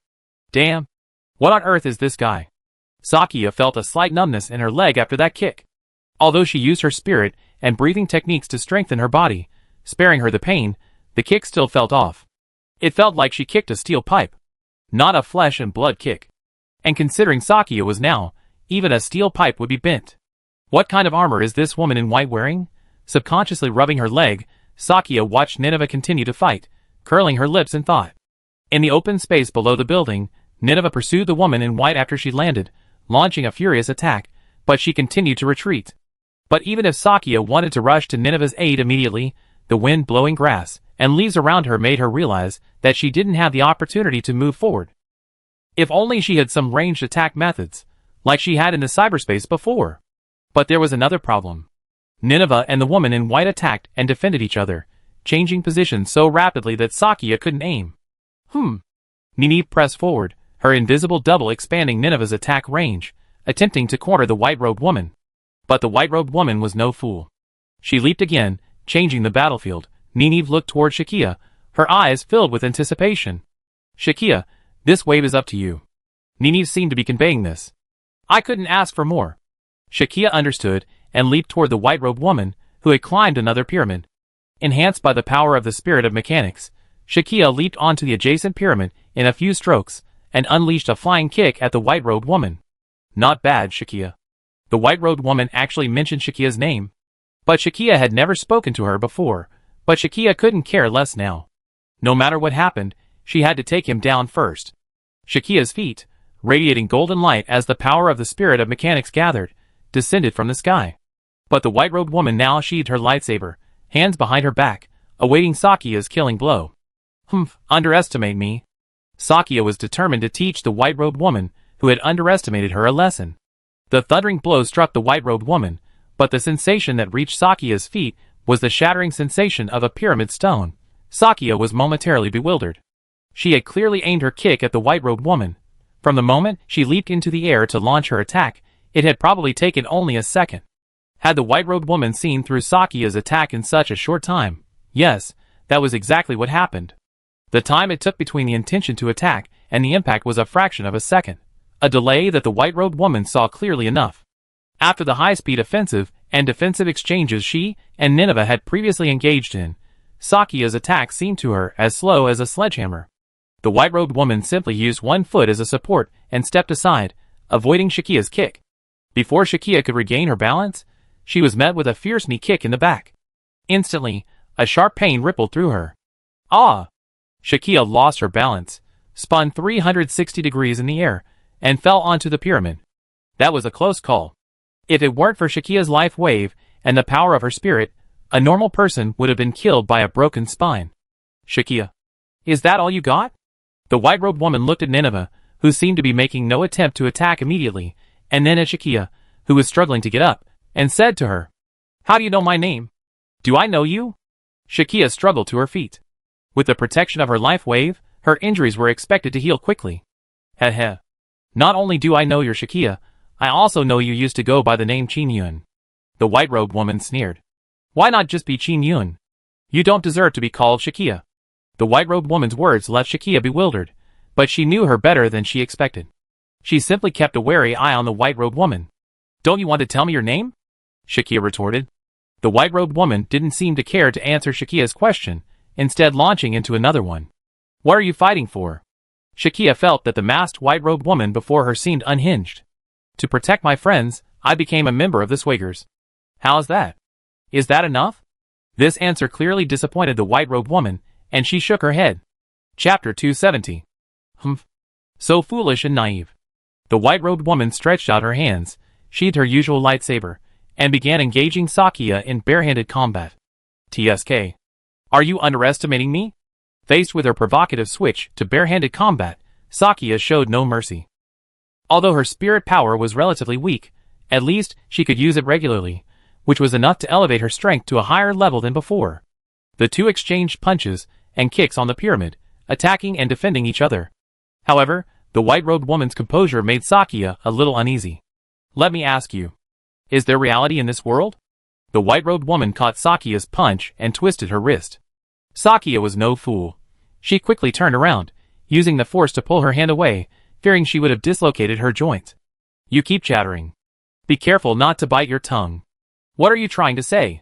Sakia found the person before her strange. Why did he keep talking as soon as he saw her? Facing Shakia, who had reasserted herself, the white-robed woman seemed to glance at Nineveh, who was watching from a distance. Seeing that Nineveh had no intention of coming to her aid immediately, she continued her attack on Shakia. Nineveh seemed to be taking this opportunity to assess Shakia's strength. Coexistence painted with hypocrisy. Cities built with deception, civilization shaped by lies. This is humanity today. The white-robed woman and Shakia simultaneously launched a high kick, their legs intertwined, engaging in a seemingly evenly matched battle. TSK. This guy is so tough. Shakia groaned inwardly. The kick still felt like hitting an iron pipe. However, the white-robed woman didn't seem to want to subdue Shakia in one go. Instead, she continued to speak these confusing words. Deception and lies? What are you talking about? For a warrior, it's no exaggeration to say that one's fists are used to crush the other's heart. Shakia sensed no madness or malice in the white-robed woman's punches and kicks, but rather an overwhelming determination and courage. This white-robed woman was no ordinary person. Speaking of that white robe, Shakia seen it on a street corner one night. Shakia shuddered, remembering someone she run into on the street after a night out with friends. Someone also wearing a hood and a long white robe. And that person, Shakia vaguely remembered, had a face similar to her own. If she remembered correctly, Shakia's breathing quickened as she stared at the masked figure before her. The appearance of the family should terrify people. And yet, most people in this civilization seem indifferent. Don't you find that strange?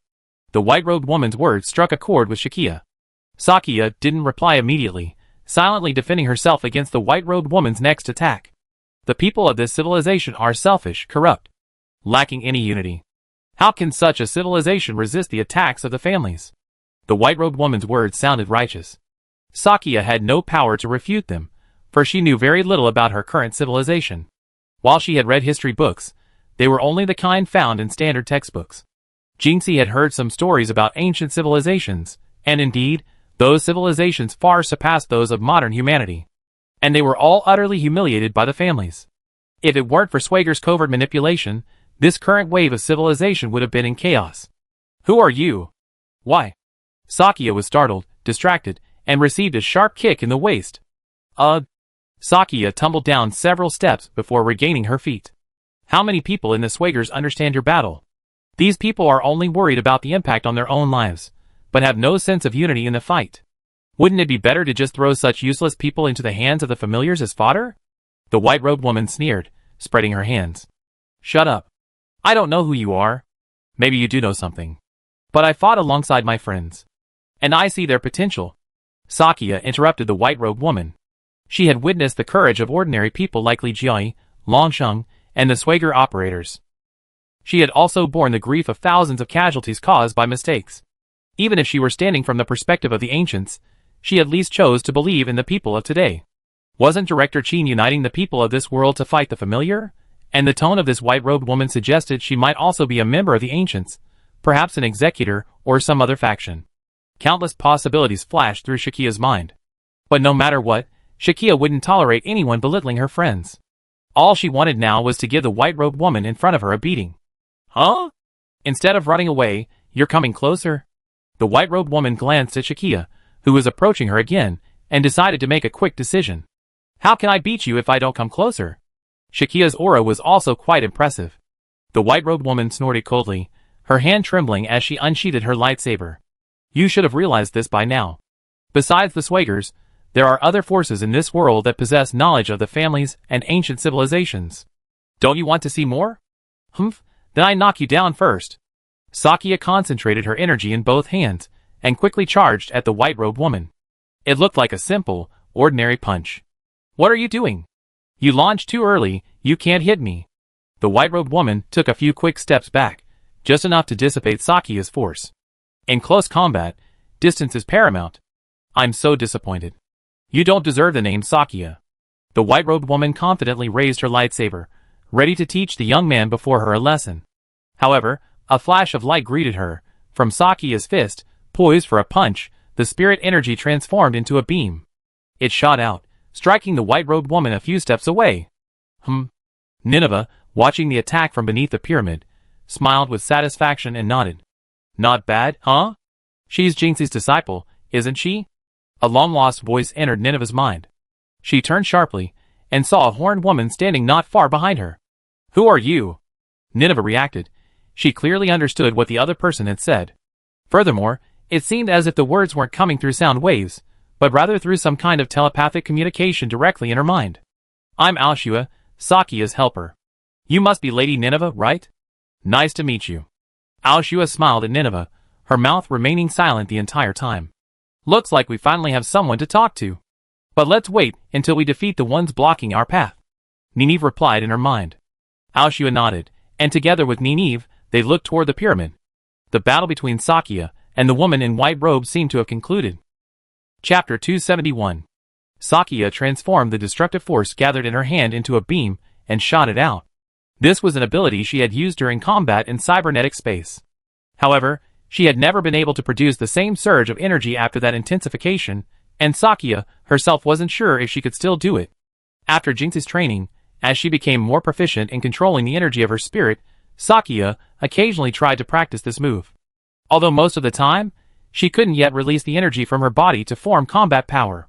Even this time, Sakia's beam didn't have a very long range.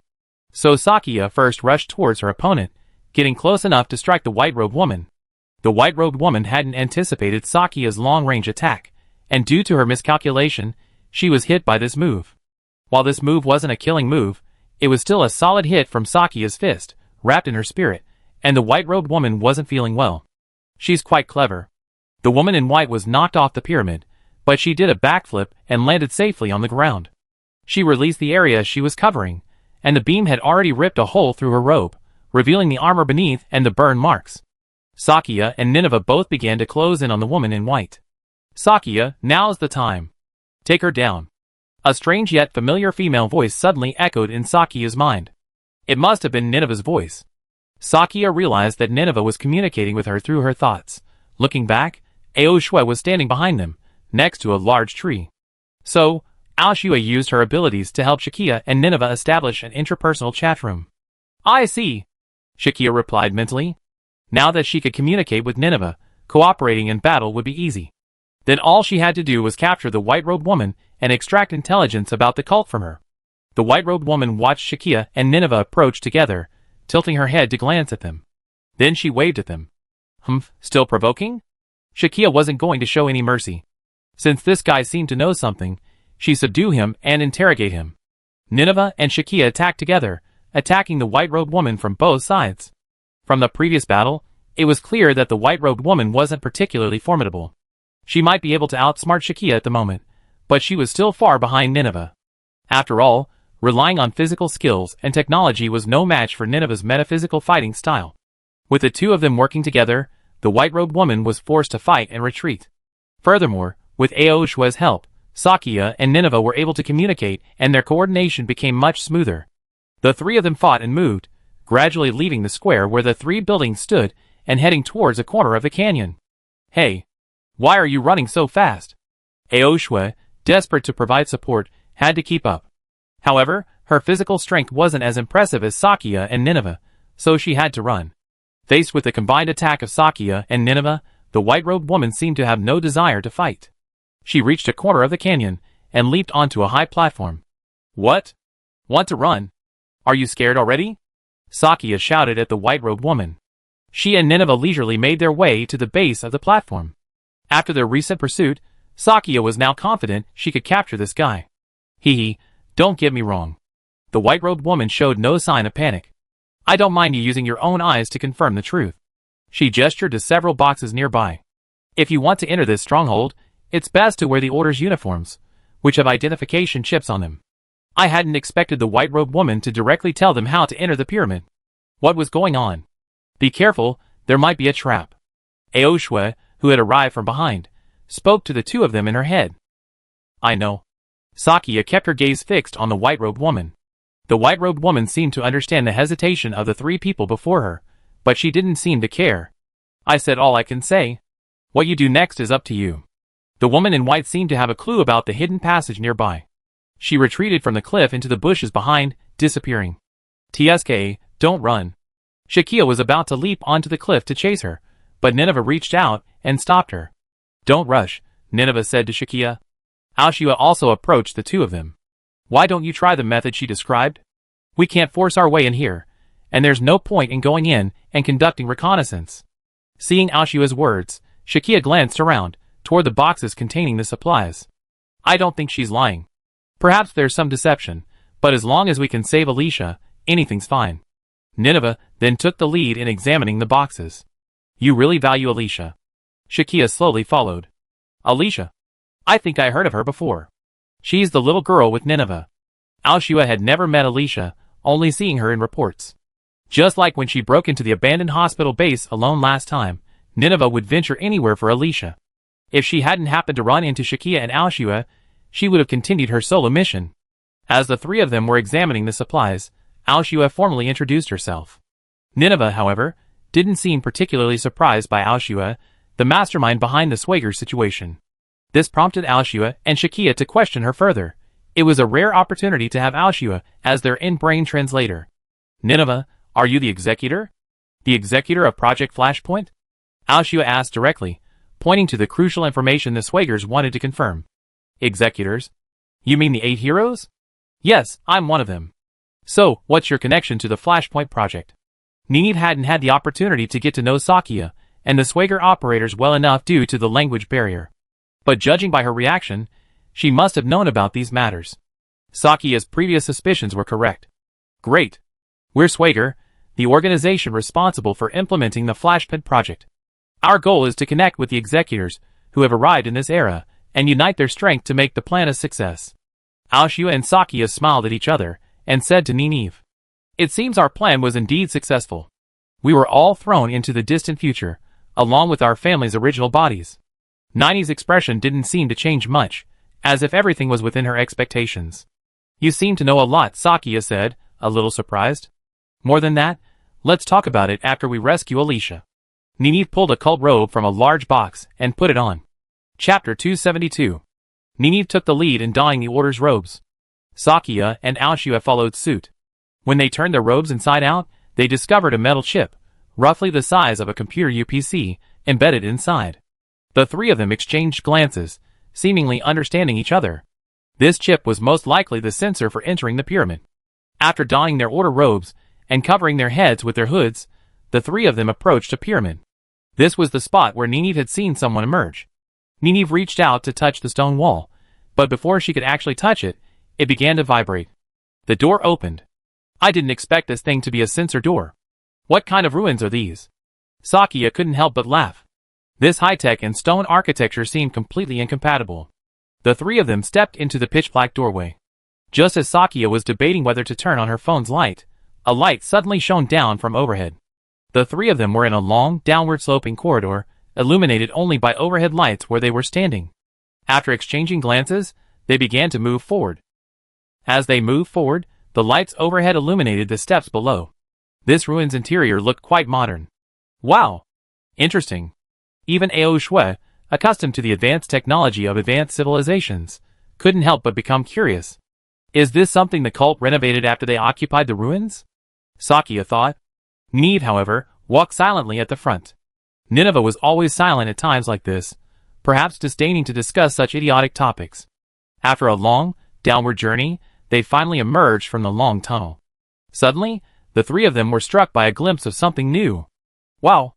What unfolded before Sakia was a vast underground space. Is this truly a stone ruin? Even Aoshue explained in amazement. This underground space seemed larger than a football field. It was laid out like a street, and many people were walking around, all wearing the robes of the order. An underground city. Let's explore it, Nineveh said to the two of them through Aoshue's telepathy. Underground city. That's the most fitting description for this place. Sakia, Aoshue, and Nineveh agreed at the entrance to investigate separately, and then reunite here later. This place had everything you could possibly want. While wandering around, Sakia discovered a shopping street and some tents housing civilians. Although everyone wore the robes of the Order, followers of the Order of the Stars, their expressions seemed peaceful. As they passed a fruit stand, an elderly woman held a piece of fruit and spoke to Shakia, seemingly trying to sell it. But Shakia still had to continue her investigation, so she waved it off. To her surprise, the elderly woman smiled and thrust a piece of fruit into Shakia's hands, indicating she didn't need to pay. Oh! The people here seem normal and kind. Shakia couldn't refuse the offer, so she accepted the fruit. This underground city street was illuminated by the ceiling, and there was also plenty of light from the tents on the street and in the residential area, so it was quite bright. There were still some children playing and running around in the streets, looking quite happy. If it weren't for the stone blocks and shanties, this would be just like any other day-to-day scene in New Spring and Autumn City. What surprised Shakia was that, despite being underground, the air didn't seem murky. Perhaps there was some sort of air purification or ventilation system. Underground city. While strolling around, munching on the fruit the old woman had given her, Shakia thought of the Swagger headquarters. It had been ages since she'd been back. I wondered how my friends were doing. Shakia herself was surprised. Unexpectedly, in this underground city, nestled in the enemy's base, she felt a sense of peace and tranquility. I must have been too tired lately. Shakia shook her head, dismissing the inexplicable thought, and continued her stroll. This area consisted of residential areas and shopping streets. Shakia discovered that the underground city was even larger than she had imagined. This was the only area she had seen at the entrance with Nineveh and Aoshue. At the far end of this football field-sized area, several gate-like openings led to other areas. What's going on? Is there anything unusual here? Someone patted Shakia from behind and said to her. Shakia wasn't surprised. Her spirit senses were constantly monitoring movements within a 50-100 meter radius.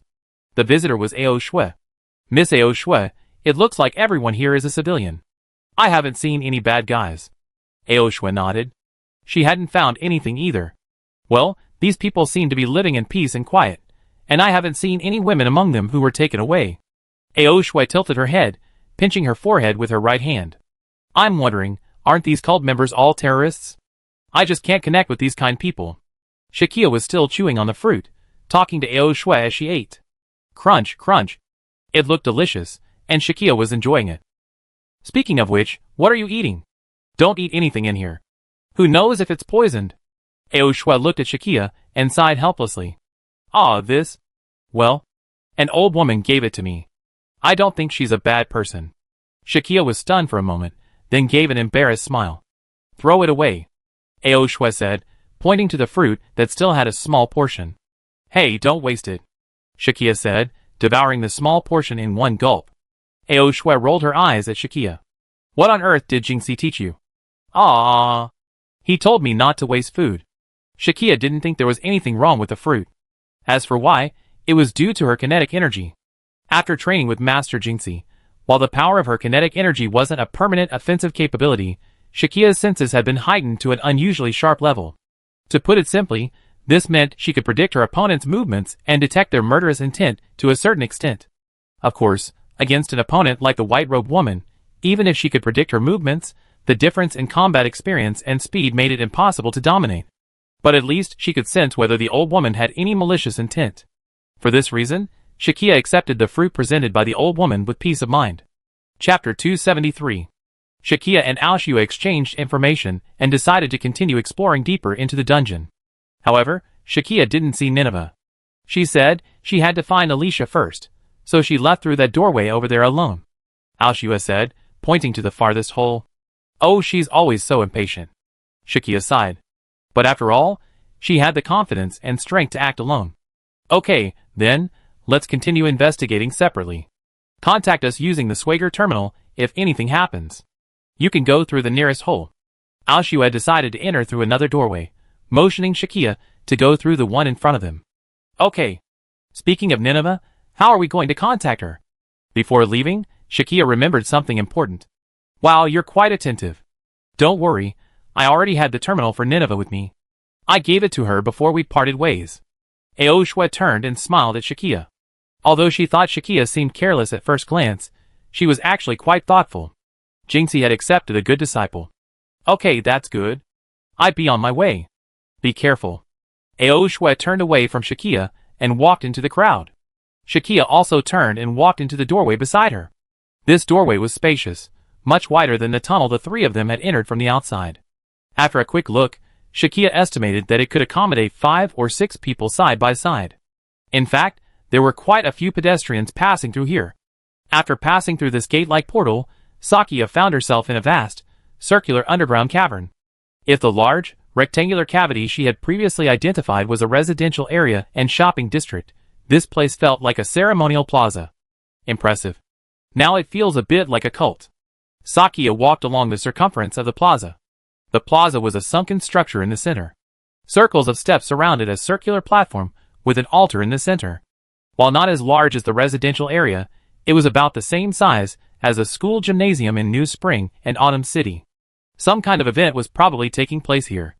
On the platform in the center, where the altar stood, several believers in ornate cult robes were lighting a fire and performing a ritual. In the circular terraced auditorium, numerous believers chanted along, raising and lowering their hands.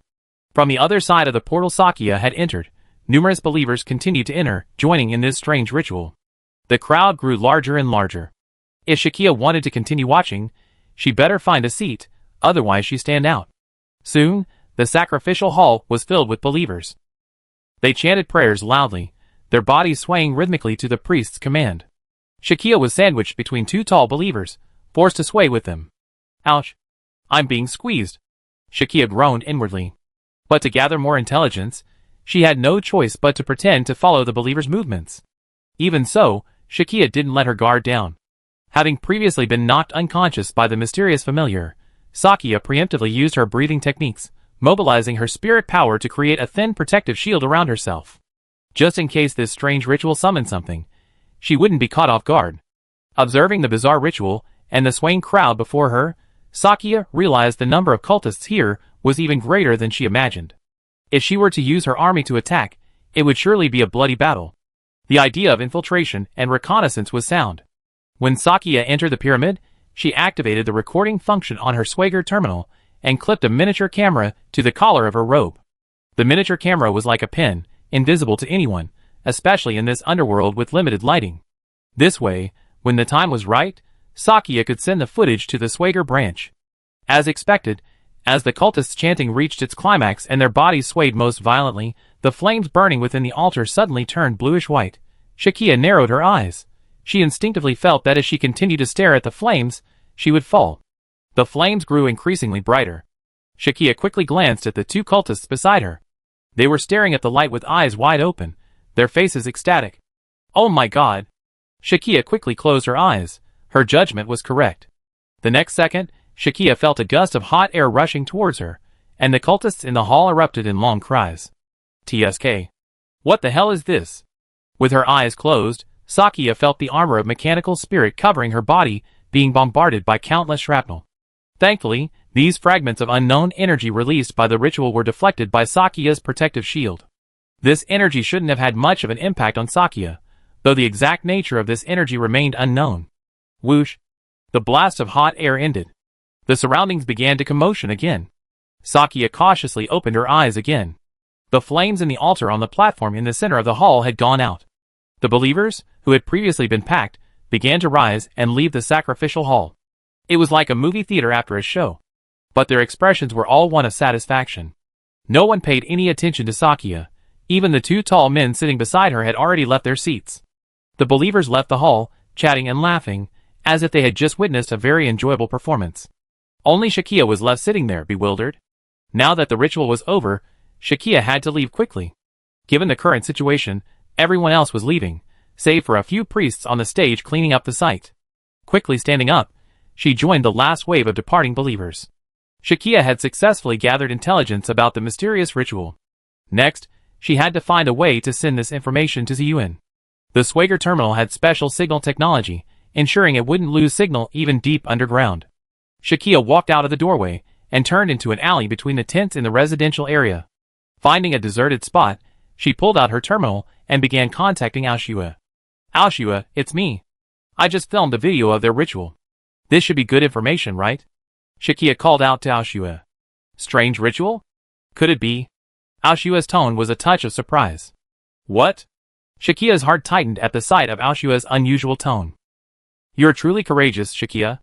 I was just in a tavern here and heard a ceremony was taking place in the adjacent sacrificial hall. This ritual brings immense joy and peace of mind to the believers. But you and I both know it stems from the power of some kind of clan. Aoshua explained to Shakia unhappily. Chapter 274. So, do you feel anything unusual about yourself right now? Faced with Aoshua's question, Sakia scratched her head, unsure how to respond. Indeed, Sakia's previous actions had been too reckless. Fortunately, this spirit power was incredibly reliable. As Master Jinxie had said, it was a force that controlled her clan. Otherwise, who knows what might have happened to her. There's nothing unusual about it. We discussed the details in person. Sakia replied apologetically. She had caused Aoshua to worry about her again. Never mind, it's good that you're fine. You have the spirit power protecting you, so you shouldn't have any problems. Aoshua's answer put Sakia at ease. Aoshua began to explain the ritual's potential effects to Sakia. It brought peace and joy, which was precisely why the Cult of the Stars had attracted so many followers. But it was like a drug. The ritual Sakia had experienced before was just a basic appetizer, suitable for new believers to undergo the so-called baptism. With continued participation in this baptism, the believer's self-consciousness will gradually disappear, and they will gradually assimilate into the clan. Of course, this process will undoubtedly take considerable time. Judging from the current situation of the cult, it seems that no one here has truly reached that stage, because the cult only recently entered this place. This is good news. Ms. Aoshua, how do you know so much? Did the tavern owner tell you everything? After receiving a detailed explanation, Sakia's admiration for Aoshua increased. Not really, tavern owner. While this consequence of assimilation into the clan is just my speculation, the ancient texts passed down by our clan record similar sorcery. A legacy from your civilization. Aoshua replied over the comms. I see.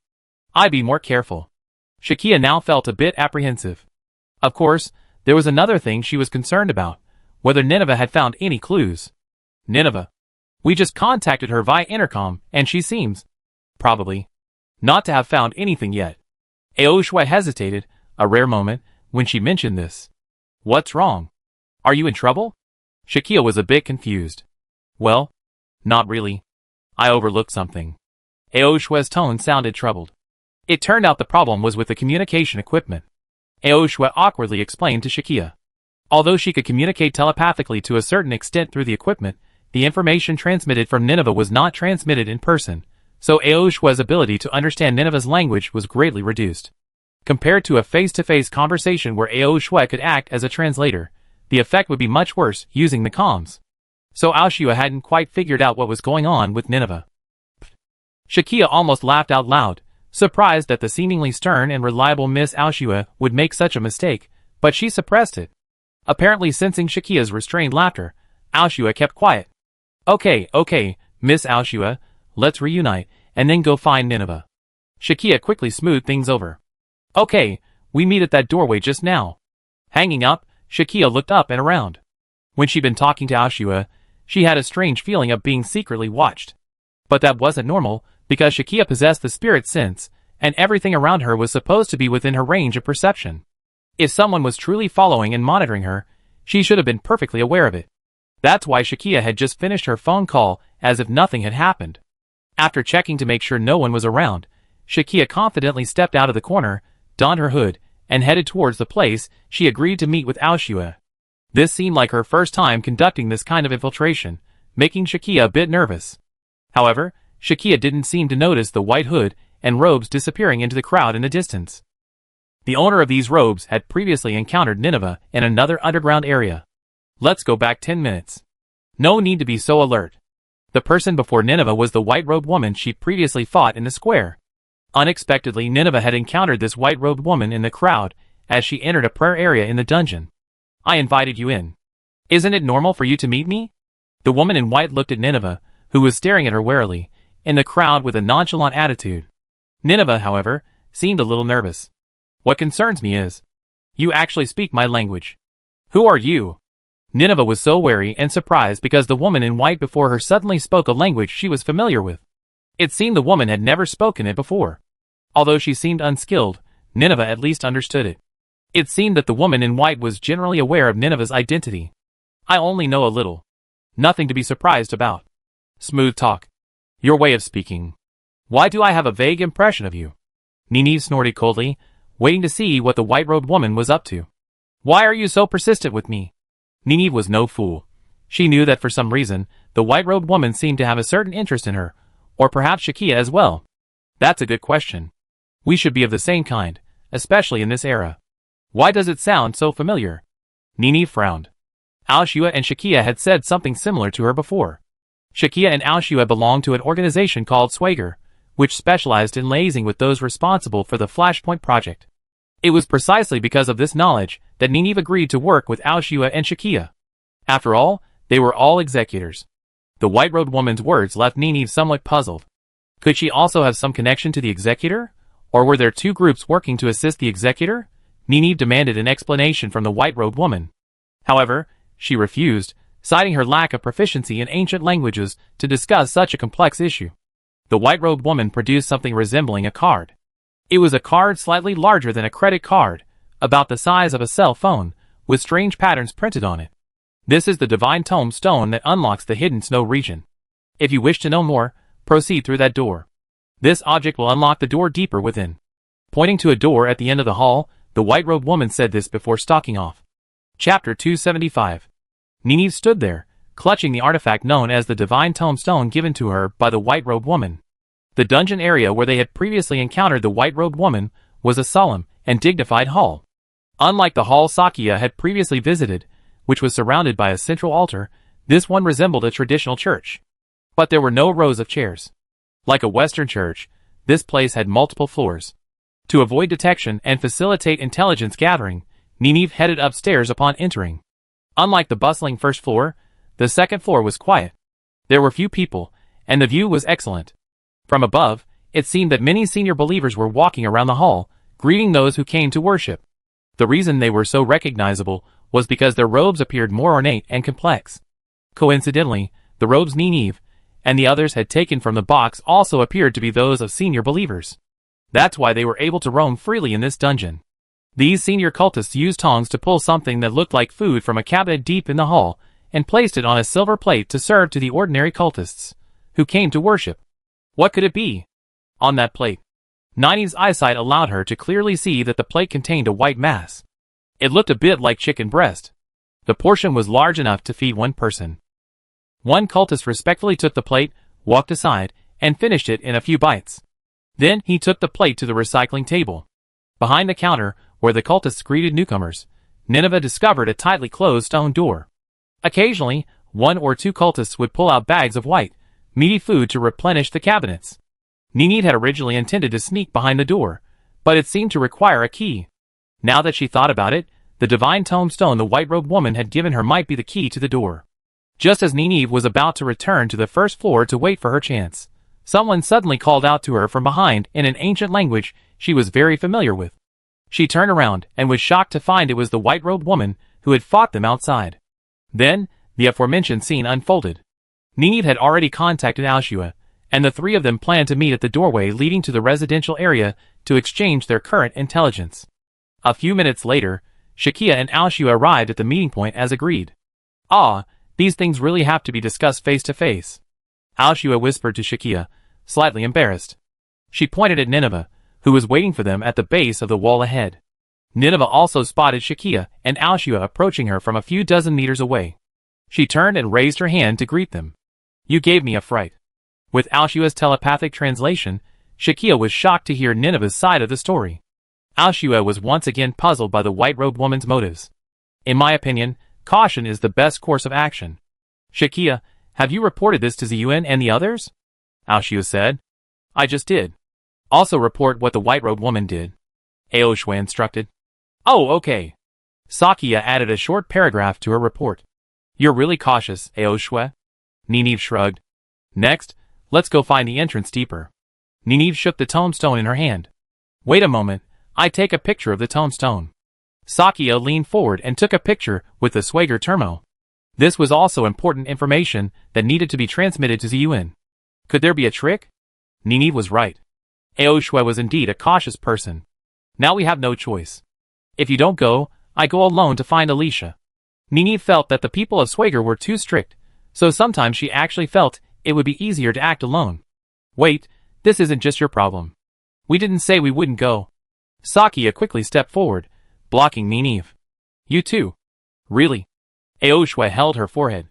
"But if anything were to happen, with the fighting prowess of the two executors, escape shouldn't be a problem. As Swagger's, no, more like Jinxi's personal intelligence support, Alshua's own combat prowess isn't particularly strong, so she relies on extreme caution to ensure her safety. Nineveh, however, seems completely unconcerned, and Shakia can be quite reckless at times. This can only mean that they are protected by the power of the mechanical soul, allowing them to act recklessly, right?" Nineveh and Alshua were reassured. But according to Jinxi, Shakia's mechanical soul power is still in its infancy. While executors are supposed to possess distinct mechanical soul powers, Shakia's mechanical soul power is strangely weak. If Nineveh's spirit power still blazed like a pile of firewood, Shakia's was like burnout embers. Only by blowing hard on them could the flames be reignited. And this flame had to be carefully tended, lest a strong wind blow it away along with the ashes. Jinxi's job was to carefully preserve the fire, and add firewood at the right time. Aoshue had heard Jinxi talk about this when she visited him. Her description made Aoshue realize the difficulty of training Shakia. Shakia must be guided with the utmost precision. Otherwise, she could suffer irreversible damage. Jinxi hadn't told Shakia about this, lest it burden her unnecessarily. Looking at Shakia, who, buoyed by Nineveh's confidence, was eager to try, Aoshue sighed. "I hope my worries are unfounded. Under these circumstances, Aoshue's priority seems to be ensuring her own safety, rather than worrying about the two executors. No point in talking anymore. Let's go!" After listening to Sakia's description of their situation, Nineveh concluded that Alicia and the abducted women were definitely not on this level. According to the information Aoshue had gathered, the people here seemed to be refugees, those struggling to survive in today's society, and those dissatisfied with the existing system. They came from all over the world, and it's unknown how they came. Perhaps they learned about the cult's covert preaching and voluntarily joined the cult. Just like the old woman and child Sakia had seen earlier, some of them were brought here by cult members with their families. Others were left behind, children and elderly people in mountain villages, or refugees from war zones, brought here by cult members. They all seemed to have found a place to stay here. That's what the tavern owner told Aoshue. Of course, Aoshue had lied at the time, claiming to be a newly arrived member. At that time, the tavern owner saw Aoshue wearing the robes of a high-ranking believer and praised her for her rapid promotion. Chapter 276. Shakia and Alshua followed Nineveh toward the large door behind the church hall. However, the timing didn't seem right. Two cultists armed with long pole weapons were still guarding the gate. Although they didn't appear to question the incoming cultists excessively, the three of them were about to use the key they had just obtained. If they appeared suspicious in front of the guards, it would be a waste of time. They decided to wait for the right opportunity. Speaking of which, Shakia had other topics on her mind. Miss Aoshua, you're saying that this cult has taken in a lot of refugees, so they're doing something good. Hearing Aoshua's description, Shakia was a little surprised. It's really hard to say. It doesn't mean that they're doing good just by accepting these desperate people. Aoshua glanced at Shakia, then turned away. Shakia was quite naive sometimes. Perhaps it was because of her amnesia. Whether they're good or bad is none of my business. If they dare do anything to harm Alicia, they'd be in trouble. Nineve didn't dwell on this.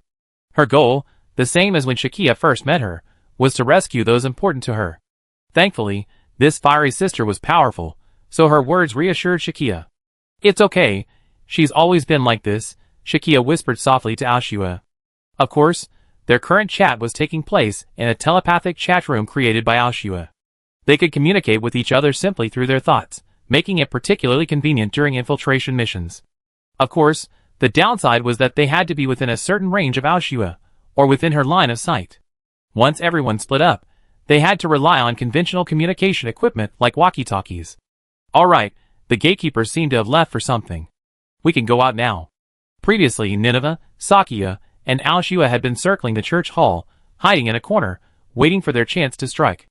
Now, it seemed like it was time for the cult members to change shifts, and the cultists guarding the gate with long pole weapons seemed to be becoming more disengaged. While they were gone, Sakia and the other two leisurely emerged and headed for the main door at the back of the hall. Even as they passed the guards, they didn't even glance at the three approaching cultists. These high-ranking cultists really love to slack off. They just leave everything alone once their shift ends. Sakia even glanced back at the guard, who had begun to doze off against the wall. Who knows? These people come to this cult just to find some peace and quiet. Aoshua also began to complain. Nineve didn't speak, but the cultist's clothes moved. Though it seemed like the wind was blowing, Shakia could tell that Nineve had used her spirit power to create a double to touch the guard. What was she doing? Nineve, you? Shakia asked, puzzled. As expected, we need to be careful next. The voice Nineve conveyed to Shakia and Aoshua in her head grew more serious. What's wrong? Shakia was puzzled. We talk after we get inside. With that, Nineve took out the item the white-robed woman had given her. The white-robed woman hadn't told Nineve how to use it. Perhaps it was because it was surprisingly simple. Nineveh thought so, pulled out the tombstone, and approached the gate. Oh! Shakia stood about a meter or two behind Nineveh, helping her keep an eye out for any cultists who might be approaching. She was kind of keeping watch. How's it going? Is it done? Shakia asked Nineveh telepathically. Wait a little longer. It seems just approaching the gate won't do anything. Nineveh pushed the gate, then tried pulling, but nothing worked. At least, this avoided the awkward situation of everyone discovering the door was unlocked. Hurry up. No one's coming yet.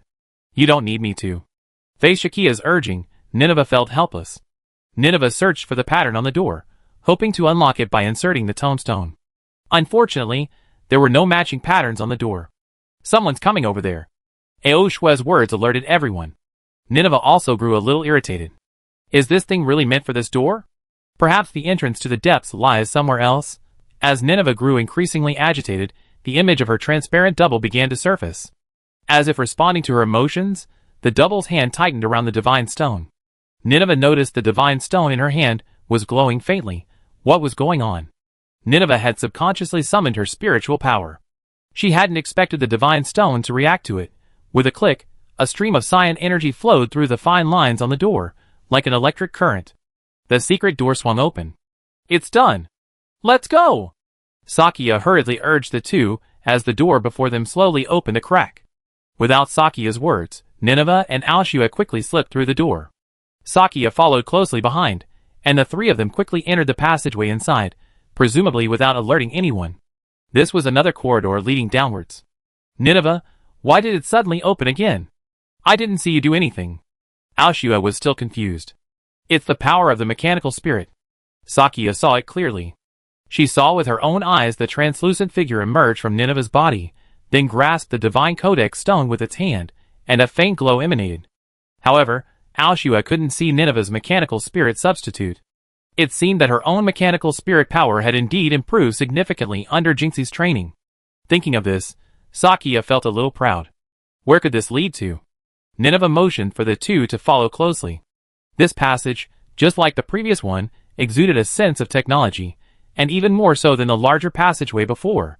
It felt more like a high-tech spaceship or something like the Swager underground base than a passage within an ancient stone ruin. This sense of dissonance filled Sakia, and the other two, with an inexplicable sense of nervousness. But the investigation still needed to be carried out. Nineveh still had to rescue Alicia. The underground city's residential area seemed to be just a small area. A larger area must lie beneath. The stone pyramid seen in the canyon seemed to be just the entrance to this underground city. If that were the case, there must be something much more profound down there. No wonder Nineveh seemed to have renewed hope. The three of them began descending along the newly revealed corridor. But Sakia remembered Nineveh's unspoken words. Nineveh, what did you do when you touched that guard earlier? Chapter 277. Nini sighed and said, I was just checking to see if they were human or something else. And sure enough. What's going on? Shakia asked. Those guards have completely become part of the familia. Nini's words made Shakia's heart tighten. What do you mean? You mean those people are already familia? Alshua was also a little nervous.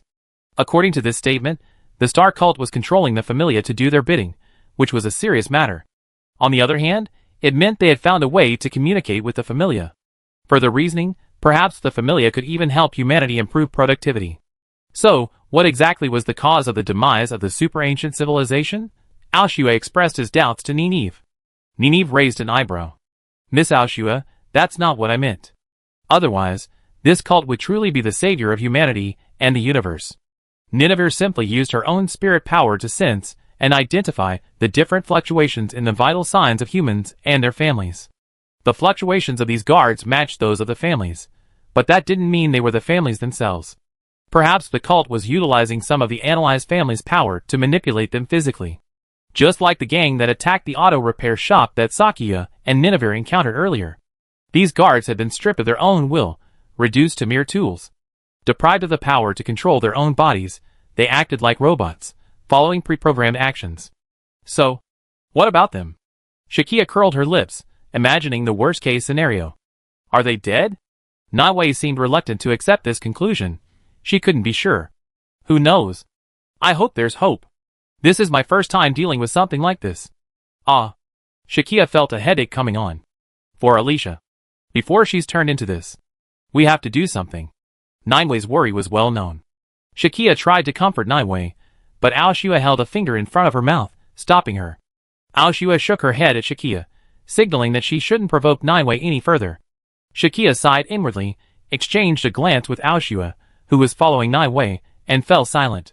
As they descended the passage, the number of high-ranking cultists they passed by increased. To Shakia and the others' surprise, the cultists who met the three of them politely exchanged salutes. To avoid being exposed, Shakia and the other two returned the salutes. Although their salutes weren't necessarily standard, the other party didn't seem to mind. Of course, they had no idea the three were chatting again in their internal chat room. Quite unexpected. These cultists are quite polite. Shakia's tone was a touch of surprise. After all, she had fought the cult before. Their beliefs don't seem fake, which is even more pathetic, Alshua commented. I really don't know what the point of this cult is. Naiwei didn't want to know too much. She just wanted to find Alicia and take her away. Uncle Larry was still waiting for her to return. The three of them arrived at a large door. It looked like the corridor ended there. Beyond this door, there must be a new area. What should we do? It seems no one's been coming in or out for a while. Should we wait? Sakia wondered, as they didn't have the key to open the door. She walked over and pushed and pulled, but nothing moved. Move aside, I do it. Nineve seemed to understand something. She picked up the divine tone stone and, as before, poured her spirit of mobility into it. The door swung open. What? Sakia tilted her head, a look of disbelief. Wow, the woman in white gave you a good thing. Aoshua smiled. Nineve entered the door first. Rather than saying this master key provided a convenience for the three of them, it seemed more like the woman in white was deliberately using it to lure them somewhere. Nineve wasn't particularly pleased. Let's go. I think this place is a little. Sakia studied the scene beyond the door. It was starting to look different. If the dungeon above still had a touch of ruins, now it had taken on a technological feel. What on earth is this? Even Alshua looked surprised. The three of them had arrived in an interior space made of an unidentified metal. It was hard to tell whether it was or metal. The place suddenly felt technological. It wasn't the ancient ruins it had looked like before. The interior was interconnected, with various areas, passageways, and corridors. Sakia was suddenly reminded of the Swager underground base. Aoshua's brow furrowed. She had thought of the same thing. And she was also thinking of the underground shaft area containing the root cube, which Shakia hadn't seen, but which she and Jinxie had both seen. Aoshua pulled out a small device and began scanning the surroundings. Shakia glanced curiously in Aoshua's direction. Thankfully, there weren't many people around, allowing Aoshua to scan smoothly. "What are you doing?" Nineveh, who had been about to begin her search, became anxious when she saw Aoshua looking around. "Please be patient. I'm trying to determine the surroundings." Aoshua was a patient person. "I go look around first. You wait here." With that, Nineveh strode quickly into a large room to the side. "Hey. Wait." Before Shakia could finish her words, Nineveh had already run out of range of Aoshua's telepathic chat room. It seemed she couldn't hear Shakia anymore. "Miss Aoshua." Nineveh. Shakia was truly aggrieved right now.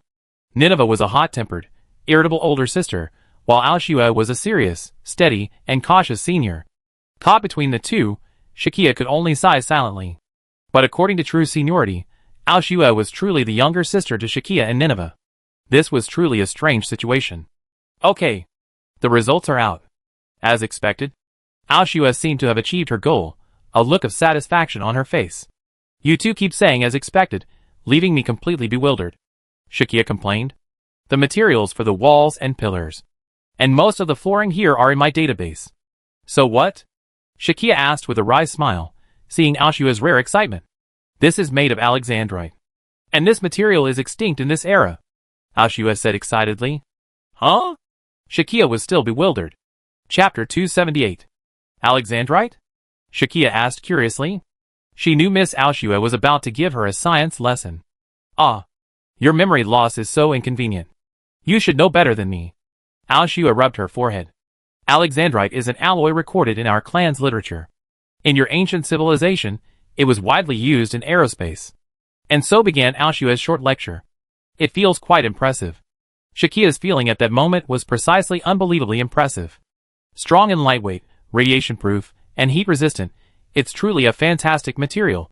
There's only a small piece of it in our clan's museum. I didn't expect to find it here," Aoshua continued. "Even yours has legendary-level materials." Shakia was a little surprised. She reached out and touched the pillar next to her.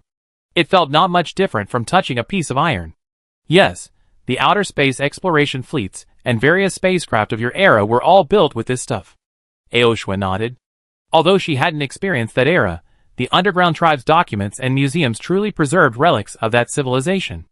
Aoshua herself hadn't really believed in that ancient civilization until her family met Master Jinxie. Jinxie was a true executor. Over the years, Aoshua and her family witnessed everything Jinxie did for Project Flashpoint. Sakia also wanted to see the documents of that ancient civilization that Aoshua had at some point. Maybe I could actually remember something. Then, such a convenient material, why don't modern people use it? Shakia shrugged. She didn't find it all that miraculous. I don't know. Maybe the craftsmanship has been lost, or maybe it's been depleted from overmining? Aoshua stared intently at the material before her. She was almost eager to dig up a piece and study it. "By the way, Miss Aoshua, you mentioned earlier that alexandrite is used to build spaceships. So where exactly is this place?" Shakia was still perceptive, quickly forming her own connections. "This is just a group of modern people, the Star Cult. How did they find this place?"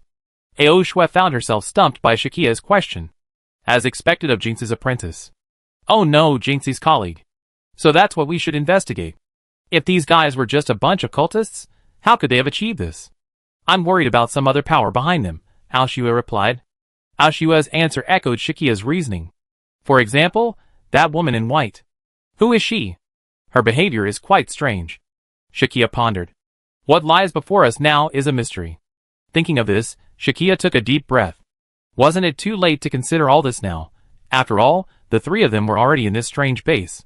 Perhaps it would be more accurate to describe this place as a base rather than a ruin. "Don't worry, Nineveh and I are here." Aoshua put away the scanning device, stood up, and patted Shakia on the shoulder. Thank you, Miss Aoshue. Shakia's concerns were not unfounded. She had originally thought she could simply repel the attacking families, but now she suddenly realized things were more complicated than that. But now that they were deep inside the cult's base, they had no choice but to explore thoroughly. Although they had entered here thanks to the white-robed woman, even if they had let them in deliberately, that meant there might be traps waiting ahead, but there was only one way to go. But now Nineveh had disappeared, and a few high-ranking cultists were passing by. Shakia and Aoshue pretended to pass by and headed towards a room. It doesn't seem like now is a good time to chat. Nineveh hadn't arrived yet, but Aoshue and Shakia were able to communicate telepathically. The room they had stumbled into was quite interesting. In the center of the room, right in front of them, stood a tall board like a screen, engraved with strange patterns. These metal plates were undoubtedly made of that Alexandrian metal. This place. What's all this? Sakia looked around curiously. The room was still cluttered with some newer items, likely placed there after the cult moved in. I haven't seen anything like this either. Hey Sakia, don't touch anything. Aoshue had never seen anything like this either. It was obvious that Alexandrian metal was a legendary product of the underground tribes, with only a few fragments left in the world, let alone the equipment and buildings built with it. I know. Shakia knew that moving around in a place like this would be a sign of betrayal, and she decided to leave the room after the people outside had left. But it seemed their plan wasn't going to go smoothly. Hey! Shakia, I told you not to move. Aoshue's sudden words left Shakia a little confused. Shakia had just walked around the room and touched nothing, hadn't she? What's wrong? She could hear the surprise and anxiety in Aoshue's tone, and she began to panic, looking around. Ah! Turning around, Shakia understood why Aoshue was so surprised. The tall Alexander metal plate in the center of the room had, for some reason, begun to glow faintly. I didn't do anything. Shakia froze in her spot. She saw the lines on the device begin to flow with a cyan energy, like an electric current. And this energy was rapidly filling the room. Run! Aoshue grabbed Shakia, who was stunned, and rushed out, but they seemed a step too late. In fact, it took only a few seconds from the moment Aoshue warned Shakia until she turned back. Just as Shakia was lost in confusion, Aoshue reacted, grabbed her hand, and ran out the door. It took only about 3 seconds. But the energy from this device spread far faster than the two had imagined. Nineway, emerging from one room, saw what seemed to be a room in the distance, shimmering with a green light, but it soon faded. Nineway, unconcerned, returned to the place where she and Shakia had parted. However, she found no one there. Chapter 279. Sakia? Aoshue? Nineveh arrived at the agreed rendezvous point, but found no sign of them. Could something have happened to these two? Nineveh wondered. Nine's recent search in the area hadn't been fruitless. At least, she had spotted a few strange female cultists. Nineveh had noticed Aoshue seemed distracted by something else, so she decided to explore ahead. In a large room near the entrance, she spotted several cultists operating strange instruments. The instruments were extremely advanced, seemingly not found in ground-level facilities. Finding them somewhat curious, Nineveh decided to sneak in and observe. She activated her mechanical soul power, allowing her mechanical soul double to lift her up, and then, using its feet, she stepped inside. To outsiders, it looked as if Nineveh had simply lifted her feet off the ground and floated in. This ability might be surprisingly suitable for infiltration. No wonder she had infiltrated the abandoned hospital, heavily guarded by cults and gangs, alone when she first met Sakia. This kind of completely silent infiltration, only Nineveh could pull it off, right? In fact, if Sakia could further develop her mechanical spirit power, she might even be able to create mechanical spirit cushions on her feet. Only when she got closer did she realize the cultists were women. Well, in that case, Nineveh abandoned her thoughts of knocking them unconscious and conducting a thorough search. The cultist operating the equipment was completely unaware of Nineveh's stealthy approach from behind, and Nineveh carefully observed the control panel they were staring at. Nineveh was surprised to discover that she could actually understand the strange writing on the panel. She rubbed her eyes, then took a closer look, confirming the text on the panel. It was from her own era. Unlike Jinxie and Shakia, Nineveh hadn't lost any of her memories upon arriving in this era. However, she still encountered a barrier to communication: language. It was unclear whether Jinxie could communicate smoothly with Nineveh, and Shakia certainly couldn't without her memory loss. Thanks to Aoshue, the universal translator, the three of them were able to work together. Nineveh saw words like consciousness extraction, spatial solidification, and safety field clearly written on the panel. Nineveh raised her hand, intending to attack and damage the equipment, but after a moment's thought, she restrained herself. Destroying equipment here now was pointless. It would only cause unnecessary trouble. She should at least wait until Alicia was rescued before making a scene. Nineveh observed the cultists operating the equipment. Their movements were meticulous, yet somewhat mechanical. An idea occurred to Nineveh. She deliberately picked up a small canister nearby, hid behind some equipment, and then threw it in the direction of the cultists. Clang! Even amid the hum of the room's whirring equipment, the sound of the metal canister hitting the ground was crisp and easily identifiable.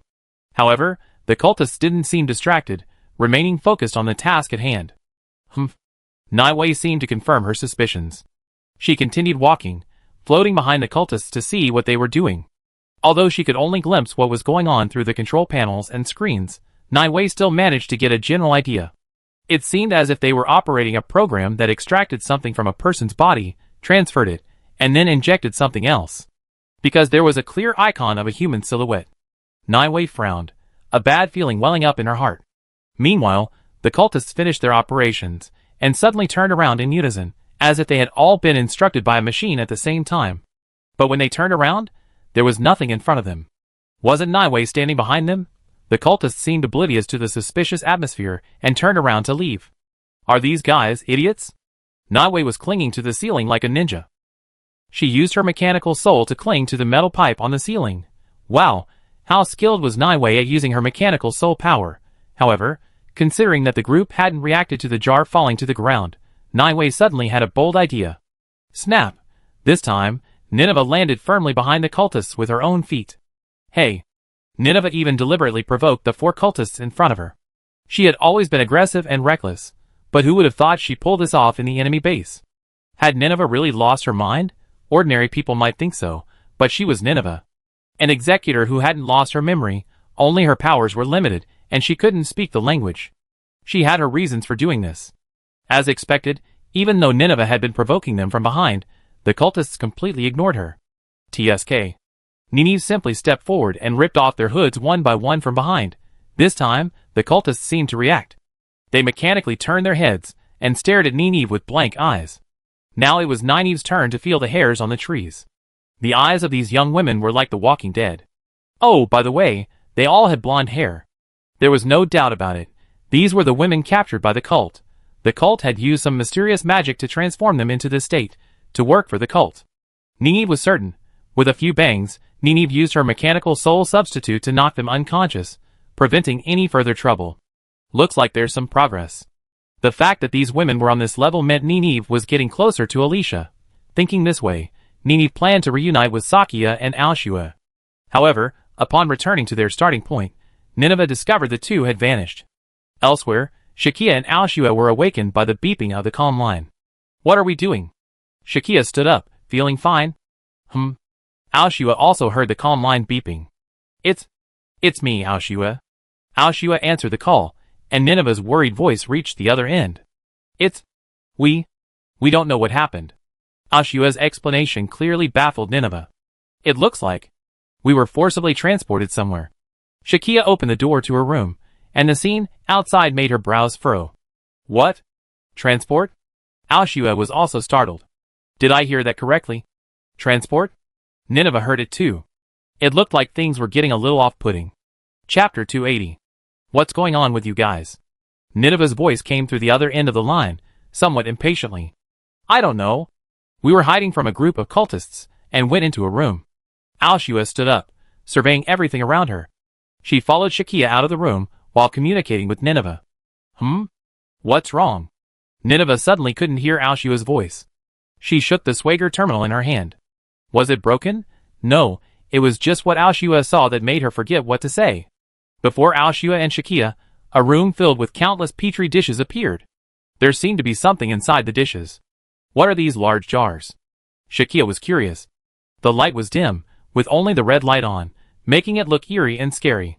The room was cold, and a mysterious mist seemed to linger everywhere. This chilling and cold air gave Shakia a bad feeling. The dark red atmosphere reminded Shakia of some horror games she'd played before. Miss Aoshua, you explain to Nineveh first. I go check out the front. Shakia covered her mouth and nose with her robe and cautiously walked towards the tall petri dishes. From Nineveh's side, Aoshua's voice finally reached her. I'm sorry. We seem to have seen something extraordinary over here, Aoshua replied. What? Did you spot Alicia? Nineveh's response was still simple and direct.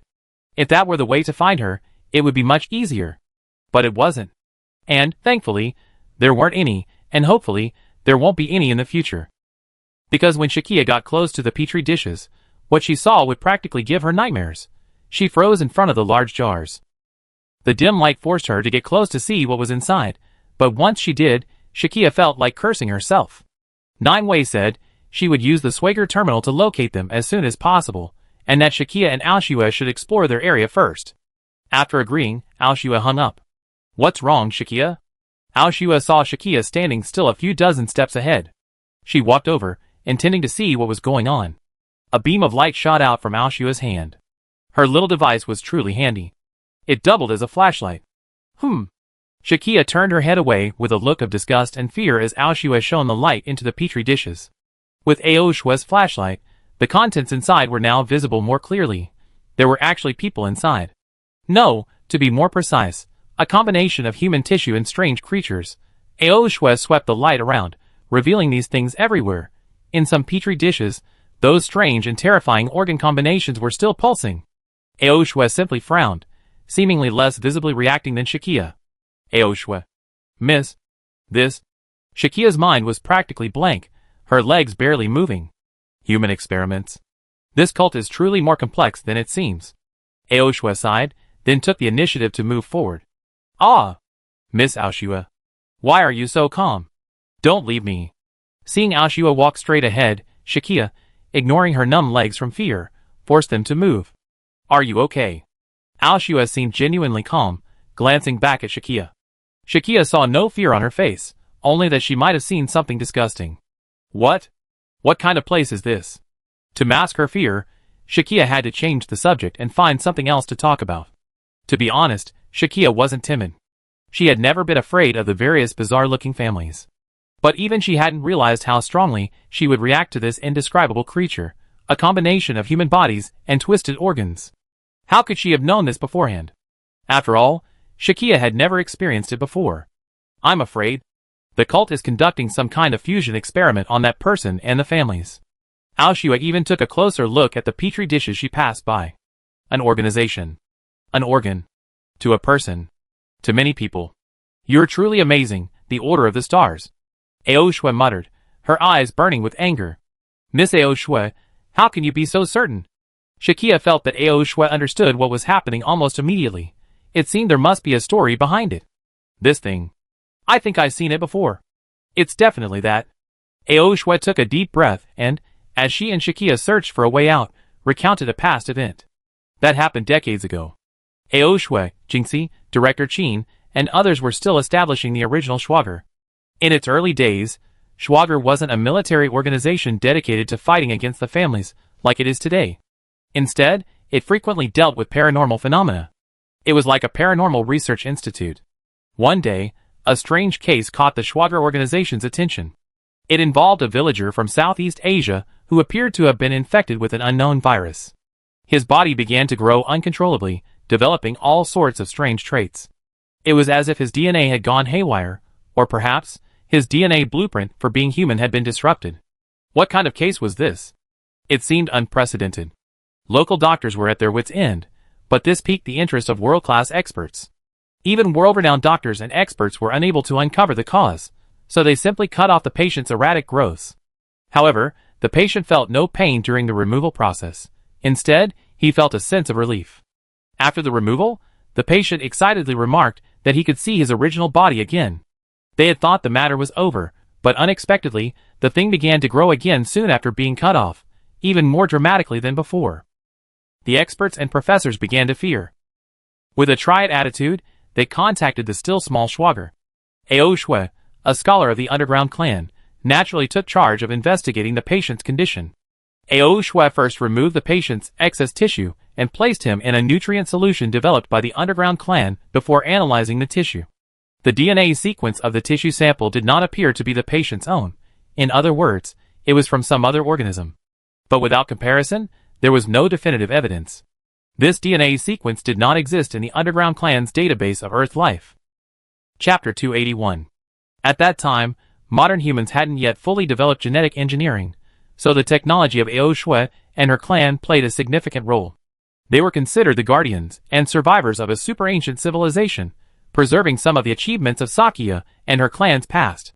However, even their technology couldn't fully decipher the true nature of the situation. After comparing all the DNA samples, Ao Shui's team concluded he was infected by a substance not native to Earth. Jingxi, having lost her spirit power at the time, couldn't use her special executor abilities to determine if this substance was related to the familiar. Although Jingxi had speculated that it was, because no one besides Jingxi had ever seen the familiar at the time, this became an unsolved case. The patient was ultimately unsuccessful, and Ao Shui couldn't uncover any clues. In the end, Schwager had no choice but to return the patient. The patient later reportedly died. This incident dealt a heavy psychological blow to Ao Shui. Later, after the familiar's attack, Schwager also collected relevant samples. It was then that Ao Shui learned that the data from that strange tissue was identical to the familiar samples. Now it was almost certain that it was familiar tissue. Ao Shui and her scientific team conducted various studies on these samples at the Underground People's Research Facility, including experiments combining familiar cells with organisms. In these experiments, the organisms fused and entangled with familiar cells behaved identically to the organisms in the culture tanks here. In other words, Ao Shui was quite familiar with these things. Ao Shui briefly recounted what had happened that year to Shakia, who was horrified. Then, could Alicia have also? Shakia's mind buzzed at the thought of this possibility. Anxiety suddenly surged. It's impossible to say for sure yet. Don't worry for now. Ao Shui's words were like a lifeline. Otherwise, if Nineveh knew about this, she'd probably fight the cult immediately. Not only would the operation be ruined, but the three of them might even die here. After all, this place is rife with unknown dangers. That's good. How do you tell? Shakia calmed down a bit, pushing the worst-case scenario out of her mind. It's simple. Look at the dates on those culture tanks. They're all from many years ago. Alicia shouldn't be in them. The women abducted earlier should still be safe. At least for now. Ao Shui said it lightly. So those things have dates written on them? Shakia was so nervous she didn't even bother to examine the details. It seemed Miss Ao Shui's calmness was truly reliable in this situation. She was carefully examining each jar, probably to make sure Alicia was safe. Shakia felt much more at ease as she followed Ao Shui through the gloomy room. But another question occurred to Shakia. Wait, didn't they say the families only recently arrived in this world? How could someone have been fused with the families? Just over a decade ago. Shakia found this situation incredibly bizarre. I find it strange too, but it's the truth. Ao Shui led Shakia through the dimly lit vault, finally finding something resembling an exit. Unless what? Ao Shui reached out to swing the vault door open. Unless the cult has preserved samples of familiar cells from ancient times. But that's absurd. Preserving such things is said to be punishable by death in your civilization. As Ao Shui explained, she gripped the gate's dial tightly with both hands, but her efforts proved futile. The dial seemed much tighter than she imagined. Let me do it. Although I sense something behind this door. Shakia stepped forward silently. Ao Shui certainly looked exhausted. But there's only one exit, and we have to break through. Ao Shui spread her hands. Okay. Let's get back to the topic. Are you saying that the cult also has a force that has survived from the ancient civilization? As they talked, Sakya easily turned the gate dial. The gate opened a crack, but Sakya didn't push any further. Her spirit sense had already told her that something quite sinister lay behind this door. They shouldn't have been so careless as to open it and leave. Although Ao Shui didn't have spirit sense, she was still on high alert. Who knows? It's a possibility, but it can't be ruled out. Okay, Sakya, let's move on. The item box Ao Shui carried, hung at her waist, usually hidden by her robes, began to emit a cyan glow. Suddenly, her hand trembled, and she pulled out a strange weapon. It was like a blade attached to a gun. It should be called a gun blade. The blade's edge glowed faintly, and Shakia recognized it. It was probably the same kind of weapon as Trom's high-vibration particle knife. And the gun looked a bit like Swager's compound gun. What kind of high-tech is this? Shakia watched Ao Shui stretch out her hand and conjure a weapon, momentarily at a loss for words. After all, the underground tribe's high-tech constantly refreshed her understanding. A folding space box, very convenient, right? Ao Shui held the weapon, unfastened the gun blade safety with her thumb, and gestured to Shakia to open the door. Shakia also drew the pistol from her waistband, then grabbed the high-intensity flashlight she carried with her other hand to prepare for the upcoming battle. While she wasn't sure how effective this thing would be, it was best to kill the nasty enemy without letting them get close. It was a bit scary, but that didn't bother Shakia. Both of them heard ominous, muffled noises coming from the darkness beneath the door. Some of the noises sounded like something heavy moving, others like something viscous and wriggling. And the noises were getting closer. It looked like a fierce battle was about to begin. 5. No. 8. There are more. Of varying sizes. Shakia's spirit sense spread out like a spider web, scanning the area in all directions. She could tell what was moving and where it was. I'm ready. Ao Shuep pressed close to Shakia, and the two of them stood close to the gate. Creaky. Shakia gave a powerful push with her shoulder, and the gate swung open. Goodness. Waiting for us, huh? Ao Shuep flashed from behind Shakia and pulled the trigger. As the gate opened, Shakia and Ao Shuep saw the scene they had envisioned. Thanks to Shakia's spirit sense, the two had already pinpointed their positions. Bang, bang, bang, their weapons erupted in flames. Now all they had to do was fight their way through. Chapter 282. Shakia and Ao Shuep encountered a battle, while Nineveh's side seemed calm. After hanging up with Ao Shuep, Nineveh decided to continue her investigation on her own and reunite with the two as soon as possible. From their previous conversation, she learned that this underground base contained something resembling a teleportation device. However, Nineveh hadn't figured out how to activate it. She also found the room with the strange device Ao Shuep had mentioned. But Nineveh examined it again and again, even tinkering with it a few times, but the screen-like device remained unresponsive. She gave up and tried to find another way out. This underground base didn't seem as large as she had imagined. Nineveh checked every unlocked room and discovered that this was just the beginning, with passages leading deeper underground. Shakia and Ao Shuep must have been thrown deeper. Nineveh didn't hesitate. Nothing ventured, nothing gained. This wasn't the first time she had done this. This time, the descending passage was no longer a pedestrian walkway, but a high-tech elevator. Nineveh entered the elevator and discovered several floors above. To be on the safe side, Nineveh planned to thoroughly search every floor. Having previously discovered the abducted women, she believed Alicia must be in these areas. Nineveh was quite determined. Nineveh quickly finished searching the next floor. It wasn't very large either. It felt like just a few warehouses and equipment rooms. Of course, Nineveh didn't forget to give the cultists she had met a friendly exchange.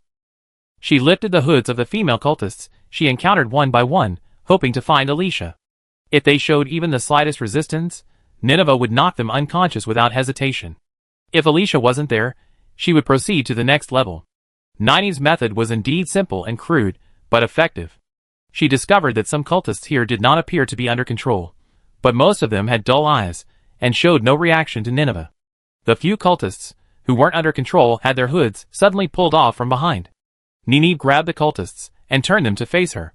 Often, before they could react, Nineveh's mechanical soul substitute knocked them unconscious. She was swift and decisive. If there was nothing on this level, she would go to the next. Nineveh continued to search every cultist she encountered, floor by floor, in a thorough search. The Star Cult was no fool. The cult leader, who managed this settlement, also noticed something was amiss. What's going on?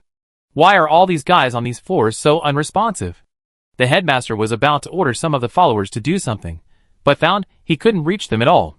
Maybe they're just slacking off? The woman in white robes was sitting on the ornate sofa next to the headmaster, leisurely sipping tea from a cup. Impossible. They undergone the baptism of their families, and become part of the ultimate beings. They don't tire. But they can't think either, right? The woman in white robes smiled faintly. Although the mask obscured the upper half of her face, the sneer at the corners of her mouth was clear. Don't you know clearly? The cult leader coughed a few times, somewhat annoyed. At this level, we're still far from becoming ultimate beings. At best, we're just some bread. The white-robed woman continued to sneer. How can the power of a clan be so easily acquired? Don't your boss and the leader know this? We've been conducting experiments for years. Reaching this point is already quite impressive. The cult leader was also helpless. Forget it. I had the guards go check it out. The cult leader decided not to waste time on the white-robed woman and instead sent the cult's combat team to investigate. As for why the surveillance cameras weren't on, perhaps the cult hadn't yet fully familiarized themselves with the equipment in this underground base. After all, They had only been there a short time. Come to think of it, aren't you slacking off too? The cult leader felt that the white-robed woman was the one who should be doing the hard work, and he was about to retaliate. But before he could finish his words, he turned around and saw that the sofa was gone, and an empty cup of tea sat on the coffee table. Humph. The cult leader threw up his hands helplessly. The woman in white was a subordinate sent by the cult leader's collaborator. She was skilled but mysterious, coming and going like the wind. The cult leader had no control over her, and could only let her do what she wanted. Naiwei had already searched several floors, leaving only the bottom one unexplored. She knocked out every cultist she encountered on each floor. Indeed, the number of blonde women being controlled was increasing, a good sign. But what made her anxious was that Alicia wasn't among them. Naiwei sighed, stepped into the elevator, and pressed the button for the bottom floor. But suddenly, the elevator door, about to close, was stopped by a hand. The elevator door opened again, revealing several tall men in the robes of high-ranking cultists. They swarmed into the elevator, surrounding Nineveh. The elevator door closed and began to descend. Looking at the tall cultists around her, Nineveh became alert. The cultists stood silently, not making a sound. They all seemed to be staring at the elevator window. Entering the elevator, one faced a glass viewing window, but before that, it was just walls, not much to see. But the path to the lowest level offered a completely different world. Nineveh saw the elevator emerge from a tunnel, and her view suddenly widened. The elevator had arrived at a vast space. On the side facing the elevator was a wall, but below it lay a vast underground chamber. This space wasn't completely dark either. From the darkness at the bottom, tiny pinpricks of light drifted upwards. Of course, this might simply be because the elevator was descending. These points of light were originally just suspended in midair. Far from the elevator, in the space beyond, there seemed to be some massive device, emitting a path of energy. It stood out against the darkness. Naiwei felt this place was familiar. Since she hadn't lost her memory, a look of surprise crossed her face for the first time. She knew what this thing was. As she was contemplating the scenery, she suddenly noticed that the tall cultists around her seemed to be whispering something. They muttered something and nodded to each other. Soon, everyone, except Naiwei, nodded to each other. Then they all turned to Naiwei. The leading cultist addressed Naiwei. But Naiwei certainly didn't understand what he was saying. But as clever as Naiwei was, she probably knew what was going on. They were probably asking her for a secret code. The scene fell into an awkward moment. A secret code? How could Naiwei possibly know? She glanced left and right, and her mechanical soul double instantly flashed from behind her. The cultists also drew the daggers hidden under their robes. Report to the Patriarch. Intruder spotted. The cultists' daggers instantly stabbed at Nineveh. Chapter 283. In the hall where the Patriarch resided, he was guarding the communications station. Not long ago, he had dispatched the cult security team to investigate the floor where contact had been lost. Soon, he received a response. Intruder spotted. The security team, as they had hoped, sent the Patriarch the good news. Excellent. Capture him. But before the Patriarch could finish his words, the guards on the line began to groan. Ah! Ouch! Puff! The Patriarch was confused, but he quickly realized what was happening. Hello. What's going on? What are you doing? He shouted, but there was no response from the other end. Furious, the Patriarch ordered more guards out. The guards had lost contact on the elevator leading to the deepest part of the underground. They had to dispatch their strongest forces to intercept the enemy at the elevator's end. TSK. So the people from that organization are finally here? But how did they get in? The Patriarch sank down on the sofa. He had never imagined that the woman in white had let Swager and Nineveh, Indiana. I'd been so underestimated. Nineveh thought to herself. In the elevator, the bodies of members of the cult's guards lay scattered about. Only Nineveh remained standing. But there seemed to be no signs of intense fighting around, and the elevator hadn't sustained any damage. It continued to operate smoothly as usual. Save, of course, for the bloodstains splattered on the elevator car. Nineveh showed no mercy to these burly rough men, especially one that posed a mortal threat. The members of the cult were brave, but they had no idea what kind of monster they were facing. They didn't even have time to see how they were killed. Their last memory was of them all rushing towards the intruder, daggers drawn.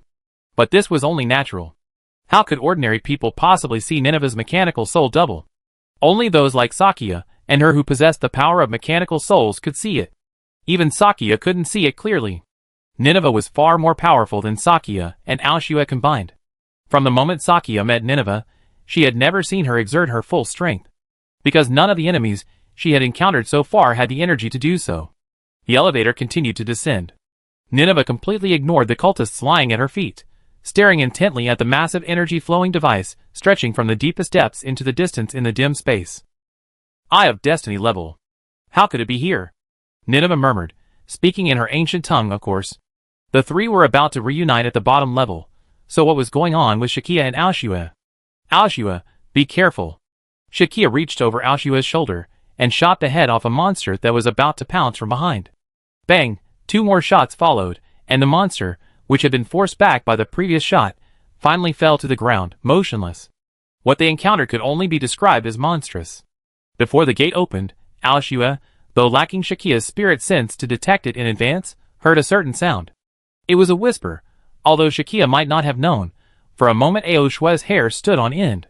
So Aoshua quickly drew her weapon. Although she didn't know what it was, she was ready for a fight, even though she wasn't skilled in combat. Behind the door Shakia had opened, an indescribable grinding sound emanated from the depths of darkness. The moment they pushed open the door, they were struck by a foul odor, a fishy one. But it didn't resemble the stench of seafood, it felt as if it didn't come from earth. Amid the deepening stench, Aoshua and Shakia witnessed something indescribable, something like a fusion of various human or animal limbs. They stood guard at the door, seemingly waiting for Aoshua and Shakia to arrive. But Aoshua and Shakia, who had been prepared, swooped in from behind the door and shot them to pieces. Shakia had been practicing breathing techniques to activate her spirit, but the smell made her retch. For a moment, her breathing became disrupted. Especially when she saw her own gun shatter in indescribable mass, Shakia clenched her teeth, nearly passing out. It was terrifying, that was undeniable, but beyond the terror, the physical discomfort and nausea made Shakia's breathing even more erratic. Thankfully, Aoshua immediately handed over a gas mask from her prop bag, preventing the two from fainting from the stench. Put this on. Don't let your breathing become disordered. Use your spirit power wisely. Aoshua's reminder sobered Shakia up a bit. The more bizarre and terrifying the situation, the more calm you need to be, just like Aoshua. In a flash, Aoshua slashed her blade and decapitated another monster that approached from the darkness, if it could be called a head. However, the thing Aoshua had severed seemed to still whisper, instigating. Sometimes it was gentle and persuasive, sometimes harsh and piercing, like a tangible entity, pulling Aoshua's limbs against her will, or like an invisible spirit, immersing her in unspeakable joy. Aoshua found her mind clouded by something. She fired frantically at the still squirming mass of flesh on the ground, until the blaster reduced it to a charred mass. Hey, Miss Aoshua, your gun is quite good. Sakia forced herself to stay alert, firing at the disgusting, approaching monsters. She swept the light of her flashlight into the darkness ahead, searching for the creeping monsters ahead, striving to kill them one by one from a distance. Shakia and Aoshua tried their best to remain calm, alternating between changing magazines and maintaining a steady firepower to mow down the enemy. Neither of them wanted to engage in close combat with these disgusting creatures. After all, they were both women. These creatures are most likely the product of a failed fusion. They're neither familiar nor weapons. They're just a bunch of rotting flesh still moving. Aoshua telepathically informed Shakia. In other words, this place was a dumping ground for the cult's biological experiments. Although previous intelligence indicated that the cult had only recently moved here, it looked like someone had occupied this place long before. Who was using it? With questions in mind, Aoshua and Shakia were forced to search for a way out of this disgusting place in order to escape. Chapter 284. 1, 2, 3, 4. One after another, the writhing monsters fell under the gunfire of the two. Aoshua and Sakia cautiously groped their way through the dim, stinking underground biochemical wasteland. Aoshua.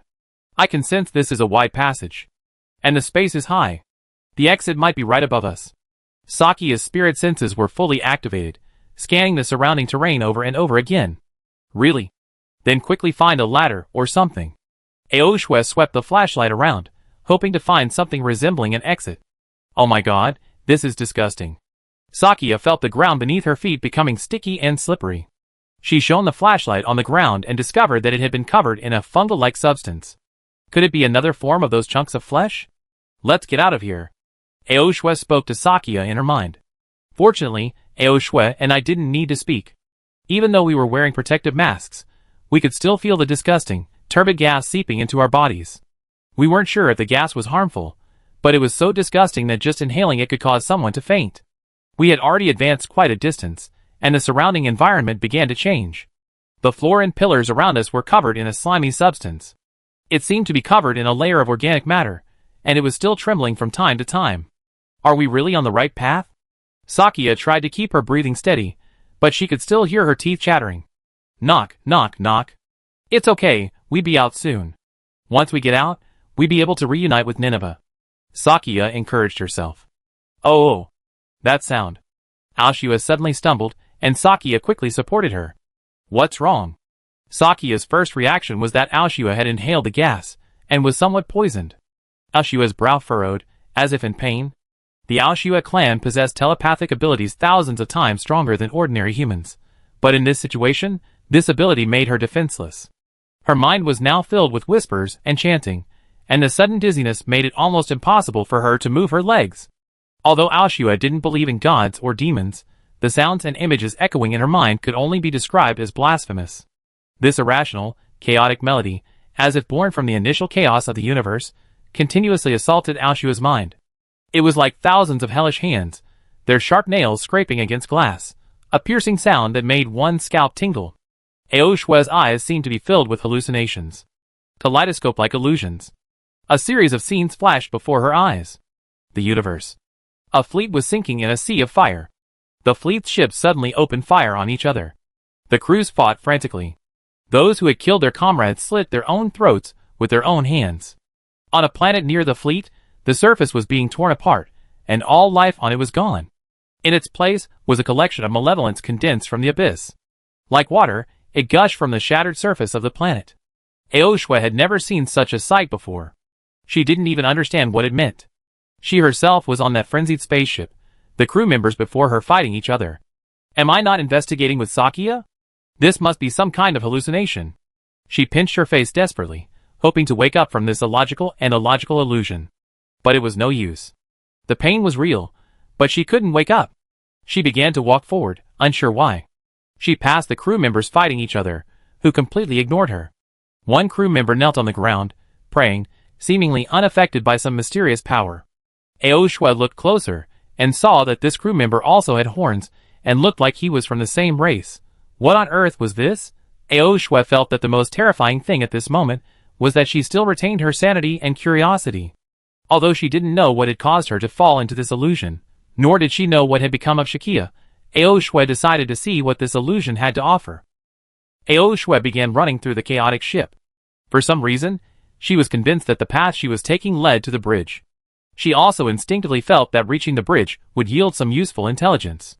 This whisper kept echoing in Aoshua's mind, and she even felt that it was calling her to the bridge. But this damn corridor seemed to have no end.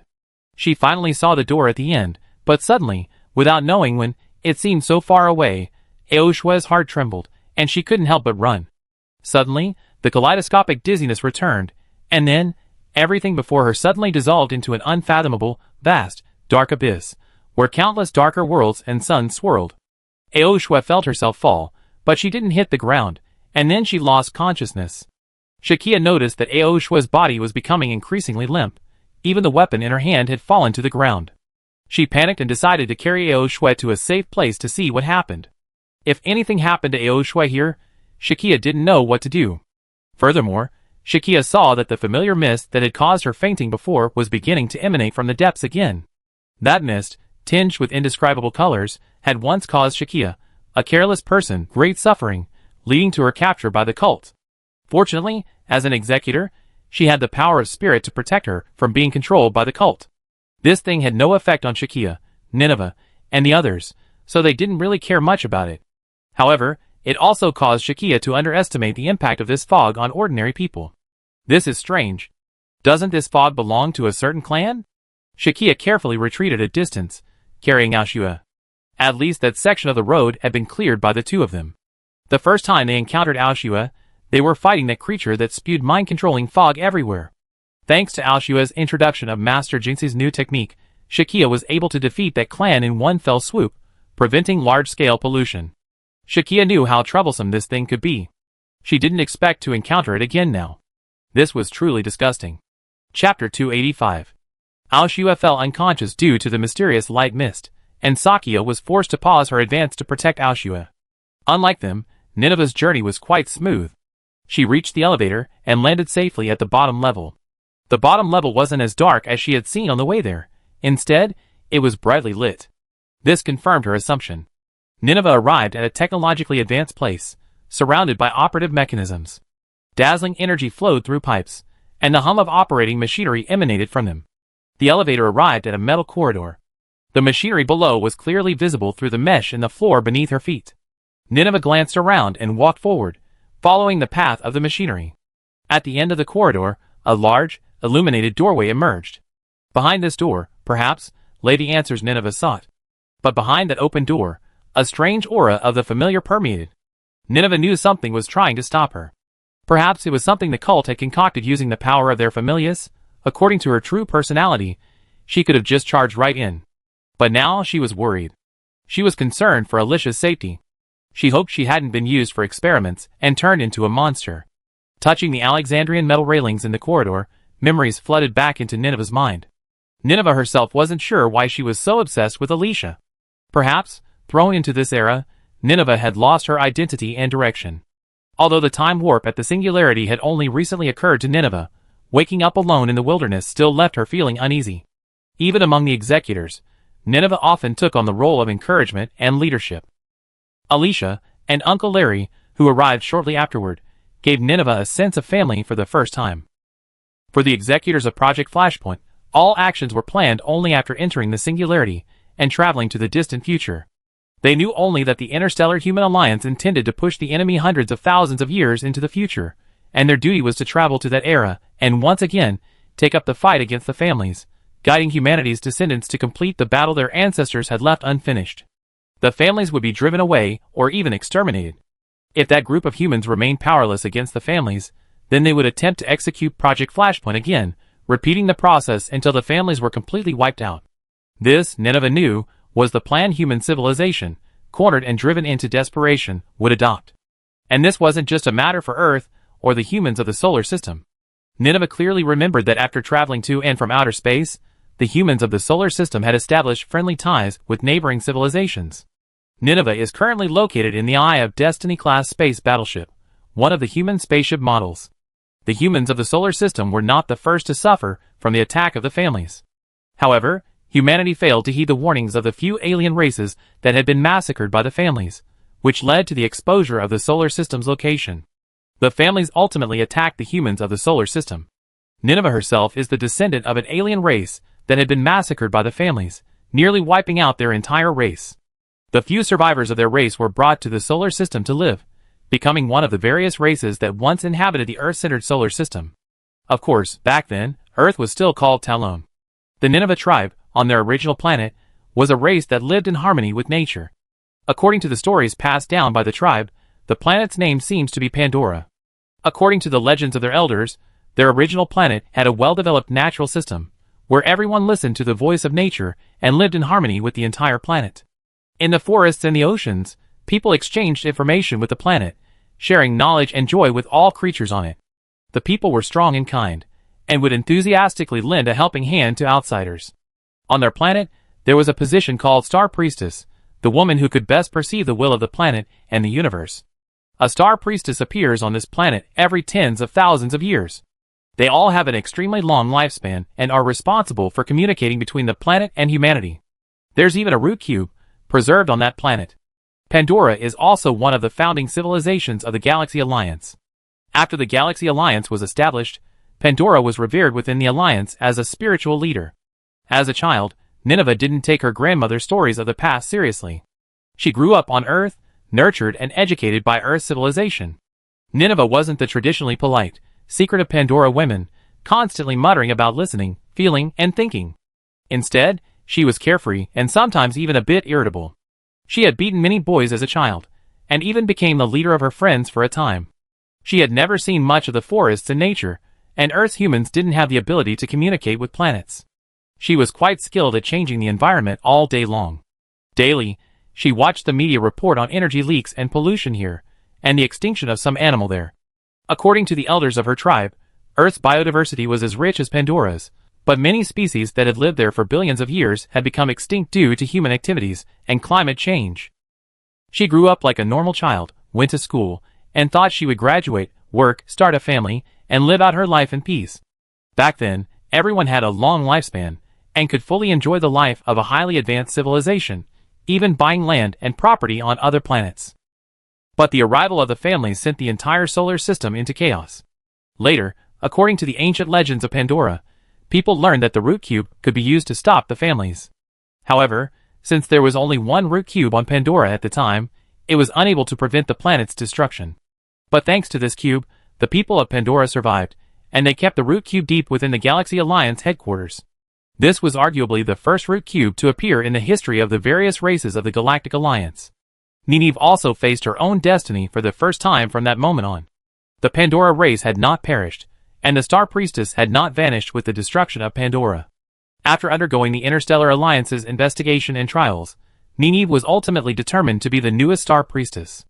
As a Star Priestess from Pandora herself, Nynaeve was naturally chosen by the Root Cube. Having the Star Priestess serve as the executor was a decision that reassured everyone. From then on, Nynaeve was forced to separate from her family, and until being thrown into this era, she had barely seen them. When Nynaeve was alone, she often thought of her elderly grandmother. In this era, everyone she knew and cherished was gone. Now, only Alicia and the others could fill her void. Alicia. Nagwe muttered Alicia's name silently as she strode through the gate. Chapter 286. Nynaeve wasn't sure if things were going well, but Sakia wasn't having an easy time at all. Aoshwe's sudden unconsciousness left her flustered. She finally dragged Aoshwe to a corner alley and kept watch over her. If it were just a minor injury, Sakia would have some medical bandages and such, but this was the power of the Familia, and Sakia was clueless. Aoshwe was still slumbering in the illusion. After an unknown amount of time, Aoshwe felt herself awake. She lay on the cold floor, the hellish scene before her still there. But now, it seemed, there were no countless people running around and fighting each other. Only a man stood at the bridge control console, seemingly calling out something. The man wore a wide-brimmed hat. It seemed he was the captain. The captain was surrounded by dead crew members, and he still held something like a gun in his hand. It looked like he had done it. Aoshwe struggled to her feet. She remembered that before she lost consciousness, something had called her to the bridge. Now he had finally gotten what he wanted. So what could be on the bridge? Could it be this captain? Aoshwe stumbled over, trying to get a closer look. Of course, the captain couldn't see Aoshwe. It was an illusion, after all. But unlike the frantic crewmen before him, the captain seemed quite sane. He was speaking into the microphone, a language Aoshwe couldn't understand at all. Logically, the language of Aoshwe's people was an ancient one, distinct from modern human speech, but this captain clearly spoke a language even more different. Perhaps Nineveh could understand. The captain's eyes gleamed with determination, not madness. His tone was calm, yet hinted at despair. He bore several wounds, but none were fatal. Perhaps he had killed the crewman who had attacked him out of desperation. And so, Aoshwe stood beside the captain, on a bridge littered with the bodies of his crewmates, listening to him recount the despair of reality. Outside the porthole, the planet before them was beyond repair, left to be swallowed by a torrent of dark fluid. The captain's voice grew fainter as he spoke to the other end of the line, and he slowly hung up. Aoshwe looked over and saw that the bridge control system had completely shut down. The ship was doomed. Bang! The captain slammed his fist on the table. Then he glanced at the gun in his hand. He shook it, and a magazine ejected from the grip. Aoshwe stared at the scene in astonishment. First, she hadn't expected interstellar civilizations to still use gunpowder weapons, and then she knew what the captain was up to. He would live and die with the battleship. The captain slowly raised his gun, his hand pointed at his temple. Aoshwe could only watch silently. She knew she couldn't change these images. Suddenly, a creature with several huge tentacles, like an octopus, floated past the bridge window. No, not just one, but a swarm. The one closest to the bridge slowly floated down from above, almost right next to the window. The captain suddenly screamed, as if his strained sanity had reached its limit. He even forgot to fire. This almost broke Aoshwe's sanity. She screamed too. To be honest, this was the first time in Aoshwe's life that she had screamed out of fear like this. Because she and the captain had both seen the octopus-like creature extend its tentacles and instantly smash through the bridge window, the tentacles swept towards them. Bang! The captain reflexively pulled the trigger, and the bullet release brought him last-minute relief, and Ao Shui was engulfed in the darkness of the tentacles. Ah! What?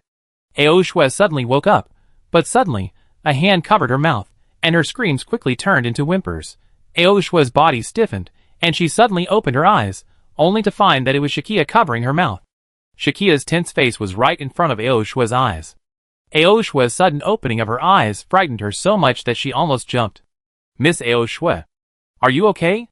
Shakia shook Ao Shui's shoulders vigorously. Now, Ao Shui regained some consciousness.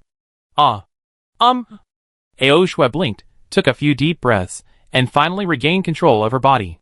She then realized she was covered in a cold sweat. Ao Shui waved her hand, signaling Shakia to stop supporting her. Around the corner. You suddenly fainted earlier, so I carried you back a little way. Shakia breathed a sigh of relief when she saw Ao Shui speak normally. Finally, we found a safe place. I was just trying to figure out what to do when I tried to infuse some spirit into you. Suddenly, you convulsed and screamed. I quickly covered your mouth to avoid attracting the enemy. Please forgive me. Shakia was also frightened, breaking into a cold sweat. She wiped her forehead with the lining of her robe and briefly recounted what had happened to Ao Shui. Why did I suddenly faint? Ao Shui was also puzzled. I discovered a fog similar to the one cast by the needle-mouthed ghost ahead. That kind of fog can control one's mind, so I quickly retreated with you, Shakia explained. But didn't we destroy the needle-mouthed ghost? Could there be another? Ao Shui raised the same question. I don't know. But Miss Ao Shui, please don't move forward. I go investigate. You can't resist that fog, so just focus on protecting yourself.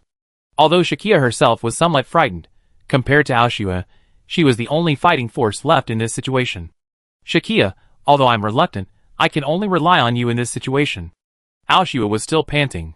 If Shakia hadn't used her spirit energy, she might have been trapped in that illusion, unable to escape. In my opinion, the one emitting this mist might not be the needle-mouthed ghost. If you think about it, if the monsters here are all failed experiments, perhaps something has incorporated some of the needle-mouthed ghost's characteristics. Ao Shui's suggestion made sense. While the possibility of a needle-mouthed ghost appearing couldn't be ruled out, Shakia, armed with Jinxi's new skills, wouldn't necessarily be afraid of it. Understood, Miss Ao Shui. I'll be back soon. Shakia took a deep breath and clenched her fist. What was needed now was a concentrated burst of energy to break free. There was no time for further conversation. Shakia reloaded her ammunition and headed alone once again deeper into the tunnel. Calling on the power of her spirit energy, Shakia stepped into the mist. The mist had spread even further than before, meaning Shakia had to hurry and find its source. Sakia. Concentrate.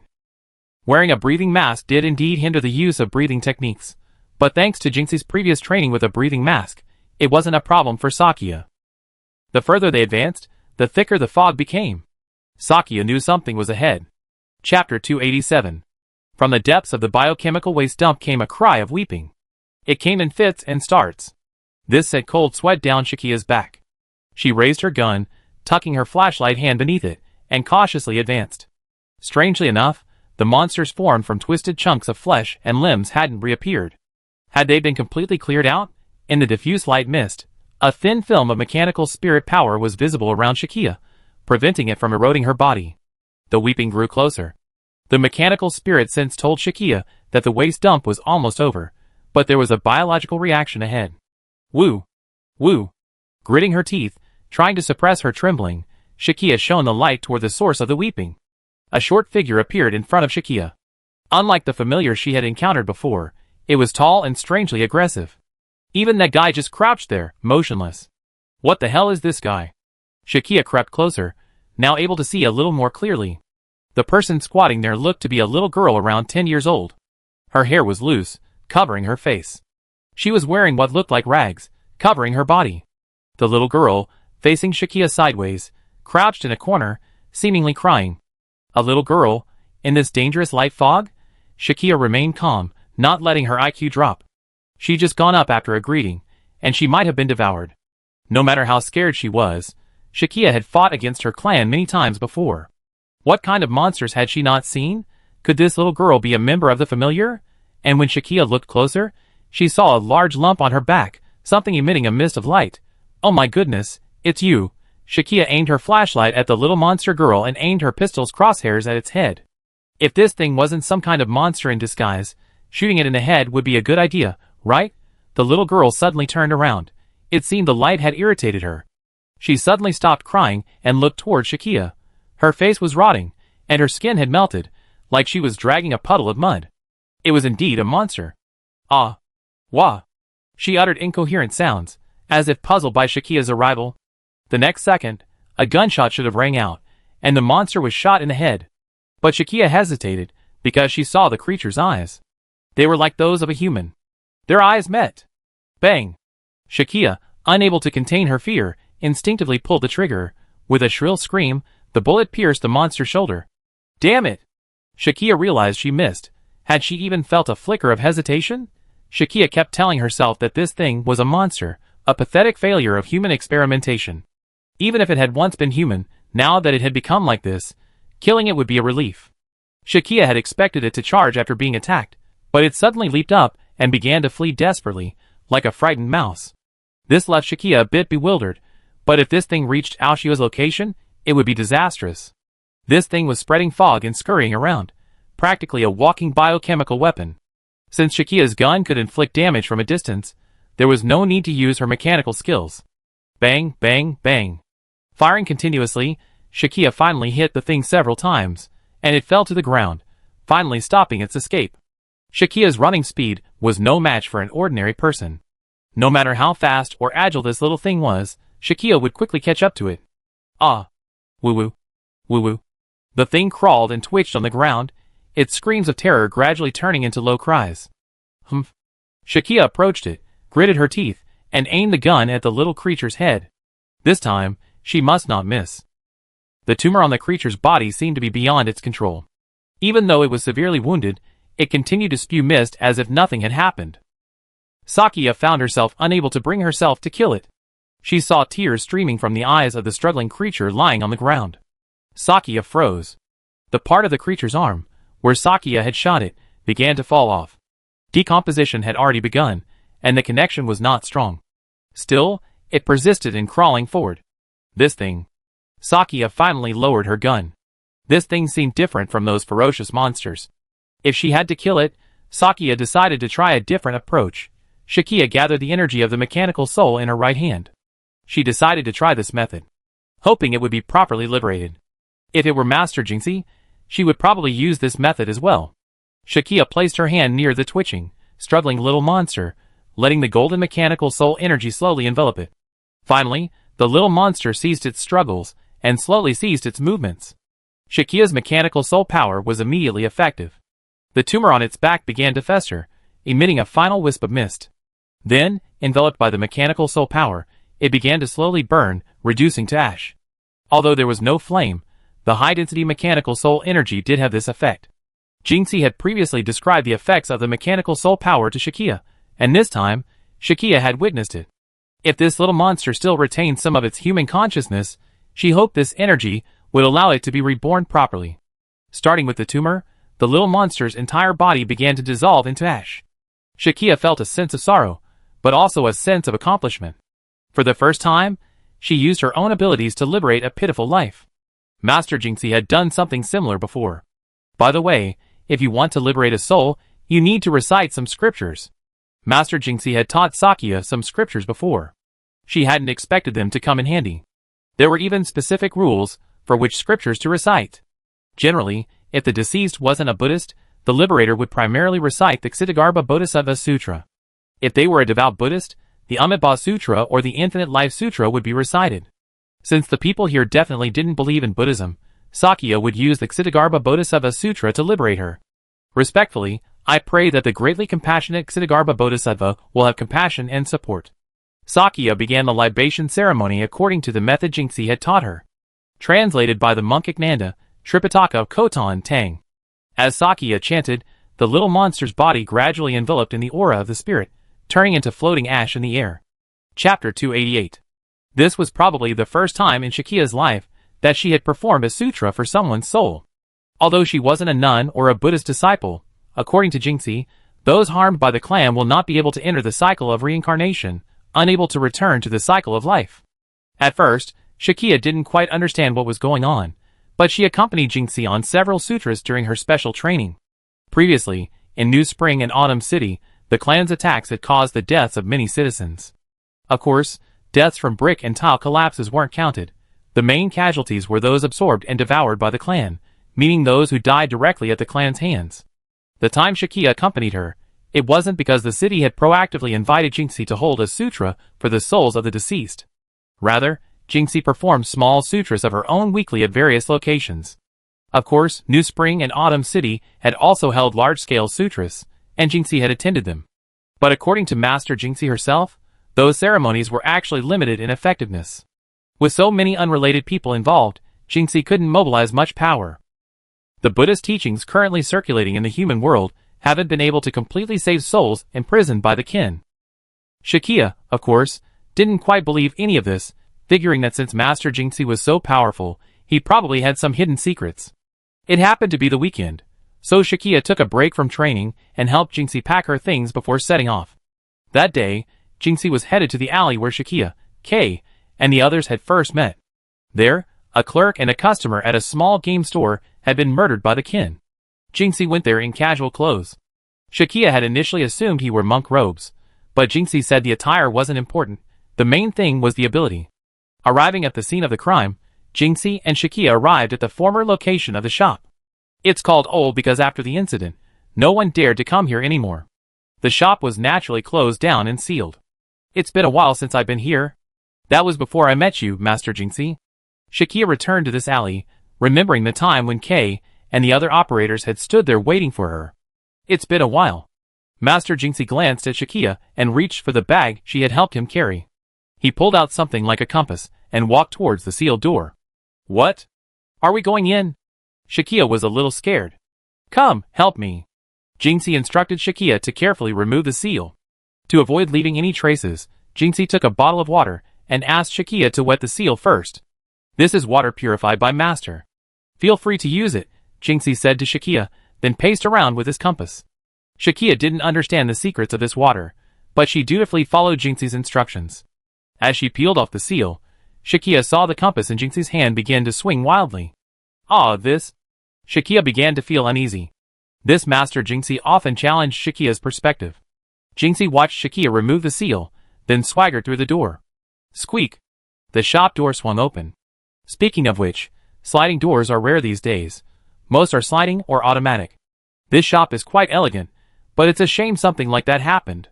Jinxie led the way into the store. The place was almost completely empty. Only a few empty counters stood there, each one empty. Is it okay for us to come in like this? Shakia was still a little worried. It's okay. Master asked you to wet the door with purifying water, so that the ghosts can't leave this room. Jinxie's answer shocked Shakia. No wonder it felt so chilly. It was a cold wind. Then, let's hurry. Aren't we just hanging out with ghosts? Shakia broke out in a cold sweat, while Master Jinxie remained unfazed. Don't worry, these ghosts were human beings in their lifetime, and they're just ordinary people. They won't pose any threat to us, the executors. Jinxie began to calmly take things out of her bag. Among them was a notebook containing the deceased's name and other information. It must have been provided by the police. Jinxie then washed his hands with the water from the bottle, took out several sheets of yellow paper, and began writing on them with a brush. Muttering something to himself, he wrote the deceased's name. Then he placed a small Buddha statue on the counter inside the shop, pressing the inscribed yellow paper beneath it. What if we don't know the deceased's name? Shakia asked curiously. It's okay, it just won't be effective until the deceased knows you're praying for him, and he come. Jinxie replied as he continued his work. He set up the wooden fish, picked up the incense and candles, and took out the scriptures. A small ritual space was slowly set up in front of Shakia. After placing everything, Jinxie sat cross-legged in front of the Buddha statue, hands clasped together. Namo the Buddha of the 10 Directions. Namo the Buddha of the 10 Directions. Namo the Buddha of the 10 Directions. Jinxie chanted this title 3 times. Then, Namo the Dharma of the 10 Directions, also 3 times. Namo the Sangha of the 10 Directions. Namo the Sangha of the 10 Directions. Namo the Sangha of the 10 Directions. After chanting each of these 3 times, Jinxie struck the wooden fish. Suddenly, Sakia felt the dark wind that had been lingering around her dissipate. Has the deceased been summoned somewhere? Sakia couldn't speak any more now. Jinxie's ritual seemed to have already begun. Disciple Jingxi, I sincerely pray to all the three jewels of the 10 directions, the Buddha, the Dharma, and the Sangha, to grant my great wish to liberate the person named on this paper, as well as all their karmic enemies and creditors, to the Western Pure Land, and attain immediate liberation. This ritual seemed identical to the rituals performed by ordinary monks. Disciple Jingxi sincerely prays to Amitabha Buddha, Avalokitesvara Bodhisattva, and Mahastamaprapta Bodhisattva. I invite all their karmic enemies and creditors from past lives to come to the altar to listen to the Dharma, and seek rebirth in the highest realms of the Western Pure Land. Jingxi also recited this 3 times. On behalf of all sentient beings he has killed and harmed through ignorance in past lives, I sincerely repent of all evil deeds. Please forgive his mistakes, and receive the blessings of the Buddhas and Bodhisattvas to resolve all grudges. Sakya also sat behind Jingxi, watching Jingxi perform the ritual. Then, the glow of the ripples of life gradually emerged from Jingxi's body. Jingxi then waved her hand at the incense sticks before her, igniting them with the power of the ripples of life. The incense burns brightly. The Dharma realm is perfumed. The vast assembly of Buddhas hears from afar. Auspicious clouds gather everywhere. Sincerity is strong. The Buddhas appear in their full form. Namo Zyangyongdai Bodhisattva Mahasattva. Jingxi began to recite the sutra. The smoke from the burning incense and candles spread rapidly throughout the room. Shakya seemed to see 3 figures within the smoke. Could those be the souls of the victims? Shakya began to believe it. Chapter 289.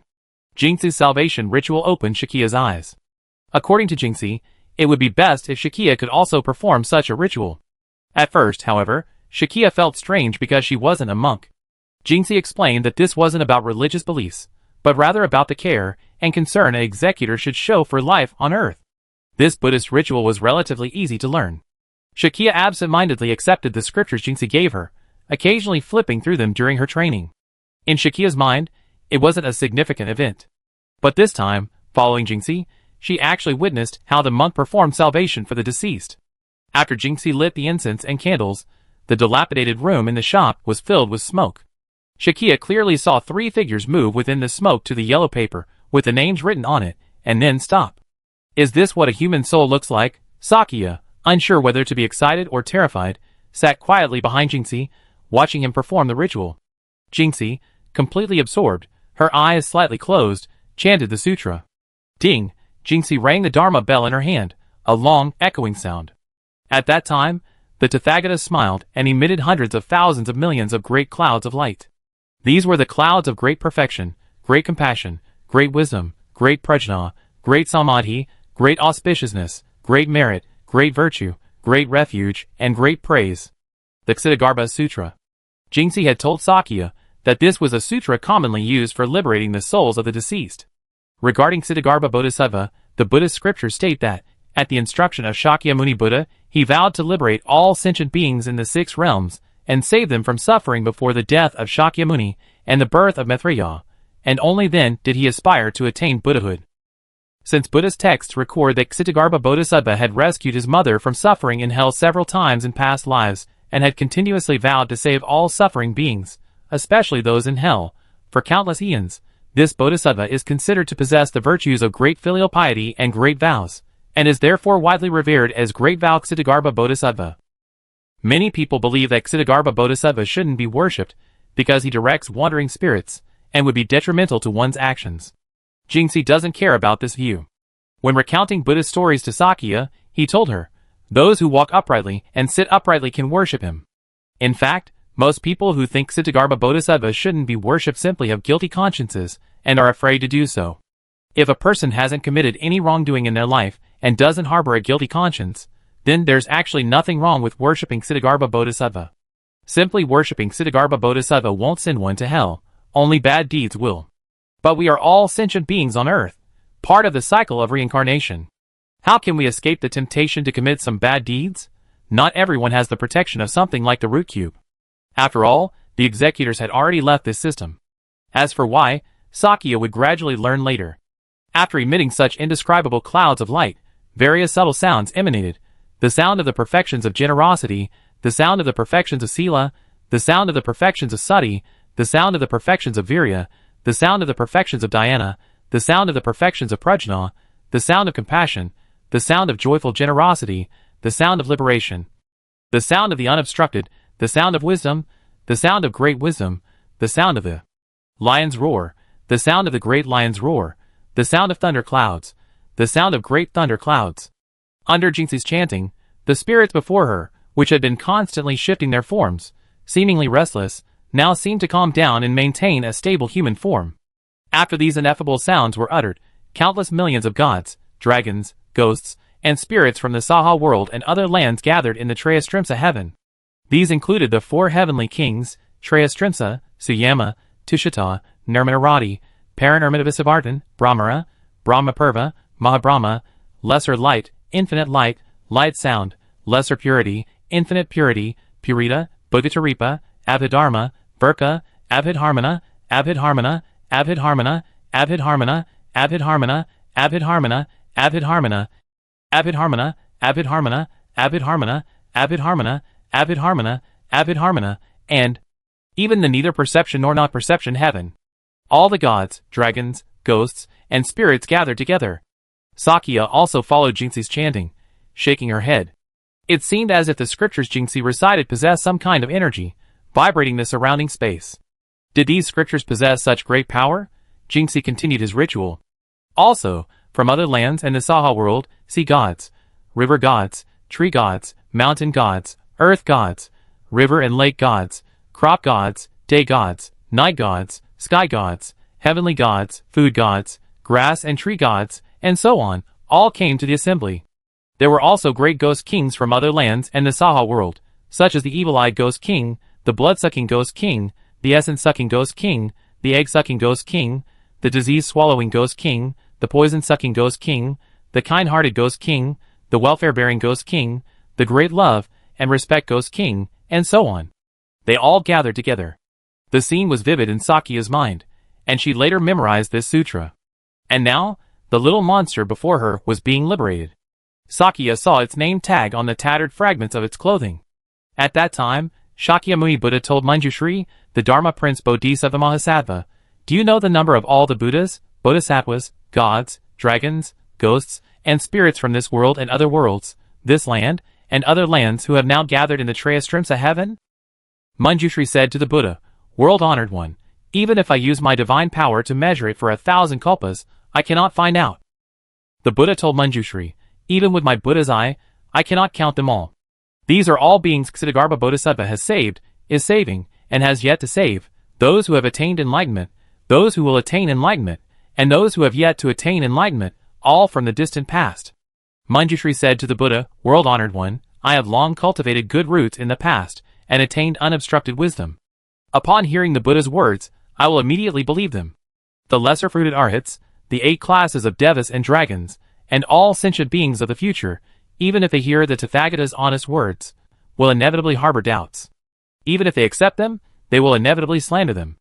I only wish the world-honored one would elaborate on the actions and vows of Ksitigarbha Bodhisattva Mahasattva in his causal stage that enabled him to accomplish such inconceivable feats."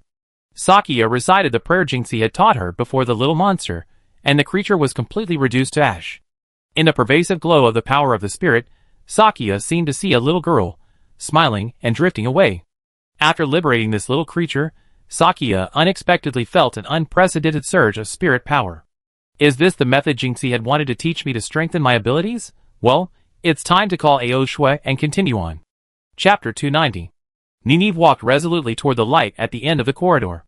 Blinking briefly, she quickly adjusted to her surroundings. She found herself in a vast space, as vast as a hangar. She walked forward, and in the distance, several figures seemed to be standing waiting for her. They were several cultists, seemingly escorting someone. The figure sandwiched between the hooded cultists was a blonde woman. This blonde hair looked so familiar to Nynaeve. The distance between the two sides was about the length of a football field, but the area was very empty, so Nineveh was immediately spotted by the other party. But as soon as they saw her, they began to head towards an elevator further in. Nynaeve rushed forward, wanting to see what was going on. She had a strong feeling that the person being escorted was the one she was looking for. With Nineveh's eyesight, she could clearly see the enemy at this distance. She could even make out the patterns on their clothing. However, one exceptionally tall cultist didn't follow the escorts. Instead, he slowly and heavily approached Nineveh. The distance between him and Nineveh grew closer. Nineveh noticed that the woman being escorted had just turned and glanced at her. Yes, It was Alicia. Nineveh suddenly kicked the ground, accelerating towards the cultist escorting Alicia. She ignored the tall cultist strutting towards her. She didn't want to waste any time. The tall cultist didn't seem to care that Nineveh had exposed her intentions. He simply faced Nineveh, her sprinting steps unwavering, and continued to advance. Humph! As Nineveh approached the large man, she suddenly leaped into the air. With this leap, she soared almost 5 or 6 meters off the ground. This jump would land well behind the large man, allowing Nineveh to catch up with the cultists escorting Alicia in just 2 or 3 steps after landing. She would soon achieve her goal, so Nineveh didn't take the tall cultist seriously at all. In midair, Nineveh suddenly felt something entangle her feet. Then, in her vision, the ground was rapidly closing in. Bang! Nineveh fell heavily to the ground. The metal floor was dented. But this was nothing to Nineveh. In the nick of time, Nineveh had her mechanical soul double-hug her, cushioning the impact. Nineveh looked up and saw the cultists escorting Alicia to the elevator at the end of the room, just a few dozen meters. Nineveh watched Alicia being escorted to the elevator. She turned in anger and saw several tentacles extending from beneath the tall cultist's robes, wrapping around her feet. Nineveh was truly enraged. With a single wave of her hand, she severed the man's tentacles with her own flesh and blood. The cultist, his tentacles severed, remained unfazed. He stalked toward Nineveh again, then delivered a powerful straight punch. Nineveh, in return, met his blow with no hesitation. As she got closer, she realized the massive figure was nearly 2 meters tall, and it could be called it. Its fist was nearly as big as Nineveh's upper body. However, the giant clearly hadn't anticipated that Nineveh, seemingly much smaller than him, could withstand his punch. Rather than withstand it, Nineveh extended a hand and met it with a punch. Nineveh's fist pierced the giant's hand like a nail, smashing it to pieces. The giant withdrew his hand, a bit puzzled, and tilted his head as he looked at the shattered hand. Nineveh was also a bit surprised. If it were a human, the pain of a shattered hand would at least make them faint. But this guy acted as if the hand wasn't his own. He tilted his head in confusion. It looked like this guy had been transformed by a cult or something. Nineveh became wary, but her attack didn't slow down at all. She had to kill this guy quickly and catch up with Alicia, who had been taken away. Nineveh used her mechanical soul to distance herself, then destroyed some of the room's equipment, sending it crashing down from above the man like a mountain. With a resounding bang, a mass of metal components crushed the man beneath them, and then exploded. Apparently, some flammable gas within the components had ignited. The surrounding area also became a sea of fire. The giant must be dead too. Nineveh turned and headed for the elevator, seeking Alicia. Bang! A sturdy arm emerged from the pile of rebar. That cultist, it's more appropriate to call it a monster now. Flames engulfed it. It crawled out of the pile of metal. The hand Nineveh had smashed had grown incredibly thick, its claws sharp. Nineveh saw that parts of its body had transformed into metal, resisting the impact. It roared, its body thrashing. Then it began to swell, growing ever larger. Finally, it transformed into a nearly 10-meter-tall, muscular monster with 2 pairs of enormous claws. Nineveh looked displeased. She realized this guy wasn't going to give up until he saw the Yellow River, and he wouldn't cry until he saw the coffin. Okay, then, let it be. Nineveh looked at the monster, which had grown several times taller than before, and slowly approached, cracking her knuckles. Bang! The roar of the monster and Nineveh battling nearly toppled the hall. The fire gradually spread as the 2 monsters fought. Nineveh had previously fought solely with her mechanical soul substitute, but this time, she took it seriously and joined the fray herself. This created a pincer attack on the enemy. However, this monster was stronger than Nineveh had imagined. Under the dual attack of its real body and its substitute, it had managed to hold out until now, using its hardening ability. Its attacks were indeed child's play for Nineveh. It consisted of nothing more than charging and swinging its giant claws. But its defense was a problem. It was indeed somewhat difficult for Nineveh in her physical form to break through that metal skin, so she had to seize the opportunity to use her stand to deal with the hardened areas. But since this creature was completely hardened, it wouldn't be easy to seize the opportunity. The stand couldn't break through its defenses quickly. This guy looked imposing, but he was actually a tough nut. Was he just trying to hold Nineveh back? Nineveh was furious at the thought. She knew that Alicia's presence in her path was likely a deliberate act by the cult, seemingly intended to lure her somewhere. But to save Alicia, Nineveh ignored any traps. Chapter 291. This monster is meant to slow Nineveh down. The cult's intentions are clear. Don't take Nineveh for granted. This giant has only a few attacks, but Nineveh is having a hard time breaking through its defenses. The saying iron bones is true. Nineveh was unarmed, but even a close-range shotgun attack wouldn't break this creature's skin. Nineveh's stand's attacks are far more powerful than a shotgun. Not only can it fight in close combat, but her stand can also emit energy waves for long-range attacks. But these methods were blocked by this creature. The power of the mechanical spirit should have a special effect on the familiar, but it's clear that after being transformed by the cult, the monster has simply become much tougher. What should be done? Realizing this, Nineveh decided to keep her distance and observe. She and her double took turns attacking the monster, but unfortunately, its entire body was covered in a hardened skin, seemingly devoid of any joints. So what? She switched to simultaneous attacks, trying to find a flaw in the monster's hardened defense. But unfortunately, Nineveh was unsuccessful. This creature didn't just harden instantly after being hit. Instead, it maintained this state constantly. In other words, this monster's defenses were truly exceptional. Trying to find a flaw was a bit of a pain. But the creature had clearly previously conjured soft tentacles, seemingly adopting a completely defensive strategy to hold Nineveh back. While observing, Nineveh suddenly noticed the ground beneath her feet suddenly flip up. The monster's body extended from its feet, burrowing beneath the metal floor and extending through the gaps in the ground to where Nineveh was standing. Several tentacles suddenly burst from the ground and instantly transformed into walls, surrounding Nineveh. The monster constructed its prison with such speed that Nineveh was trapped before she could leap out of the way. It had created a prison harder than steel. Alas, steel was no match for Nineveh's punches. But the monster began to continuously transfer its own body mass, thickening the prison layer by layer. It itself shrank visibly. Recalling its mechanical soul stand, Nineveh attempted to break through the wall, but it would take time to break through. The monster intended to crush Nineveh inside before it could break through.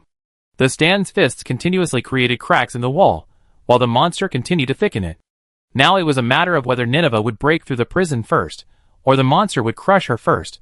Soon, Nineveh's true form was tightly bound, unable to move. Moreover, a suffocating feeling overcame her.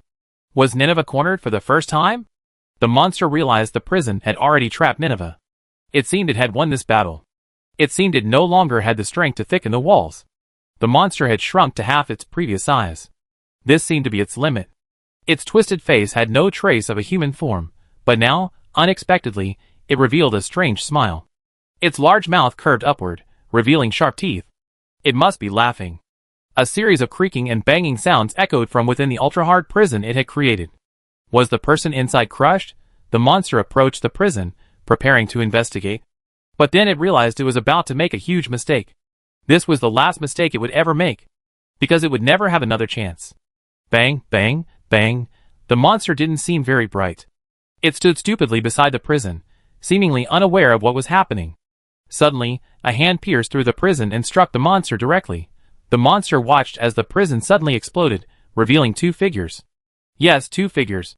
One was Nineveh, and the other was something that looked like a robot, yet also human.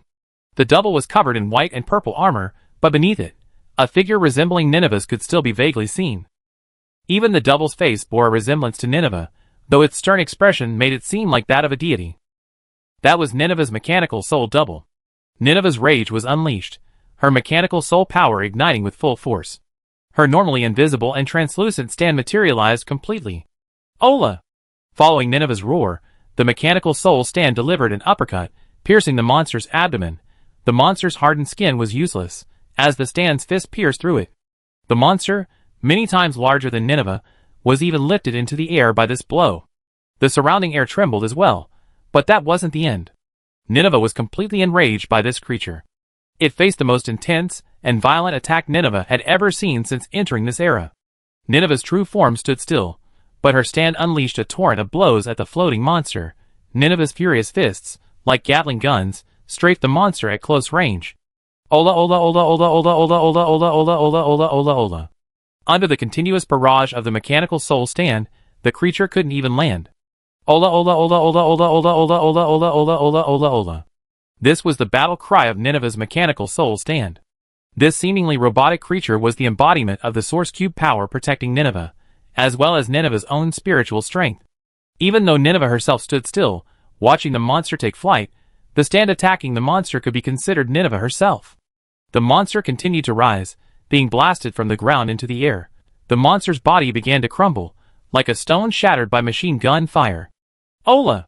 The monster was completely pierced, and Nineveh's stand burst through the monster's body. The remaining monster fragments remained as solid as ever, falling to the ground like rain, making a clanging sound. The battle was over. The reason for this guy's defeat was that he had angered Nineveh. Chapter 292. Nini defeated the enemy, who had blocked her path, and returned to the direction Alicia was being taken. Shakia and Al-Shua could breathe a sigh of relief for the time being. Al-Shua heard bursts of gunfire from deep within the cave, then silence. Just as she was beginning to worry, Shakia's footsteps approached from the depths. Shakia had successfully eliminated the source of the star mist, and discovered a ladder leading upwards. It looked like they could escape this desolate place. Shakia, are you okay? Al-Shua saw Shakia coming over and helping her up, but her expression didn't betray the joy of victory. This didn't match Al-Shua's impression of Shakia. Ah, no, nothing. Shakia seemed to be deliberately looking away. Don't force yourself. Al-Shua sighed, and followed Shakia up the iron ladder to the exit. Shakia's words grew quieter along the way. Previously, she would have happily run to Al-Shua and announced she found the exit. The cold iron ladder stretched upward, seemingly mocking Shakia's mood with unconcern. This place was who knows how deep it was underground. Grasping at it felt like grasping ice. But Shakia's hand still burned. After witnessing so many heinous acts committed by this cult, Shakia could no longer remain a bystander. She thought of the little girl who had been liberated, and of the people she had transformed into twisted monsters. Shakia's sense of justice burned within her. Regardless of whether it was Director Chin who instilled this in her, at least at this moment, she felt that this was her philosophy. Shakia lifted the top cover of the ladder, and climbed out of the passage first. Then she squatted down and pulled Al-Shua up. The two of them arrived at a passage that looked like a research facility. While it still felt a bit oppressive, it was at least not as disgusting and terrifying as before. This time, however, Shakia felt much less fearful. Even Al-Shua, who was following behind her, could clearly sense the calming aura emanating from Shakia. It was a quiet rage. Al-Shua didn't know what had happened to Shakia, but she knew that if the cult members messed with her again, they would be in for a rough ride. She really wanted to tell them to be careful and reflect on themselves. Of course, that was impossible. Shakia, could you please let the branch know about the progress so far?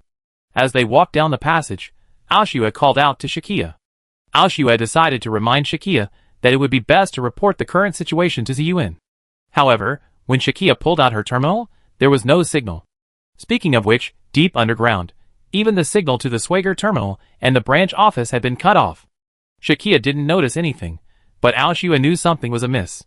The Swager terminal supposedly used the Al-Shua clan's communication technology, and they frequently travel between the surface and underground without any problems. Why was the signal cut off here? This meant they had lost contact with Ziyuan and the others at the Swager branch office. So what about the signal with Nineveh? Oddly, the communication between the three of them seemed to be working fine. This relieved Al-Shua and Sakia. But now, their concern shifted to the Swager branch. What happened there? The two exchanged glances and nodded. They knew now was not the time to relax. Perhaps they were closer to the truth than ever before. Who knew? The only thing left to do was to keep moving forward. At the Swager Nami branch of the Mexico City Police Department, Cheyenne and the others, closely monitoring Sakia's mission, noticed that the power to the entire command post had suddenly gone out. The branch's command post was instantly plunged into darkness. What happened? Cheyenne was startled. This is the first time this has happened. Pierce sighed. Thankfully, after a few seconds, the backup power came on, but it only managed to keep the lights on. This isn't good. We're in the middle of a mission, and the equipment won't start. What should we do? Could it be that your wiring is outdated? Hey, I definitely give you more funding after this is over. You've been working so hard. Cheyenne hadn't expected a branch of the Swager organization to experience a power outage. It seemed like she'd have to visit branches around the world someday. Perhaps there were other branches facing similarly challenging conditions. The other members of the branch also looked at the inoperable equipment with a look of helplessness. Well, I get the police electrician to take a look. Maybe. Our equipment is too high-powered, and something's burned out. Pierce's playful words startled Cheyenne. Wait. You mean you share a power line with the police station? Cheyenne was a bit incredulous. I thought you knew. Pierce spread his hands. After all, this place was living under someone else's roof, so having the equipment was good enough. Add to that the corruption at every level of the government, and they were thinking of running a dedicated cable just for a small place like the Schwager branch, that was really overthinking. Pierce told Cheyenne that this wasn't a problem that could simply be solved by increasing funding from Schwager headquarters. The government in this country was deeply corrupt, and the money Schwager headquarters had given was more than enough to build a well-equipped branch here. But Schwager couldn't circumvent the government, or it would be an illegal organization. So Pierce had to compromise, and after all the extortion, the funds for the branch construction were only a third of the original amount. In other words, with this third of funds, the branch's operators were barely able to scrape together the necessary equipment and basic functions to maintain the branch. As for how far it could go, that depended on the situation. Even if Schwager allocated more funds, the consequences would remain the same. The money would all go into the pockets of corrupt officials. So, Pierce felt that maintaining the branch at this size was the safest option. Oh my God, the government here is even holding back Schwager's funding. Don't they care what happens to the world? Cheyenne found this outrageous. I don't think they care. Pierce shrugged, lit a cigarette, and headed for the exit. I be back soon. I go see what's going on. The roomful of people watched as Pierce walked out of the branch. For a formidable organization like Schwager to be forced to halt operations due to a power outage, especially when it wasn't an attack by their familiar, was truly ridiculous. But Pierce hadn't anticipated what he would see next. Chapter 293. Pierce arrived at the police station building and discovered that there were no lights inside either. What a joke. Was the power outage affecting the entire police station? He pushed open the back door and entered the officer's office area where he had previously worked. Pierce, you're finally here. I have to ask, what did you do? Why did our building suddenly lose power? As soon as Pierce entered, his former colleagues from the police station surrounded him and asked him this. The police knew that Pierce and his colleagues were using a rented space within the police station. Although they hadn't disclosed much about the Schwager branch's purpose, they at least knew that an international organization was operating there. This question left Pierce completely bewildered. Wait, the power outage happened at the police station too? Pierce rubbed his brow helplessly. The Schwager branch didn't use any high-powered equipment. It was just standard equipment. They would continue to use it the same way they had before.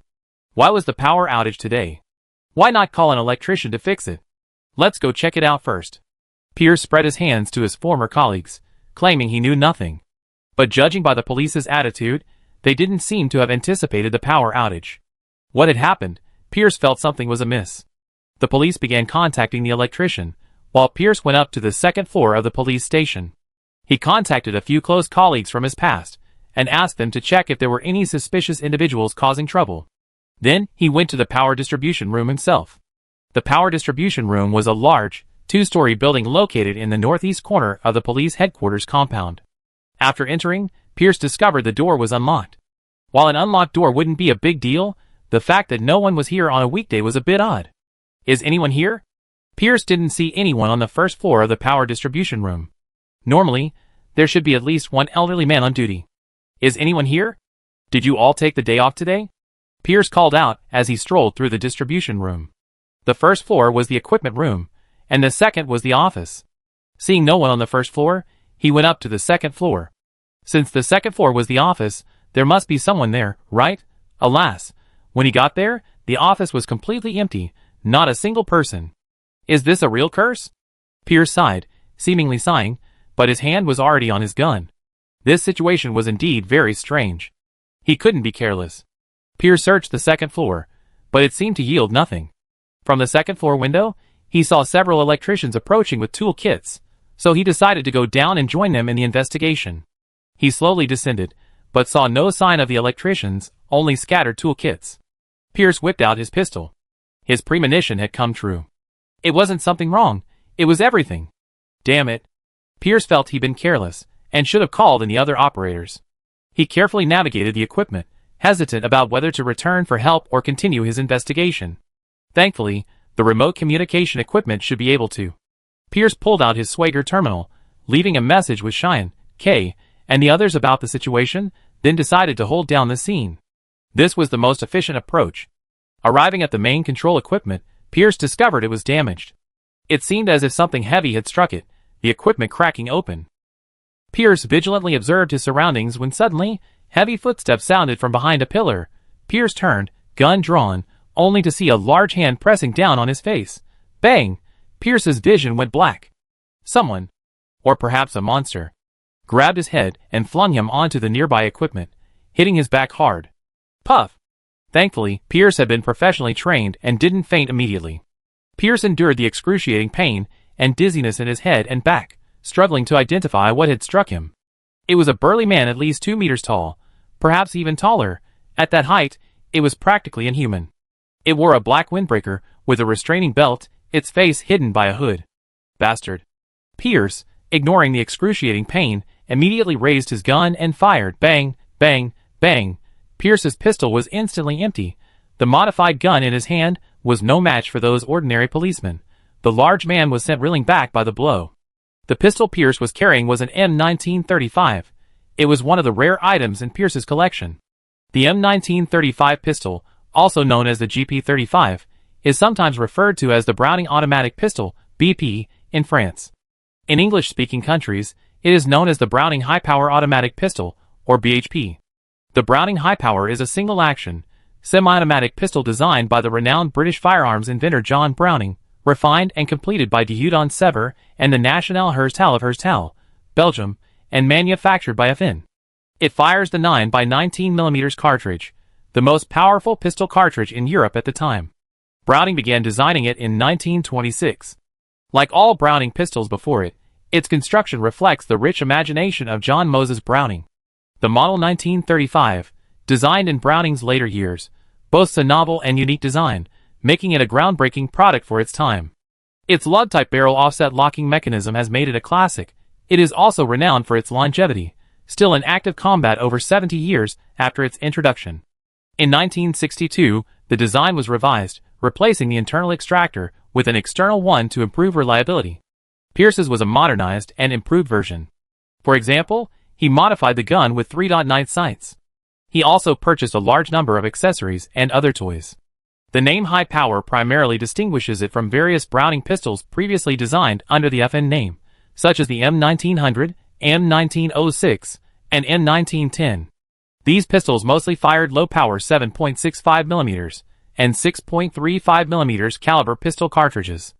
The M1935, on the other hand, fires the 9x19mm parabellum cartridge.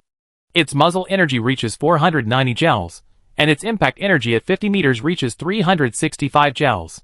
Such high energy is more than enough to kill unprotected living targets at that range. Furthermore, the M1935's magazine capacity reached 13 rounds, unprecedented compared to the 7 to 10 round magazines of popular automatic pistols at the time.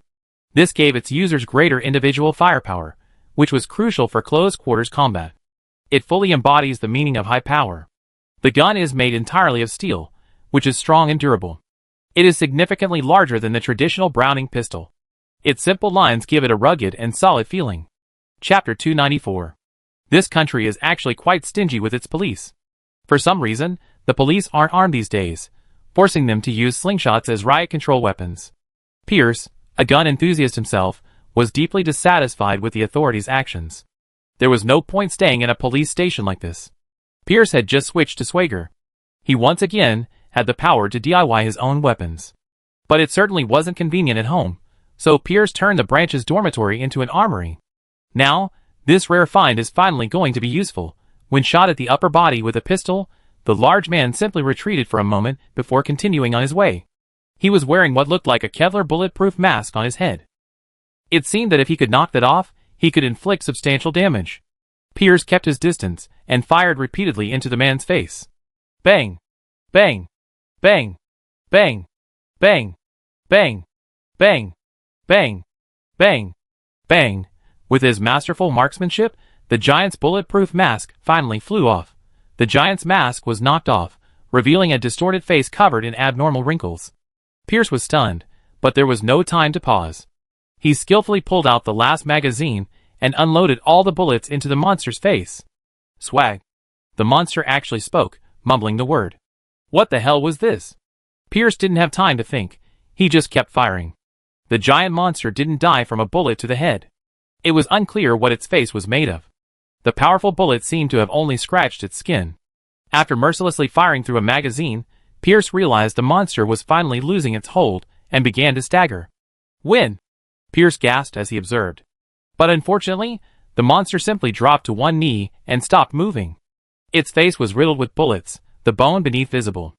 Never mind what these bulletproof bones were made of. Even its face began to slowly heal. Damn it!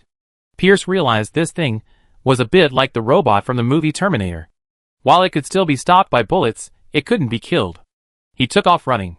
This thing wreaking havoc in the police station was a true monster. He had to inform the others as soon as possible. Even if he had to get to a safe place and use the Swager terminal to tell everyone. Pierce, are you in the switch room? Get outside. At that moment, the Swager terminal rang with the voice of Operator K.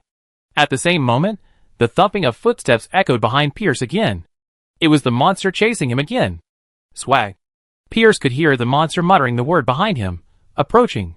The exit of the power distribution room was less than 100 meters away, but Pierce had never felt it so far away. Thump, thump, thump. Thump, thump, thump. The monster had actually picked up its pace. This was bad. Pierce had already run as hard as he could, and his entire body was aching. Not to mention his back still ached from the blow he'd taken earlier.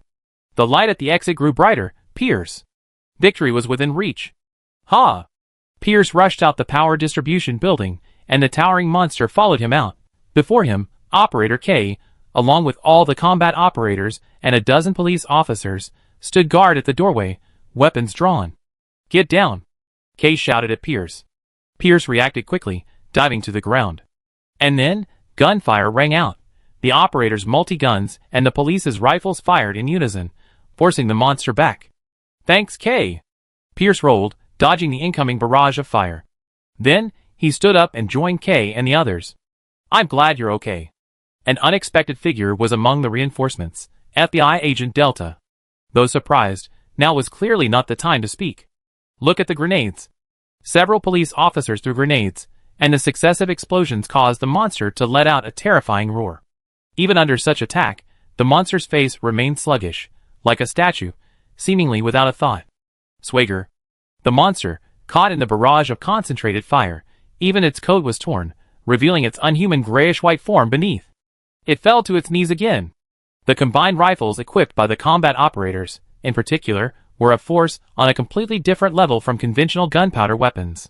They were energy weapons incorporating the advanced technology of the underground race. The monster, engulfed in flames, knelt and ceased its movement. Retreat! At K's command, everyone abandoned the fight and quickly retreated towards the police station building. Under the guidance of the operators, the police seemed to snap out of their disorientation. They were all excellent officers, but they were afraid of being without orders. Pierce was a little surprised. He hadn't even had time to inform Cheyenne and the others that he'd been attacked, yet they were already rushing to the rescue. When you said the equipment in the power distribution room was damaged, we suspected something was fishy.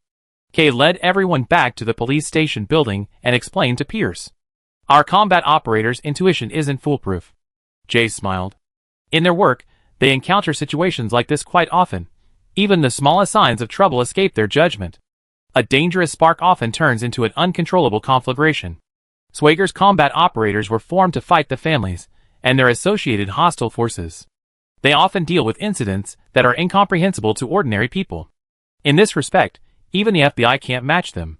During the operation, the branch's power was cut off, and then Pierce said the power distribution room had been damaged. These 2 points were enough to indicate a serious situation. So, Kay immediately led the agents toward the power distribution room. Operator J, on the other hand, was assigned to alert the leaderless police officers to assist them. Halfway along the way, they encountered FBI Agent Delta, who had arrived alone at the police station. Delta explained that they had received a tip that the station had been attacked by a terrorist, and the FBI, suspecting the cult, had assigned him to investigate. Unexpectedly, upon arriving at the gate, they found no one guarding it, meaning they couldn't drive in. Confused, Agent Delta got out of his car and walked in. Unexpectedly, he saw Kay and a large group of people hurriedly heading in a certain direction. After explaining their purpose, Agent Delta joined Kay and the others in their mission to rescue Pierce. Chapter 295. Thank you very much, Agent Delta. Pierce shook the agent's hand. It's a small matter. We're all here to investigate the cult. Agent Delta smiled. But speaking of which, what exactly is that monster? Pierce and Kay exchanged glances. We've seen similar weapons from the cult before. Kay told Delta about a previous encounter with a creature that could transform into an energy-breathing cannon. That was their first mission in this country. The swaggers were also startled. But this time, this creature didn't seem as powerful. Of course, perhaps it simply hadn't shown its true power. This is a bit troubling. Should I call for reinforcements? Agent Delta, seeing this, decided it would be best to call in the FBI's forces. Thanks. Let's do that. Kay nodded. This monster has extremely high defenses. While firearms can stop it, they can't kill it. If there were some heavy firepower. Although the combined rifles equipped by the combat operators are already powerful enough compared to the conventional weapons of current human civilization, but judging from the previous battle, they seem only slightly more powerful than ordinary firearms. This is because the advanced technology brought by the Aoshua clan has been limited in output to allow the operators to quickly master it. It's possible to forcibly remove the restrictions, but this can only be done by the technical department at Swagger headquarters. Now, halfway across the world, I'm afraid it won't be possible. Will the FBI's new fighter jets be deployed this time? A female voice boomed from behind the crowd. It was Cheyenne. She had also arrived at the police station from the branch's command post. Now, all of Swagger's personnel were concentrated in this building. Utilizing the heavy firepower of the FBI's new fighter jets seemed like a cost-effective idea. Since everyone's here, let's discuss how to deal with this guy. The police officers joined in, as the police chief was unexpectedly absent, having disappeared somewhere. Without the guidance of the Swagger agents, they didn't know what to do. So, it was decided. A mere cult weapon. With everyone working together, there's nothing we can't handle. After some discussion, they basically came up with a battle plan. Agent Delta called in the FBI's fighter jets, which would be over the police station in about 10 minutes. All you had to do was, within those 10 minutes, lure the monster to the rooftop and then destroy it with the fighter jet's heavy firepower. Everyone quickly formed teams to execute the plan. Come to think of it, there aren't any RPGs or anything like that in this police station. Operator J and Agent Delta were both curious. If there were even a few RPGs or bazookas, this big guy would be screwed. You're overthinking it. We police don't even have guns. We enforce the law with slingshots. A young officer said with a helpless wry smile. How could that be? Jay exclaimed, exchanging a glance with Delta. These police officers had it much harder than he imagined. If a guy like that had appeared at Swagger headquarters, he had been killed by the defense system long ago. So why would the operators have to go out in person? Unfortunately, the budget is limited, which is quite embarrassing. Furthermore, this would mean that Swagger's secret branch would be exposed to the cult, which is not good news. Luckily, Cheyenne brought the headquarters combat power with him this time. Otherwise, the branch's limited intelligence personnel might be wiped out one day. Cheyenne sighed. Hey, hurry up! That thing's moving again! Kate pointed out the window. The power distribution room was about 200 or 300 meters away from the main police station building. Although this monster wasn't moving fast, it would only take a minute or two. Everyone, take your assigned officers, and take up positions on the corresponding floors. Yes, sir. The officers and operators responded in unison. They ran to their respective floors. Pierce was responsible for protecting the branch's civilian and intelligence personnel on the middle floor. He was the only one capable of fighting here. It was unknown if these civilian personnel were among the monster's targets. But even if they were, the combat operators would do everything they could to lure them away before approaching their hiding room. This enemy was unlike anything the police had ever dealt with, and many of them were quite uneasy. In times like these, the combat operators, specialized in dealing with the uncanny, proved particularly reliable. Agents K and Delta were responsible for luring the enemy on the top floor, allowing the fighter jets to take down the enemy. The main police station building had 5 floors. Each floor had 2 operators leading 5 officers to conduct operations. Civilian personnel and other staff took refuge in conference rooms or, while the monster was being lured away, evacuated to a safe location. Report, the target has reached the first floor gate. Begin the decoy. It was a transmission from operators M and H. Roger. Prepare for the second floor. Cheyenne commanded. To command a battle like this, a Swagger terminal was sufficient. Swagger. In the first floor lobby, the monster trudged in with heavy steps. It wasn't known how it located the Swagger members, but since it was a decoy operation, there was no need for it to find them. Operators H and M stood in the lobby, guns drawn, waiting for it. The 5 accompanying officers were lying in ambush on the second floor staircase railing, forming a crossfire. Hello, big guy. Operator M raised his M gun and fired at the monster's face. Let's see what you're capable of. Operator H, not wanting to be outdone, fired a blaster beam from his M-gun, sending sparks flying across the monster's body and completely burning the remaining fragments of its restraint suit. Wow, what weapons are they holding? The police on the second floor also opened fire in support, stunned by Operator Swager's energy weapon. Lead bullets are inherently weak, and the station's firepower is limited to rifles and shotguns at best. A small caliber pistol is a plus. The main combat force still relies on the 2 operators on each floor. But when it comes to decoy tactics, more people are better. At least it can confuse the enemy. Woo! The monster seemed enraged. Its muscles flexed, and with a single hand, it ripped off a life-size statue from the station lobby and flung it towards the operators. Ouch! Operator M dodged it easily. A little more aim. Operator H not only dodged it easily, but also taunted his opponent. But before the resounding sound of the statue smashing into the ground had faded, the 2 operators immediately turned and ran towards the stairs. Now it was the turn of the second-floor operators to take over. Chapter 296. The monster screamed loudly, chasing the operators upstairs. Swager. The monster's roar made the officers panic, but at least the giant was lured away. The officers remaining on the first floor quickly evacuated the workers hiding in the first-floor conference room. The operation on the first floor was successful. Prepare to contact those on the second floor. At Cheyenne's command, operators D and C took up position at the staircase leading from the first floor to the second floor. Tap, tap, tap. They heard a series of hurried footsteps. They were operators M and H. The heavy thuds behind them came from the giant. In the narrow stairwell, the giant was clearly struggling to maneuver, while operators M and H, as light as a feather, sprinted to the second floor in a flash. Once inside, operators D and C pushed over the cabinets, tables, and other obstacles that had been placed nearby. With a loud bang, the obstacles instantly blocked the staircase and smashed into the monster. The monster was suddenly tripped by an obstacle, unable to move.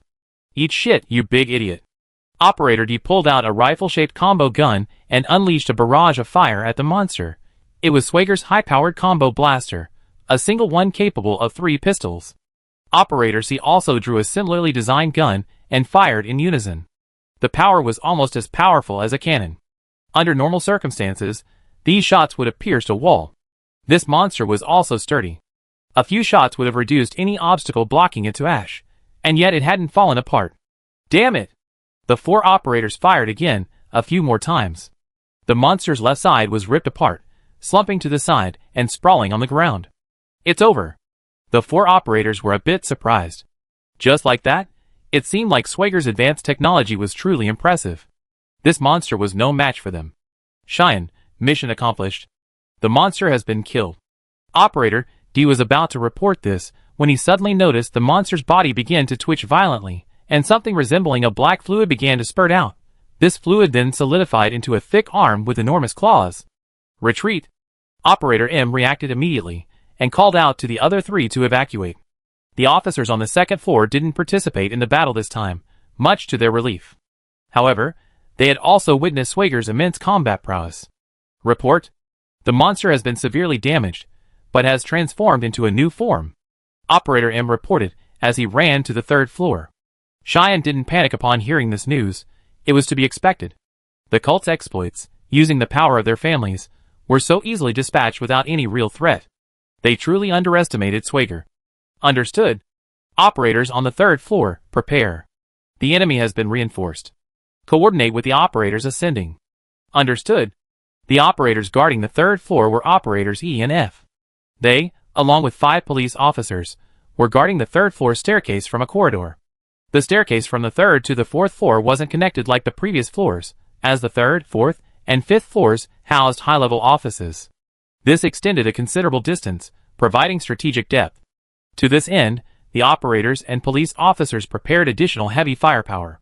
From grenades, shotguns, rifles, to the blaster guns equipped by operators E and F. Bang! Bang! Bang! Bang! Everyone watched as the 4 operators ran up the stairs at the end of the passage, their footsteps completely drowned out by the heavy treads of the monster behind them. It looked like this monster had gotten a lot heavier. As much as I wanted to tease, now was clearly not the time for jokes. As the 4 ran towards them, the monster finally appeared at the other end of the stairs. What the hell? Why has this guy become like this? Operator F gritted his teeth. The monster's entire torso now drooped, and from the wounds opened by the previous explosion, a new body had sprouted. It wasn't just the torso that had been shattered, but its entire body had mutated further. Its hands had transformed into gigantic claws, flailing wildly. If the operators ahead of them paused for even a moment, they would be torn to shreds. The monster had grown so large that the narrow stairwell couldn't even hold it, but it wasn't restrained. It smashed through any obstacles in its path, moving forward with unstoppable force. Wow! The officers had never seen a monster like this charging towards them, and some had already opened fire. "Wait!" Operator, he shouted, as the 4 operators who had been luring the enemy hadn't yet reached a safe distance. Thankfully, the bullets only grazed the 4 operators. Seeing the police could no longer hold out, the 4 operators slid towards the main force. Fire! The operators' tacit understanding allowed them to work together seamlessly. Unlike these timid policemen, they have seen big scenes before. Several compound rifles unleashed a stream of flames. While their single-shot power was lower than that of the previous high-output blasters, only comparable to that of pistols, their rate of fire made up for the lack of power. The 4 operators, who had retreated to the main force, also raised their weapons and joined the attack. Several blaster beams struck the monster, causing a violent explosion. Those evacuating outside saw a massive explosion on the 3rd floor of the police station. "Cheyenne, I hope the machine guns can take care of it." Kay and the others on the rooftop also heard the noise below. Cheyenne, Kay, and Agent Delta were all on the rooftop, their expressions serious. "I hope so." Cheyenne also clutched her compound rifle. They were on full alert. 3 minutes until the lizard fighters arrive. "Are you all right?" Agent Delta put down the transceiver and asked Cheyenne and Kay. 3 minutes. Not a problem. Swager's weapons seemed to be effective against the monster. They should be able to hold out for 3 minutes. Cheyenne wasn't worried about this at all. The original battle plan was to hold the enemy off on the 3rd floor for as long as possible, with operators J and G on the 4th floor responsible for the final decoy, then lead them to the rooftop and destroy them with fighter jets. After all, only the 3rd floor had strategic depth. The stairs from the 4th and 5th floors to the top floor were connected. Report. Mission accomplished on the 3rd floor. The monsters have been stopped. Cheyenne's communication reported a successful mission. Great. Preparations on the 4th floor. Wait! Miss Cheyenne. The monsters have escaped through the window. Suddenly, Operator F reported this. What? The monsters are running towards the evacuated crowd. Cheyenne, startled, ran to the edge of the rooftop to look down, but the crowd was still safe, and she breathed a sigh of relief. No! The monsters are climbing the wall with their claws. They're heading for the rooftop. Operator F shouted anxiously. Chapter 297. Huh? Cheyenne was a bit confused. A monster is coming. Bang. Crackle. Bang. Crackle. Bang. Crackle. Bang. Crackle. She soon heard the sound of a concrete wall being pierced. The sound came from below the building, and with each blast, a significant tremor could be felt on the rooftop. The 3 people on the rooftop looked around nervously. Cheyenne. Be careful. Kay's quick eyes and hands drew his compound rifle. He raised his gun and fired, because, from the edge of the roof behind Cheyenne, a massive figure suddenly leaped into the air, descending from the sky towards Cheyenne. When Cheyenne turned around, she found herself enveloped in shadow. Swish, swish, swish. The blaster beam from the compound rifle whistled through the air. Immediately, there was the sound of an explosion and sparks. Kay's shot struck the falling monster, and Cheyenne was no pushover either. Her thorough training had her tumbling to the side reflexively. The next second, the spot where Cheyenne had been standing was shattered by a pair of massive claws. Using the momentum of the impact, Cheyenne rolled even further than usual, reaching Kay's side. The monster, facing heavy fire from the operators below, had unexpectedly changed its course, scaling the wall, bypassing the operators' defenses, and charging directly to the rooftop. Asshole! Cheyenne leaped to her feet, unleashing a blaster from the combo gun she had already grasped. Humph! Lucky for me to have a large-caliber pistol this time. Agent Delta also pulled out a large-caliber revolver and fired at the monster. Kay, Cheyenne, and Agent Delta all fired at the monster in unison, but the creature blocked some of the bullets with its massive claws. Those claws could even block blaster beams. Amidst a shower of sparks, it charged at Cheyenne again. Run! Kay shouted at Cheyenne, then tried to block the monster, buying her time to escape. His combi gun transformed into a sword, and a lightsaber formed from blaster beams appeared in Kay's hand. At this distance, the monster could catch up to Cheyenne in a single leap and pierce her with its massive claws. Take that. Kay swung his lightsaber, slashing at the monster's claws. The monster seemed to recognize the power of the lightsaber, and slowed down to block the incoming strike with its claws. But Swager's advanced technology was indeed impressive. The lightsaber struck the giant claws, sparks flying, and the monster's claws began to melt, leaving a gap. By this time, Cheyenne had already gained distance. This guy is targeting me. Cheyenne hid behind an exhaust pipe, raising her gun to support Kay. But even though Kay blocked her and Cheyenne and Delta continued to fire, the monster's face seemed to remain fixed in Cheyenne's direction. Yes, it seemed to be targeting Cheyenne. Could it be that this creature knew Cheyenne was the commander of these operators? Once Cheyenne was killed, these operators could be dealt with later. Roar! The monster leaped back, creating distance between itself and Kay, then leaped over Kay and flew towards the ventilation duct where Cheyenne was hiding. Cheyenne was prepared.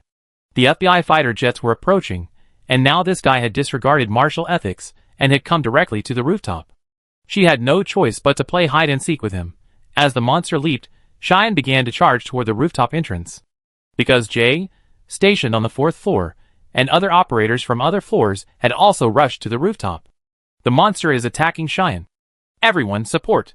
Kay shouted, taking the lead and firing at the monster. Jay understood and waved his hand, causing the operators to disperse, and Cheyenne rushed among them. 1 minute left. Hold on. Agent Delta announced the arrival time of the fighter jets. Okay. Then try this. Jay pulled out a tube as thick as a fire extinguisher and pulled the trigger at the monster that turned. Bang! A mass of matter flew toward the monster. Then, with a loud bang, it exploded into a pool of fluid. Once the fluid made contact with the monster's body and the surrounding ground and walls, it adhered firmly. The monster, somewhat confused, tried to charge, but the glue held it in place, preventing it from moving. Oh! The monster struggled, but it only managed to tear off the metal ventilation pipe it was stuck to. Good job, Jay. This is a gel bomb. Cheyenne hadn't expected Jay and the others to bring this. This was Swager's riot control equipment. This equipment wasn't lethal, but it would use a strong glue to bind rioters, forcing them to surrender. This super glue was specially formulated by Swager. It would stick to anything in contact with air, and it held very firmly. The glue was a bit too strong for humans, but it didn't matter. When the criminals were to be apprehended and taken away, they would use a different solvent. Simply pour the solvent over the glue, and it would quickly turn into ordinary water, losing its stickiness. This thing isn't just effective against people, it can even target vehicles. For example, if bank robbers escape in a car, police can use this device to trap them and their vehicle, allowing them to be safely apprehended. According to the Technical Development Department, this device is designed to be able to pin down a tank with a single shot. Although the operators thought it was a bit of an overreaction at the time, today's situation is still a credit to the technical department that developed it. This riot control weapon is expected to go into production by the end of this year, making Swager a significant profit. Indeed, Swager's funding comes partially from developing weapons and security equipment, including many nationally patented products. Originally, this was new equipment developed by Swager's technical department for sale to peacekeeping forces and police organizations worldwide. Having the operators bring it here for use is also a testbed.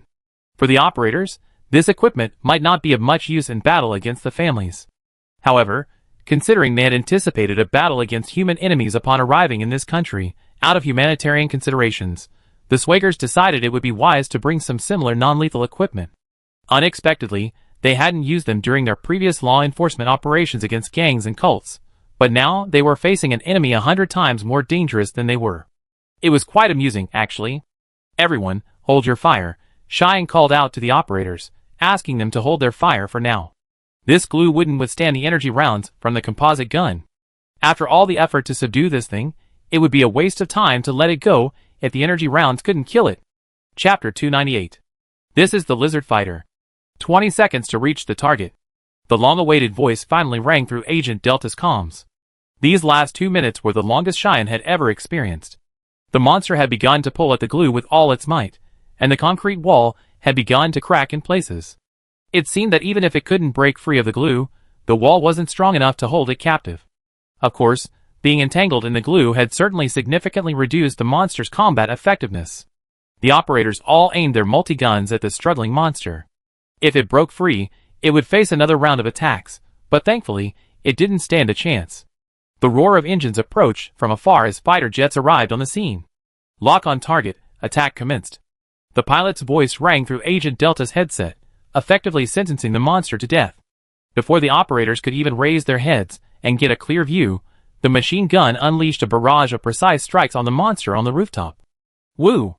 Cheyenne and the other operators quickly retreated to the stairwell for cover. On the rooftop, dust erupted with the roar of machine gun fire. Everyone standing on the stairs felt the building shake, another loud bang. The police station roof had collapsed. Everyone waited until the noise died down before rushing out to investigate. Where the monster had been, only a gaping hole remained. The high-caliber machine gun had blasted right through the building. Good job. Really impressive. Kay gave Agent Delta a thumbs up. The commotion caused by this monster should be over. No more noises could be heard downstairs.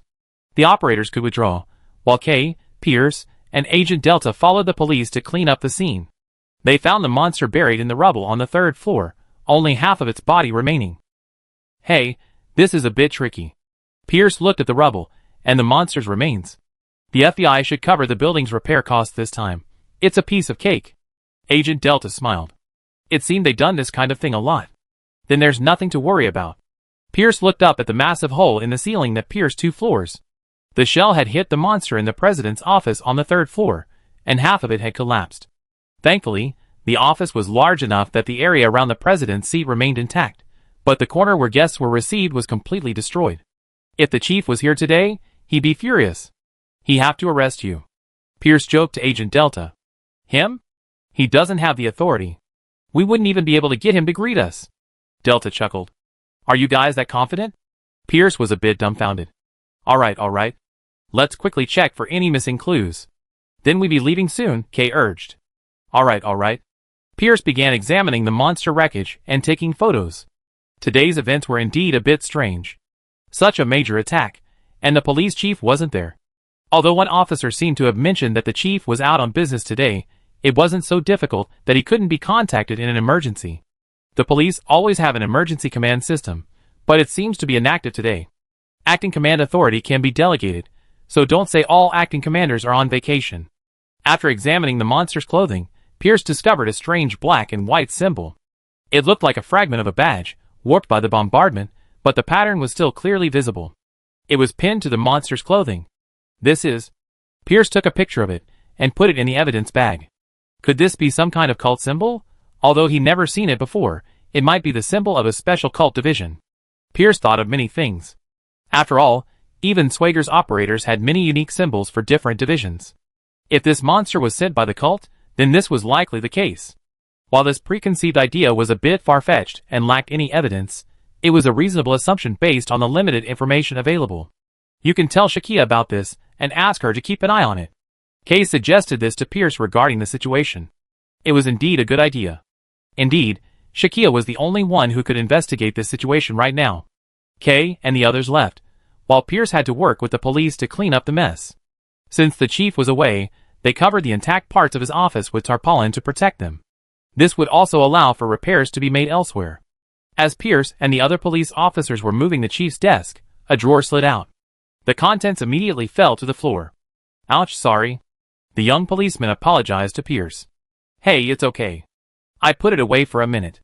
Pierce bent down to tidy up the drawer. This is... Suddenly, he noticed something unusual in the drawer. It had a compartment. The compartment had slipped due to the impact, and as Pierce was clearing it, he saw a handkerchief inside. And a badge. And that badge had a familiar pattern. It was the same pattern Pierce had found on the monster. Pierce suddenly had a bad feeling. He took a picture of the drawer with his phone, capturing everything inside. This was a very ominous prediction. What's wrong, Pierce? The young policeman was puzzled to see Pierce taking pictures again. By the way, does the police station have DNA samples for everyone? Pierce looked up and asked. Of course. What's wrong? That's good. Pierce told the young officer to first compare the monster's DNA with the chief's. There must be something fishy going on. Oh! The young officer saluted and hurried to notify the lab staff. Pierce, meanwhile, gazed at the pattern inside the drawer, lost in thought. Back at the police station, cleanup efforts began. It seemed the previously paralyzed command system was functioning again. Orders had been issued for repairs, and the police and maintenance workers were in action. However, the repairs seemed to take several days, making it nearly impossible for Swager to continue commanding the operation.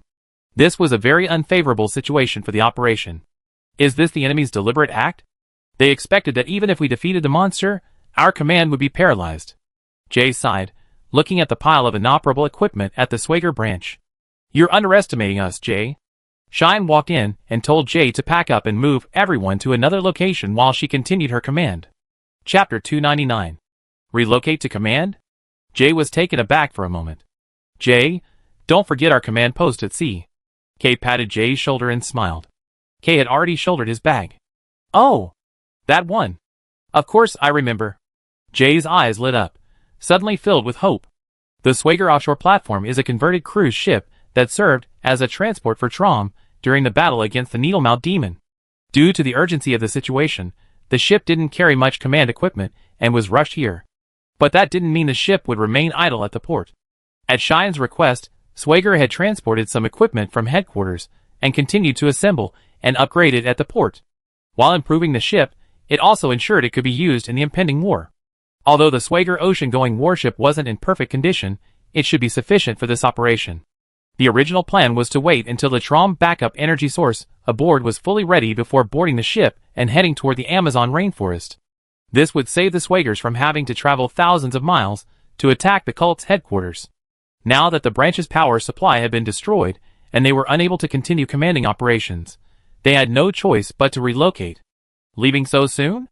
At the back entrance of the main police station building, near the Swager branch, Agent Delta, who was waiting, greeted the operators carrying their luggage.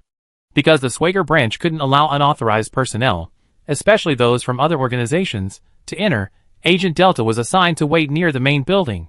He reported the situation to the FBI, and then seemed to receive some new instructions. Yes, we can't stay here any longer, Kay said to Delta.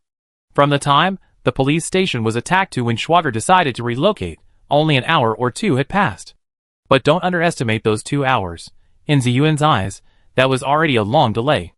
If anything happened to Sakia during those 2 hours, it would be a headache. They should have been constantly monitoring the situation in Sakia and providing support. But they were nearly robbed by the cult. How did the cult know the Schwager branch was here? Ziyuan found it terrifying.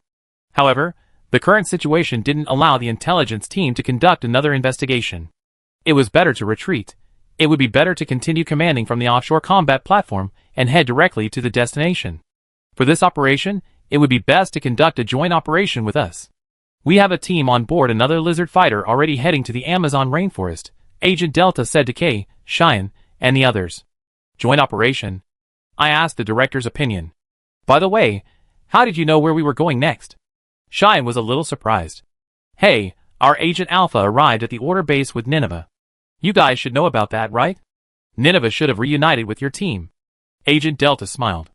Schwager probably didn't know that Agent Alpha and Nineveh were working together. We heard that too, but according to Sakia's report from the front, she didn't encounter your Agent Alpha. She only encountered Nineveh. Cheyenne's answer made Agent Delta frown. What? She had intended to surprise the Swagers, but now it was their turn to be surprised. It seemed like this was something the FBI hadn't anticipated. This Agent Alpha. Although her authority differs from ours, and we don't have the power to investigate her movements, it's still a bit worrying. Agent Delta adjusted his sunglasses and shook his head. Could she have been ambushed by the cult? I hope she's safe. Kay and Cheyenne exchanged a glance. In that case, let's head to the location Sakia has marked for us as soon as possible and hope for a successful operation. Cheyenne nodded to Agent Delta and then prepared to take Kay, his team of combat operators, and some intelligence operators from the branch to the parking lot for the trip to the port. By the way, the FBI asked me to confirm something. Seeing Cheyenne, Kay, and the others preparing to leave again, Agent Delta stepped forward and stood in front of them. Please? Cheyenne had to pause again. If we're going to conduct a joint operation, I stay here and work with you, acting as a liaison. Is that okay? Please make sure to ask higher-ups for permission. That was what Agent Delta had intended to say. Oh, that. Okay, I let the director know. Cheyenne wondered why the FBI was being so enthusiastic today. She couldn't make the final decision on this matter, so she'd better wait for the director's instructions. Okay, thank you very much. If you agree, please contact me immediately. We can meet up along the way. I join you on the same fighter jet that supported us earlier. Agent Delta saluted the operators and stepped aside. Cheyenne and the others headed for the cruise ship, but Pierce didn't plan to go with them this time. He decided to stay and investigate some mysteries within the police station. He suspected a mole within the police station, someone who was spying on Swager's movements for the cult. Furthermore, as the head of Swager's Mexico branch, he was also responsible for its maintenance and security. He couldn't leave. I wish you all the best. I take good care of this place. We leave our team in your care. Pierce stood in front of Cheyenne's car and saluted the operators goodbye. Accompanying the operators from headquarters to the offshore platform were 7 or 8 other intelligence officers from the branch. They would continue to assist Cheyenne and the others during this operation. After all, the incident happened suddenly, and the offshore platform hadn't yet been assigned the necessary personnel. He had to ask the branch to allocate some personnel. They would receive bonuses after this operation. I leave the branch in my care. Look forward to our victory. Cheyenne shook Pierce's hand before leaving. Well, once the branch is back on track, we'd be back in action. Cheyenne's convoy sailed off, Pierce watching. Pierce knew there was a battle of his own here, one that had just begun. If necessary, Pierce would personally contact Swager headquarters and report the situation to the director. On the way to the port, the operator's Swager terminals appeared to be functioning normally. Cheyenne also took this opportunity to summarize Sakia's actions so far, compiling a briefing and sending it to Swager headquarters. Sakia sent Cheyenne all the information she had about her journey deep underground, before being teleported away. This way, Swager would also be kept up to date on the situation on the front lines. Judging from the briefing, this cult's base was certainly not a simple one. Chapter 300. On the other side of the world, in New Chuanchio City. In the underground Swager headquarters, Jinxie drank freshly brought tea with the director in his office. This is the tea Mr. Shersiling sent. Jinxie took out a packet of tea and placed it in front of Director Chin. Then he personally brewed some tea on the coffee table in the director's office. It's been a while since I've seen him. Is he well? The director walked over to the coffee table and sat down. As a disciple of mine, he uses the power of life waves to maintain his health. His lifespan can be extended several times that of modern humans, so there's no need to worry. Jinxie brewed the tea, poured it into a cup, and sniffed it. I see. I've been wanting to learn this, haha. The director also sat down on the sofa beside the coffee table, took the cup, sniffed the fragrant tea, and sipped it. Speaking of which, how's Sakia doing? The previous report said she found Nineveh and entered the cult's base. Jinxie was still concerned about the front lines on the other side of the world. The last report was 4 hours ago. I told Ziyuan to report every half hour. Could they be in trouble? The director sipped his tea, his gaze fixed on the distance. Even though he and Jinxie seemed to be leisurely sipping tea, he couldn't help but feel worried. Yes, the cult doesn't seem like the mindless enemies of the families. Moreover, they're even trying to exploit the family's power. As their executor, I have no idea where they're coming from. Jinxie was also puzzled. That's why he sent Aoshu out to support Sakia. Even you don't have a clue. The director sighed. Suddenly, the communication buzzer on the director's desk rang. It was a report from Ziyuan. Oh, I kept you waiting. The director put down his teacup, quickly walked to his computer, opened the email, and began to read the report. So there was an attack. Those cult members are quite powerful. The director frowned and muttered to himself. But when he saw Jinxie looking at him from the sofa, he smiled sheepishly. Haha, excuse me, I put the report on the big screen. Master Jinxie, take a look too. With that, the director fiddled with his computer, and Ziyuan's latest report appeared on the big screen next to the sofa. Jinxie learned from Ziyuan's report about the attack on the Swager branch. The report was so late because of the attack. And Sakia's data from the front lines had also been transmitted. Shakia and Aoshua had successfully infiltrated the enemy base, and were operating in conjunction with Nineveh. They passed through an underground residential area and found the entrance to the lower base. However, it seemed that after entering the base, Nineveh separated from Shakia and Aoshua. I'm glad the operation went smoothly. Ziyuan and the others are already preparing to move to the rainforest for standby. The director felt somewhat relieved upon learning the situation. However, Jinxie's expression was a little strange. He froze in place. Jinxie was pouring tea, but it had completely filled the cup, spilling onto the tray. He didn't move, just staring at the large screen. What's wrong, Master Jinxie?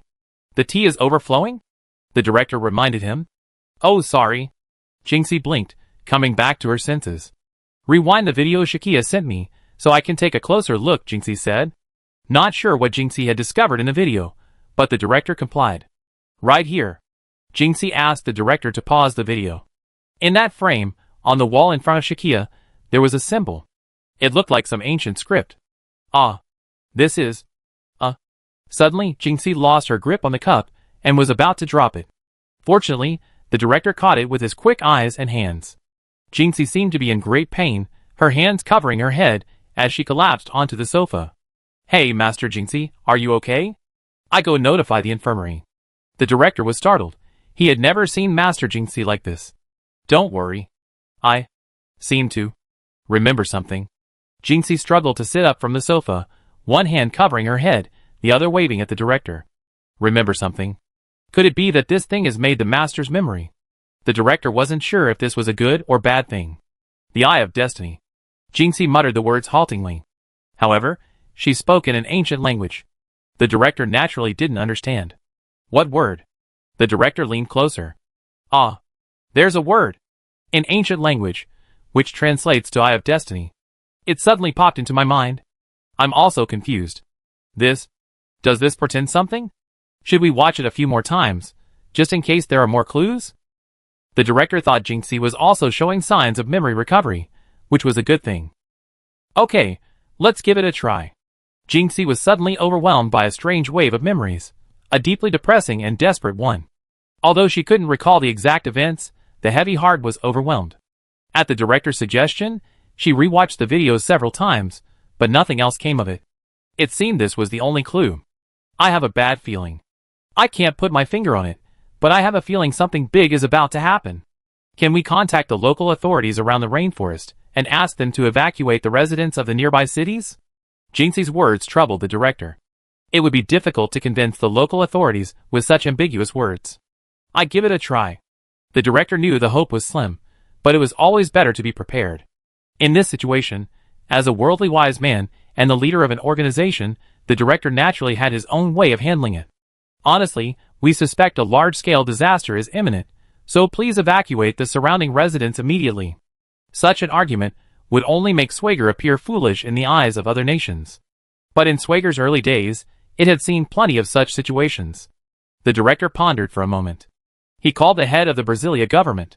Since Swager was now a UN organization, it shouldn't be a problem to contact a head of state. The director had no choice but to offer some other excuse to the head of state. Chapter 301. The director called the country's leader and told him that Schwager had predicted the appearance of the families in the rainforest and hoped he would notify the local government to evacuate the population. The head of state was aware of Schwager's mission. The president asked the director about the approximate time the families would appear. However, this explanation was improvised, and a specific time frame was not yet available. I'm sorry, Mr. President, we can't give you a precise time frame. However, our researchers have detected signs of the situation there. For the safety of the people, we hope they can evacuate as soon as possible. How about evacuating a week and then returning? The director gave a rough time frame. After all, the family's attacks were no longer a secret, and the people had received some evacuation training. However, for the people there, this was still their first real evacuation. The president thought for a moment and ultimately agreed. He promised the director that starting tomorrow, he would issue a notice for the orderly evacuation of the rainforest and surrounding cities for 3 days. However, to avoid disrupting local production and economic development, please ask Swager to expedite the disposal of his clan. This will allow Jinxie to freely participate in the investigation. The president also stated that the country's military strength is insufficient and likely unable to provide strong support for Swager's operations in the region.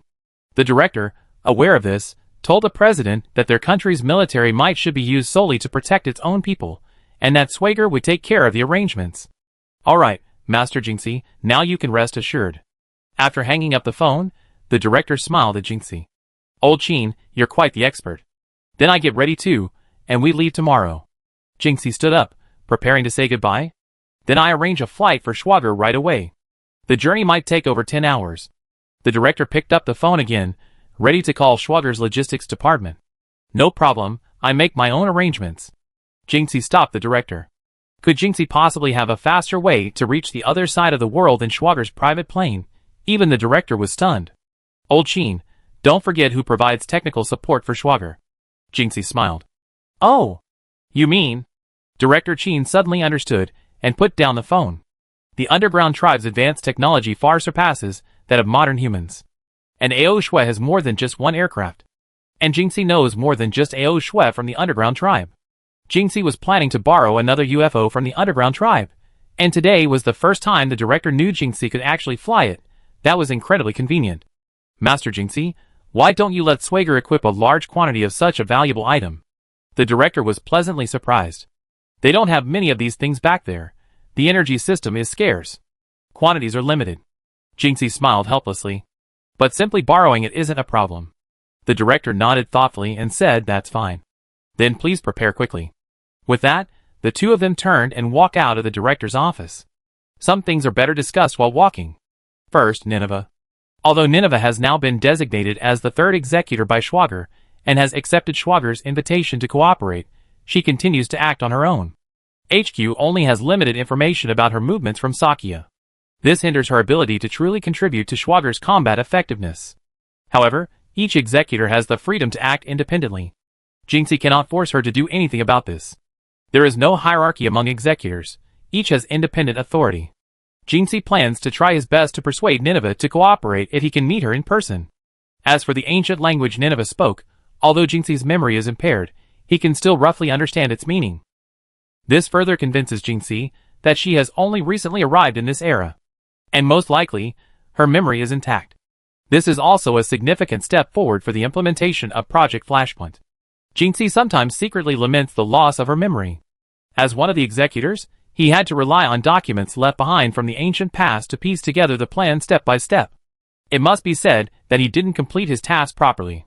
Director Sheen was aware of this, so Jinxie's memory showed signs of recovery, which was of great significance to Schwager. Speaking of which, Nineveh is missing again in the latest report. The director and Jinxie were chatting about the report on the way.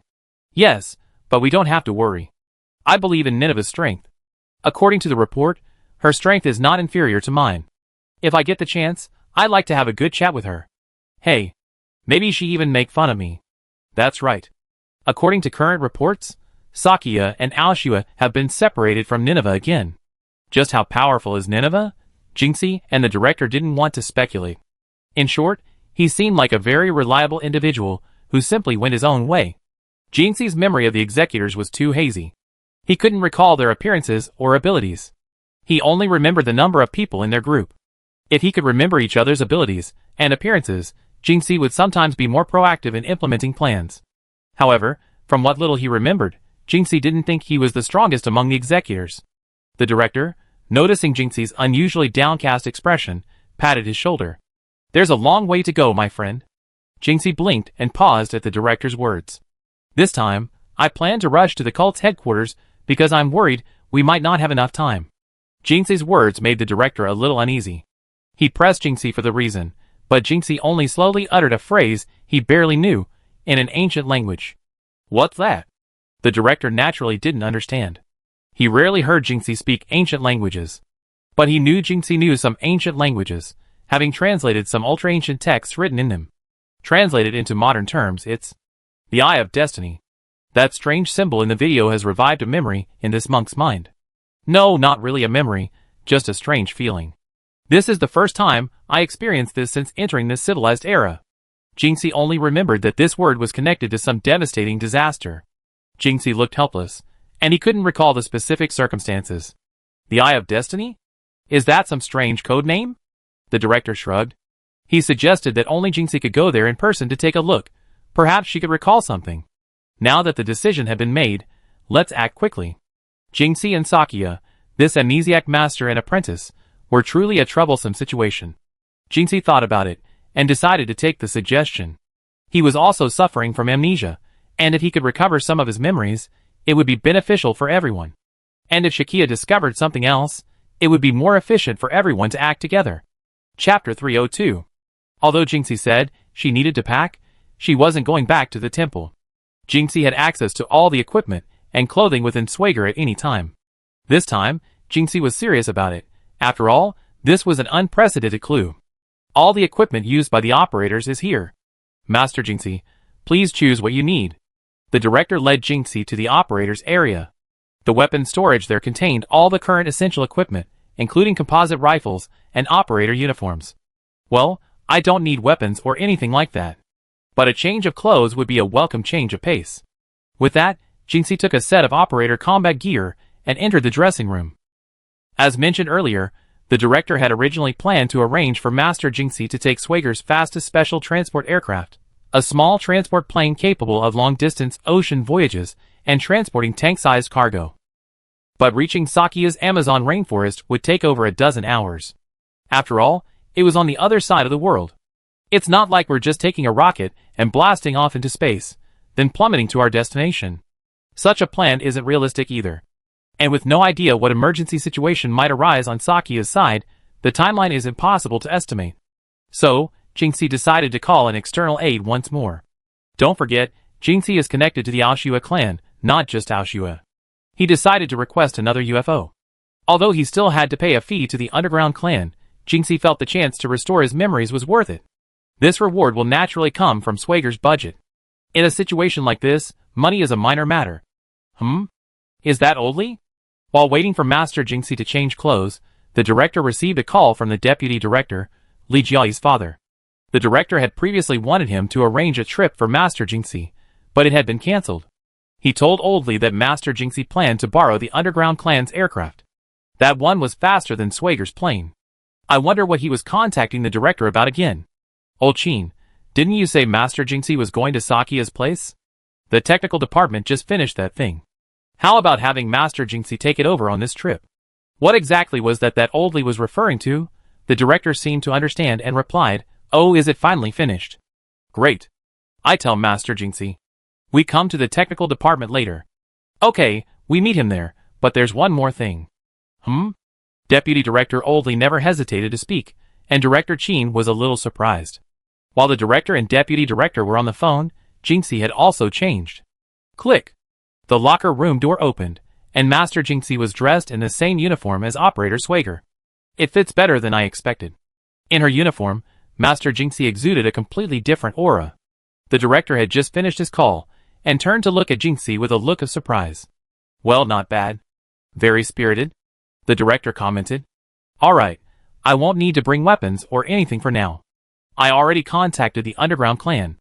They send a flying vehicle in half an hour. It dock at exit S5 in the mountains. Let's go there and wait. Jinxie said this, about to leave. Master Jinxie, wait a moment. The director stopped him, and told Master Jinxie about Lao Li's request. Luckily, there was still some time, so let's take the shuttle bus to the technical department. The shuttle bus from the personnel management area to the technical department took about 5 minutes. A short while later, the director led Master Jinxie to the lobby of the technical department building. Before them, Deputy Director Lao Li and Director Zhang of the technical department were waiting for them. Why are they here? To Jinxie's surprise, Li Jiai, Bruce, and Zhou Longxing's children were also there. They were standing in the door behind the deputy director and Director Zhang. They emerged only when Jinxie and the director approached them. Hello, Master Jinxie. The three bowed in unison, greeting Jinxie respectfully. Jinxie looked over and saw Li Jiai holding a box, while Minister Zhang and the deputy director were looking at her with beaming smiles. Something out of the ordinary must be wrong. Lao Qin, Lao Li, and Lao Zhang, what are you up to? Jinxie sighed and glanced at the several Swager officers before her. The long-range launcher is complete. We can upgrade Sakia's Swager terminal, allowing Trom to automatically launch long-range missiles. Minister Zhang explained first. This device is designed to cope with more emergencies in the future, allowing Sakia to urgently summon Trom for automatic deployment in times of danger. This is also related to the future application of the Swager ocean-going global combat platform. With this device, Sakia further enhanced her combat capabilities, allowing her to conduct missions with greater freedom. They had a hunch that Sakia would need it this time. Between Trom's stay at headquarters for upgrades and his transport to the aircraft carrier, the sensor system installed on Trom had been debugged, but the delivery equipment hadn't yet been completed. However, there wasn't time to send a complete set of them over. It just so happened that Jinxie was going to the cult base in the Amazon jungle, so she could stop by. The timing was perfect. With this device, Sakia could call Trom to attack from a distance and deploy external weapons. Trom no longer had to rely solely on its main weapon system. Dr. Clark had also made considerable progress in weapons development recently. The external weapons system for Trom had also completed preliminary development and had been installed on an ocean-going combat ship. However, it hadn't been used during the previous battle against the Needlemouth Demon in Mexico City. The current external weapon is a simplified version of the electromagnetic sniper cannon previously used for ultra-long-range sniping operations, along with a suite of close combat weapons, ranging from long-handled weapons to swords and short blades. For Sakia, a martial arts expert, these weapons should give her a greater advantage in combat. Last time, we had just arrived in Mexico City and immediately engaged in battle, so we hadn't had time to program the weapon system to match it. Recently, the technicians responsible for adjusting Trom sent a message saying that the external weapon system has been debugged and is ready for use. Well done. But here's the problem. You mean the three of them are going too? Master Jinxie closed her eyes and folded her arms, thinking this was nonsense. Chapter 303. No, I'm not going on a spring outing this time. It's too dangerous. This was an expected reaction. The director and Minister Zhang remained expressionless. Although these three children were now serving as reserve members in Swigger with their parents' consent, as minors, at most they could only do odd jobs after school. Directly participating in frontline operations was a joke. Jinxie didn't want to put young people who weren't yet prepared into danger. Please, Master Jinxie. This is our own request. We always wanted to personally participate in some operations. Bruce stepped forward and pleaded with Master Jinxie. Indeed, even if we can't fight alongside Sakia, we want to do our best to provide support. That's what we want to do. Longsheng also looked more heroic than before. It seemed they had done quite a bit for Swigger recently. Everyone looked at Master Jinxie. I heard, Master, you accepted these three as disciples, haven't you? I discussed this with their parents, and we think this is a good opportunity. Minister Zhang seemed to support their trip. Excellent. They're disciples, yes, but they're not disciples qualified to participate in Operation Swigger. Jinxie sighed. He had no idea what the three had said to their parents. If it were just a more ordinary mission, it would be fine, but Jinxie couldn't predict what would happen this time. Master Jinxie, we're fully aware of the potential dangers of this trip, and we won't act rashly. If possible, we simply be apprentices. If you're heading somewhere dangerous, the three of us won't come with you, but we help you with logistics. What do you think? Li Jiayi spoke at such length, a speech she hadn't spoken in a long time. She seemed to have given it much thought. That's right, Master Jinxie. We don't just want to be students in the training class. We want to truly become disciples like Mr. Shi or Sakia. Bruce's face was also filled with enthusiasm. He even had his bag packed, ready to go at any moment. Master Jinxie, we know you're going to go deep into that cult's base alone to meet up with Sakia, so we can at least wait on the plane we're on. Zhou Longsheng had been full of confidence at first, but by the end of his words, his confidence had faded. Simply looking after the transportation? Apparently, that's a necessary task, right? Jinxie looked at the three excited children and helplessly stroked his bald head. I appreciate your and your family's concern, but I'm incompetent. The outcome of this operation is unpredictable. I'm primarily concerned about your safety. How about this, Master Jinxie? The director finally spoke. For this operation, if possible, how about having the three of them serve as training communications officers for Team Schwager K? After you arrive at your destination, they'd be responsible for relaying communications between the front lines and Cheyenne and the others. Communications can still function without them, so they can just serve as trainees, participating briefly throughout the entire process. What do you think? The director's words seemed to support their decision. Having said that, Old Qin, do you mean to let them witness actual combat firsthand? Jinxie asked. It's not like we haven't participated in actual combat before.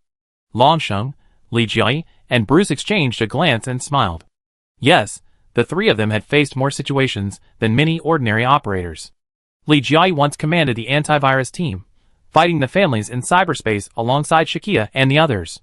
If it weren't for her, Shakia, and the others' all-out efforts, Swigger's command center would have been destroyed long ago.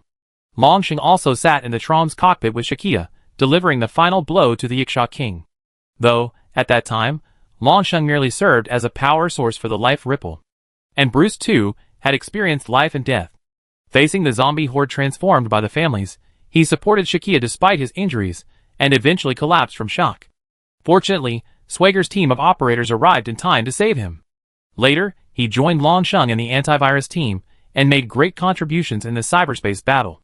Come to think of it, These three children's experience rivals that of many operators. Jinxie, hearing the director's words, was truly unable to refute them. I really can't do anything with you. Then, when you board the spaceship, don't touch it. It's not Swager's, and we can't afford to pay for any damage. I teach you the basics of piloting. If things get dire, retreat to the Swager offshore platform, Jinxie said, rubbing her forehead. Excellent. Master Jinxie, you agree? Bruce pumped his fist, his excitement evident. Thank you so much. Zhou Longsheng quickly bowed to Jinxie. Master Jinxie, we won't let you down. Li Jiai cradled the box and tilted her head to Jinxie, smiling. Good riddance. I didn't plan on you going anyway, so why bother being disappointed? Taking care of your own safety is paramount. Jinxie picked up her luggage and gestured for the three to follow her. Li Jiai, Longsheng, and Bruce happily followed, while Jinxie's expression was one of helplessness and a headache. The news that Master Jinxie was heading to the rainforest was also sent to Ziyuan, who received it on her Swager terminal. At this moment, Ziyuan and her group were in the process of transferring to the offshore platform. Since Jinxie was also heading to the rainforest, the operators had better hurry to the front lines as well. This was the first time the Swager ocean-going combat carrier had been deployed in combat. Hopefully, it would perform as expected. The offshore platform's mobile command center was quite convenient, not much different from the one used at headquarters, and even more comprehensive than the branch back at Pierce. It had radar, a strategic analysis computer, as well as reconnaissance drones and mobile satellite communication base stations for operational support. Standard military mobile command centers are generally categorized by their mode of transport and equipment size. Main types include individual-mounted, vehicle-mounted, train-mounted, early warning aircraft-mounted, and satellite-based command systems. Mobile command systems primarily serve military and emergency command functions, with emergency command systems primarily consisting of individual-mounted backpacks and vehicle-mounted systems. Although the Schwager branch may appear rudimentary, it is nonetheless more comprehensive than typical emergency command systems. The equipment and systems installed on ocean-going combat platforms fully meet the command requirements of today's mainstream military operations. Chapter 304. Swager's combat system is based on the GCCSJ theater command and control system used by the Gale nation's military. Swager internally refers to it as GCCSS. This system is the core of the Global Command and Control System, GCCS, the foundation for conducting joint operations, and a fundamental tool for theater operations planning, analysis, joint operations command, and planning.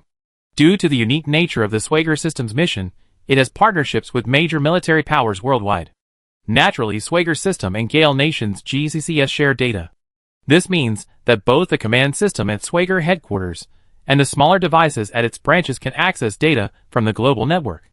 On the other hand, the consequences of a familiar cyber attack are foreseeable.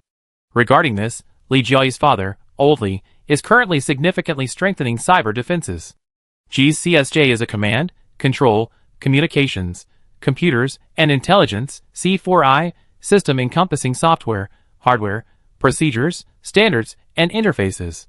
It provides robust, seamless command and control capabilities to the Joint Chiefs of Staff, SINC, the Secretary of Defense, SecDef, the National Military Command Center, NMCC, battlefield commanders, CDRs, Joint Force commanders, and service commanders. It supports the full spectrum of planning, execution, control, and logistics support for theater commands and joint task force commanders across a wide range of military operations. Swager's combat support system is slightly more streamlined, providing support for bureau chiefs, department heads, battlefield commanders such as Cheyenne, and operator commanders such as Operator K of Team K. This system also includes various operator commanders. Of course, Sakia also belongs to a special operator combat unit. The main features of this system are roughly as follows. First, it supports big data. The system supports various military and civilian data formats, allowing the creation and viewing of thousands of graphic overlays depicting battlefield elements in real time. This is an indispensable tool for combat. Then, there is global data and orbital coverage. This system enables the following functions: establishing the aerial imagery component of the common operational picture and maintaining its accuracy, correlating or fusing raw data from multiple sources, correlating raw electronic intelligence data with tracking data, performing target selection operations. The system contains a wealth of weapon and equipment data, various orbital and flight path data, and global combat force and resource data. Commanders and staff rely on the system like a rich database, providing detailed data support for decision-making and planning. Monitoring anomalies occurring around the world is also thanks to this system. To become an operator working in Swagger, one must be thoroughly familiar with the use of this data and equipment. This is also why Jinxie was reluctant to let her 3 children enter actual combat too early. After all, it was too difficult for them. Tracking and analyzing combat plans was no problem for this system either. The core of the system is the Joint Operations Planning and Execution System, which performs the following functions: converting decisions into combat plans to meet various military deployment requirements, supporting troop deployment and redeployment, enabling real-time monitoring of combat personnel status and scheduling, and implementing emergency and crisis action plans. The GCCSS system can display information about each entity in the plan, laying the foundation for plan tracking and analysis. The system can filter and display up to 100,000 tracks. The GCCSS global monitoring function provides a common operational picture, displaying mission track information on a map background. While it's unlikely that a user will be able to display all 100,000 tracks simultaneously on their combat screen, this information is stored in the database for easy reference and support of ongoing operations. While Sakia primarily collaborates with the operators of Team K, Swagger's operator teams are spread across the globe, resulting in numerous operations. This system supports their flexible operations. The Order's recent movements were also discovered due to an anomaly displayed by the operator system. The ability to store and display numerous combat tracks is a significant improvement over the previous version of GCCSJ. All tracking data can be accessed and filtered according to the needs of the theater commander. In other words, Cheyenne isn't the sole commander of all combat operations. Cheyenne is solely responsible for operational command, focusing on Sakia. This system is also used by operator commanders of other operations or theater commanders. The decision-making support analysis system provides commanders at all levels with a standard for decision-making. The system supports theater commanders and staff in decision-making, providing auxiliary analysis and decision support functions. For example, it assists with terrain analysis, flight trajectory analysis, radar blind spot analysis, and displays plan lists for plan conflict analysis. It is the second major component of GCCSS. This suite of applications is designed to enable commanders to plan major maneuvers of forces and equipment in and around a theater of operations. By integrating policies, procedures, personnel, and equipment with automated data processing systems, reporting systems, and basic support, it provides commanders and staffs with the ability to plan joint military operations. Further improvements provided by the system through the global baseline include improved capabilities for determining the effects of nuclear, biological, and chemical attacks, integration of imagery objects with metadata on the common operational picture, integrated alert notifications, new intelligent tools, and intelligent data, graphics, and imagery displays available through a web browser. SWAG's version also incorporates new information operations, information warfare, and early warning planning tools for the emergence of families. These allow planners to construct time-critical target folders from the common operational picture and intelligent displays, generate target quality coordinates from sensor imagery, and share tracks, imagery, and data across different security domains. The terminal for all of this is integrated into this ocean-going mothership. Tron will be transported to the rainforest by Aster and her crew, where it will undoubtedly be used in the battle against the Order. We're officially relying on this thing for combat this time, Miss Cheyenne. Jay entered the command room and found it to be as well equipped as the one at Swagger headquarters. Yes, how's that? Your team of operators are the first combat operators aboard. Cheyenne beamed with pride at Jay and the K team operators who filed in behind him. By the way, Cheyenne, hasn't this ship been named yet? It's always been called Oceanic Combat Ship. It's really annoying. Kay commented. It can't be helped. The sortie was too hasty. We put the naming off for a bit. As Cheyenne spoke with Kay, she and the technicians nearby activated various equipment in the command room. The ship's GCSS system was gradually starting up. It was time to show off their true technology. Chapter 305. Swagger has already taken action, but what happened to Sakia and the others in the cult's ruins base?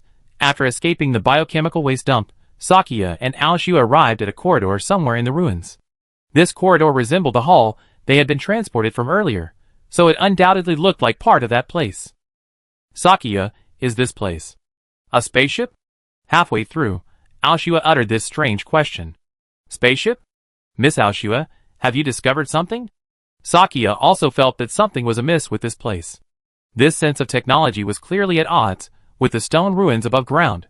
However, her first reaction was something like Swager's underground base. She hadn't considered a spaceship. This corridor. Aoshua slowed her pace and touched the corridor wall. She began to recount to Sakia everything she had experienced when she fainted.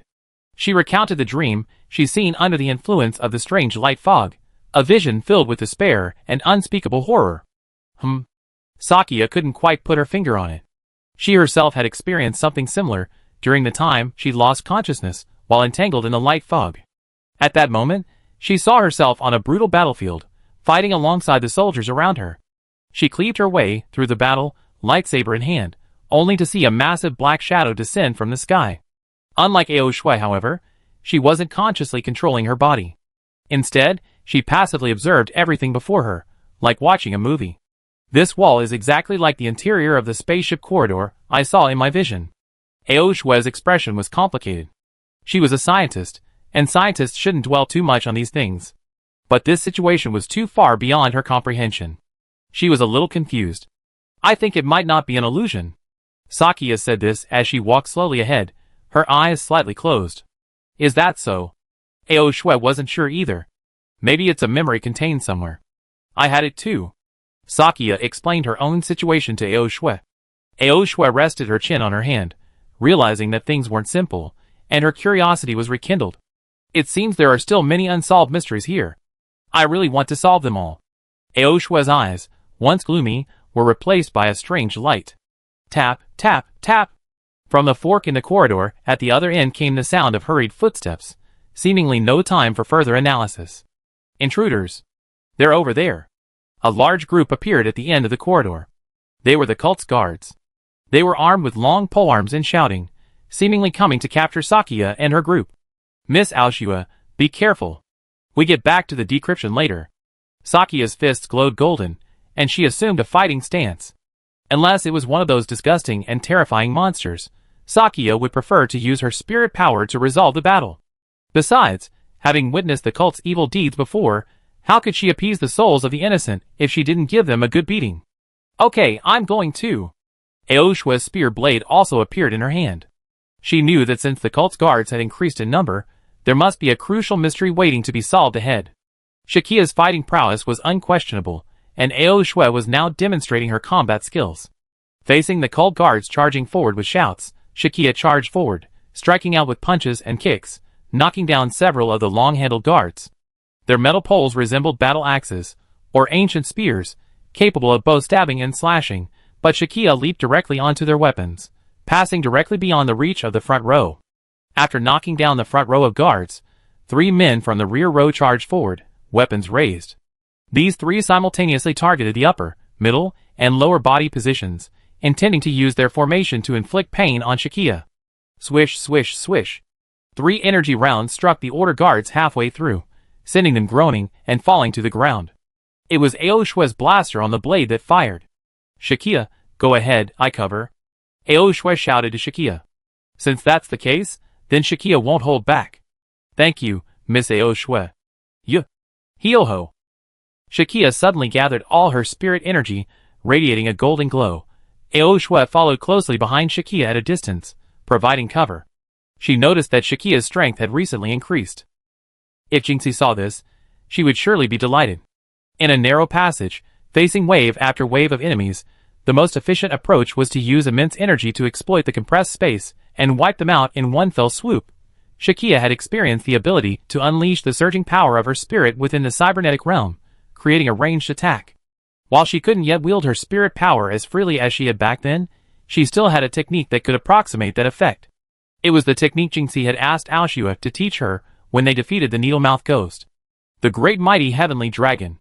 What are you standing there for? Interrupt that guy. The enemy saw Shakia stand still in a horse stance, a golden glow emanating from her body, and knew something was amiss. The commanding guard shouted, and they all hurled their long weapons at Shakia. Swish, swish, swish. Swish, swish, swish. Aoshua's weapon was no pushover. A barrage of blaster bolts sent spears flying. I hadn't expected Aoshua's spearmanship to be so accurate. Saw and calmed down. Stand still. Aoshua, standing behind Sakia, raised the smoking muzzle of his gun, raised his lip, and said to the group of guards with a smile. At the same time, Sakya began to make the corresponding hand seals with her hands. Great and mighty heavenly dragon, Tathagata Ksitigarbha, Prajnaparamita Buddhas. Sakya's hands formed the corresponding hand seals, and her whole body was filled with golden light. This mantra originally came from the Heart Sutra of Prajnaparamita. The content of this Buddhist sutra generally states, the past mind is unattainable, the present mind is unattainable, and the future mind is unattainable. If there is any attainment, it is due to the mind arising from attachment, and Buddhahood cannot be achieved. That is, the past is not fixed, the present is not fixed, and the future is not fixed. There is nothing to be attained in the past, nothing to be attained in the present, and nothing to be attained in the future. The first word in the Heart Sutra is Guan, which means to illuminate. The Heart Sutra is like the sun, which can illuminate the entire world during the day, or the moon, which can illuminate the entire world at night. So, the Heart Sutra can also be like the human eye, which illuminates our hearts and allows us to see our true selves. Illuminate the world like the sun, illuminate yourself, and dispel darkness. This must be the meaning of Jinx's mantra. Prajnaparamita. As Sakya chanted the final mantra, the power of the spirit seemed to transform into a dragon, charging towards the enemy within the sealed corridor. Chapter 306. Wow! The cult's guards saw a flash of light before them, and before they could retreat, the passageway was engulfed in energy and light. This sudden movement transformed the corridor into a pressure cooker. The surging energy found no escape within the passageway, and the pressure continued to build from where Shakya stood. Finally, with a resounding bang, the gate at the end of the T-shaped intersection seemed to burst through. It's over. Shakya slowly lowered her hands and returned to standing. Before her, the dozens of cult guards, who had been so arrogant just moments before had collapsed to the ground, unconscious. Wow, that move really worked. Good judgment, Shakya. Ao Shui sheathed her spear and praised Shakya. Well, let's keep going, Miss Ao Shui. Shakya nodded. It seemed that this move, the Great Dragon, was her most powerful weapon yet. After using it, she felt like she had lost a significant amount of her spirit energy. She needed to recover, and wouldn't be able to use it again for a while. The two of them crossed the T-shaped intersection, and decided to split up and check the door at the end to find a way out. How's your situation, Miss Ao Shui? Shakya's path led to a small control room. She found nothing of value inside. She called Ao Shui on the Swagger terminal, hoping she might find something significant. This way, we're in the hall. Come quickly. Ao Shui's path seemed to be the correct one. Shakya hurried over. After reuniting, they slowly walked into the hall. At the end of the hall was a large door. The two of them planned to cross the hall and exit through that door. This should be where the guards had arrived earlier. Inside the hall were several massive pillars, seemingly all made of the Alexandrian metal Ao Shui had mentioned. This hall doesn't look like a place for religious gatherings. Ao Shui looked around, examining it. It's too square. I feel. Sakya felt the furnishings looked familiar. Could this be? Miss Ao Shui, I feel like this is a hangar. As soon as she said this, Ao Shui seemed to suddenly understand. Hangar. Yes, a hangar. Ao Shui looked up. The hall was nearly 50 or 60 meters high, and in the center were structures resembling suspended walkways. Although it looked very old, it was still clear that it was a suspended walkway. And this is probably not an ordinary hangar. Judging from its height, it could probably accommodate many trams. Sakya was very familiar with the structure of the Schwager hangar. If the trams were parked here, then the walkways would be just high enough for the pilot to reach the cockpit at the chest level of the machine. This underground base. Could it really be a spaceship? Ao Shui recalled her previous vision. But in that vision, Ao Shui was clearly in a spaceship. And the planet being attacked outside the window was unclear whether it was Earth. Ao Shui knew that the documents of the ultra-ancient civilization preserved by her clan mentioned that the ancient civilization Sakya and her companions belonged to had long since entered the interstellar age. Still, it was surprising that such a brilliant civilization, after hundreds of thousands of years, had no trace left. It was quite puzzling. It was as if someone or some organization had deliberately cleaned it up. So, if the place they were currently in was truly a relic from the past, it wouldn't be surprising. And rather than a relic, it was more like some kind of deliberately preserved fire. Based on previous encounters, many of the facilities within this high-tech base have been repurposed by the cult. As for who told the cult about this location and taught them how to use it, as modern people, that remains a mystery. This was incredibly exciting. Ao Shui's scientist spirit was igniting, although her main mission this time was to support Shakya and act as a human translator for her in Nineveh, the discoveries she had made so far made Ao Shui feel the journey was worthwhile. Shakia. My intuition tells me there are more answers behind the door ahead. Ao Shui unconsciously quickened her pace. Miss Ao Shui, your thoughts are written all over your face. Shakia also noticed that once Ao Shui arrived at these places filled with mysteries and research value, she would lose her usual calm and dignified demeanor and become as excited as a child. Ao Shui ran toward the door to the hangar hall, and Shakia had no choice but to run after her. Sometimes, letting your guard down leads to failure. As Ao Shui passed a pillar, 4 or 5 guards suddenly appeared from behind it. Ah! Ao Shui had no time to react, and was pinned down by 2 or 3 guards. Miss Ao Shui. Shakia had swords pointed at her neck by the remaining guards. Behave! You two intruders! The voice of a middle-aged man, speaking in a deep, commanding voice, was that of a man wearing a hood but no mask. Beneath the hood, one could almost see a bearded, weathered face and a sharp gaze. The middle-aged man clamped his arms around Ao Shui's neck, then expertly used joint techniques to lock her body, immobilizing her. If you want this woman alive, don't resist. The man spoke in English. He seemed quite knowledgeable, and his decisiveness made him seem a seasoned and experienced soldier, not some random soldier controlled or brainwashed by his clan's power. Seize their weapons. The man ordered the guards around him. He was methodical and no fool. One of the guards untied Sakia's gun and ammunition.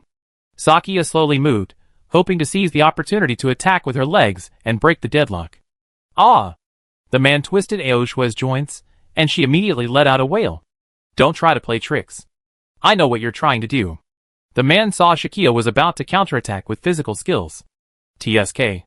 Shakia slowly raised her hands, giving up. Just follow us.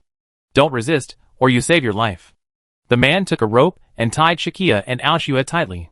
Then, along with 4 or 5 guards, planned to escort Shakia and Ao Shui somewhere.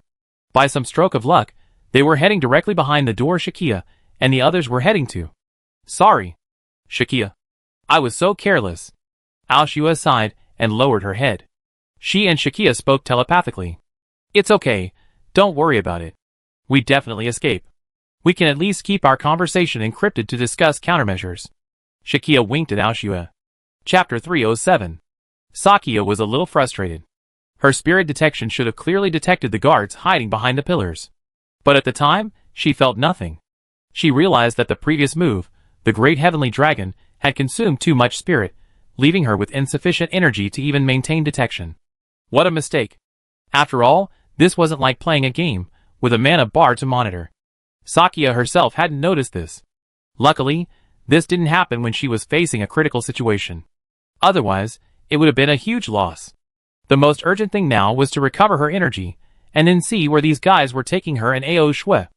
After all, once her energy was restored, untying the rope would be a matter of minutes. Sakia used telepathy to tell Ao Shui her plan. Well, let's wait and see what these guys are up to. You should also recover your energy quickly. After all, my weapons have been taken away. Without them, I'm pretty much powerless. Ao Shui replied helplessly. The intruders have been apprehended. What should we do next? The middle-aged man escorting Sakia, and the others spoke to someone via microcommunication device. Sakia and Ao Shui both noticed that the device the man was using was tiny, about the size of a chocolate chip. It seems the Shivajig isn't the only one with advanced technology. In this case, we must wait until we recover the equipment and report this to Ziyuan and the others. This assumes that contact with Ziyuan has been restored. Okay, master. I leave them to you. Okay, I understand. First, lock them up in the cells in the lower living quarters. A lower-level residential area? It looks like there are other residential areas here besides the one for refugees upstairs? Interesting. It seems like with these cult members leading the way, Sakia and Ao Shui will be able to gather more intelligence. Then let's use their tactics against them. Since Nineveh is powerful, she shouldn't have any trouble moving alone. Right now, we just have to focus on the situation at hand. I say, you seem to be able to talk to us. Can you tell us something? Ao Shui tried to get some information out of these people. The cult guards escorting them ignored her. Are you truly working for the cult? Do you understand what the cult does? Ao Shui felt that if these people weren't being controlled, they must know something. Stop talking nonsense and hurry. A man behind Ao Shui poked Ao Shui's head with the hilt of his sword. It seemed they didn't see the need to waste time talking to outsiders. I say, we're all on the road anyway. Wouldn't it be boring to just sit there in silence? Sakia spoke up. I assumed the cult's members were under mind control by their leaders, but these few didn't seem to be the case. Get your bearings, invaders. The middle-aged man in the lead seemed a little annoyed and interrupted Sakia. Aren't you curious about us invaders? You captured us, haven't you? Sakia's words caught the leading guard off guard. Are you going to confess? I never heard such a strange request. I'm really curious. I thought it was some kind of invader, but it turned out to be two women. The middle-aged man sneered. As expected, you're still curious, aren't you? You're still conscious, which is good. Shakia cautiously struck up a conversation as they walked. Were you also captured by the cult? The cult has abducted so many people out there. You must have known there would be an investigation into you, right? Aoshua asked again. TSK. You're really getting cocky. The middle-aged man said helplessly. I'm not interested in what the cult did. People out there are so rotten anyway, I think I'm fine here. One of the guards couldn't help but reply. He sounded quite young. Kid, stop talking. The middle-aged man interrupted. But Shakia and Aoshua were happy to see this. It meant these people were finally talking. What do you mean? Don't you know what's going on out there? Shakia ignored the man's interruption and continued asking. Anyone could answer this question. Are you talking about the appearance of families? What's so surprising about that?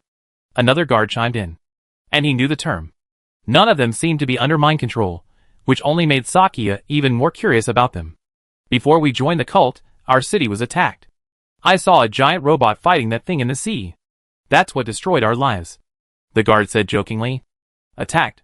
Sakia was a little surprised. Logically, this person was still a citizen Sakia had fought and protected. And it was during the battle with the sea-dwelling familiar water-drinking ghosts. Sakia was at a loss for words. We lost our loved ones, our jobs, and our city. But no one cares. Those in power only care about themselves. The young guard continued. That's right. Who cares about the lives of ordinary people? It's not just the authorities. The common people themselves are already scrambling against each other. Ha ha, I think this familiar is sent by heaven to punish humanity today. This is fate. I think the world is coming to an end, and we're just pushing it forward. Several other guards chimed in. So, you joined the Star Cult voluntarily? You all sound quite young. Why not do something else? Aoshua asked thoughtfully. What else? Where else can we go? Don't talk nonsense. The young guard sneered. He tried to hit Aoshua on the head with the hilt of his sword again. He felt that this woman always had a way of hitting him. It's quite a sharp tongue. But Aoshua was quick to dodge. Let's talk it over nicely. Don't touch me. Aoshua feigned weakness and continued to tease. You government lackeys, you're full of sweet talk. The guard didn't continue his attack. We come from all over the world, and we can find a sense of brotherhood and family here. Moreover, the cult teaches us how to accept destiny and experience the power of our clan. We once didn't know such wonderful things could exist. Chased by life, we had long lost sight of the true meaning of life. Yes, until one day, the cult appeared before us and asked if we wanted to know the true meaning of life. We chose yes. And then we realized how valuable we are. What do you dogs think? Do you want to try it too? The guards seemed to share their happiness. These young people seemed genuinely drawn to the cult spirit and became part of it. Perhaps it was the arrival of the clan that disrupted the lives of many ordinary people, and they were left with nowhere else to go, forcing them to take this path. Chapter 308. It seems like it's not easy for everyone. Aoshua expressed understanding and sympathy for them. Nice words. The young cultist snorted. Aoshua went along with their words, partly to lower the cultist's guard, but also because they were right. Do you really think your family and friends could be injured or even killed in an attack by the cult and its families? Is that a good thing? Shakia was puzzled. Did these people truly believe that exploiting the power of their families was a good thing? Young lady, you don't seem to have been beaten by society. What organization would send such naive people to investigate the cult? It's ridiculous. Did you get lost while hiking? The middle-aged man sneered, and the guards around him followed suit.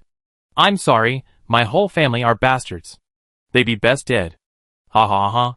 The young guard escorting Shakia added. Shakia might not understand the pain of the little people.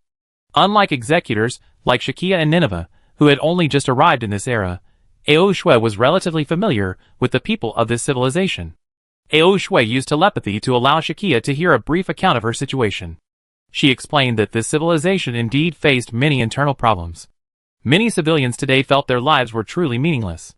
The guards before him were likely also people broken by life.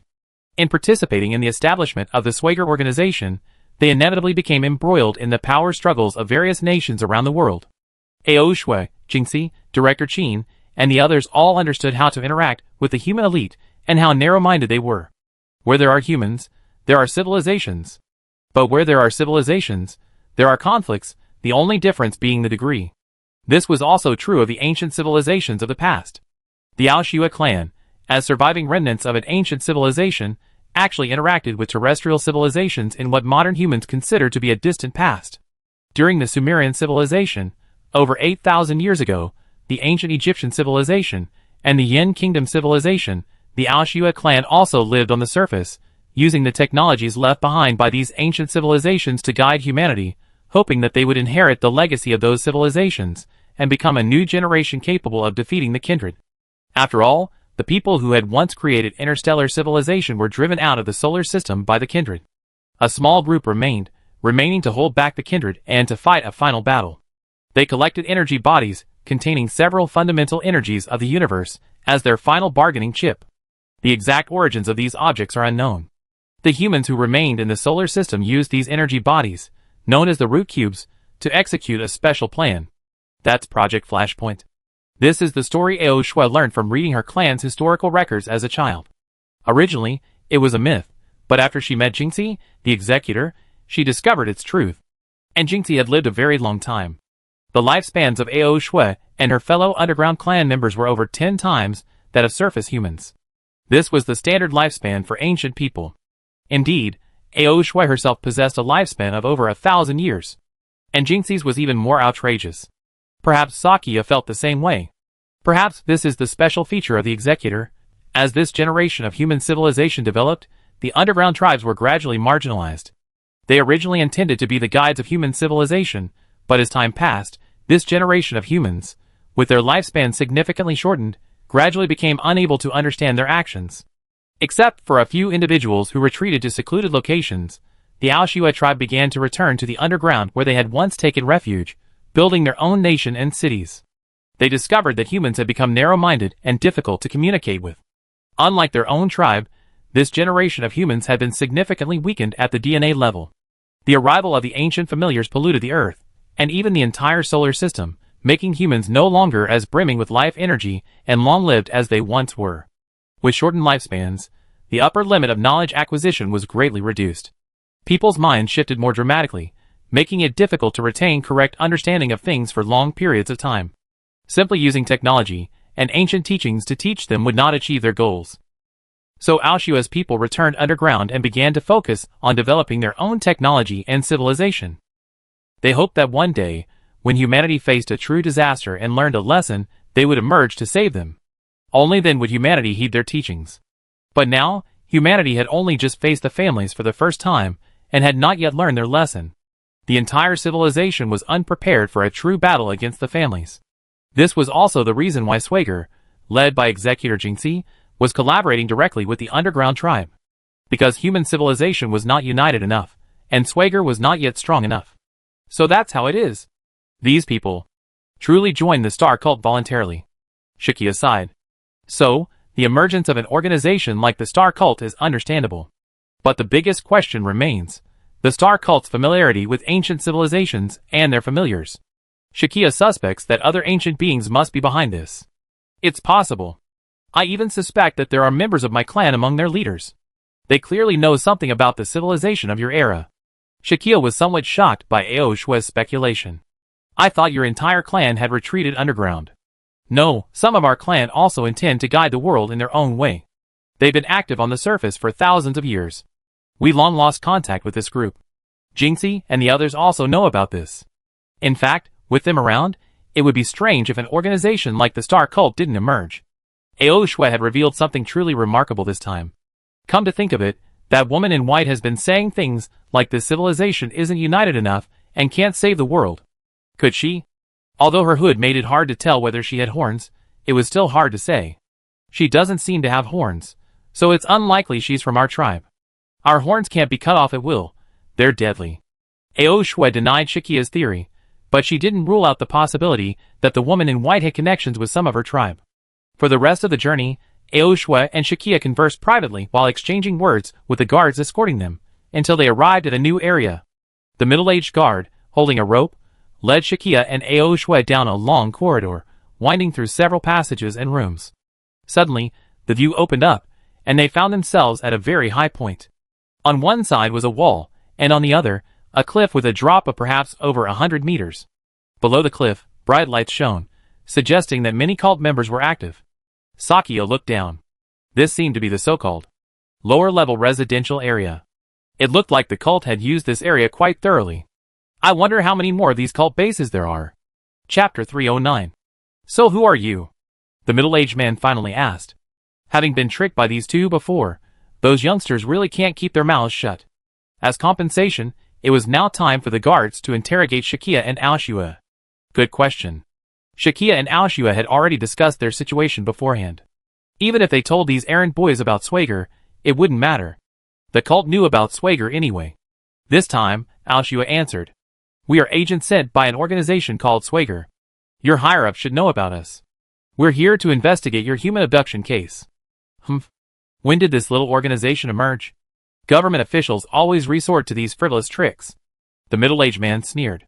To them, Swagger was indeed an insignificant organization, a testament to their excellent confidentiality. Unfortunately, we're just a private organization, Ao Shui replied. That's even more ridiculous. Even major intelligence agencies like the CIA, FBI, and MI6 couldn't do anything to us before. So why are you, a civilian organization, trying to get involved? You even sneaked in disguise.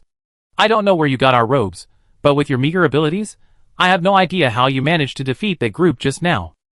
It seemed as if he was referring to the group of guards that Shikia's mighty heavenly dragon had wiped out earlier. If he revealed his true strength now, these guys would be on high alert, and it wouldn't be so easy to trick them. Shikia and Ao Shui exchanged glances. TSK, you launched a surprise attack, and we're out of grenades. You're lucky. Ao Shui spoke first, setting the tone. Yeah, you're pretty good. If we weren't out of ammunition, I advise you to do better, and reflect on your actions. Sakia understood and chimed in. The guards exchanged glances. Indeed, the weapons just seized from the two men only contained pistols and ammunition, no grenades. According to this theory, the two men seemed to have used up all their grenades while dealing with a large group of guards. They had heard the explosion earlier, and the gate had indeed been damaged by it. With your level, you're really just a civilian organization. The cultist guards were fooled. Still, a civilian organization actually knew about the families. It seems our secrecy wasn't good enough, the young cultist commented. Since you know about the families, why not join us and use their power to overthrow this corrupt world? Another young cultist continued to try to win over Shikia and the others. Haha, what a coincidence. We specialize in dealing with families. This time it was Shikia's turn to sneer. You guys? Never mind. We can't communicate with you anyway. Just stay locked up. The cult leader will personally interrogate you later. We don't know what they do specifically. Seeing Shikia's sarcastic retort, the young guard stopped talking and adopted a condescending attitude. That's right. Anyway, the intruder has been apprehended. Our mission is accomplished. The guards fell silent as they escorted Shikia and Ao Shui to an elevator. This elevator resembled the kind used in mines, seemingly devoid of any high-tech elements. Simple railings surrounded it, seemingly a makeshift construction after the cult arrived. In this elevator, Shikia and Ao Shui were escorted to the base of the cliff they had seen earlier. There were many cultists walking around, all wearing relatively ornate robes. They were all high-ranking cultists. This seemed to be the so-called lower-level residential area. This residential area looked much better, not as dilapidated as the underground city above. This seemed to be where the high-ranking cultists lived. Although many areas were still covered in tents, they were large and ornate. This seemed to be another area similar to the hangar hall from before, converted by the cultists into a living area. Along the way, some passing cultists gave the cult salute to the guards escorting Shikia and Ao Shui, but paid no attention to the two being escorted. It was as if Sakia and Ao Shui didn't exist. This group of cultists was truly bizarre. Come to think of it, you captured us and your mission is over? Such an easy job, really. Sakia was a little worried about Nineveh, but she couldn't ask the cultists directly, so she resorted to a euphemism. Of course. TSK, Don't underestimate the work of the guards, you idiots. The young guard, who had lured the two into the cult, spoke quickly. He seemed straightforward, if not quite as intelligent. Oh, okay. Shakia shrugged. From this guy's answer, it seems they weren't aware of the other person's activity, and thought Shakia and Alshua were the only two intruders. That makes things easier. Nineve is likely still operating. If they find Alicia, they definitely contact them. Also, although the Swager terminal was taken away by the guards, the messages it sends connect to the sensor under Shakia's skin. When Swager operators are equipped with the terminal, they have a microchip implanted under their arm to prepare for various situations. Everyone, including Cheyenne, has one. Removing this chip is not difficult. Of course, users of the terminal can still use it normally without the chip implanted, but it's usually just for temporary use. For example, Nineve and Jinxie didn't have the chip implanted. Operators with the chip implanted can perform basic communication operations without constantly holding the terminal. They can also detect the terminal's location to prevent it from being lost during combat and causing errors. Shakia and Alshua were escorted to a metal gate, just an ordinary iron gate. It seemed to be a makeshift facility, divided into several cells. Is this bar made of some kind of alexandrite? Shakia asked in Alshua's telepathic chat room. No, alexandrite won't rust. It's just an ordinary iron gate. Alshua's answer reassured Shakia. Since there was nothing to worry about, after recovering for a moment, Shakia used her spirit power to destroy the gate, waiting for an opportunity to slip away and investigate. For now, she'd pretend to be weak. There were a few ragged figures nearby, wearing tattered cult robes. They might be cultists who had committed crimes. It seemed that the senior cultists along the way had treated the two of them as cultists, who had also committed crimes and needed to be put in solitary confinement. They didn't pay much attention. So, Shakia was in for some fun. Chapter 310. Okay, this is where you two will be staying. Go inside. The middle-aged man and his guards led Shakia and Alshua to an empty cell and pushed them inside. Ouch, be gentle. Shakia feigned pain. Stop it. Blame the organization that sent you here. The middle-aged man closed the cell, took the key from a small table outside, and locked the iron door. Shakia stood in front of the cell door, watching the guards lock the door and prepare to leave. Little girl, you should know that there are people in this world who truly wish for the world to end soon. Before leaving, the middle-aged man snorted at Shakia, saying this with disdain. Then he and several guards walked out the same way they had come. They placed Shakia and Ishua's equipment in a cabinet at the entrance to the detention center. One of the young guards stayed behind, standing in front of the building housing the prisoners. It looked like he would be the one guarding this place. Their work was done, and the surroundings became quiet again. Hey. Shakia watched the guards leave, sighing deeply. She retreated to the wall facing the cell door and sat down against it. Aoshua stood nearby, gazing around idly. Seeing Shakia also sit down to rest, she asked telepathically. What do we do now? How are you recovering? Almost. In fact, just now, I recovered enough to untie the ropes. But why? Aoshua had no idea what Shakia was up to. Anyway, she only had Shakia to rely on for escape, so she decided to see what she thought. Didn't that powerful old man earlier say that the Patriarch would come personally to interrogate us? Shakia looked up at Alshua. Oh, that Patriarch? If there's only one Patriarch in a certain region of this cult, then I really like to meet that guy, Shakia said, clenching her left hand over her right fist and cracking her joints.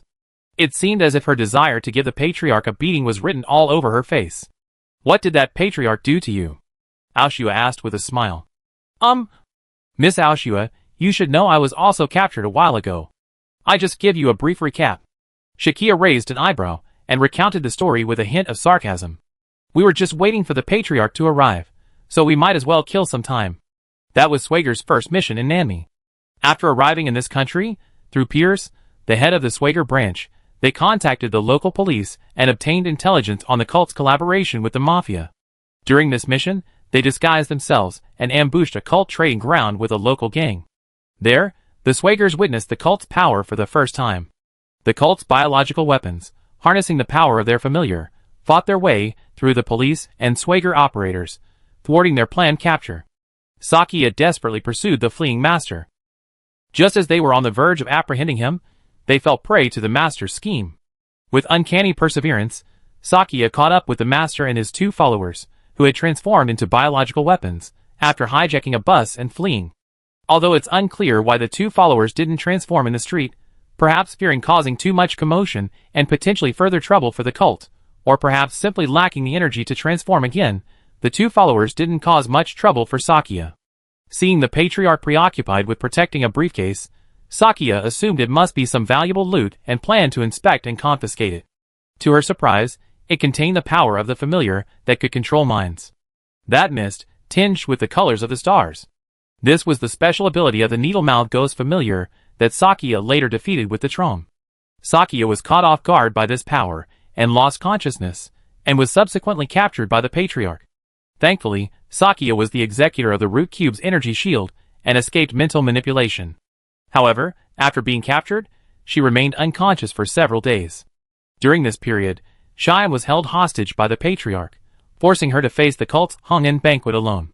Fortunately, the FBI arrived to Ziyuan's rescue just as she was in danger. Otherwise, she might have been abducted by the cult and transformed into their walking corpse using the energy. Aoshua had seen this information in Jinx's report, but Shakia's account provided more details. This time, Shakia wasn't rescued, and Ziyuan was seriously injured. The mission in Moxigo stalled for a time.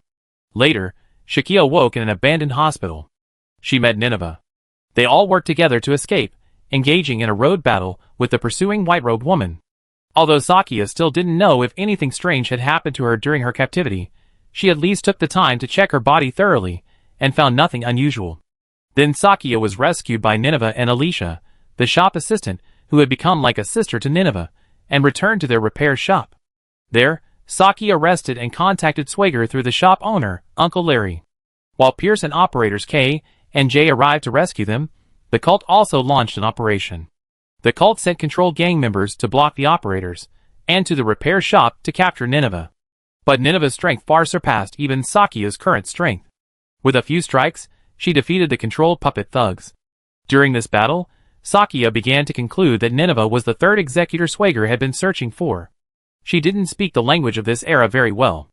According to the information provided by Uncle Larry, Nineveh may have only recently arrived in this era.